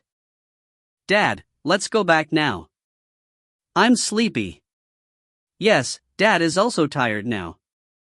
As he had to control the counter skill against that pressure all this time, there was no way he wasn't tired. Yoo IlHan activated Warp with a sigh. Before the skill completely activated and took the two to another world, he could see the wall of chaos that boasted its size over in the distance. Beyond that was that world. The godless world of light filled with angels. Destroying heaven together, eh? The monster that could not hide his desires. Although he might think that he had acted out well this time. What kind of pig eats with consideration for the future? That's not a pig. That's Socrates. Yoo IlHan thought with a snort. If he was so smart, he wouldn't have fallen to such a point. He either lied or hid something from Yoo IlHan. For example, the leader of the Garden of Sunset that he strangely didn't want to talk about. Should I go meet the leaders of other factions too? However, going to the army of brilliant light wouldn't turn out so well. He did believe Greed's words that Satan wouldn't let him be. Yoo IlHan would also do that if he was Satan. Decisively, he didn't even know where the leader of the Garden of Sunset was. He was even surprised how meticulous he himself. The realm of concealment was truly deep. Then where are we going, Dad? Obviously, Daru. He really wished to go back to Earth, but if Yoo IlHan went to Earth right now, there will come a small problem. The problem that Earth would immediately leap into a higher world. The Masters League was high enough to control the flow of Earth, and since Earth was ready since a long time ago, wouldn't it just follow him around in joy? I don't think that's a small problem, Dad. Son, your retort skills are rising. In that regard, Daru was already a higher world, and was a world under Yoo IlHan's rule, so there was not much problem. Moreover, it was up to Yoo IlHan to decide on a world to become the main headquarters, so going to Daru first didn't mean that he couldn't take care of Earth. At that moment, the warp skill activated. The horrifying scenery around them became faint, and the peaceful world of Daru could be seen. Of course, that world started changing rapidly the moment Yoo IlHan arrived. You have gathered all the records of this world, and have received the obedience of all the residents here. The world, Daru, is procured as the territory of Dragon's Nest. Receiving your records, the sixth Great Cataclysm occurs on Daru. Ah, there's a small problem here too. That's not a small problem at all, Dad.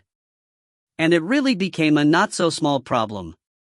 The moment Yoo IlHan decided to go look for the elves and protect them, a thud sound could be heard inside his body, and another couple of green text appeared on his retina.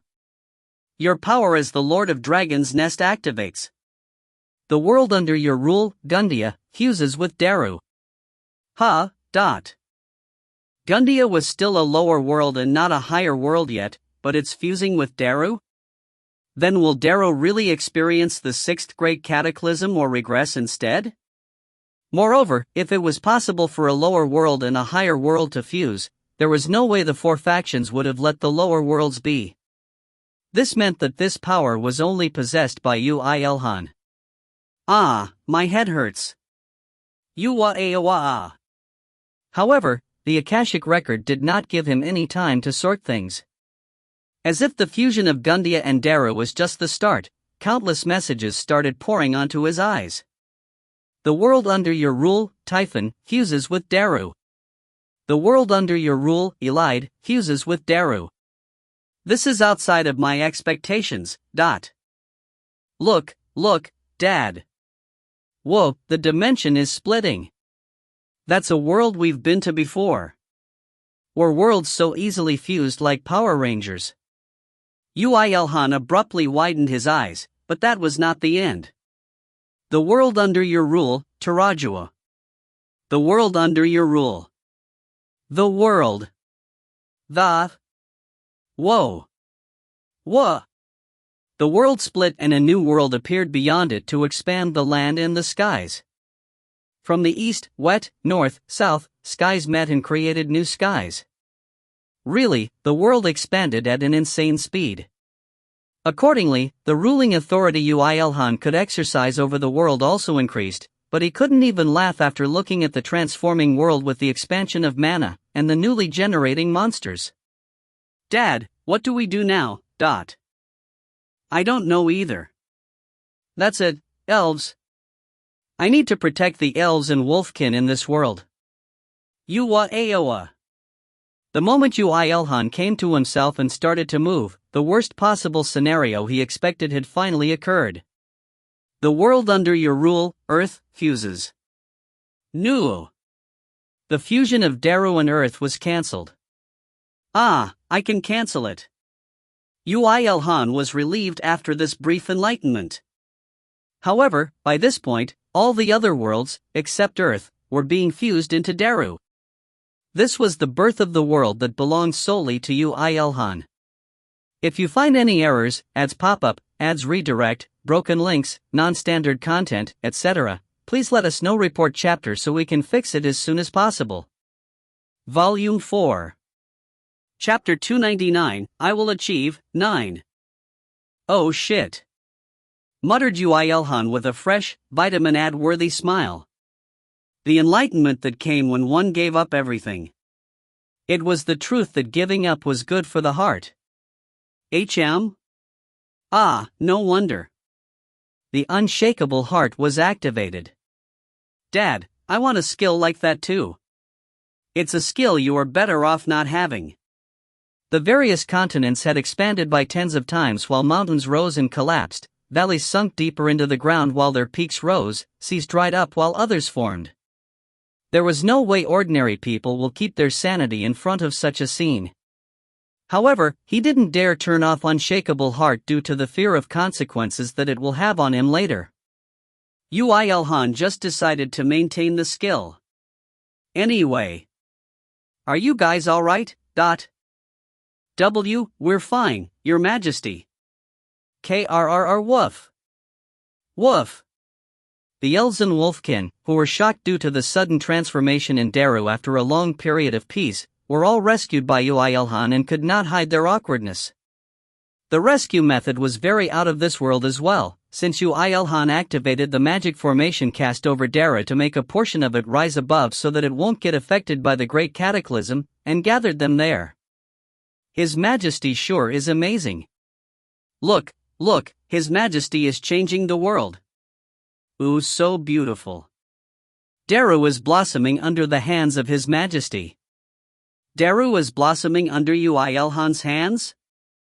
Right now, Yoo IlHan was just trying his best to control the world somehow, Perhaps what was fortunate, or curious, the ancient elven magic formation that was cast over the Darrow continent, expanded beyond the walls of the dimension into other worlds and into continents there as well, without any problem. As if it had been made with expansion in mind from the very beginning. At least the ancient elves were prepared for the evolution of the world. Dad, fight on. Of course, the fact that Yoo IlHan had raised the potential of the magic formation by upgrading it should have played a big role as well. Though, the final strike should be from the fact that Yoo IlHan had become the master of this world. He was lucky in many ways, he truly thought so. Oh, the world is expanding. Monsters are repeatedly being born and dying. Ah! His Majesty has finally become God. All locations other than the highlands where elves and wolfkin were on, as well as where Yoo IlHan was desperately waving his hands, the world was transforming very rapidly. Monsters could not endure the overwhelming concentration of mana and aged rapidly before dying naturally, and soon, a new monster would arise from those records as the foundation, before dying again. It was not only the monsters, but nature was the same as well. Beautiful. Beautiful, so beautiful. And fearful. Birth and death was inescapable fate and a flow that could not be denied, but the ones in that flow would definitely not take that lightly. If Yoo IlHan didn't separate the ones under him beforehand, they would have met a similar fate, so his actions could be considered splendid. Dad, when does this all end? There's still a lot left. Mir, please call the others to never come to Darrow for a while. Okay. Even while Ymir explained to the others with the communication device, Yoo IlHan moved very busily. The fusion of worlds was over now, and so he had to help the ancient elven magic formation to settle and resonate in the world that was tens of times bigger than it was before. The skill, Declaration, has become level 23. The skill, Declaration, has become level 24. It's rising so fast even though I have never used that skill before, The Declaration skill was a skill that came out from the fusion of the record skill and the rule skill. It was also the skill that proved his position as the leader of a higher existence faction. And right now, Yoo IlHan was controlling the magic formation that controlled the world and was absorbing all the records that were being amplified, so he was literally using the record skill and the rule skill at the same time. Naturally, the fusion of those skills would rise in level 2. Well then. Let's try. The Declaration skill was a skill that realized what he uttered. It was literally the skill that allowed a being to reach the realm of divinity, but the difficult part was that it could only be activated within a certain domain under his rule. However, Yoo IlHan possessed the manifestation skill, and could activate his domain anywhere and any time. This was probably due to the power of the title Surpasser that influenced him and granted him a lot of leeway in his evolution. It wasn't just that. The title, Surpasser, made Yoo IlHan very free, too free in fact, when he was becoming a higher existence. It made anyone fear Yoo IlHan. It's too OP no matter how I think about it. All my records and abilities fall into place so nicely. Originally, the leader of each faction will receive a tremendous boost in a world under his rule, while giving penalties to all intruders to that world. This was why the higher existence factions never waged war in someone's main headquarters. This could be said to be the advanced version of the abilities Yoo IlHan possessed as a dimensional traveler. However, Yoo IlHan himself was influenced by the title Surpasser when he was becoming the Lord of Dragon's Nest, and now had the ability to ignore such cause and effect. In other words, he wouldn't receive a boost just because he was on Earth or was in Darrow, but even if he invaded Heaven or the Netherworld, he would not receive any penalties either. Then wouldn't it be disadvantageous when defending? Well, that wasn't exactly true. Because Yoo IlHan still has his abilities as a dimensional traveler, and could prevent or weaken beings that try to intrude in his world, What was even more imbalanced was that, as mentioned before, Yoo IlHan could activate his domain of control along with the manifestation skill. This would allow him to take advantage over any leaders of other factions. This was the reason why he was confident that he wouldn't lose against anyone despite being the lowest in level out of the 5 leaders. Good, then. Yoo IlHan carefully opened his mouth. He felt that the language he was speaking was at the realm of incomprehension with the normal language skill. Let the waters and the lands be separated. Streams of water that shot about everywhere were calmed down and settled down to form lakes and oceans. The land regained its tranquility fused with any nearby pieces. In that process, gigantic valleys and mountains formed, while the original lakes were indiscriminately crushed and sometimes formed a big ocean. Ah. How can this be? The elves had finally lost it after seeing the world transform under Yoo IlHan's words. Yoo IlHan was subconsciously emitting bright red flames while ruling the skies and the earth. The elves who already maxed out their loyalty towards him started to have near fanatic faith. Of course, Yoo IlHan wasn't in such a good shape. The skill, Declaration, has become level 26. 48% of mana is consumed. Ha, that's insane. A large portion of mana was instantly drained from him and made his consciousness faint for a moment. Considering that Yoo IlHan's mana had increased exponentially after reaching over level 500, 48% of mana was a tremendous amount. However, what was fortunate right now was the state of Daru. Dad, are you alright? Yeah, I'm recovering fast. Weren't disasters occurring because of the overflowing mana? Yoo IlHan sucked the mana from various parts of Daru and could recover all of his mana very soon. Of course, he still had a lot of declarations to use. Let the mana that forms the world be bound to the magic formation. Let the matter that forms the world be enhanced through absorbing mana. Let the lands divide and the forests be widened. Through countless processes of fusion and evolution, the amount of mana was increasing explosively, and taking care of all that was a big problem. He controlled the ancient elven magic formation as well as the materials in this world to absorb mana, and to make generation of new beings as peaceful as possible. The skill, Declaration, has become level 39. *********. This is so hard. Dad. I'm alright. I think it's almost done now.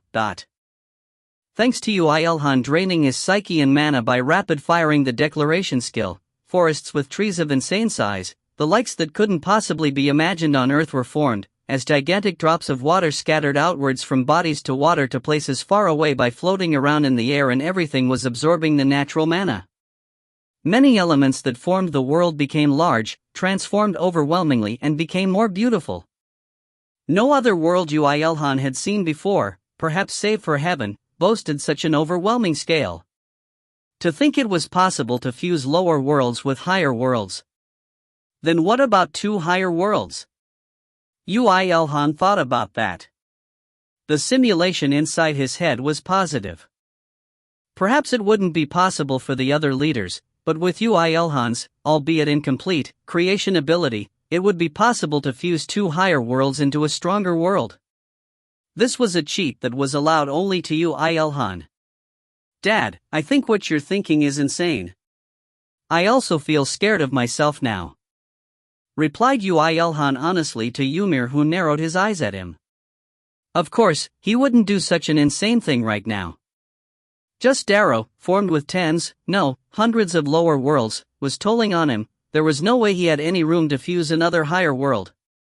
Moreover, even though Yoo IlHan had controlled things with the Declaration skill, not all things in Daru were beautiful and peaceful. Thanks to Yoo IlHan's records, lakes of extreme poison appeared in some parts of Daru, while burning hell could be seen in some deep crevices, as well as a typhoon of death formed from metallic dust forming a special magnetic field which they spun around, grinding literally everything in its path. Wow, a 4th-class being will instantly die when they get hit by that. Daru was becoming more and more like Dad, so cool. Only Ymir's eyes shined. Although he had believed from his birth that his father was an amazing man, what Yoo IlHan was doing now seemed to be near miracles. If he had any dragon friends, he would boast to them all about Yoo IlHan's greatness. I want to boast about Dad. But as you know, mere dragons are now. Wait. Dragons, if Darrow is receiving my own records, and considering that dragonkin were born in Darrow originally.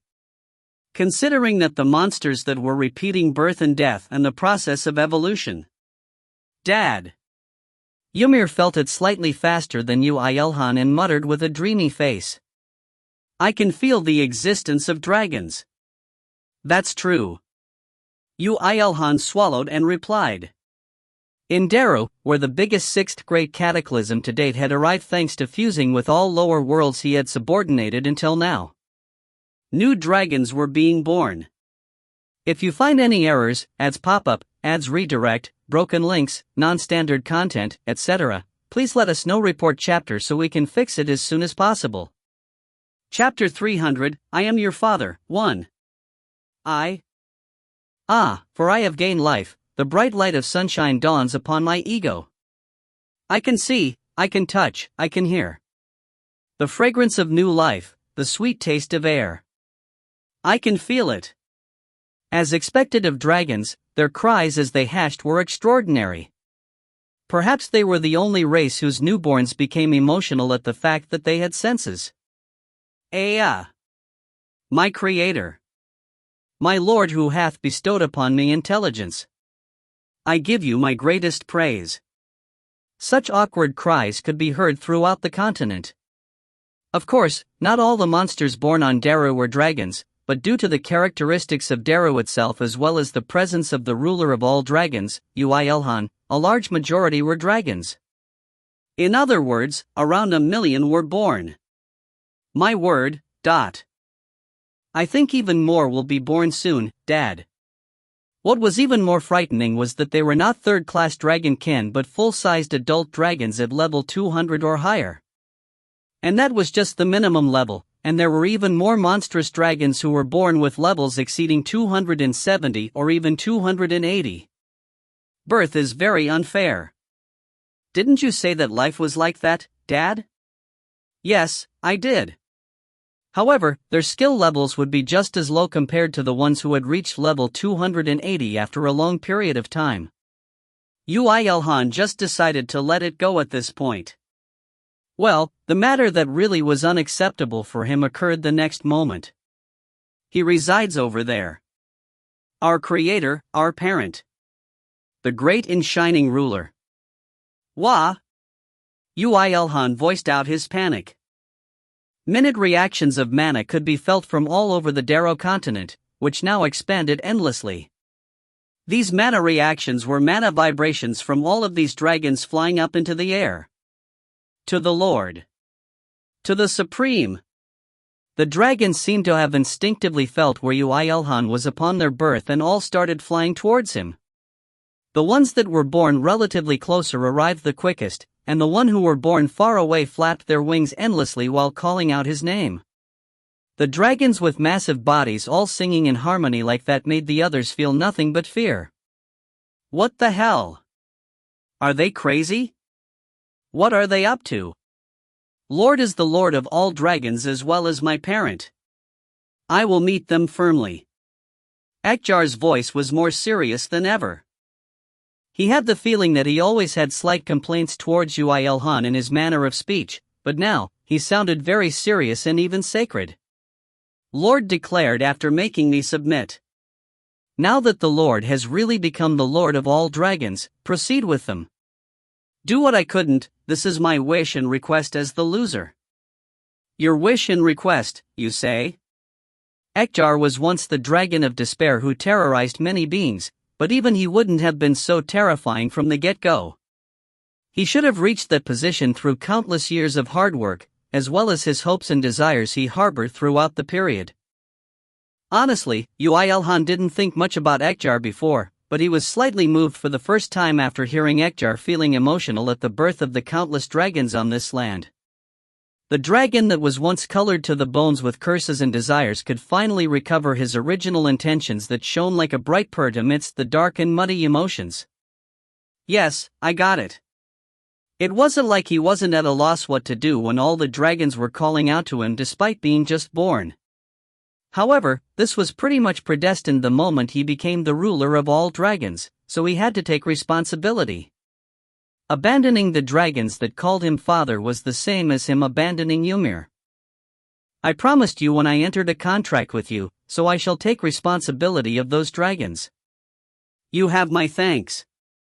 Ekjar became silent after a sigh of relief. Even all this while, dragons were gathering around Yoo IlHan. Some floated in the air around Yoo IlHan while some folded their wings and looked up towards him from the ground.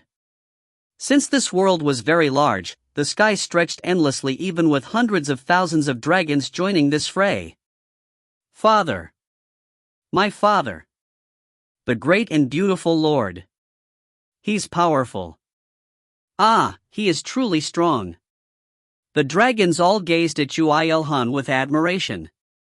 They saw the enormous influence he had on this world as well as the enormous quantity of mana he possessed and the divine power hidden within his small stature.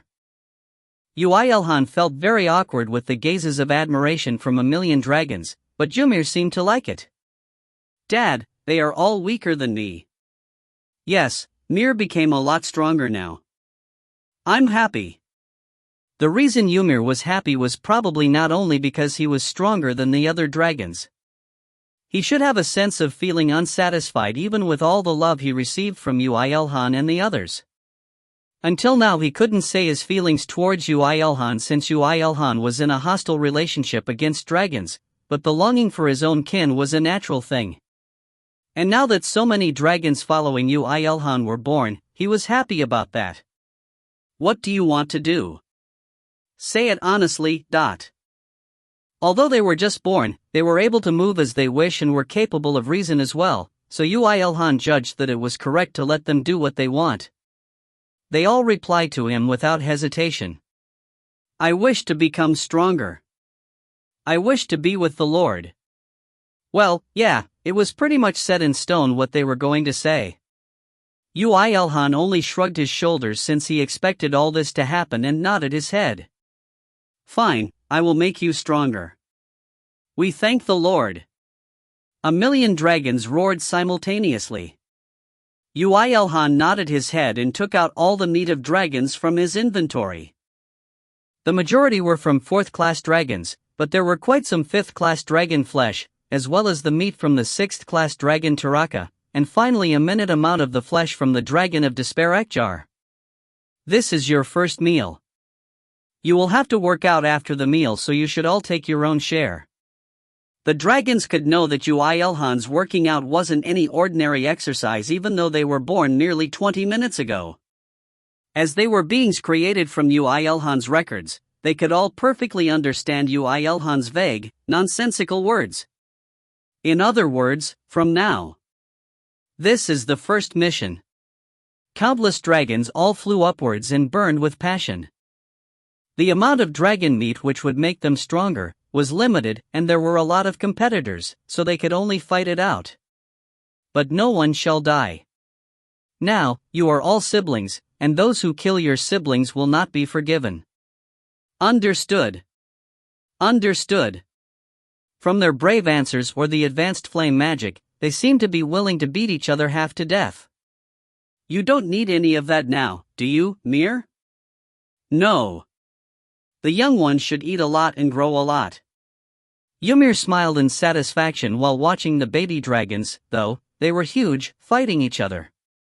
The lucky ones to get Ekjar's meat should potentially be able to become a higher existence as well.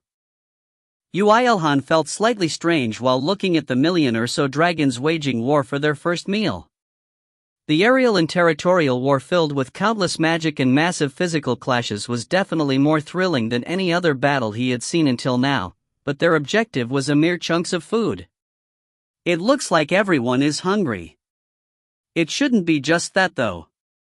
While humans eating human meat was an unforgivable taboo, but dragons eating dragon meat was a sacred ritual that continued the will of their kin. They should all understand that. What do you think? The meat they want to eat should be none other than yours, you know? It is only useless meat now. If it strengthens my juniors, then I am happy. Aren't you honest now, Dot? Perhaps it was about time he stopped ticking Ekjar off. Yoo IlHan shrugged his shoulders and looked back. The elves and wolfkin who had gathered in the highland he had made all had their jaws agape at the massive battle between dragons. The huge dragons are those monsters that I can't even face alone right now, number in the millions. His Majesty is truly great. The horrifying dragons that were beings of fear they had to fight against all this time were following Yoo IlHan's orders now. It was no wonder it looked very divine for them. Yoo IlHan consoled them with a bitter smile as both the wolfkin and the elves were very nervous.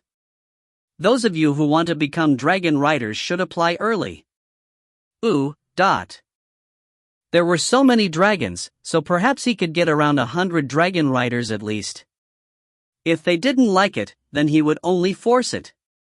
Yoo IlHan decided that inwardly and nodded his head. Like that, the elves could pioneer the realm of dragon riding after wolfkin riding. It was a revolutionary matter, worthy of a notification alarm.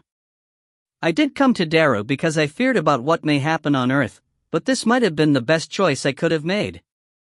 Yoo IlHan was now the ruler of all dragons, and declared the world of dragons his first territory. Thanks to his characteristics, the lower worlds under his rule even fused with it. The world became larger and dragons with the highest potential were born. Just that was enough to be called a miracle. It seems like it will end soon. An enormous event such as the Sixth Great Cataclysm wouldn't be over just like that, but the atmospheric mana started showing signs of stabilization. Now, the probability of encountering a thunderstorm while walking will probably decrease. But for now, Your Majesty, what are you thinking of? One of the elves saw that Yoo IlHan was in deep thought and called out to him. He shrugged his shoulders. I was thinking about the things I have to do in Daru in the future.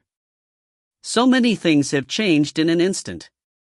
You elves and wolfkin will only be able to survive if you become stronger too. We can do it. I like your confidence, but Yoo IlHan's eyes could too easily see the monsters being born across this world. The current elves and wolfkin had practically no chance against them. Would it just be the dragons that were born strong? Large-scale monsters over level 270 were being born explosively across Daru. Now that the environmental change was decreasing, mana was focused in another direction and the mutation and generation of lifeforms were being accelerated even further. You will need the dragon's help if you want to fight against those frightening beasts. We do not dare doubt His Majesty, but can we really live together with such beings? The elves were half in doubt. Well, it was no wonder since their only objective was to avoid dragons before. Yoo IlHan made a bitter smile and nodded. They have all submitted to me and cannot go against me, so the thing you are worried about will not happen again. However, you may have to battle more frightening and annoying opponents in the future. KRRRRRRRRRRRRR. We are always ready. As long as His Majesty is in charge. The wolfkin were perverse enough to rejoice at the words frightening and annoying opponents while the elves shouted out bravely. There should be no need to educate them again. Yoo IlHan nodded with a satisfied smile and now looked back towards the dragons. The million dragons had just finished the first brutal war for food and were looking up towards him. Then, let's see. Checking which ones became stronger, and which ones took Ekjar's flesh, Yoo IlHan was surprised at the unexpected result. Kohu. One of them monopolized all of Ekjar's flesh. You're quite greedy. Father, I wish to become stronger. There was one that caught his eye from the very beginning. It was a child that boasted a level of 280 from the moment of birth, and the color of the scales were also bright red and was one that possessed the power of fire, also within Yoo IlHan's realm of management. Of course, now that the red dragon ate Ekjar's flesh, its level rose to 294. Its other skills should have grown explosively as well. This was the most blessed birth after the innately 5th-class mystic. I wish to become even stronger than this. I wish to win. Good, you will now be the leader of this group. I give you the name, Ruby. I am happy. Red, and therefore Ruby. Avoiding Ymir's silent gaze that asked if he was too careless with that name, Yoo IlHan healed the dragons that were injured. It sufficed to just scatter some potion that was a mixture of dragon's blood matured in the cradle of miracles and a little bit of his own blood. Father, what do we do now? It will be good to train your innate skills. But for now, fight against the monsters weak enough to not threaten your lives. In the future, your first objective is to not allow any other monsters other than yourselves to rule this world, okay? Understood. We shall follow. The dragons all flew in the air like the time they gathered here. When Ruby roared, the dragons all raised their voice in accordance. We shall be back soon. A loud greeting from the dragons. Feeling like a parent sending off his child on an errand for the first time, Yoo IlHan sent them off. It would be fine as long as they didn't die. Dad, then what do we do? There's only one thing. Yoo IlHan's eyes glistened. The aftereffects of the Great Cataclysm still remained, while the ancient elven magic formation was still activated. Moreover, he couldn't just let this highland where the elves and wolfkin were standing on stay as a lump of rocks and grass, so let's construct a city for everyone to live in. His soul as a creator burned up for real. Author's notes. I am your father. T/N. This was written in English, lol. Start of Book 13. Translator's notes. Dat title though. PR, Chamber is dead, I am dead, so only one chapter today. 2 sponsored plus 1 regular in queue. But we might take a few days to clear it off. As for people wondering why there wasn't much ER in the past few days, Chamber was away on vacation. He announced it a few times but people still didn't know about it. Weird. If you find any errors, ads pop up, ads redirect, broken links, non-standard content, etc., please let us know. Report chapter so we can fix it as soon as possible. Chapter 301, I Am Your Father, 2. While Yoo IlHan was orchestrating a similar spectacle to that of the creation of the universe, Yoo IlHan's party members were conquering one higher world after another. Just what kind of guts do you have to go against a higher existence faction? The one that threw out the question with a vicious tone was a 6th-class fallen angel's ear, the keeper of the higher world Fida of the Army of Brilliant Light. The majority of the fallen angels had died instantly thanks to the 2 WMD-level fortresses, and after a few exchanges, he was the only left. What do you mean guts? If we really had the guts, we wouldn't be acting like this. We're only taking the initiative because I fear for the lives of my beloved, I am afraid that my precious friends will die, and finally because I'm shy and weak," replied Liara. The strongest in the group was naturally IlHan, but she lacked physical might, so after Liara separated from Yoo IlHan, she was acting as the squadron leader. We found that we weren't in a position to be picky. I'm sorry. I don't think we're in the right. Just think of it as a war. Like how we have always lived until now. The high angel who had lost her wings, Liara. Do you feel good being a human's dog? Dogs are more apt for describing guys like you. And could you please call me his fiancé? Liara shrugged her shoulders and raised her spear. The deeper the depths of her love reached, the stronger the spear became, and now its attack power had passed 16,000. The fact that her lover had become the ruler of all metal should have also influenced her spear as well. Come at me. I'll finish you in a one-on-one. How foolish of you to try fighting me when I retain all my powers as a 6th class while you have fallen. Whether I'm foolish or not will be decided after we exchange a few blows. No, you dare. Of course, even Liara wouldn't just charge in recklessly. She brought up her own magic power and strength using the battle dress, the feather of temptation, which Yoo IlHan had painstakingly made for her, as well as her various accessories. Only after she was blessed by Nayuna and had the confidence to overwhelm the enemy did she charge forward. It might have been different if she was alone, but she had a lot of people to protect and a lot of expectations to meet. You have earned experience. Phew, that's done and over with. Minutes after the start of the battle, Liara killed Zir and skillfully calmed down the magic power that made the spear vibrate. She collected his corpse as well. IlHan, who was watching from the back, exclaimed, "My, your fighting figure looks similar to Darling's. It was me who taught him the spear, so that's quite obvious.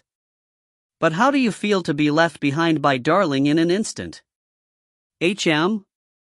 How is it?" "I love it. I feel proud and satisfied to think that I played a pivotal role that made IlHan him now. I feel like I'm with a part of him even when we're apart." TCH. IlHan tried to make something to tease Liara but clicked her tongue after seeing Liara with a very happy smile. She didn't have the blessing of the god of love for nothing. Although IlHan felt true love towards Yoo IlHan, she was a mere child in front of Liara who had raised her love meter over hundreds of years. "So this is done. Then shall we go to the next world? It's the army of brilliant light again. What if Satan really does act? If Satan moves, then the leaders of other factions will also move, so that will be the time when all factions will go to war just in order to catch us. And that is precisely what Darling is aiming for too. Won't we all die at that time?" shouted Na Yuna in shock, but IlHan shrugged her shoulders.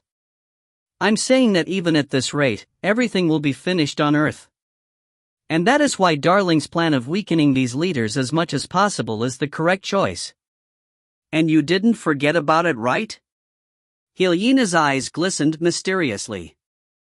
"The reason he is making us gather so many records, and the reason he is throwing himself into the most dangerous places is all for his awakening, Darling, as a complete, perfect, higher existence, as a leader of a faction. At that time, we do not need to fear the leaders of other factions any longer." "Would everything really change at that time?" "Of course. No, perhaps Darling may stand at the highest and most glorious place of all. Considering the god that the heavens army is in servitude to," IlHan's words were very rude, but not to mention the others, even Liara and Erta who still had slight beliefs in God's power did not retort to her. In fact, even these two wanted it to be like that. "And so, lady, when are you going to make the gate?" IlHan blushed, feeling embarrassed after saying all those lines that praised Yoo IlHan, and turned her head towards Kongmire. However, Kongmire's expression was very dark. "I'm trying, but the gate isn't opening." "But lady, your ability is to make a gate leading to other worlds. There's interference by an external element. I can't even send a message to Mr. IlHan." "How? I thought that this ability will not be hindered by anyone recorded on the Akashic record." "What?" IlHan asked back. "Even the artifact Darling gave us doesn't work?" Not only did Kongmire's ability get hindered, something was interfering Yoo IlHan's artifact when he was the one who reached the highest realm of crafting after the creator? IlHan checked her artifact, and it was indeed real. Liara realized that any communication with Yoo IlHan was disconnected and asked IlHan in a trembling voice, "Did Satan appear or something? Even Satan cannot block Darling's artifact. This is an unexpected situation." Before IlHan could come to a conclusion, a voice that belonged to neither any in the group, nor any other being in the word Fida, covered the world. It was a voice that was neither high nor low, emotionless, and an even genderless, dry voice. The fifth faction, Irregulars of the Akashic Record. The owner of the voice appeared in thin air. It was an unpleasant-looking creature with a humanoid, but streamlined body, that emitted a foggy light towards all sides. "Eliminate before they acquire the power to go against heaven." It was just that they had a different characteristic to any other race they knew: 3 pairs of wings that looked like curtains swaying in the wind, as well as a twisted ring of light that sparked above their heads. "No way." IlHan shivered slightly after looking at that. Erta and Liara as well. "Is that an angel? But for it to be an angel, eliminate." It raised its part that resembled a human arm and aimed at the flying fortress. Everyone felt a great sense of crisis, and Mystic shouted, "Everyone inside the fortress!" As soon as the others complied with her instructions, a barrier completely covered the flying fortress in an instant, and at the same time, Kelatuk's metallic armor was spread above it. Just as the metallic armor completely covered the fortress and started rotating, it shot out a ray of light. The ray of light clashed against the metallic armor and caused a massive boom. Kaya Aoyak, he's damn strong. Insanely strong. What the heck is this? I don't think it's mana. I'll help you. Lady Letna, we need every bit of your strength, even from when you were drinking your mother's milk. How the heck does a goddess remember her baby days? Nayuna agitated the holy region and supported Mystic. The power of the goddess was that of recovery and protection. The holy power that filled the entire holy region was absorbed by the barrier to fill the gaps and enhance the quality. Even after all that, it wasn't easy to block that ray of light. This was the strongest being that they had ever met. What was even more annoying was that they didn't even know the identity of this thing. Just what the heck is that monster? If IlHan was here, he would have instantly recognized what that thing is with his record skill. Eat? The next moment, Liara realized that she once again relied on Yoo IlHan and slapped her lips. Even though IlHan was indeed very great, but she, who was once a peak of one world, was looking for help like a weakling. She bit her lips and raised her spear again. No. If we don't know, then we'll only find out, and then defeat. Let's do this together, ex-angel. I wouldn't dare let you get killed because Darling will hate me so much afterwards. Looks like I should help as well. Liara, IlHan, and Orochi stepped through the barrier. Even against a monster that shot out rays of light that was equal to Yoo IlHan's barrier, their eyes were full of will to battle. Mystic immediately poured out numerous mirrors and protected them.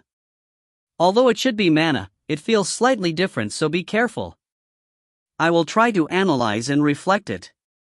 But don't trust in the destruction mirrors so much. Got it. The positions were perfect. Behind them were Kim Yi-sul, Kang Mirai, and Erta preparing magic. Their objective was to discover its weaknesses and restrain its actions rather than dealing damage. The angel-like being with a twisted halo and wings also seemed to notice the aura they gave off, raising the expected capabilities of the irregulars. Loading additional records from the record. It was still blabbing on some nonsense. However, this was for sure. Those thugs that appeared out of nowhere, blabbing on about irregulars or whatnot in novels or movies, were highly likely to be the mastermind that was scheming everything. So that means that we're nearing the last boss. Moreover, it is very likely that they are not related to the four higher existence factions or are related to the four shadows they gave off all this time, and belong to a completely different organization or individual. Liara Uni is like Mr. IlHan now, raising the danger level of the enemy. Even the enemy was shocked at Liara's deduction. However, the situation didn't look that bright either. It was still attacking the flying fortress even while aiming for IlHan, Liara, and Orochi perfectly. Eliminate. A ray of light shot out. But thanks to the fact that it said it will attack like a robot from a movie from the 90s, the group could react quite quickly. Eliminate. TCH, that's the second one. It's really annoying. If their reflexes weren't on par with that of a higher existences, they would have instantly died without getting a chance to dodge. After settling on a target, it didn't seem to be satisfied with just one attack and started to attack continuously.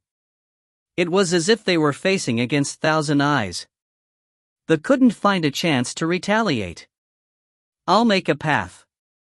Mystic couldn't endure it and sent out the majority of the mirrors at once to attack even more fiercely, but it was prepared for that as well. The halo increased slightly and instantly created a circle around 3 meters in diameter, before rotating around it rapidly to create a shield to block. It was as if it imitated the metallic armor barrier of the flying fortress. That guy's movement is as if, that. Before Liara could tell that to the others. Destroy.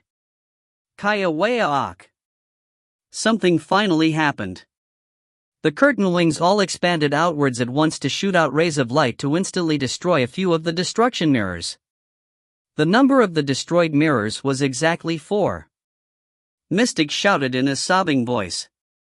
No, 1,000 eyes really became 1,000 eyes. This is not the time for jokes. I think he's learning what skills to use off our attack patterns. Even his actions are like the last boss's underling. IlHan's eyes shined after hearing Liara's words. She also didn't have much physical might, so she was busy dodging all those beams, but if it became more advantageous for the enemy as time passed, then they couldn't keep this up forever. Oh my, save up your techniques for now. It looks like this is my turn. Liara, can you make way? Let's get this over with. Fine. Follow me, IlHan. Ex-High Angel and ex-Battalion Commander formed a tag team. After IlHan reached Liara through the many rays of light, Liara raised her spear before taking a deep breath and charged at once. Priority target of elimination. Says who? The one to be eliminated will be you. A little closer. That's it. The spear that vibrated in Liara's hand thanks to her magic power, twisted the ray of light. The shockwaves she used had refracted the light. And IlHan instantly approached it. Darling pleaded me, you know. And I'm someone who can't refuse his request. This was the moment she concentrated the hardest even since she was reborn under Yoo IlHan's hands. IlHan focused all of charm at her fingertips and touched the enemy as it was slightly defenseless after attacking Liara once. The infallible charm against any man, woman or life form started flowing into him. So can you obediently die? Changing priority target. However, the reply was very emotionless. Eliminating target with the most hindrance to movement. Kayak. The beam that it shot out pierced through IlHan's abdomen before Liara could do anything. Author's notes. A new enemy appeared. But since Liara explained everything, there's no need for me to explain, right? If you find any errors, ads pop up, ads redirect, broken links, non-standard content, etc., please let us know. Report chapter so we can fix it as soon as possible. Chapter 302, I Am Your Father, 3. IlHan. Kook. Liara shouted in shock. That dandy and leisurely succubus queen was hit. IlHan's blood poured out from the hole in her abdomen, and just as she retreated while covering up the wound, a streak of blood leaked out from her lips as well. The attack was a direct hit from a close distance, leaving her in a rather miserable state. To think that it would just parry my ability just like that. What the hell is this thing? It's not, darling. Perhaps it's not a life form at all? Eliminate.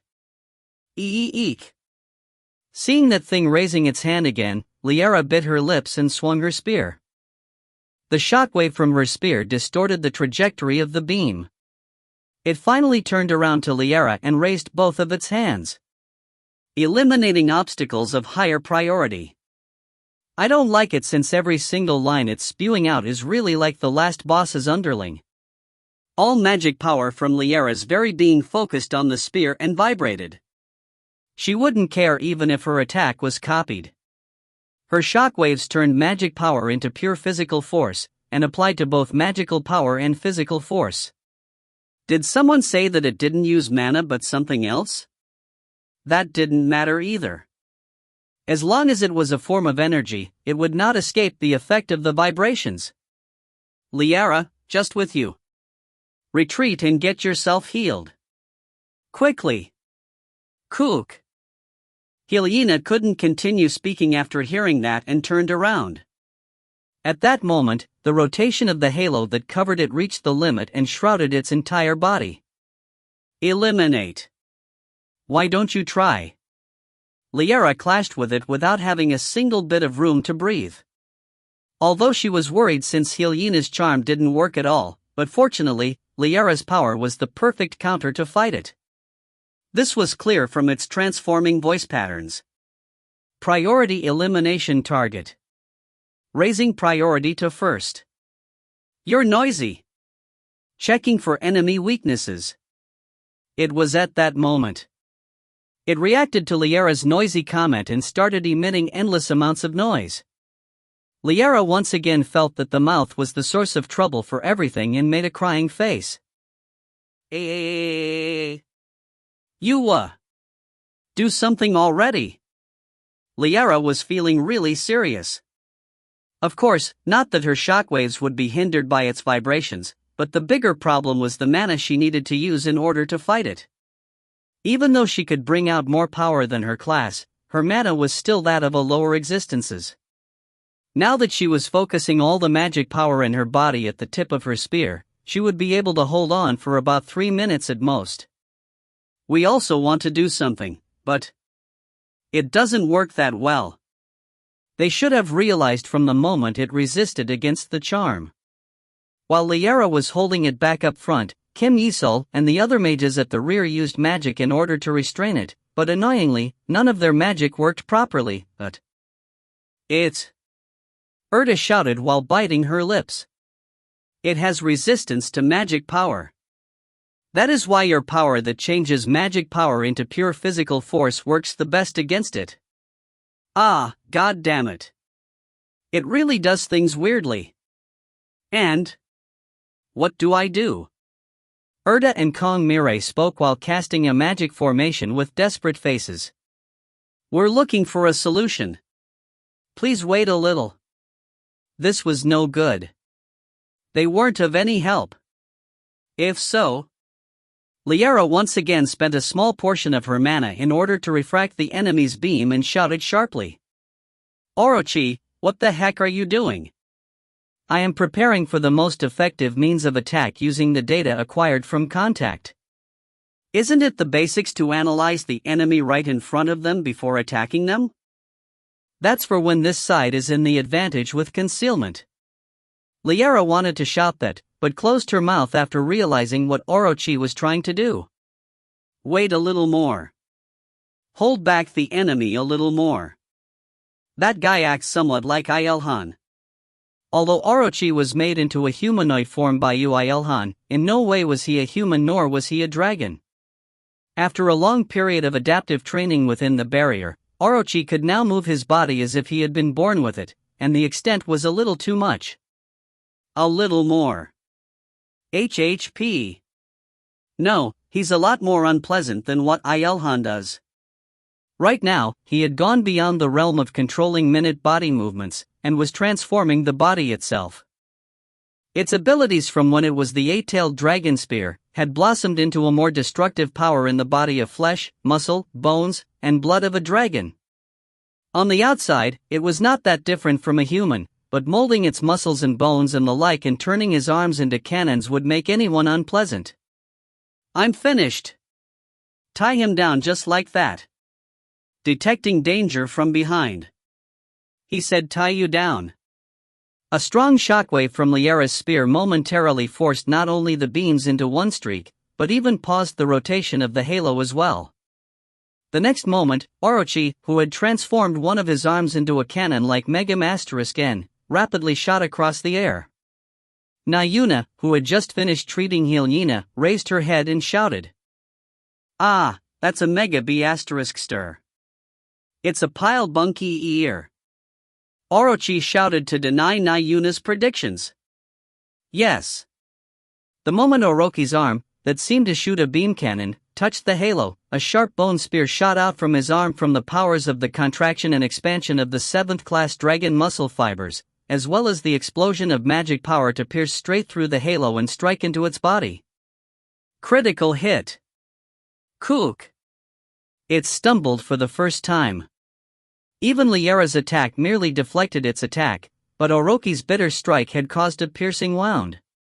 It urgently retreated and tried to heal its injuries, but couldn't do that easily due to the durability and resistance of Ekjar's bones. Orochi shouted with an evil smile with a face that looked like a human's. If it's pure physical power, I will not lose. This is the power I have acquired while being with Master. Well done, Orochi. But the disadvantage is that I only have one stored bone spear left. What the hell are you boasting about that for, you idiot? Orochi neither had the ability to manipulate subspace, nor the ability to regenerate 7th class bones as he wish. At least not yet. I will attack at a more crucial time. I hope that moment doesn't come after I die.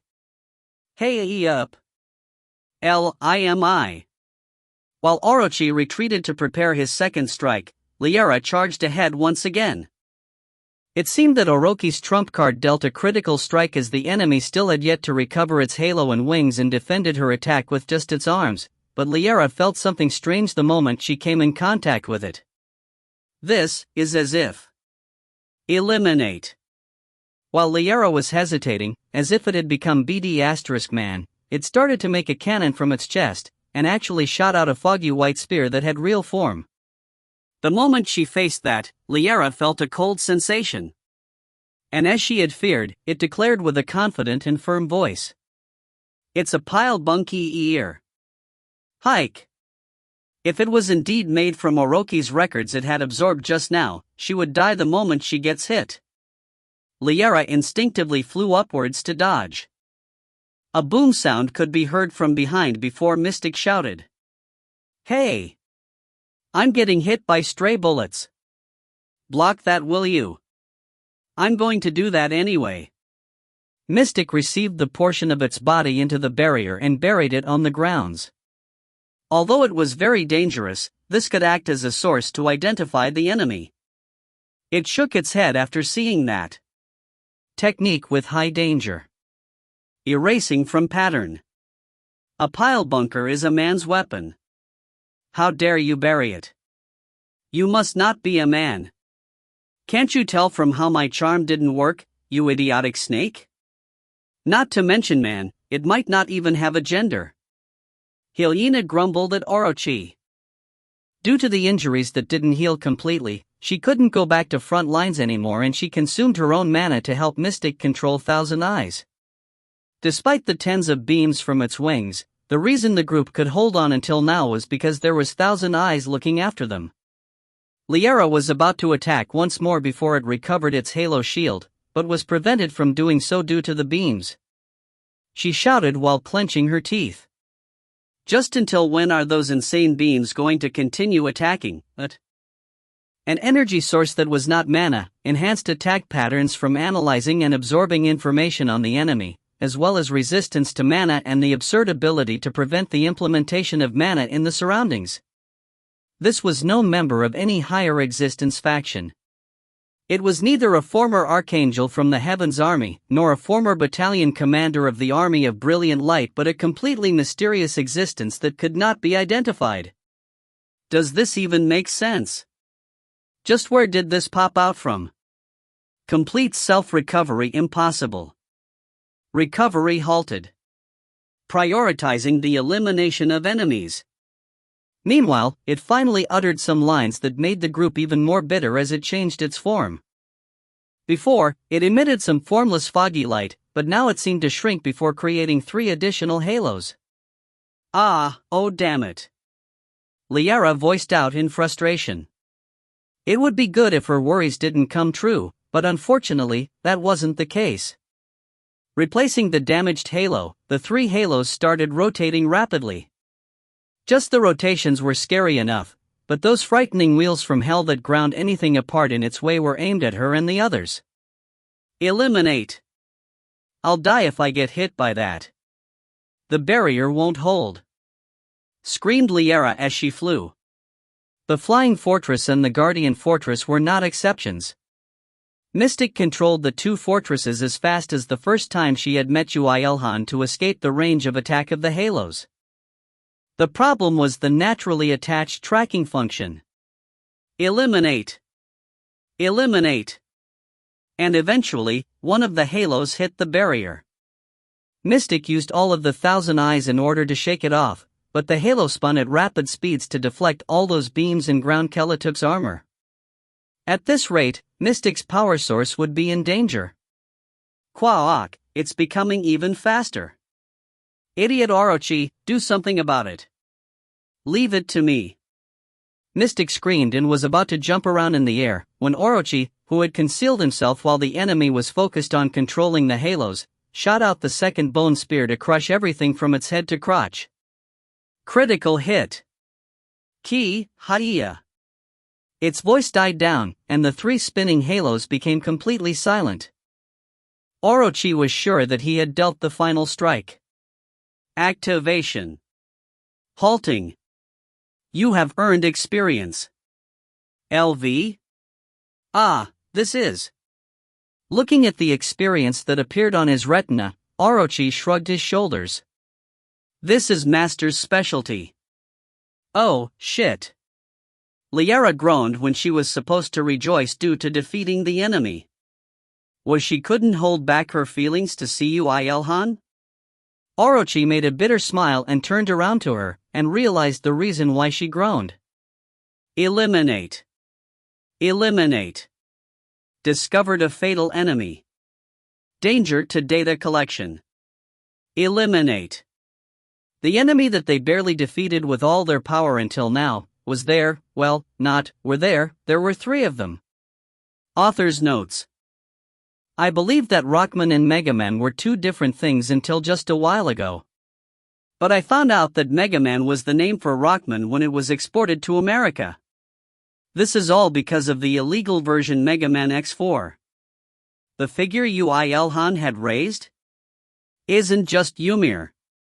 Just what is the identity of those strange things that appeared out of nowhere and attacked the group? Is the one behind them the one that will not betray the reader's expectation? Would the author have used such an easy plot progression twice? Or would he have aimed for that gap and blatantly reused the same setting again? Everything is in the chaos of maze, making readers confused. If you find any errors, ads pop up, ads redirect, broken links, non-standard content, etc., please let us know. Report chapter so we can fix it as soon as possible. Chapter 303, I am your father, 4. Can you still not contact IlHan? No, the artifact doesn't work at all. The dimension, somehow. The mages including Kong Mirai were doing their best to use their magic, but there was no way three of the enemies would be easy when one of them was enough to push them past their limits. The three enemies with distorted wings and halos nullified the surrounding mana on the moment of their appearance and emitted a merciless aura while aiming for the group. Eliminate. Eliminate. Eliminate. This is making me craz. Yoo. Mystic, who was recovering the destroyed enemy's halo and body, suddenly screamed. Their attacks were all directed at the fortress. They're trying to erase any and all traces because Darling may record it. Ah, that's it. If we go back alive, IlHan will understand anything and everything about this hidden being, and any kind of foreshadowing will get destroyed. We'll all die while we talk about foreshadows. Liara felt like she would let go of her spear in nervousness if she didn't crack a joke. Well, of course, everyone here knew that Liara was trying to calm everyone here down in Yoo IlHan's stead, but even if she could replace Yoo IlHan in jokes, she couldn't in fighting power. IlHan despaired as she was feeling powerless. I should have honed other abilities and not just my charm. Where was that confidence where you could charm any other beings other than Master? Well, if I was 7th class, then I might, but right now. No. IlHan said words of forfeit towards Mystic, who was shouting at her while busily dodging all those beams from the three enemies, and slapped her cheeks. No, fine then. I can't fall back here. Even if they are not lifeforms at all, as long as they have intelligence and are capable of movement. IlHan, don't push your cell. Eek. Just as Liara was about to say to IlHan to not push herself too hard, she received a critical wound from the beams of one of the enemies. If she maintained her vibrations at maximum output, she could have distorted its trajectory, but her mana was not infinite. Orochi also returned to the front lines after recovering his 2 bones thanks to the fact that the first enemy died, but all he could do was to hold one down. And this was only possible because he took one down and acquired some of its records. Pate, who had the ability to manipulate higher existence undead, was protecting the others, but he was in no condition to attack. So, if IlHan didn't do something, they would be in danger of being wiped out. Liara, switch. Your ability doesn't work though. Don't push yourself and just focus on controlling Thaos. Hike. Eliminate. Eliminate. 2 of the unidentified non-life forms closed in on Liara after she became a little sluggish due to the injury. Seeing that, IlHan bit her lips and shouted to Yuna. Blessing. But didn't you say you didn't need a blessing from a recorded god? But right now, I need even that. Isn't it the goddess of beauty? Make me more charming already. To the point where I can even charm non-life forms. Eek, to think there would come a day where I would use this blessing on anyone other than myself. It seemed that she did have something after all. Even while not being willing to use the blessing, Yuna knew that this was no time to hold back as the situation was very serious, and started chanting. Although she didn't like IlHan that much, she didn't want Liara to get hurt either. Brighter than the stars of night, more translucent than the dew of dawn, fresher than the morning wind, higher than the sun at noon, casting a deeper shadow than the afternoon shade, redder than the evening sunset, oh, beautiful goddess. Please grant your touch to the one who desires your beauty. The prayer actually sounds polite. Whatever the prayer's contents were like, the effect was great. Pink-colored aura that floated out from Yuna soon covered IlHan's entire body before she emitted an insane amount of charm. The transformation was very drastic, and it even felt like IlHan was the avatar of the goddess of beauty herself. IlHan closed her eyes once and opened it again. It felt as if pink steam could be seen around her. Fu. Haa. Good, this is it. Ugh, erg. And, no, not anyone other than His Majesty. As the effects amplified, the more beautiful and handsome the blessed one was, the ones facing IlHan had a hard time standing now. Khan Hajin came to a realization after seeing that. Yuna, you. I saw you approaching Sir IlHan after you prayed from time to time. Hajin Appa, shoo. With this. IlHan saw that Liara was being relentlessly pushed back due to the lack of magic power, and flew forward without hesitation. A stronger magic power was emitted from her. Why don't you try resisting again? As I am now, I have the confidence to charm even stones, wind, and the sun. Identifying priority elimination target. Get.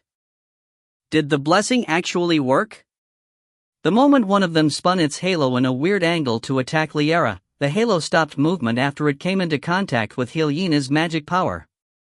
IlHan reckless thoughts, that she could just increase the absolute quantity of the magic power to overwhelm the ability to nullify magic power, had worked. This was also proof that they didn't have absolute resistance against magic power. IlHan. Retreat and regroup, Liara. Hey, you there, look at me. Elimination, target. Priority, elimination. Identifying, aim, Despite having lured one, IlHan immediately emitted her mana against yet another one. She was no longer moving out of fear. Even though the injury on her abdomen hadn't completely healed yet, her movements didn't contain any hesitation. If she fell back just because a single wound, then she wouldn't be able to effectively transmit her explosive charm. More beautifully, more charming and fatally. She was doing this as if she was going to break through Yoo IlHan's unshakable heart. Oh, my, now that I think about it, if I assault Darling in this blessing, wouldn't I immediately succeeded in a night? Should I think about the name of the child already? I'm not giving you any more. Never rare. Aim, Fa, Ild. Elimination tar, get priori, tie, Namovi, ed, to, top. Shan, Jing, Een, My, Danger Lev. Evaluation failed. Evaluation impossible. Changing Mo, duh. Their voices snapped. Their actions became even more unnatural, and even the beams that assaulted the group on the moment of their appearance halted. The vibrations of the halos also died down. Ah! My mana! However, the most important fact was that the group's usage of mana became much more liberated. This was proof that their halos and wings were affecting a lot of the mana of this world. Ladies, can't you use some long-range magic as soon as possible? This uni can't hold for long. You have done well, succubus. Here's a big one. The moment the others regained control of their mana thanks to IlHan, Erda clenched her teeth and created a huge magic formation in the air. What popped out from it was a literally gigantic lump of mana. It was a supersized magic bullet that contained all the mana of the group, even mystics, into it. Increasing danger evaluation of enemies. What the heck is that? The only thing I did was compressing and changing the hardness of the mana. Even if they have resistance against mana, they shouldn't be able to resist pure destructive force. Now they're wasting so much mana like that. Still better than you. Go! The gigantic magic bullet assaulted them and exploded. As the magic bullet came into contact with them, all the magic that restrained the magic bullet was dispelled, so the mana would go berserk. Erda only took time to control the berserk of the mana to damage their halos and wings. Critical hit. And her calculations weren't wrong. The magic bullet was designed to create a severe backslash to the one that dispelled the magic restraint had splendidly done its job and ripped their wings and halos to shreds. Serious damage. Impossible to restrain the energy of the old world. Retreat, or reinforcements needed. The mana cycle came back to normal. Nice going, Erda. Kim Yi-sul, having trained countless years training magic, was not so dumb to miss this opportunity. Oh, space and time. Dull the fangs of those trying to harm us. Could this be called anything other than miracle? In this wide world, only the three monsters with ripped wings stopped their movement. Everyone other than Mireille, we need to kill them now. And they said they'll call for reinforcements, so Mireille should prepare magic to flee. We need to go to a dimension where they can't come. Yes, mother. Hey up. Having recovered enough to use the pile bunker again, Orochi shot out bone spears from his two arms and killed one of them. Not breaching Yoo IlHan's expectations, he had achieved a splendid double kill by himself. The one that was aiming for an opportunity was the same for Pate as well. He scattered the curse of corrosion to restrain the enemy movements, and made his undead's charge against one of them and shouted with a voice of resolve. Accompaniment to hell. Let's go together. An even bigger explosion than the magic bullet occurred. He made the corpses of higher existences explode using the power from the blessing of the god, so nothing could be said about the power of the attack. If Yoo IlHan knew about this, he would be sad, but for now, survival was their foremost priority. When the enemy's movements stiffened even more thanks to Pate's explosion, the others also attacked relentlessly. There was no winning against a many-on-one. In the end, they were destroyed. You have earned experience. LV5? I get that those damn things are at least level 500. That's not something to be happy about. Rather than that, Mireille, what about the dimensional gate? It's ready. This was no longer a problem of being helped by Yoo IlHan or not. If they don't go back to his side immediately, they may all be wiped. Eliminate. Eliminate the enemy. However, Mireille was slightly late. It seemed as if they had the ability to summon their allies forcefully the moment their activities were halted, and 9 of them appeared through a dimensional gate. Just where are they all coming from? Extremely dangerous target. Changing priority to second. Eliminating target. Unknown element. Yoo IlHan's ally. Eliminate, necessary. How can this? Not to mention very suspicious words, they were scattering foreshadows that they'll eventually face Yoo IlHan like it was nothing. They just barely defeated 3, but now 9 of them appeared, so the group despaired. I guess I can only do this. However, Kong Mirai bit her lips after looking at that. As Liara and IlHan thought, Kong Mirai also believed that Yoo IlHan had left the group to her. Especially, as she was the one who was in charge of everyone's safety with her dimension magic, she could not let anyone go back with any more injuries. Please, help me do this. As 9 of the mana restraining things blocked the liberated flow of mana again, Kong Mirai focused everything on the god-ranked circlet, the crown of wisdom, and agitated her mana. Not to mention her precious magic stuffed cookies, she drank all her potions and amplified her mana. And that brought results. I did it. I can do it. I can do it. Eliminate. Eliminate. Eli. However, even if she could bring out her mana, she could not make a large enough gate for a person to pass through due to the external pressure. If so, she would find a way to use this small gate. Although she had never tried this before, she had to make this succeed. IlHan, stop them from moving. The power of the blessing and the mana will soon. Cook, I can tie them if it's for a brief moment. I need that brief moment. IlHan listened to Kong Mirai's request. The moment the 9 enemies froze stiff in their places, a small gate, enough for a pencil to pass through, appeared on one of their bodies before disappearing.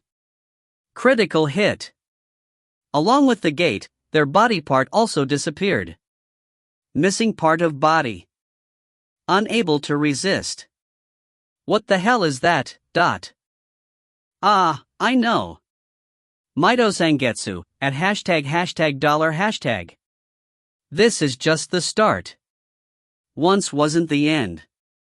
Tens, hundreds of warp gates appeared instantly before disappearing, and the 9 enemies that had to endure that instantly became honeycombs.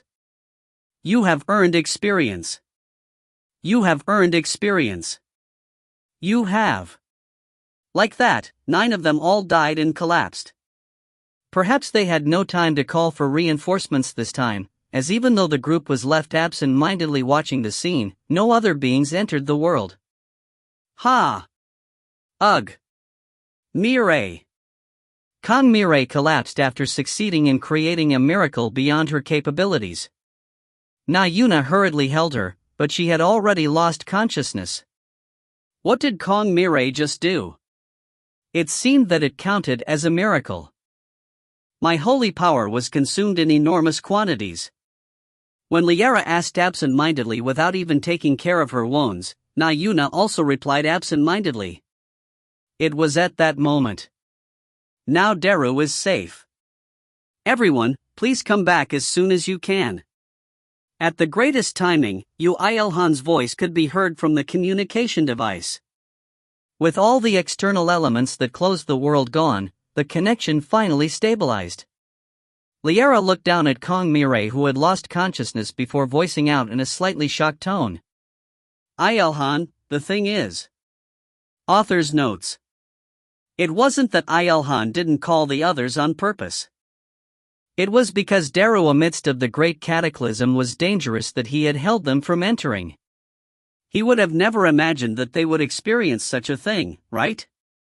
Some of you might say, why didn't IlHan use Na Yuna's blessing from the beginning? And to answer, as you have seen in the story, IlHan had refused Na Yuna's blessing until now. However, we don't know what caused her a change of heart, but she had decided to ask Na Yuna for help. If you find any errors, ads pop up, ads redirect, broken links, non-standard content, etc., please let us know. Report chapter so we can fix it as soon as possible. Chapter 304, I Am Your Father, 5. The group succeeded in returning to Daru with the help of Yoo IlHan's warp skill. Their tearful story was relayed to Yoo IlHan in whole. That's why everyone is so ragged? Yeah. Though, none of us died. Oh, a few of Paidas undeads crossed the river of death. An unpredictable and unanticipated mana-resistant enemy suddenly attacked from another dimension. There's no way I could believe such a thing. But Yoo IlHan shrugged his shoulders while looking at the comparably intact unidentified enemy's corpse right in front of him. The twisted halo that still gave off sparks as well as the tattered curtain-like wings definitely wasn't a life form that Yoo IlHan had seen before. Life form? A completely unexpected retort came in. It was IlHan, who had returned to normal after the blessing of the goddess of beauty wore off. Of course, her suspicions were just regarding a single thing. She could not believe at all that these weird beings that manipulated some sort of weird energy that was not mana, and resisted her charm were life forms. However, Yoo IlHan's reply was very simple. Well, their speech was stiff, so it's no wonder you guys may think that these are robots or the like, but that's because they weren't given proper egos, and does not imply that they do not undergo metabolism. Meaning, I cannot come to a conclusion for sure for now. Yoo IlHan was the master of the record skill. By this point, even encountering non-recorded things would allow him to see the common records they had with other beings that were recorded. However, Yoo IlHan couldn't come to any conclusion after seeing these. Whether these were life forms or not, or where they came from, or how they were made if they were indeed non-life forms. I really want to start analyzing these things, but so cool. How can such a beautiful world be? Daru? This is really Daru. Seeing the group that was rendered speechless in front of the transformed scene of Daru, Yoo IlHan felt that he needed to delay that work a little. Yoo IlHan laughed and checked up on the group. After the battle, they looked very tired and most of them were wounded. Amidst the figure of the group, only Na Yuna looked as vitalized as ever. Wah-ah-wah, wah-ah-wah. Mr. IlHan, let's have a wedding over there. A wedding? What she was looking at was the castle that Yoo IlHan was currently in the middle of building. Since he was preparing a residence for the dragons by using mana and matter through the declaration skill, he decided to build the residence of elves, wolfkin, and his own group, and somehow, a little bit of his deep desires came into play and he went slightly overkill. The result being a European-styled kingdom that seemed to be from the first-generation fantasy novels. Fine, I'll allow it, so you just need to go and find a good man. Yoo IlHan smacked Na Yuna, who was screaming her heart out in joy while clinging onto his arm, on the forehead. However, Na Yuna was still all smiles and continued shaking Yoo IlHan's arm. Of course, the opponent can only be Mr. IlHan. I love you, Mr. IlHan. I thought you forfeited? No, I'm not 4 feet. I know, you're 4 feet tall, dot. Yoo IlHan made a bitter smile. However, it wasn't that Na Yuna always acted selfishly like this either, and this was probably because she had come back to a safe environment after a harsh battle. He could understand that much. However, understanding how she felt in defending her against the Grim Reaper that appeared behind her was a slightly different matter. I'll admit that you don't give up so easily. However, that will only lead to your death. Hayek, Liara Uni. While the two had the usual sitcom-like moment, though, to Na Yuna, it was like a horror special movie. Yoo IlHan clapped his hand to gather everyone's attention. I've prepared your individual rooms in the castle, so go and wash up. I've also prepared a landing zone for the 2 fortresses so mystic, you can go move them there. Master does absurd things without twitching an eyebrow. This is nothing new. The ones residing in the 2 fortresses all vacated its premises. The elves and wolfkin looked around in wonder, thinking if this place was really the same Dara they once knew of, while the children belonging to the dragon's army, though some of them were too big to be called children anymore, were satisfied with the ambient mana density of Daru and shouted in joy. Everyone leveled up a lot. Well, we've been going around higher worlds like hell, so that's obvious. Though, it's not like none of them died either. What's even more amazing is the current Yoo.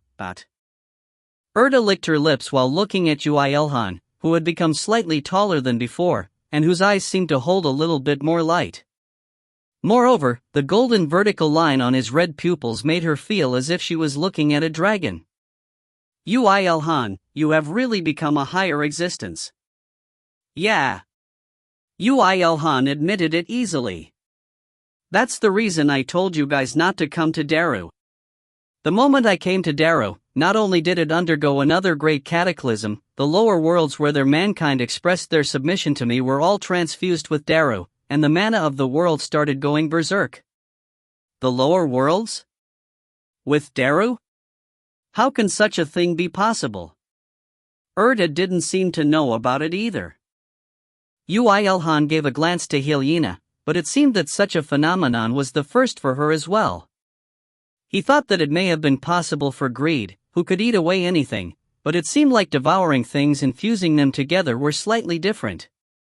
It's a power that only Darling has. I'm sure of it. How about you research into your powers a little more? Even though you have mastered the record skill, Darling still can't use all your powers, no? Yes, you're right. I'm still immature. Okay, I'll think about that by myself. Thanks for protecting everyone, IlHan. It's Darling's request after all. IlHan made a warm smile while saying that. She had changed too much, for the better, since the time they had first met. Yoo IlHan liked this side of her more. Go inside and rest, IlHan. I will rest. But being by Darling's side is the best rest for me. Ugh. Facing her, he felt ticklish and as if he was committing a crime against Liara, so he turned his head away with an awkward smile. There stood Kong Hajin, who was piggybacking the fainted Kong Mirai. He already knew that she was the one in the group who protected all the others. So, Miss Mirai has collapsed and is not waking up? It seems like she had overused her mana.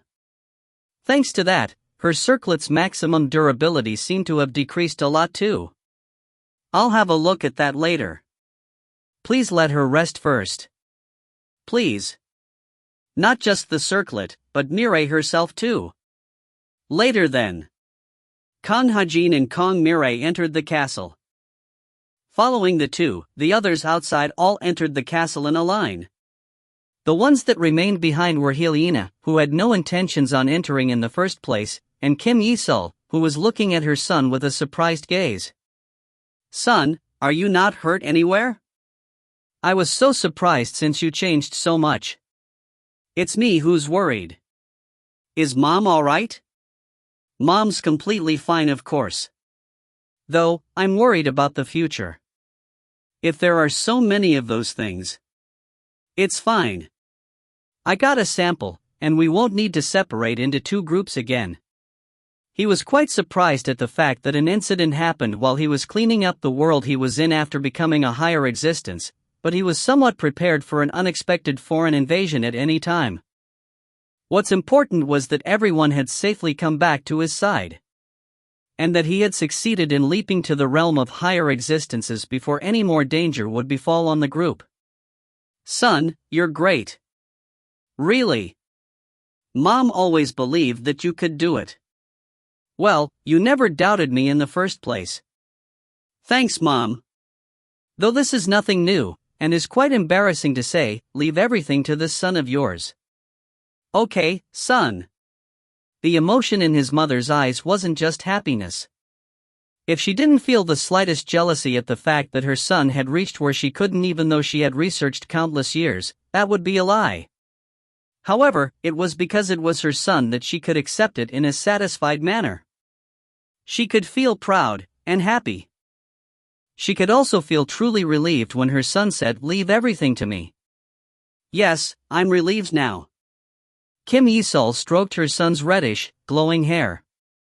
It felt formless, and she could feel a strange sensation and the warmth from it seeped into her hands, which made her feel slightly good. Mom will also go rest now. Let's talk about the rest at that time. Yeah, go back and rest. Kim Yi-sul also retired.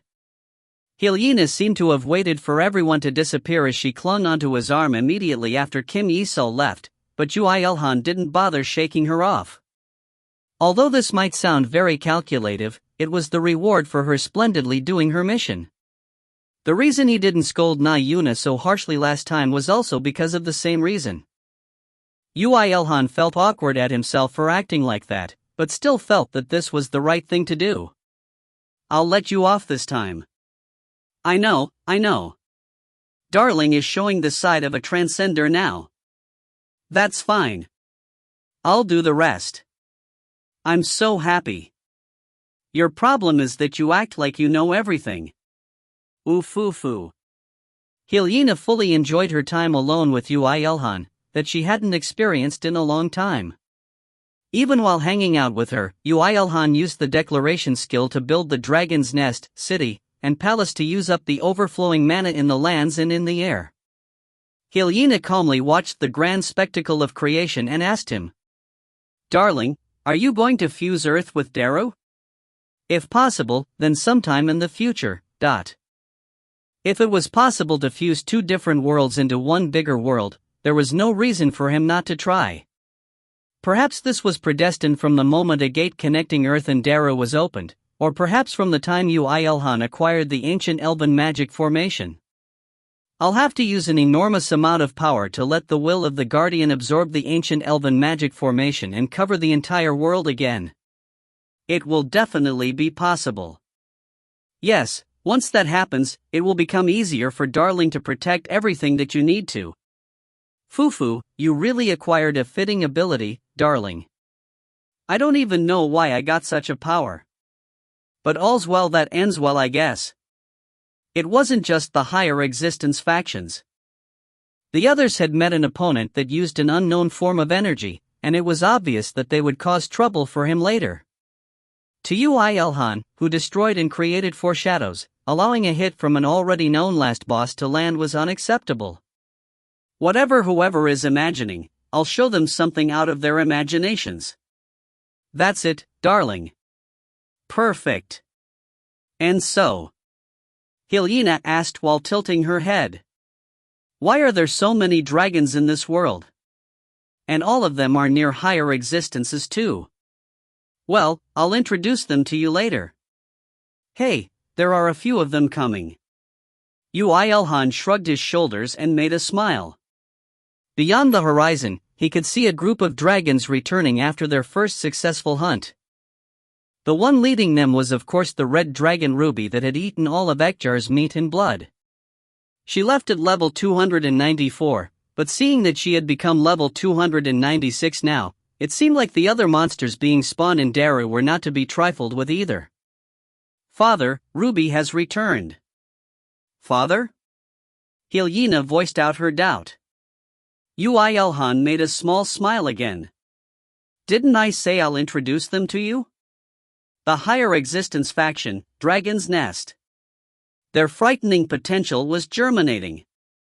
If you find any errors, ads pop up, ads redirect, broken links, non-standard content, etc., please let us know. Report chapter so we can fix it as soon as possible. Chapter 305, I Am Your Father, 6. Father, is that being an enemy?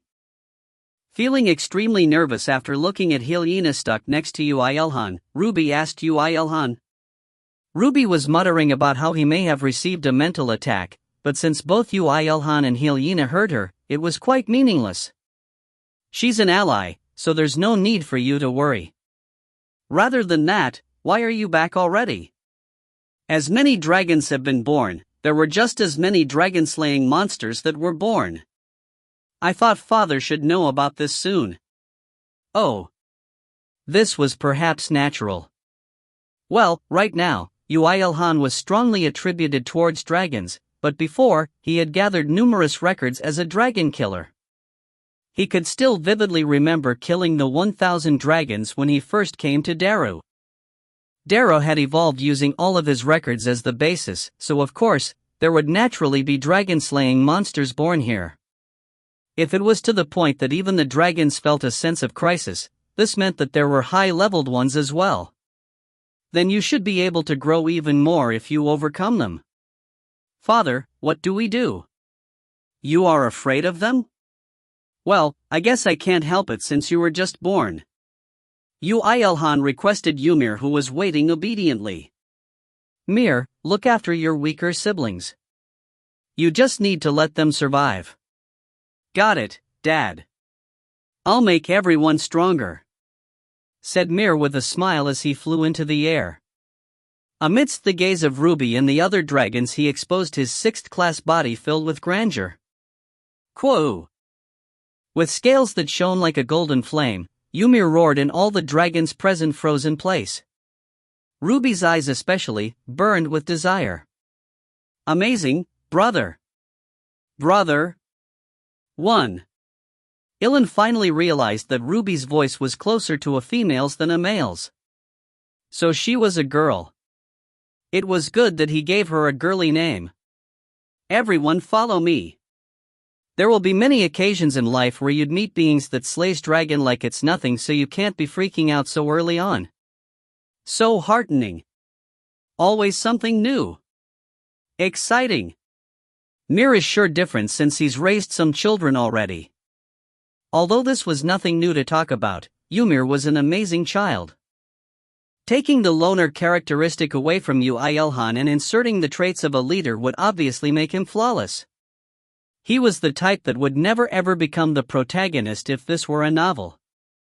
While Yoo IlHan was inwardly relieved, Ymir led everyone and flew directly towards where the enemies were. After the dragons left following Ymir's lead, IlHan's gaze towards Yoo IlHan became slightly profound. It was a gaze that contained a slight trace of anger. Darling. Who is it again? Leaving aside whether you have the qualifications to ask that question or not, it's not what you're thinking. It is only that the large number of dragons that were born while Daru underwent the 6th Great Cataclysm are treating me like their parent because of my power that rules all dragons. Phew, it's good that there are no more competitors. Of course, there would be no way Ymir would lose against any normal beings, but the weaker 4th-class dragons may get injured, so Yoo IlHan applied slight restrictions to all monsters with dragon-slaying powers. Call this a cheat, but he just wanted to preserve his forces. Good, I did this much, so even if they die, they won't be able to complain.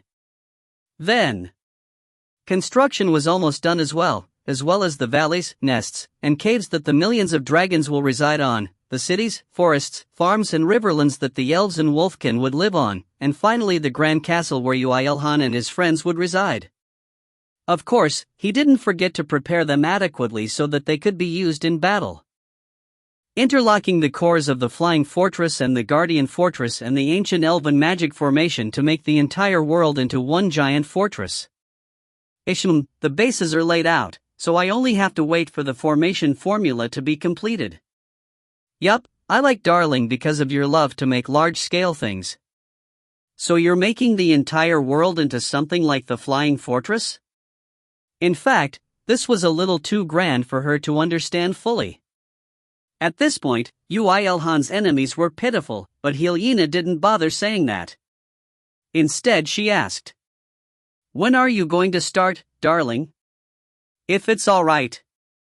Can I be the first?" "No, I'm sorry, but the first will be Elyara. TCH, considerate of your first wife as ever." "Do you like that woman so much?" "No, it's nothing. I'll be hurt, so don't answer it." Yoo IlHan stroked IlHan's hair while she felt slightly disappointed. She seemed surprised at first, but started blushing soon after. "You really did change. Although Darling was kind even before. You're being considerate of me now. Aren't you?" "That's true. I am aware that I am me, but oddly, I'm slightly changing even as I'm conscious about it." Yoo IlHan, during his lower existence days, existed as an independent identity, but right now, he was the leader of Dargon's Nest, a group he had to house in his bosom. His sights widened, and his standards became higher as well. His feelings towards other individuals decreased slightly, but he could now think more about those that came into his sight. Perhaps this was influenced from the subclass leader he had acquired prior to becoming a higher existence. But this is slightly disturbing. This is a change that I can't block even with unshakable heart. Is this really a natural occurrence? Is this truly what I'm thinking? But didn't Darling change like that until now? Piling up records after records, and building yourself anew amidst the influx of records. It's just a repetition of that process. If you want to deny that, wouldn't you have to deny yourself the moment after you were born? Yoo IlHan closed his mouth. Although he did forget this from time to time, IlHan was a being who had lived for tens of thousands of years. Like now, she sometimes surprised Yoo IlHan with her words. He obediently nodded his head in admittance. Yes, you are right. If I don't accept my current self, then I would not have the qualifications to go forward either. And I like the darling that is kind to me more. Eii. His feelings towards her ended up increasing due to the sudden attack. Was the succubus queen's assault still active after all? He couldn't let his guard down. Yoo IlHan smacked IlHan on the forehead and turned around. Gather everyone after they've had plenty of rest. I will have a look around the world. Foo, I got it, darling. Yoo IlHan flew into the air. As he was deeply connected with the flame-soul dragon body, flames, and dragons, it was a natural thing for him to fly without the implementation of mana.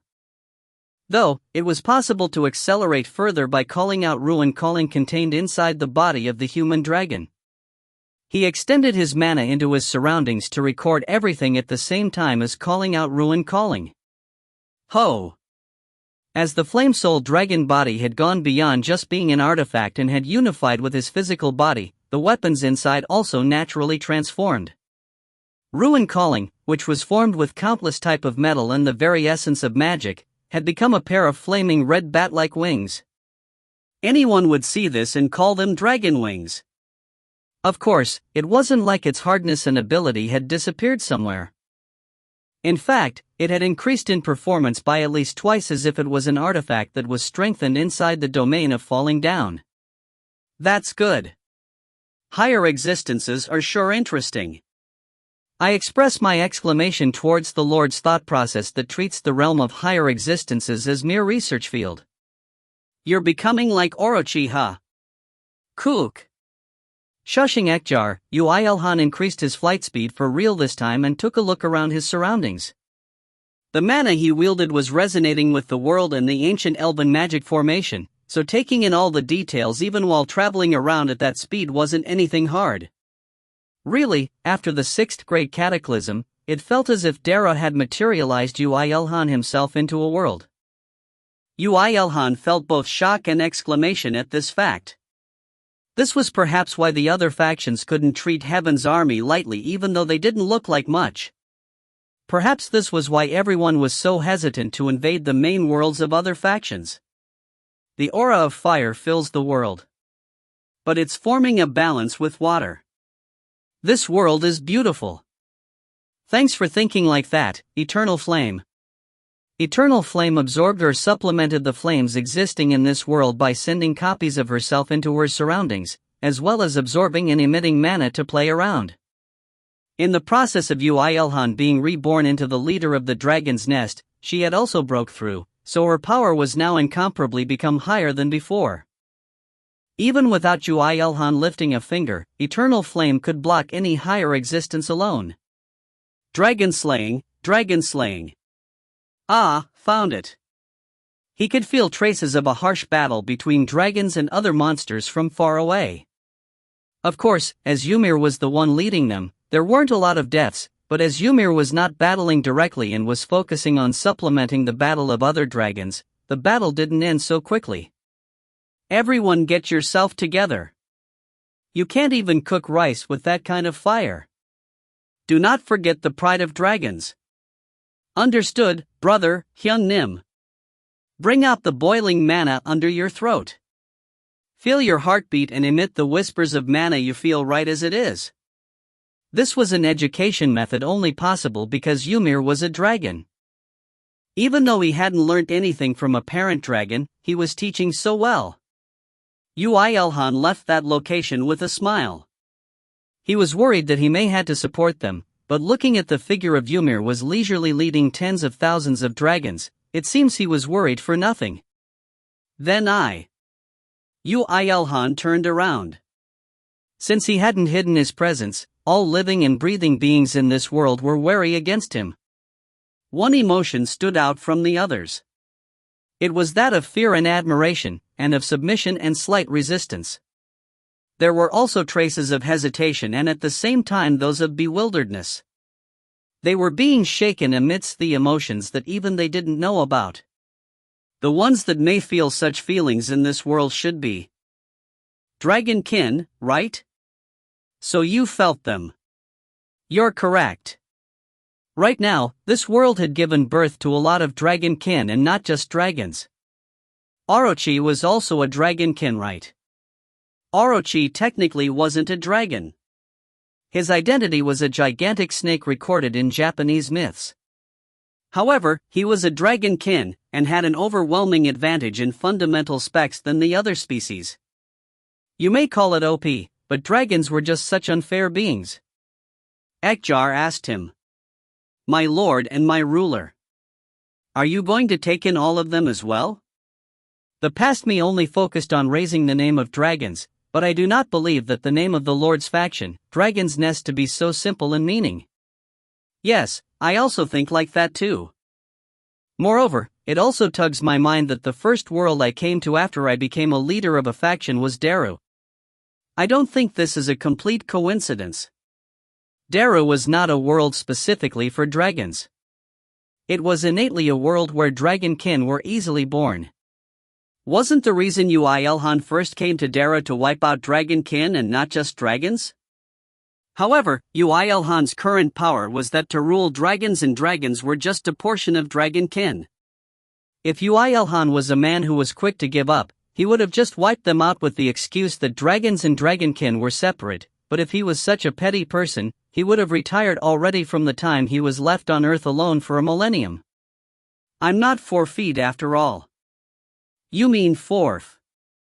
Ekjar instinctively tried to retort but stopped. His pride hurt after he was told that he was becoming like Orochi. In fact, it was just that Ekjar was becoming similar to Yoo IlHan, like how Orochi once went through. He didn't know that himself. Yoo IlHan clapped his hand. The beings that were sneaking glances at him from underground and from forests were all startled and twisted their bodies, while he uttered his grand ambitions again with a smile. Good, I should expand the realm of my powers at this opportunity. Just the dragons aren't enough. Let's put all dragonkin under my rule. I thought you might say that. There were unidentified enemies on his way as well. More allies were good. Though, it should be better if he could make them all into higher existences too. Deluding himself, Yoo IlHan expanded his mana into his surroundings. Hey, those that think you're dragons. The voice of the ruler resounded across the world. I'll give you 10 seconds. Gather up. 1. Ruby is using a female form of brother, Ayapa, but in archaic language, or Abuni for more info. If you find any errors, ads pop up, ads redirect, broken links, non-standard content, etc., please let us know. Report chapter so we can fix it as soon as possible. Chapter 306, I am your father, 7. His taunt was very effective. The dragonkin were busy wondering about the reason for their own existences after looking at hundreds of thousands of dragons flying about, and now that Yoo IlHan had said such an audacious thing, they all started gathering up. Guwoo. From the mountains and forests. Kaya-oo. From above the clouds. Kaya-wa-a-a-ak. From caves, submarine and subterranean tunnels, from various places that made up the world, dragonkin came out and rushed towards where Yoo IlHan was. The ruler of the world calls for us. Kaya-ha-ak. The lord of all dragons, that aura is so annoying. It was an incomparably grander scene than when the dragons had gathered. Dragons were, in the end, just a portion of dragonkin, and there were at least 10 million dragonkin subspecies that were born other than dragons. And even right now, that number was still increasing due to evolution. Still not enough. You're not planning to go against me with such a puny aura, are you? Now you're acting more like a dragon, my ruler. Yoo IlHan lightly ignored Ekjar's words and used the ancient elven magic formation to expand his mana and his aura far and wide. More and more dragonkin gathered. The natural mana was stimulated by Yoo IlHan's own and gave birth to more dragonkin as well. We have come as you have called. Just what are you? Kayak. Kayawaya. Annoying. You are annoying. Unlike dragons who were usually born with higher intelligence than humans, the intelligence of dragonkin was all over the place. Perhaps Orochi was considerably high on the spectrum? Yoo IlHan mastered the skill, language, once in the past, but among the dragonkin here, only 30% were able to voice out their thoughts in a specific language. Of course, the majority of those 30% were fourth-class beings. You have eyes and ears, so you should have heard. I am the ruler of this world, and the lord of all dragons. We know of that already. You smell very charming. I can feel an overwhelming pressure from you. I feel a power that attracts and rules over us. The highest leveled one among them replied.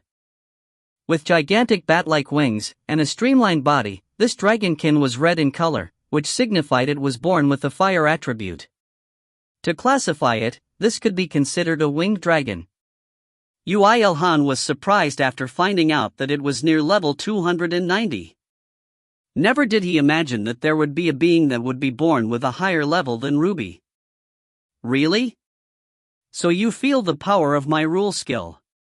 But it is different. You are the Lord of Dragons and not all of Dragonkin. You are the Lord of Fire, but not mine. You're right. As the ruler of all dragons, his authoritative power was effective against dragonkin as well, but that was the extent of it. That was also what made the dragonkin hesitate, and what made them gather at this place to decide for themselves. Then you should know why I have called you here. Is it to raise the pride of dragons? Is it to make us the slaves of dragons? Or is it to make us into the dragon's playthings? Even though dragons were the king of all dragonkin, why were these dragonkin afraid of dragons? Yoo IlHan made a distant face after thinking back to the dragons that had once ruled over Daru. Thinking about it, the dragons also lorded over the other dragonkin as well. The dragonkin at that time were either in submission to dragons or were expressing their fear towards them.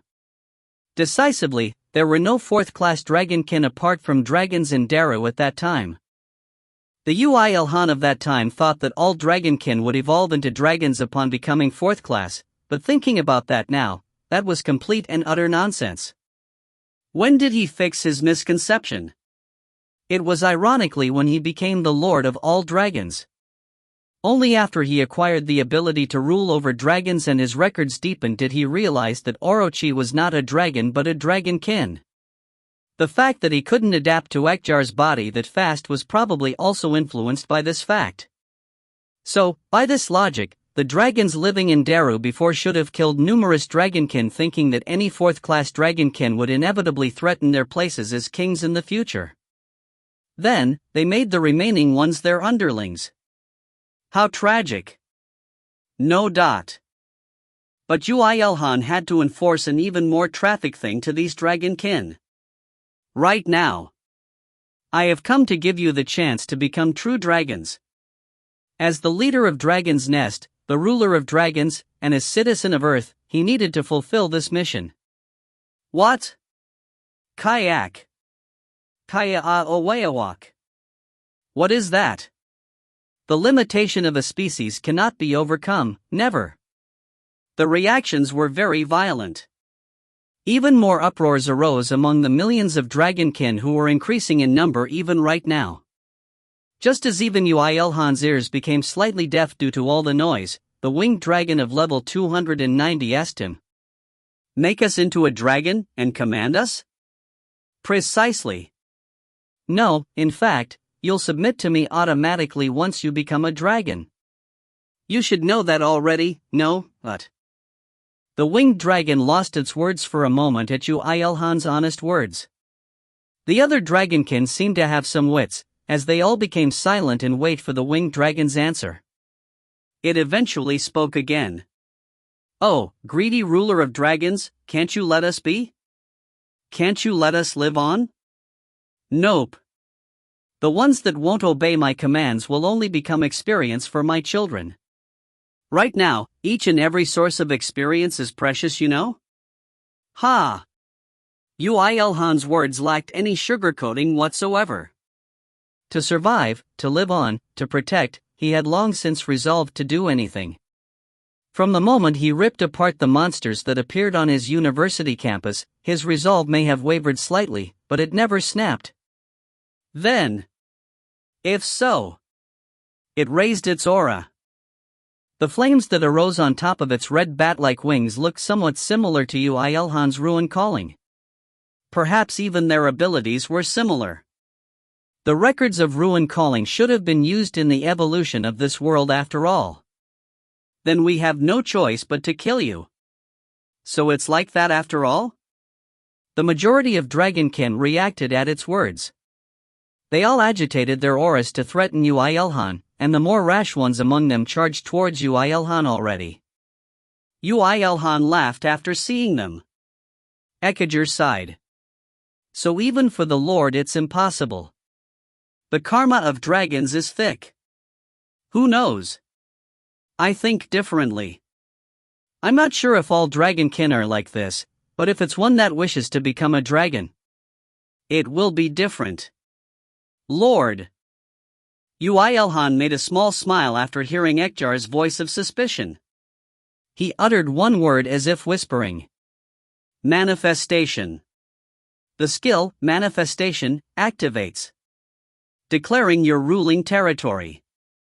The world Dara had acquired its ruler, evolved, due to Yoo IlHan and his records. The first manifestation occurred in that place. The already perfect Yoo IlHan had raised his authoritative power even more, coloring the entire world red. Kook. What is this? The enormous mana, the burning sensation from the atmosphere. The skill, manifestation, was an advanced version of his main class skill, falling down, at the same time being the skill that contained all of his draconic affinities and fire attributes. If he wanted, he could make the mana in the air to be his own, which place in this world was not part of his territory. The skill, manifestation, housed the vast expanse of the many continents of Daru into his domain. The power of fire and dragons inside were all enhanced, and would probably have strengthened Ruby and the other dragons who should be fighting by now. Kook, Kahak. The flames are not listening to me. All dragonkin, whether they were above ground, underground, or in the air, felt an overwhelming pressure exerted onto them, but the ones that manipulated fire had an especially harder time breathing. All fire had to submit to Yoo IlHan, so any kind of fire that bore hostility against him was not forgiven, even if they were produced by someone else. No way, this is. The one that suffered the most was of course the winged dragon. Due to shock of its own flames betraying it, it couldn't even fly properly and fell to the ground. Some of the weaker dragonkin were squished and burnt to death without even being able to resist. You, just. What? It barely raised its head and glared at Yoo IlHan, and spoke words full of hostility towards the ruler of this world. However, Yoo IlHan only laughed lightly and replied. You should know already. Everything that comprises this world is only bowing its head to the master it should serve. Eek. You. Unacceptable. It was unacceptable that it had to bow its head in the disgusting monster that was a dragon in human form. That even the fire from its own body was trying to follow that monster, escaping its control. However. Strong. Damn it, you're strong. Kick. Kihiik. Kwaan. Including the winged dragon, all of the dragonkin that froze stiff while charging towards him, as well as those that went against his call but still had to bow down the moment Yoo IlHan activated manifestation, felt it in their bones. Yoo IlHan was strong. He was suitable to be called the Lord of all dragons. He was the ruler of this world, as well as the ruler of all flames. The moment they decided to go against him, this outcome was as good as set in stone. Frustrating. It's frustrating. The winged dragon spat out a mouthful of blood in despair. I also want to become a dragon. I want to become strong. Pursuing strength wasn't only limited to dragons. It was the common characteristic across all of dragonkin. Whatever they looked like on the outside, they literally all pursued and had admiration for power. This could be seen from how the gazes of all dragonkin towards Yoo IlHan had turned from rage to fear and admiration. Yoo IlHan had brought out his power precisely because he knew it would come to this. You want to become strong? Yes. I want to become stronger as well. Even though I could be born with such a strong body, collapsing because of the predestined fate upon my birth is unacceptable. I cannot accept it. Its shouts contained neither reason nor rationale. It was more like a shout of despair. However, this was natural, since although all the dragonkin were high-leveled, they were born during the 6th Great Cataclysm. In other words, they were newborns. They were young. What good would hesitating do for them? They were young and had no experience. And this meant one other thing as well. They're easy to fool too. Even the former dragon of despair, Ekjar, was speechless. This guy was really suited to be the devil man who ruled over dragons. Perhaps he might do well even if he became the leader of Destruction Demon Army. Good, I'll make you stronger, declared Yoo IlHan as he twisted his lips. What I want is simple. Submit to me, and live on with everyone else. His voice in mana resonated with the ancient elven magic formation to spread around to all of Daru. His voice resounded across the minds of all dragonkin born, and those that were yet to be born. And I shall make you into dragons. If you find any errors, ads pop up, ads redirect, broken links, non-standard content, etc., please let us know. Report chapter so we can fix it as soon as possible. Chapter 307, I Am Your Father, 8. The world changed, or at least the dragonkin born in Daru felt so. Whether they possessed intelligence or not, the ones that were not born as dragons had their mind cleared up. Their admiration towards the absolute ruler boiled. The winged dragon that fell to the ground after it lost its control over fire had forgotten about its pain and looked up to Yoo IlHan and said in a trembling voice, "Can you, really, make me into a..." If it's you who pursues power, you should know how vain and endless that path is, as well as the fact that you will give up your freedom once you come under my command, right? Of course. Even so, I want to become stronger. Even if it's an endless road, I want to embark on it. I want the qualifications to challenge it. I want to become a dragon. It became quite honest. Even though a tyrant was pressuring and forcing them into serving him mere hours or even minutes after their birth, they still couldn't hide their desires even as they were frustrated that they couldn't object. Good, you should also know what you need to do for that, right? Kook. I do, I understand. Yoo IlHan liked its honest attitude. Despite being a monster, it was very humane, narrow-minded and violent, and above all, gave its entire life to someone else for its foolish greed. Wasn't that lovely? He replied with a smirk. Right, you'll be the first. And hence your name will be first as well. You will be the first dragonkin to be reborn as a dragon. First. Despite receiving a very simple and direct name, First did not realize that and became emotional. At that moment, a strand of mana came out from Yoo IlHan shook the entire world.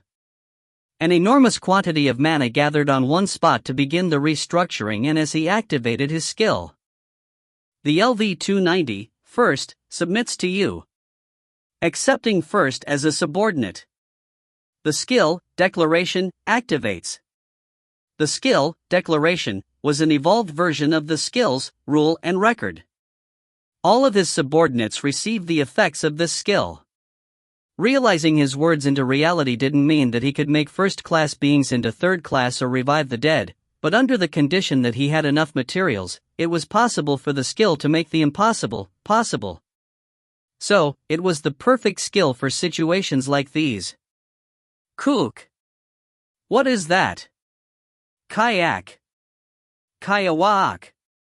Without any signs, a giant bucket appeared in midair.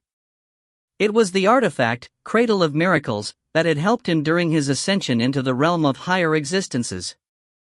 The bucket had already become a god-ranked artifact after absorbing countless records and materials, and as Yoo IlHan had become a higher existence, it had transformed along with him to become something more than that. An enormous amount of dragon powers. It's good that you can feel it. Well, then, this is the start. You're ready, right? Yes, I am. Yoo IlHan swung his arms like an orchestral conductor. According to his gestures, the Cradle of Miracles expanded in size, and eventually became big enough to engulf First's body and have some room left over. This would have been impossible in the past. No matter how amazing the Cradle of Miracles was, it was still in the realm of matter after all. Of course, that didn't apply now. In his awakening as a higher existence, like how the flame-soul dragon body became one with Yoo IlHan, the Cradle of Miracles was tied to his soul and was bound to it. The reason Yoo IlHan's faction was named Dragon's Nest was not by chance. The nest in Dragon's Nest meant the very essence of Yoo IlHan, the world on a wider scale, and on the smallest scale, it referred to the Cradle of Miracles. Inside this, I will concentrate. I'm not so kind as to make such a half-assed being into a dragon. Why, yes.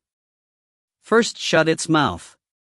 The Cradle of Miracles didn't stop at just becoming big, and it opened its mouth as if it was alive, and swallowed First whole. First's figure couldn't be discerned from the outside. It died. No, it hasn't. Yoo IlHan snorted at the dragonkin that were shivering in fear and flew above the Cradle of Miracles. Like the time Yoo IlHan had been reborn into a higher existence, the Cradle of Miracles had formed a gigantic red egg and protruded out a long straw towards the sky. It was as if looking at one of those pipes that divers used to breathe. Coo! Yoo IlHan slashed his finger above it. A few drops of burning red blood was sucked into the straw. Yoo IlHan's wound healed, and when the blood was about to be sucked into the Cradle of Miracles, in the form of a red egg, beat out once like a heart. You watch too. He winked towards the dragonkin that were still suspicious of him. At this point, they should have realized that Yoo IlHan wouldn't have gone through all this if he was just going to deceive them and use them and simply bind all of them forcibly through mana, but perhaps they weren't as intelligent as dragons after all. At a good time, First's moans could be heard. The moan was half from the pain of having its body transformed, and the other half from the joy of its records growing at a fundamental level. However, Yoo IlHan knew that this was just the beginning. Ka. It hurts. It hurts. It's good, but it hurts. You can't help having it more painful since both your qualifications, records, mana, and level are lacking. To become a dragon in the truest sense, you'll have to level up at least 10 more times. Cook, quaff, haia. Not too long after, a single crack appeared on the egg. For Yoo IlHan, who had expected it to take several hours, it was quite a surprising result. It seems like its desire for power and to be a dragon was not on a normal level. The red egg cracked all the way down before splitting in half. This was the moment a dragonkin transformed into a dragon, as well as the moment when the limitations of species were surpassed. Oh, ruler! That was quick. First was at that place. Standing on its two legs, it possessed an even bigger and redder pair of wings than before. Stars glistened in its red pupils. Its intelligence probably rose as well. Yoo IlHan asked with a smile. How do you feel? Truly great, oh, ruler. Not all dragons were fat and had short limbs. Just looking at Ymir, he had an agile body that never gave off the feel that he was fat despite being huge, and had long arms and legs as expected of a fighter that fought in close combat. It really became a dragon. How? How did it overcome the limitations of species? Then I too. Krrrr, krahaha. I also want to become a dragon. The reaction that Yoo IlHan had expected started appearing. First felt the gazes on itself and expanded its two wings wide and shouted in joy while flying into the air. Roar. A dragon's roar. It's a dragon. A dragon. First had a body that was like a shrunk version of Ymir's. As it was originally a winged dragonkin specializing in flight, its wings developed more than its limbs, but it had transformed fundamentally. Not only the outside, the unstructured, boiling mana had become more refined and was coursing through its body, and the flames that it controlled from the moment it was born were even amplified thanks to Yoo IlHan's influence. Since it awakened under Yoo IlHan's management, it should be much stronger than ordinary higher existences of other factions that had just become level 300. I have become a dragon. I have become strong. And I will become even stronger. Me too. I want to become a dragon too. I shall follow you. No, oh, mighty ruler. Let me serve you. The ones that watched as first actually transformed into a dragon all widened their eyes and rushed towards Yoo IlHan. Some of them thought that even seemed to think that all they needed to do was to enter the Cradle of Miracles and entered the cracked Cradle of Miracles and rubbed its body all over it. Yoo IlHan shook his hand with a laugh. The Cradle of Miracles burned in place and disappeared. You don't think that was such an easy feat, right? I do not know how many of you possess qualifications like First does. Of course, that was all bullshit. With the power Yoo IlHan possessed in Daru, making dragonkin into dragons was not such a difficult task. Of course, as he had to consume the power of records he possessed, he shouldn't be able to do it infinitely, but if the ones that became dragons piled new records under him, then it would result in overall gain and not a loss. The point is that only those who grow until the end have the qualifications to become a dragon. I am prepared to do anything, my lord. First, who came back down after immersing in its joy of being reborn into a dragon, folded its wings and submitted in front of Yoo IlHan. It wasn't just because it felt appreciation towards him. In the process of becoming a dragon, and by the time it was completely recreated into a dragon, it felt the true power of Yoo IlHan, and felt that it was by Yoo IlHan's grace that he came here to talk to them in the first place. To speak of it simply, it was abiding by the logics of power. Me too. Croa aar. I also want to do it. I will do anything, if it's to escape this body. I also want to become as handsome, strong, and wise as First. Wow, I'm popular. Perhaps, if the Great Cataclysm never occurred on Earth, Yoo IlHan would have made quite a living being a host on some home shopping channel? Well, under the condition that the camera could catch him, that is. Yoo IlHan put away his thoughts there and looked back at the dragons. I actually have one thing I want you guys to take care of. Hey, your siblings are coming too. Siblings. First realized something after questioning and raised its head. The other dragonkin did the same. From the moment Yoo IlHan decided to use the manifestation skill, he was spreading his presence all around to call for dragonkin.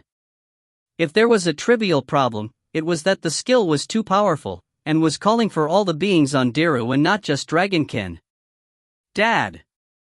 Father. Koaa.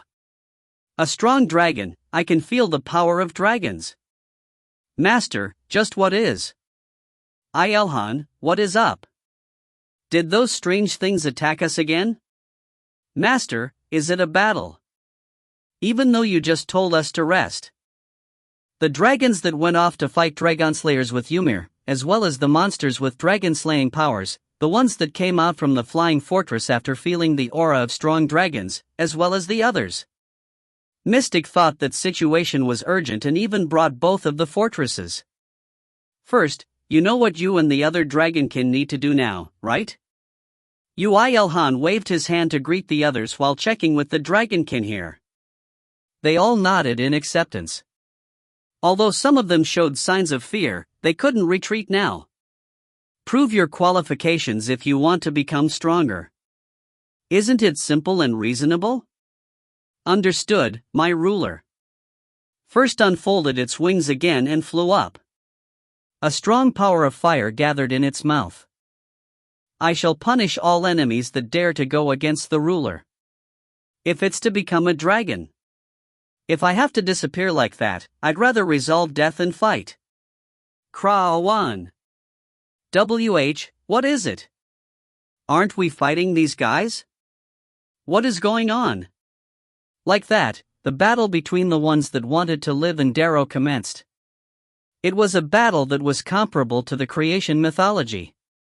If you find any errors, ads pop up, ads redirect, broken links, non-standard content, etc., please let us know. Report chapter so we can fix it as soon as possible. Chapter 308, I am your father, 9. Die. Sever the resentful lineage of dragons. I cannot accept you. You've always swung us around at your whim. We shall punish you even if it costs us our lives. Whether it's us or you, we have just been born. Why do you bear so much resentment? Just try killing me with that dragon-slaying power. All dragonkin wishing to become true dragons clashed against the monsters that aimed for Yoo IlHan under the lead of First. It wasn't like there weren't any third-class monsters, but they either died in the first clash, or were dying out really quickly without being able to win against the other monsters. As such, most of those that clashed in the battlefield were usually fourth class. My word, IlHan. What is all this? Oh, this? It's just setting the world in order. Yoo IlHan gave a chic reply to Liera, who was shocked after seeing such a scene after leaving him alone for a few hours. Setting the world in order, The environmental problems after the 6th Great Cataclysm have mostly settled down. However, as you know, the real Great Cataclysm only starts after then, doesn't it? That's true. The real frightening part about Great Cataclysms were the monsters that were born under the influence of the evolved mana. Darrow was filled with frightening monsters when it underwent the 5th Great Cataclysm, but now it had went through the 6th. Fortunately, it was possible for Yoo IlHan to take the dragons and dragonkin under his wing, but unless Yoo IlHan became the boss of the Destruction Demon Army or something, it was impossible to force the submission of all monsters. Especially the dragon-slaying monsters, even though they were created based off of his own records. Of course, the best way is to trap them under traps of destruction, but pushing all the monsters in this world into dungeons is practically impossible right now.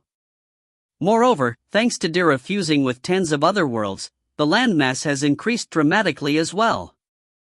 And so, you'll undergo a massive cleaning session, right? By ordering around the dragons and dragonkin? As expected of my Mr. IlHan, you do things on such a big scale. Such a sight is cool as well. Ha ha. Ha ha ha ha. Naayuna came to a conclusion.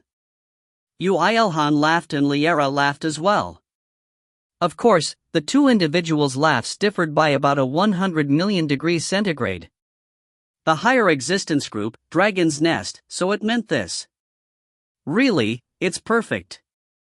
Meanwhile, Helena gave her own opinion. Despite not having rested for long, her body had completely returned to its top condition. Not just her, everyone residing in the two fortresses were like that. Ehem, didn't I do good? Only Naayuna, who was boasting, had consumed a lot of mana and was exhausted. Meaning, she didn't even properly rest and controlled the holy region to look after all of them. Of course, he knew how she felt. Due to the characteristics of her class, she had to stay in the safest zone of the battlefield. She helped everyone using her blessings and heals, But she couldn't have helped but feel uncomfortable when she was the only one in the safe zone while everyone else fought on the front line. All the more so, if the battle was intense. Thanks for helping out. Hey. Yoo IlHan stroked her hair lightly instead of blaming her foolishness. Just with that, his mana seeped into Na Yuna's body and healed her tired body and revitalized her. Now that he had become the leader of a faction, this was as simple as breathing for him, but for Na Yuna, that didn't seem to be the case. Amazing. So your hair and eyes don't glow for nothing. I understand how you see me now. No, it's not that. I only wanted to snip a little bit of your beautiful hair and keep it for myself. Yoo IlHan laughed and asked. So, how is Miss Mireille? She's still sleeping. I recovered her body and magic power, so she should be up once she relieves her fatigue. You're so caring to your friend. But it's a big problem since I feel like I'm going to like you more than her. Na Yuna spoke out honestly in embarrassment. Yoo IlHan spoke with a light smile. Liara's behind you. Don't joke with me, such a tease, Hayek. You admitted your own sin. While Yoo IlHan and the others were playing around, the dragons that felt Yoo IlHan's mana gathered around him. Ymir was the fastest and Ruby was the next, and they were surprised after seeing first, and then surprised again after seeing countless dragonkin battling against monsters. Dad, what is all this? Father, don't tell me Father wishes to rule over those dragonkin as well. Welcome. From now, this will be the battlefield, so gather up and head into battle.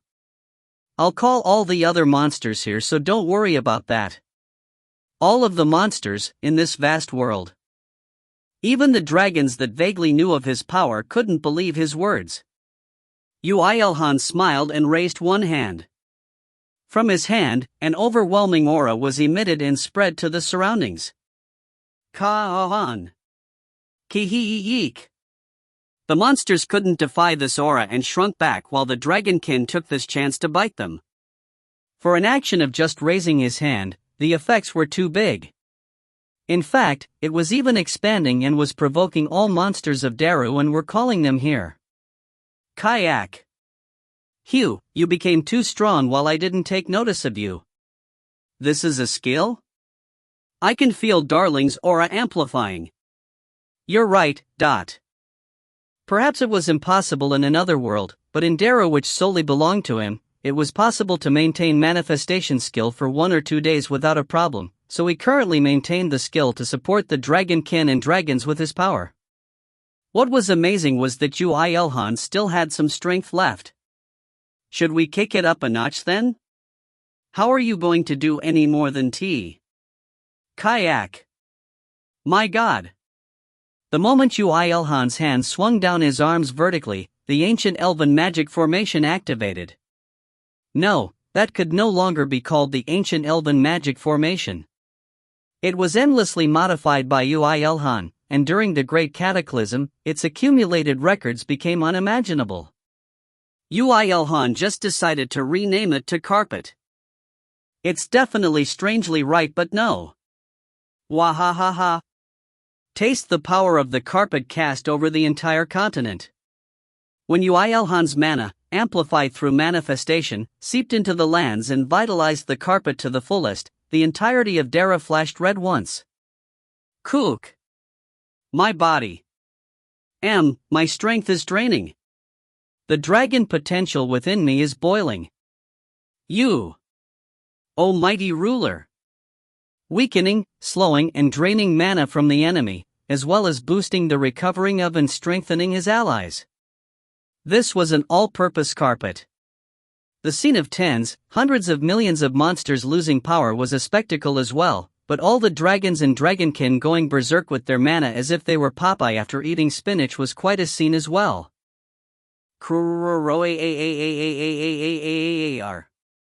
Taste the flames of hell. Kaak. Still too weak, you're too weak. Bring out more of your power. If you don't kill 100 each, I'll scold you later. Not to mention the strongest dragon after Yoo IlHan, Ymir, Ruby and First, behind them also rampaged around. Ruby tried to appeal more to her great father, while First was trying to repay the ruler that made it strong. Since both of them had the fire attribute, they had their powers increased the most as well. We need to kill that damn man. The brood father. Ooh, quite the good words for a monster? Okay, you're in. The lord of all dragons, the brood father, Yoo IlHan was satisfied with the title and killed the monster in kind. Even though he just lightly swung his hand, an impossibly fast spear of fire pierced it all the way from its mouth to its hind and killed it. Even though it was a monster over level 250, leaving aside how obvious it was for Yoo IlHan to kill it in one strike, it died without even knowing what it was killed by. So tragic. Liara Uni. Was there something just now? I just resent all the time I've lived. It wasn't just Yoo IlHan and the others. The monsters were shocked at the attack that transcended their recognition and was frozen in place, while the ones that inherited Yoo IlHan's records were not idiots to miss this opportunity. Ymir lead them in a charge. Drive them back. Drive them back even more. A fight is all about the morale. Like the wind that strengthens flames, faster and sharper. His son had absorbed everything while being with him and was doing his job as the eldest brother perfectly. Follow brothers back. Oh, dragons, are you planning to lose to the other dragonkin even though we stand at the apex? Dragonkin, rage, and rampage. Steal away the position of dragons that the ruler has promised us. The morale was there. Dragons and other dragonkin usually had animosity towards each other upon birth, but right now, they teamed up with Yoo IlHan at the center and were facing the monsters, and the ones with dragon-slaying powers as well. How can I not rip that dragon to pieces? My teeth, my claws, why are they becoming dull? Koo-oo. We can't back out like this. I shall definitely sink my teeth into that being. Even though the other monsters were being driven back mercilessly, they couldn't leave this place, so they cried out in agony and attacked, died, then attacked, and died. In the process of countless monsters dying, the mana released from their deaths once again vitalized the carpet, recovered Yoo IlHan's mana, and the mana that was still left over was sucked into a cylindrical container on his hand which appeared from some time. IlHan, that's very good, it's working very quickly. It was the cylinder that Yoo IlHan had installed in Daru in order to gather the mana of Earth on Daru. He recovered them in order to prepare for battle, but now that he had come back to Daru, he reinstalled them. But right now, it was different in the sense that it was absorbing the mana of Daru and not just of Earth. Yoo IlHan checked the rate at which mana filled the cylindrical container and made a satisfied smile. Once he entrapped the mana in this container, he could slow down the birth of monsters, as well as gather large quantities of mana. This was killing two birds with one stone. Very good. Good, children, fight for just another 3 weeks like this. 3 weeks? I shall do my best. Ruby realized that Yoo IlHan was really going to call all the monsters in this world here and clenched her teeth as she replied. Yoo IlHan nodded several times at her handsome attitude and turned around. The others were staring at him dumbfoundedly. Oh yeah, I didn't talk about me yet, did I? I vaguely knew what happened, but I think I need to hear it properly after seeing all this. When Liara said that, Na Yuna nodded her head intensely. Yoo IlHan made a slight smile and nodded his head. Hyena was making a satisfied smile on his side. Good, let's get that out of the way now. Dragon's Nest, with just 2 members with Yoo IlHan and Ymir, had finally started recruiting new members. If you find any errors, ads pop up, ads redirect, broken links, non-standard content, etc., please let us know. Report chapter so we can fix it as soon as possible. Chapter 309, You Are the Same as Me, 1. Well, then. Yoo IlHan unfolded his arms. According to his gesture, flames blossomed before enveloping the others around him as well as the 2 fortresses. An impermeable space was created. Monsters gritted their teeth and tried to attack them, but there was no way newly born monsters from Darrow could make so much as a dent on Yoo IlHan's personal barrier. The ones that did attack were instantly killed the next moment either by a dragonkin or a dragon. The group stared on as the monsters crashed into the barrier continuously and felt as if they were watching a 3D movie. Liara shouted after a clap. "Ooh, the battle looks more intense from here. Here's some popcorn." At a good time, Nayuna brought out some popcorn. It was her scheme to win points back from Liara since she was found out while trying to flirt with Yoo IlHan. It was quite effective and Liara accepted it with a satisfied expression. "You are quite capable." "Bullshit capable," Yoo IlHan shouted, but the situation was completely flowing towards spectator-like atmosphere. Not only those two, the others also seated down on the floor of the barrier and started watching the intense battle. They were planning to watch from the very beginning. Being with Yoo IlHan for so long, the others knew when it was their turn to fight and when it wasn't, so Yoo IlHan thought that they were being slightly nasty. "It's not such a short story, right? It's fine, take it slow. We'll listen to all of it. There's no way it will be so simple when it's about the process of becoming the fifth god. Darling, I also want to hear the specific now." "Sheesh, you guys." Yoo IlHan sighed, but he couldn't really help it. Liara should have told them up until the point that Raphael accompanied the two. He revealed the details starting from the point after that, and emphasized on what he had to do in order to create a higher existence organization.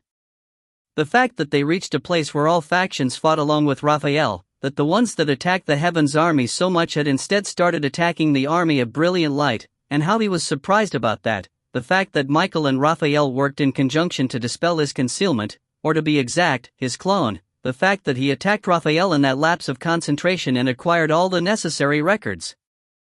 The fact that he acquired the class, leader, to replace the gone angel's partner, and how he was reborn into the leader of the faction, the fact that he had killed Kashin and Raphael and grew even further, the fact that he had gone to Elokutra and met the leader of the Destruction Demon Army, as well as the fact that he completely ignored greed and returned to Darrow, only to cause the sixth Great Cataclysm. See, nothing much happened, right? Khan Hajin replied in an absurd voice at Yoo IlHan's words. If that was nothing much, then what is something much? Creation? My word, to think you've never even seen the leader class until then. Even though he had talked all this cool story in one breath, Nayuna was disappointed about just one weird point. Yoo IlHan tried to snort it over, but even Liara stroked his hair in tears. Pitiful IlHan. It's fine, I'll stay with you forever. Darling did everything perfectly, so that is why that happened. Darling is not in the wrong. Whoa. That can happen. Leader, I might not have been able to acquire it if I didn't spend 10 years in Brea. Yes, of course. The reactions of the others about the weird aspect of the story was quite suspicious. Even though he had become a higher existence, why did he have to receive such a treatment? Well, Yoo IlHan also thought that acquiring the leader class last was quite insulting, but even so. If it came down to this, the only hope was his mother. But when he turned around to her, Kim Yi-sul only smiled awkwardly. To think back, she had partied with the spirits in the halted world and hunted monsters starting from level 1. She should have long since looked at the leader subclass. Dragon's Nest. So that's it. Is it also the reason why so many dragons have gathered?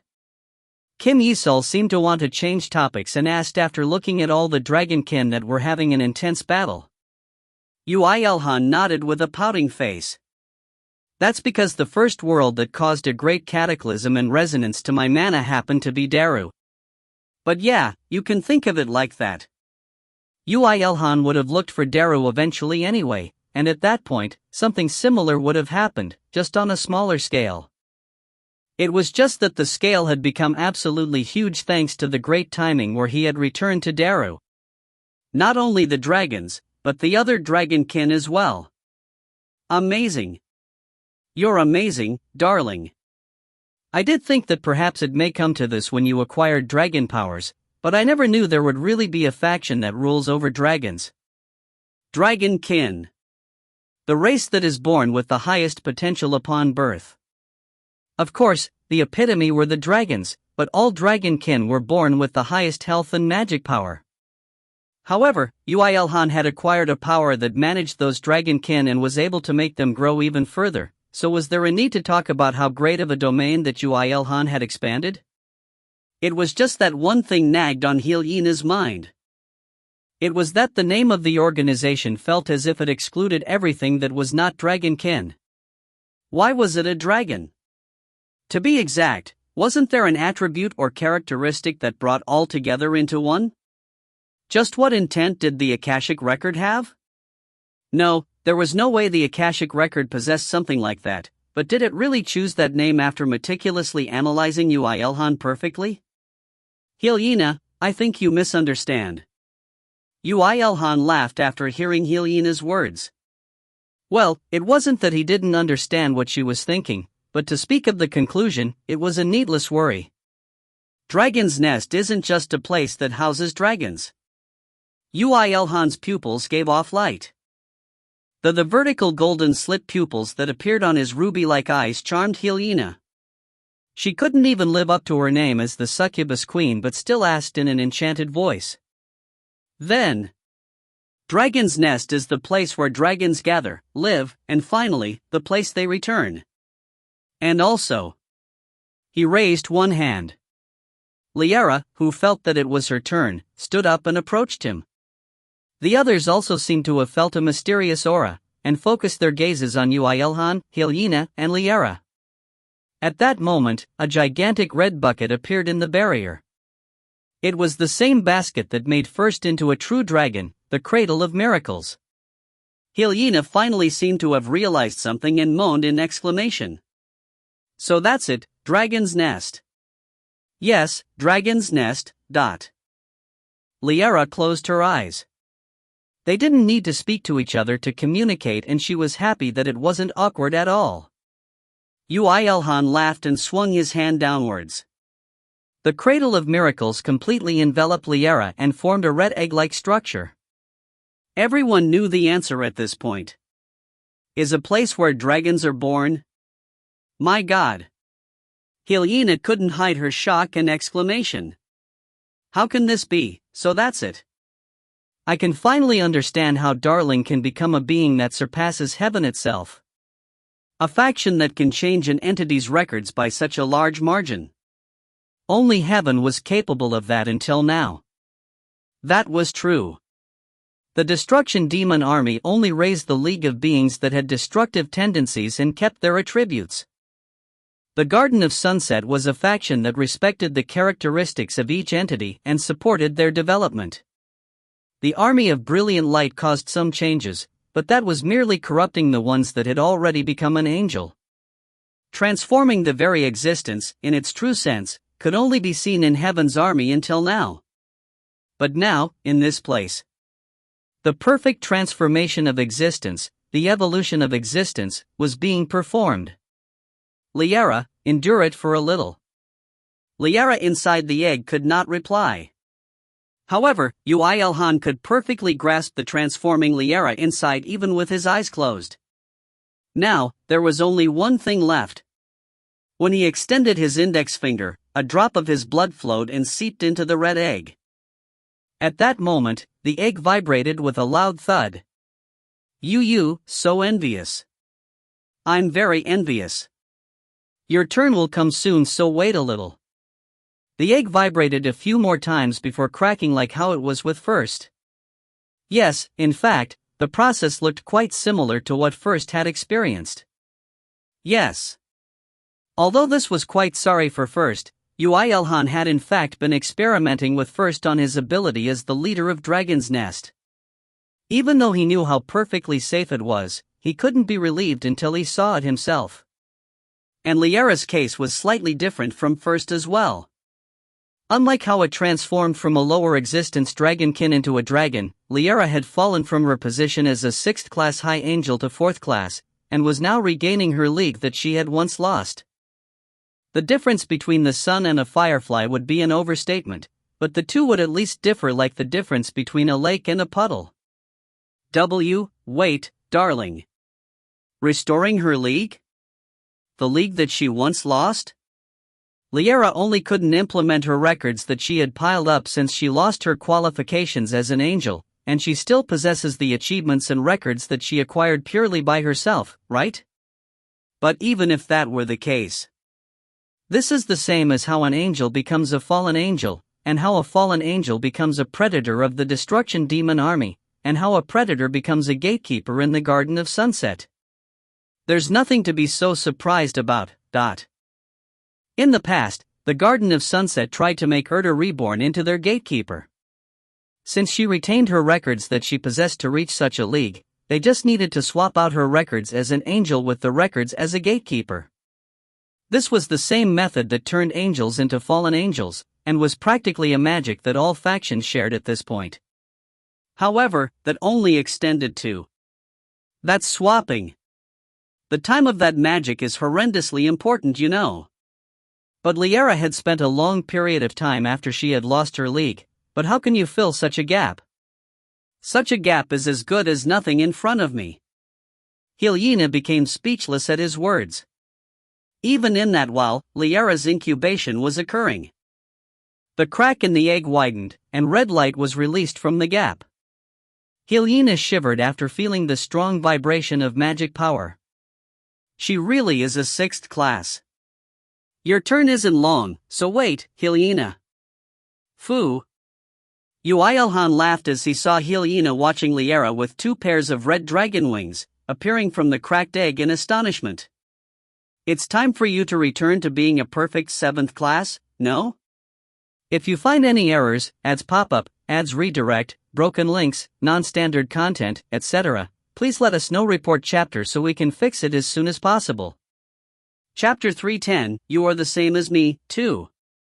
The group became speechless after seeing Liara reappear with dragon wings. They were finally clear on why Yoo IlHan was the leader of Dragon's Nest, as well as what he was capable of as a leader of a faction. Of course, the one who was most surprised was the person in question, Liara. I can feel dragon's blood flowing within me. Moreover, I really got my league back. No, this isn't at the level of getting it back. Liara muttered absent-mindedly as she flicked one of her fingers. She could feel the enormous power contained inside her, stronger than when she was a high angel in the past, and made her feel satisfied. Not only that, now that she had been reborn as a dragon, she had a beauty that made the viewers almost thrilled. While she was a high angel, the blessing of the god of love had a hard time being brought out, but ever since she had fallen and the angelhood disappeared and only the blessing was left, the blessing and the dragon's blood had caused a synergy now that she had recovered her league. Her red eyes became more translucent and deep, and her white pottery-like skin now emitted a faint glow.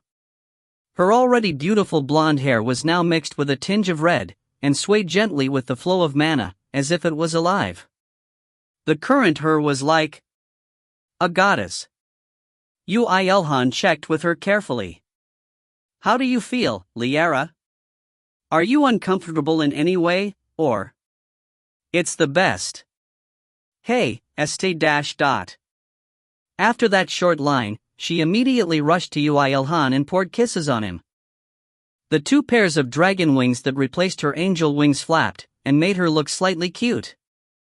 IlHan retorted in a depressed voice after seeing that. Dragon wings should have no relation to league, but why does Liara have 2 pairs? Liara was once a high angel before, so I guess that influenced this. Get off me now. It should take some time for you to get used to your current state. But even so. In fact, the experience Liara gained during her time as a lower existence influenced her growth as well, and now she had a level that vastly surpassed her level during her time as a high angel. She was a little less than level 430 when she was a high angel, but now that she was reborn as a dragon, she was currently level 483. It could be seen how much of a tough battlefield she had been through with Yoo IlHan. All of my skills changed and evolved. Moreover, I think I can change my form if I feel like it. Please don't transform within the barrier. The barrier will immediately burst. Then, should I help them? Liara's eyes glistened after seeing the bloody battle between Dragonkin and the other monsters after she barely came off Yoo IlHan. She probably wanted to test out her new power. Yoo IlHan nodded his head with a smile. They also need to grow, so don't go overboard. Okay, leave it to me. Her dragon wings instantly expanded and flapped. The next moment, she was already outside the barrier and was amidst of the monsters. It was more like a warp rather than flight in speed. Dragon. There's another dragon.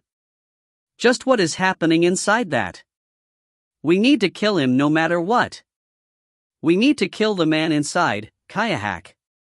Ora. Angel. No, Dragon Lance Wavy. Even though she had become a dragon, her naming sense was as tragic as ever. However, the gigantic shockwave that she created with the power of fire was strong enough to make anyone forget that. When a shockwave spread around the battlefield from her spear, at least 100,000 monsters were ripped to shreds.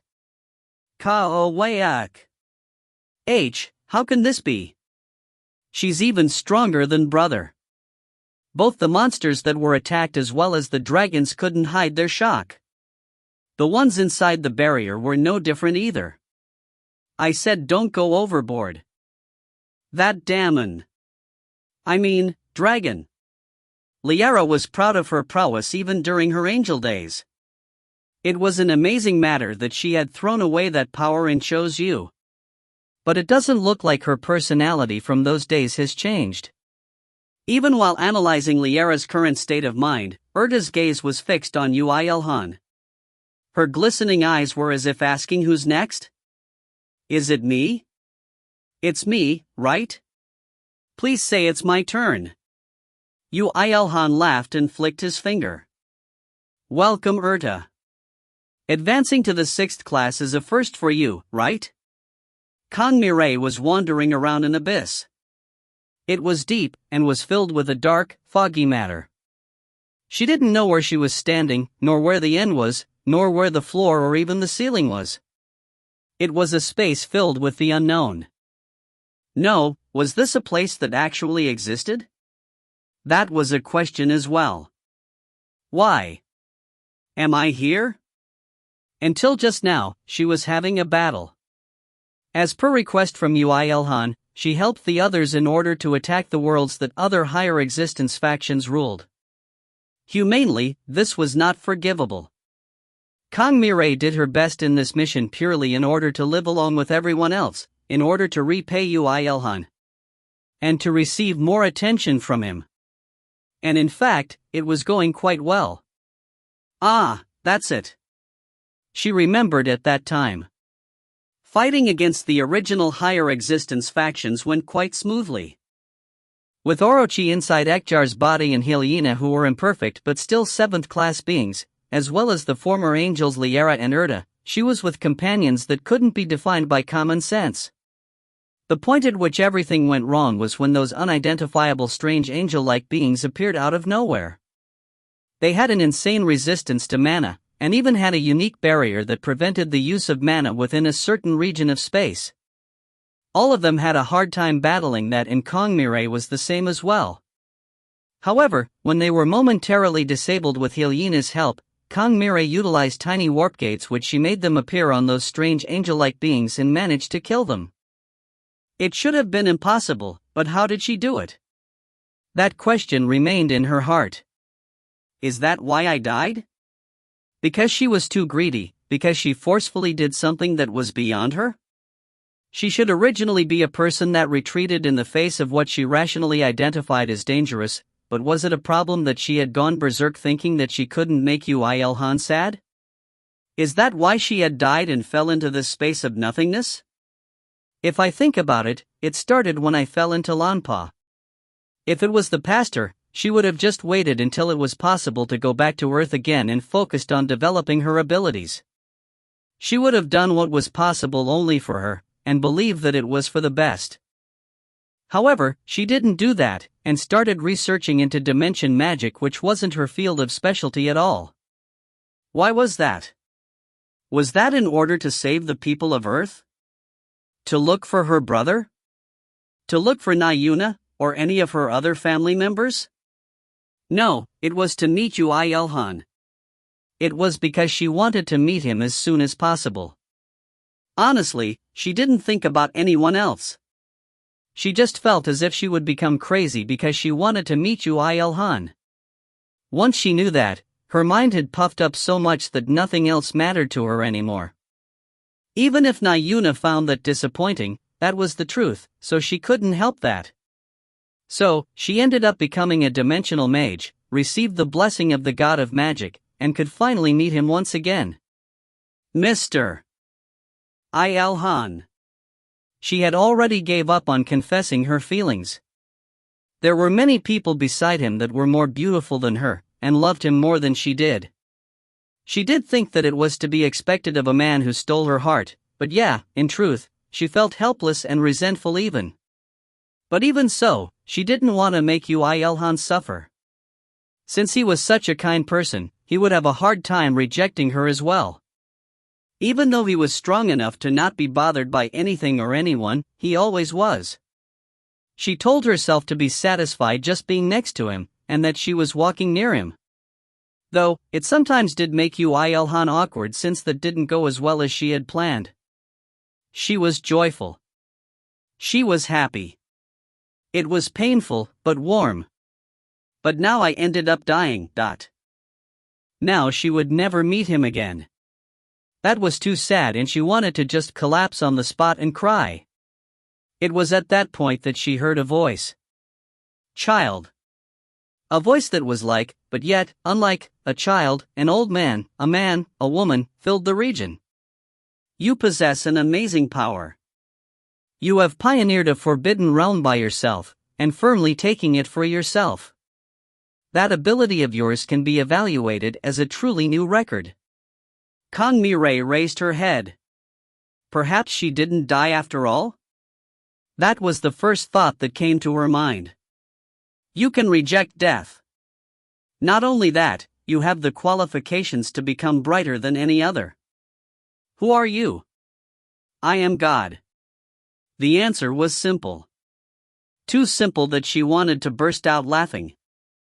Kangmire laughed and shook her head. It looks like I'm dead after all. Child, it's fine whether you want to believe in me or not. I only exist as a god. But would you listen to my story? Fu. Kangmire ignored the voice that filled the region and checked up on her own state. She couldn't feel an ounce of mana, and there didn't seem to be anything that she could do. She nodded unwillingly. Go on then. Then let us first talk about how you and I could meet. You are the mastermind behind those strange angels.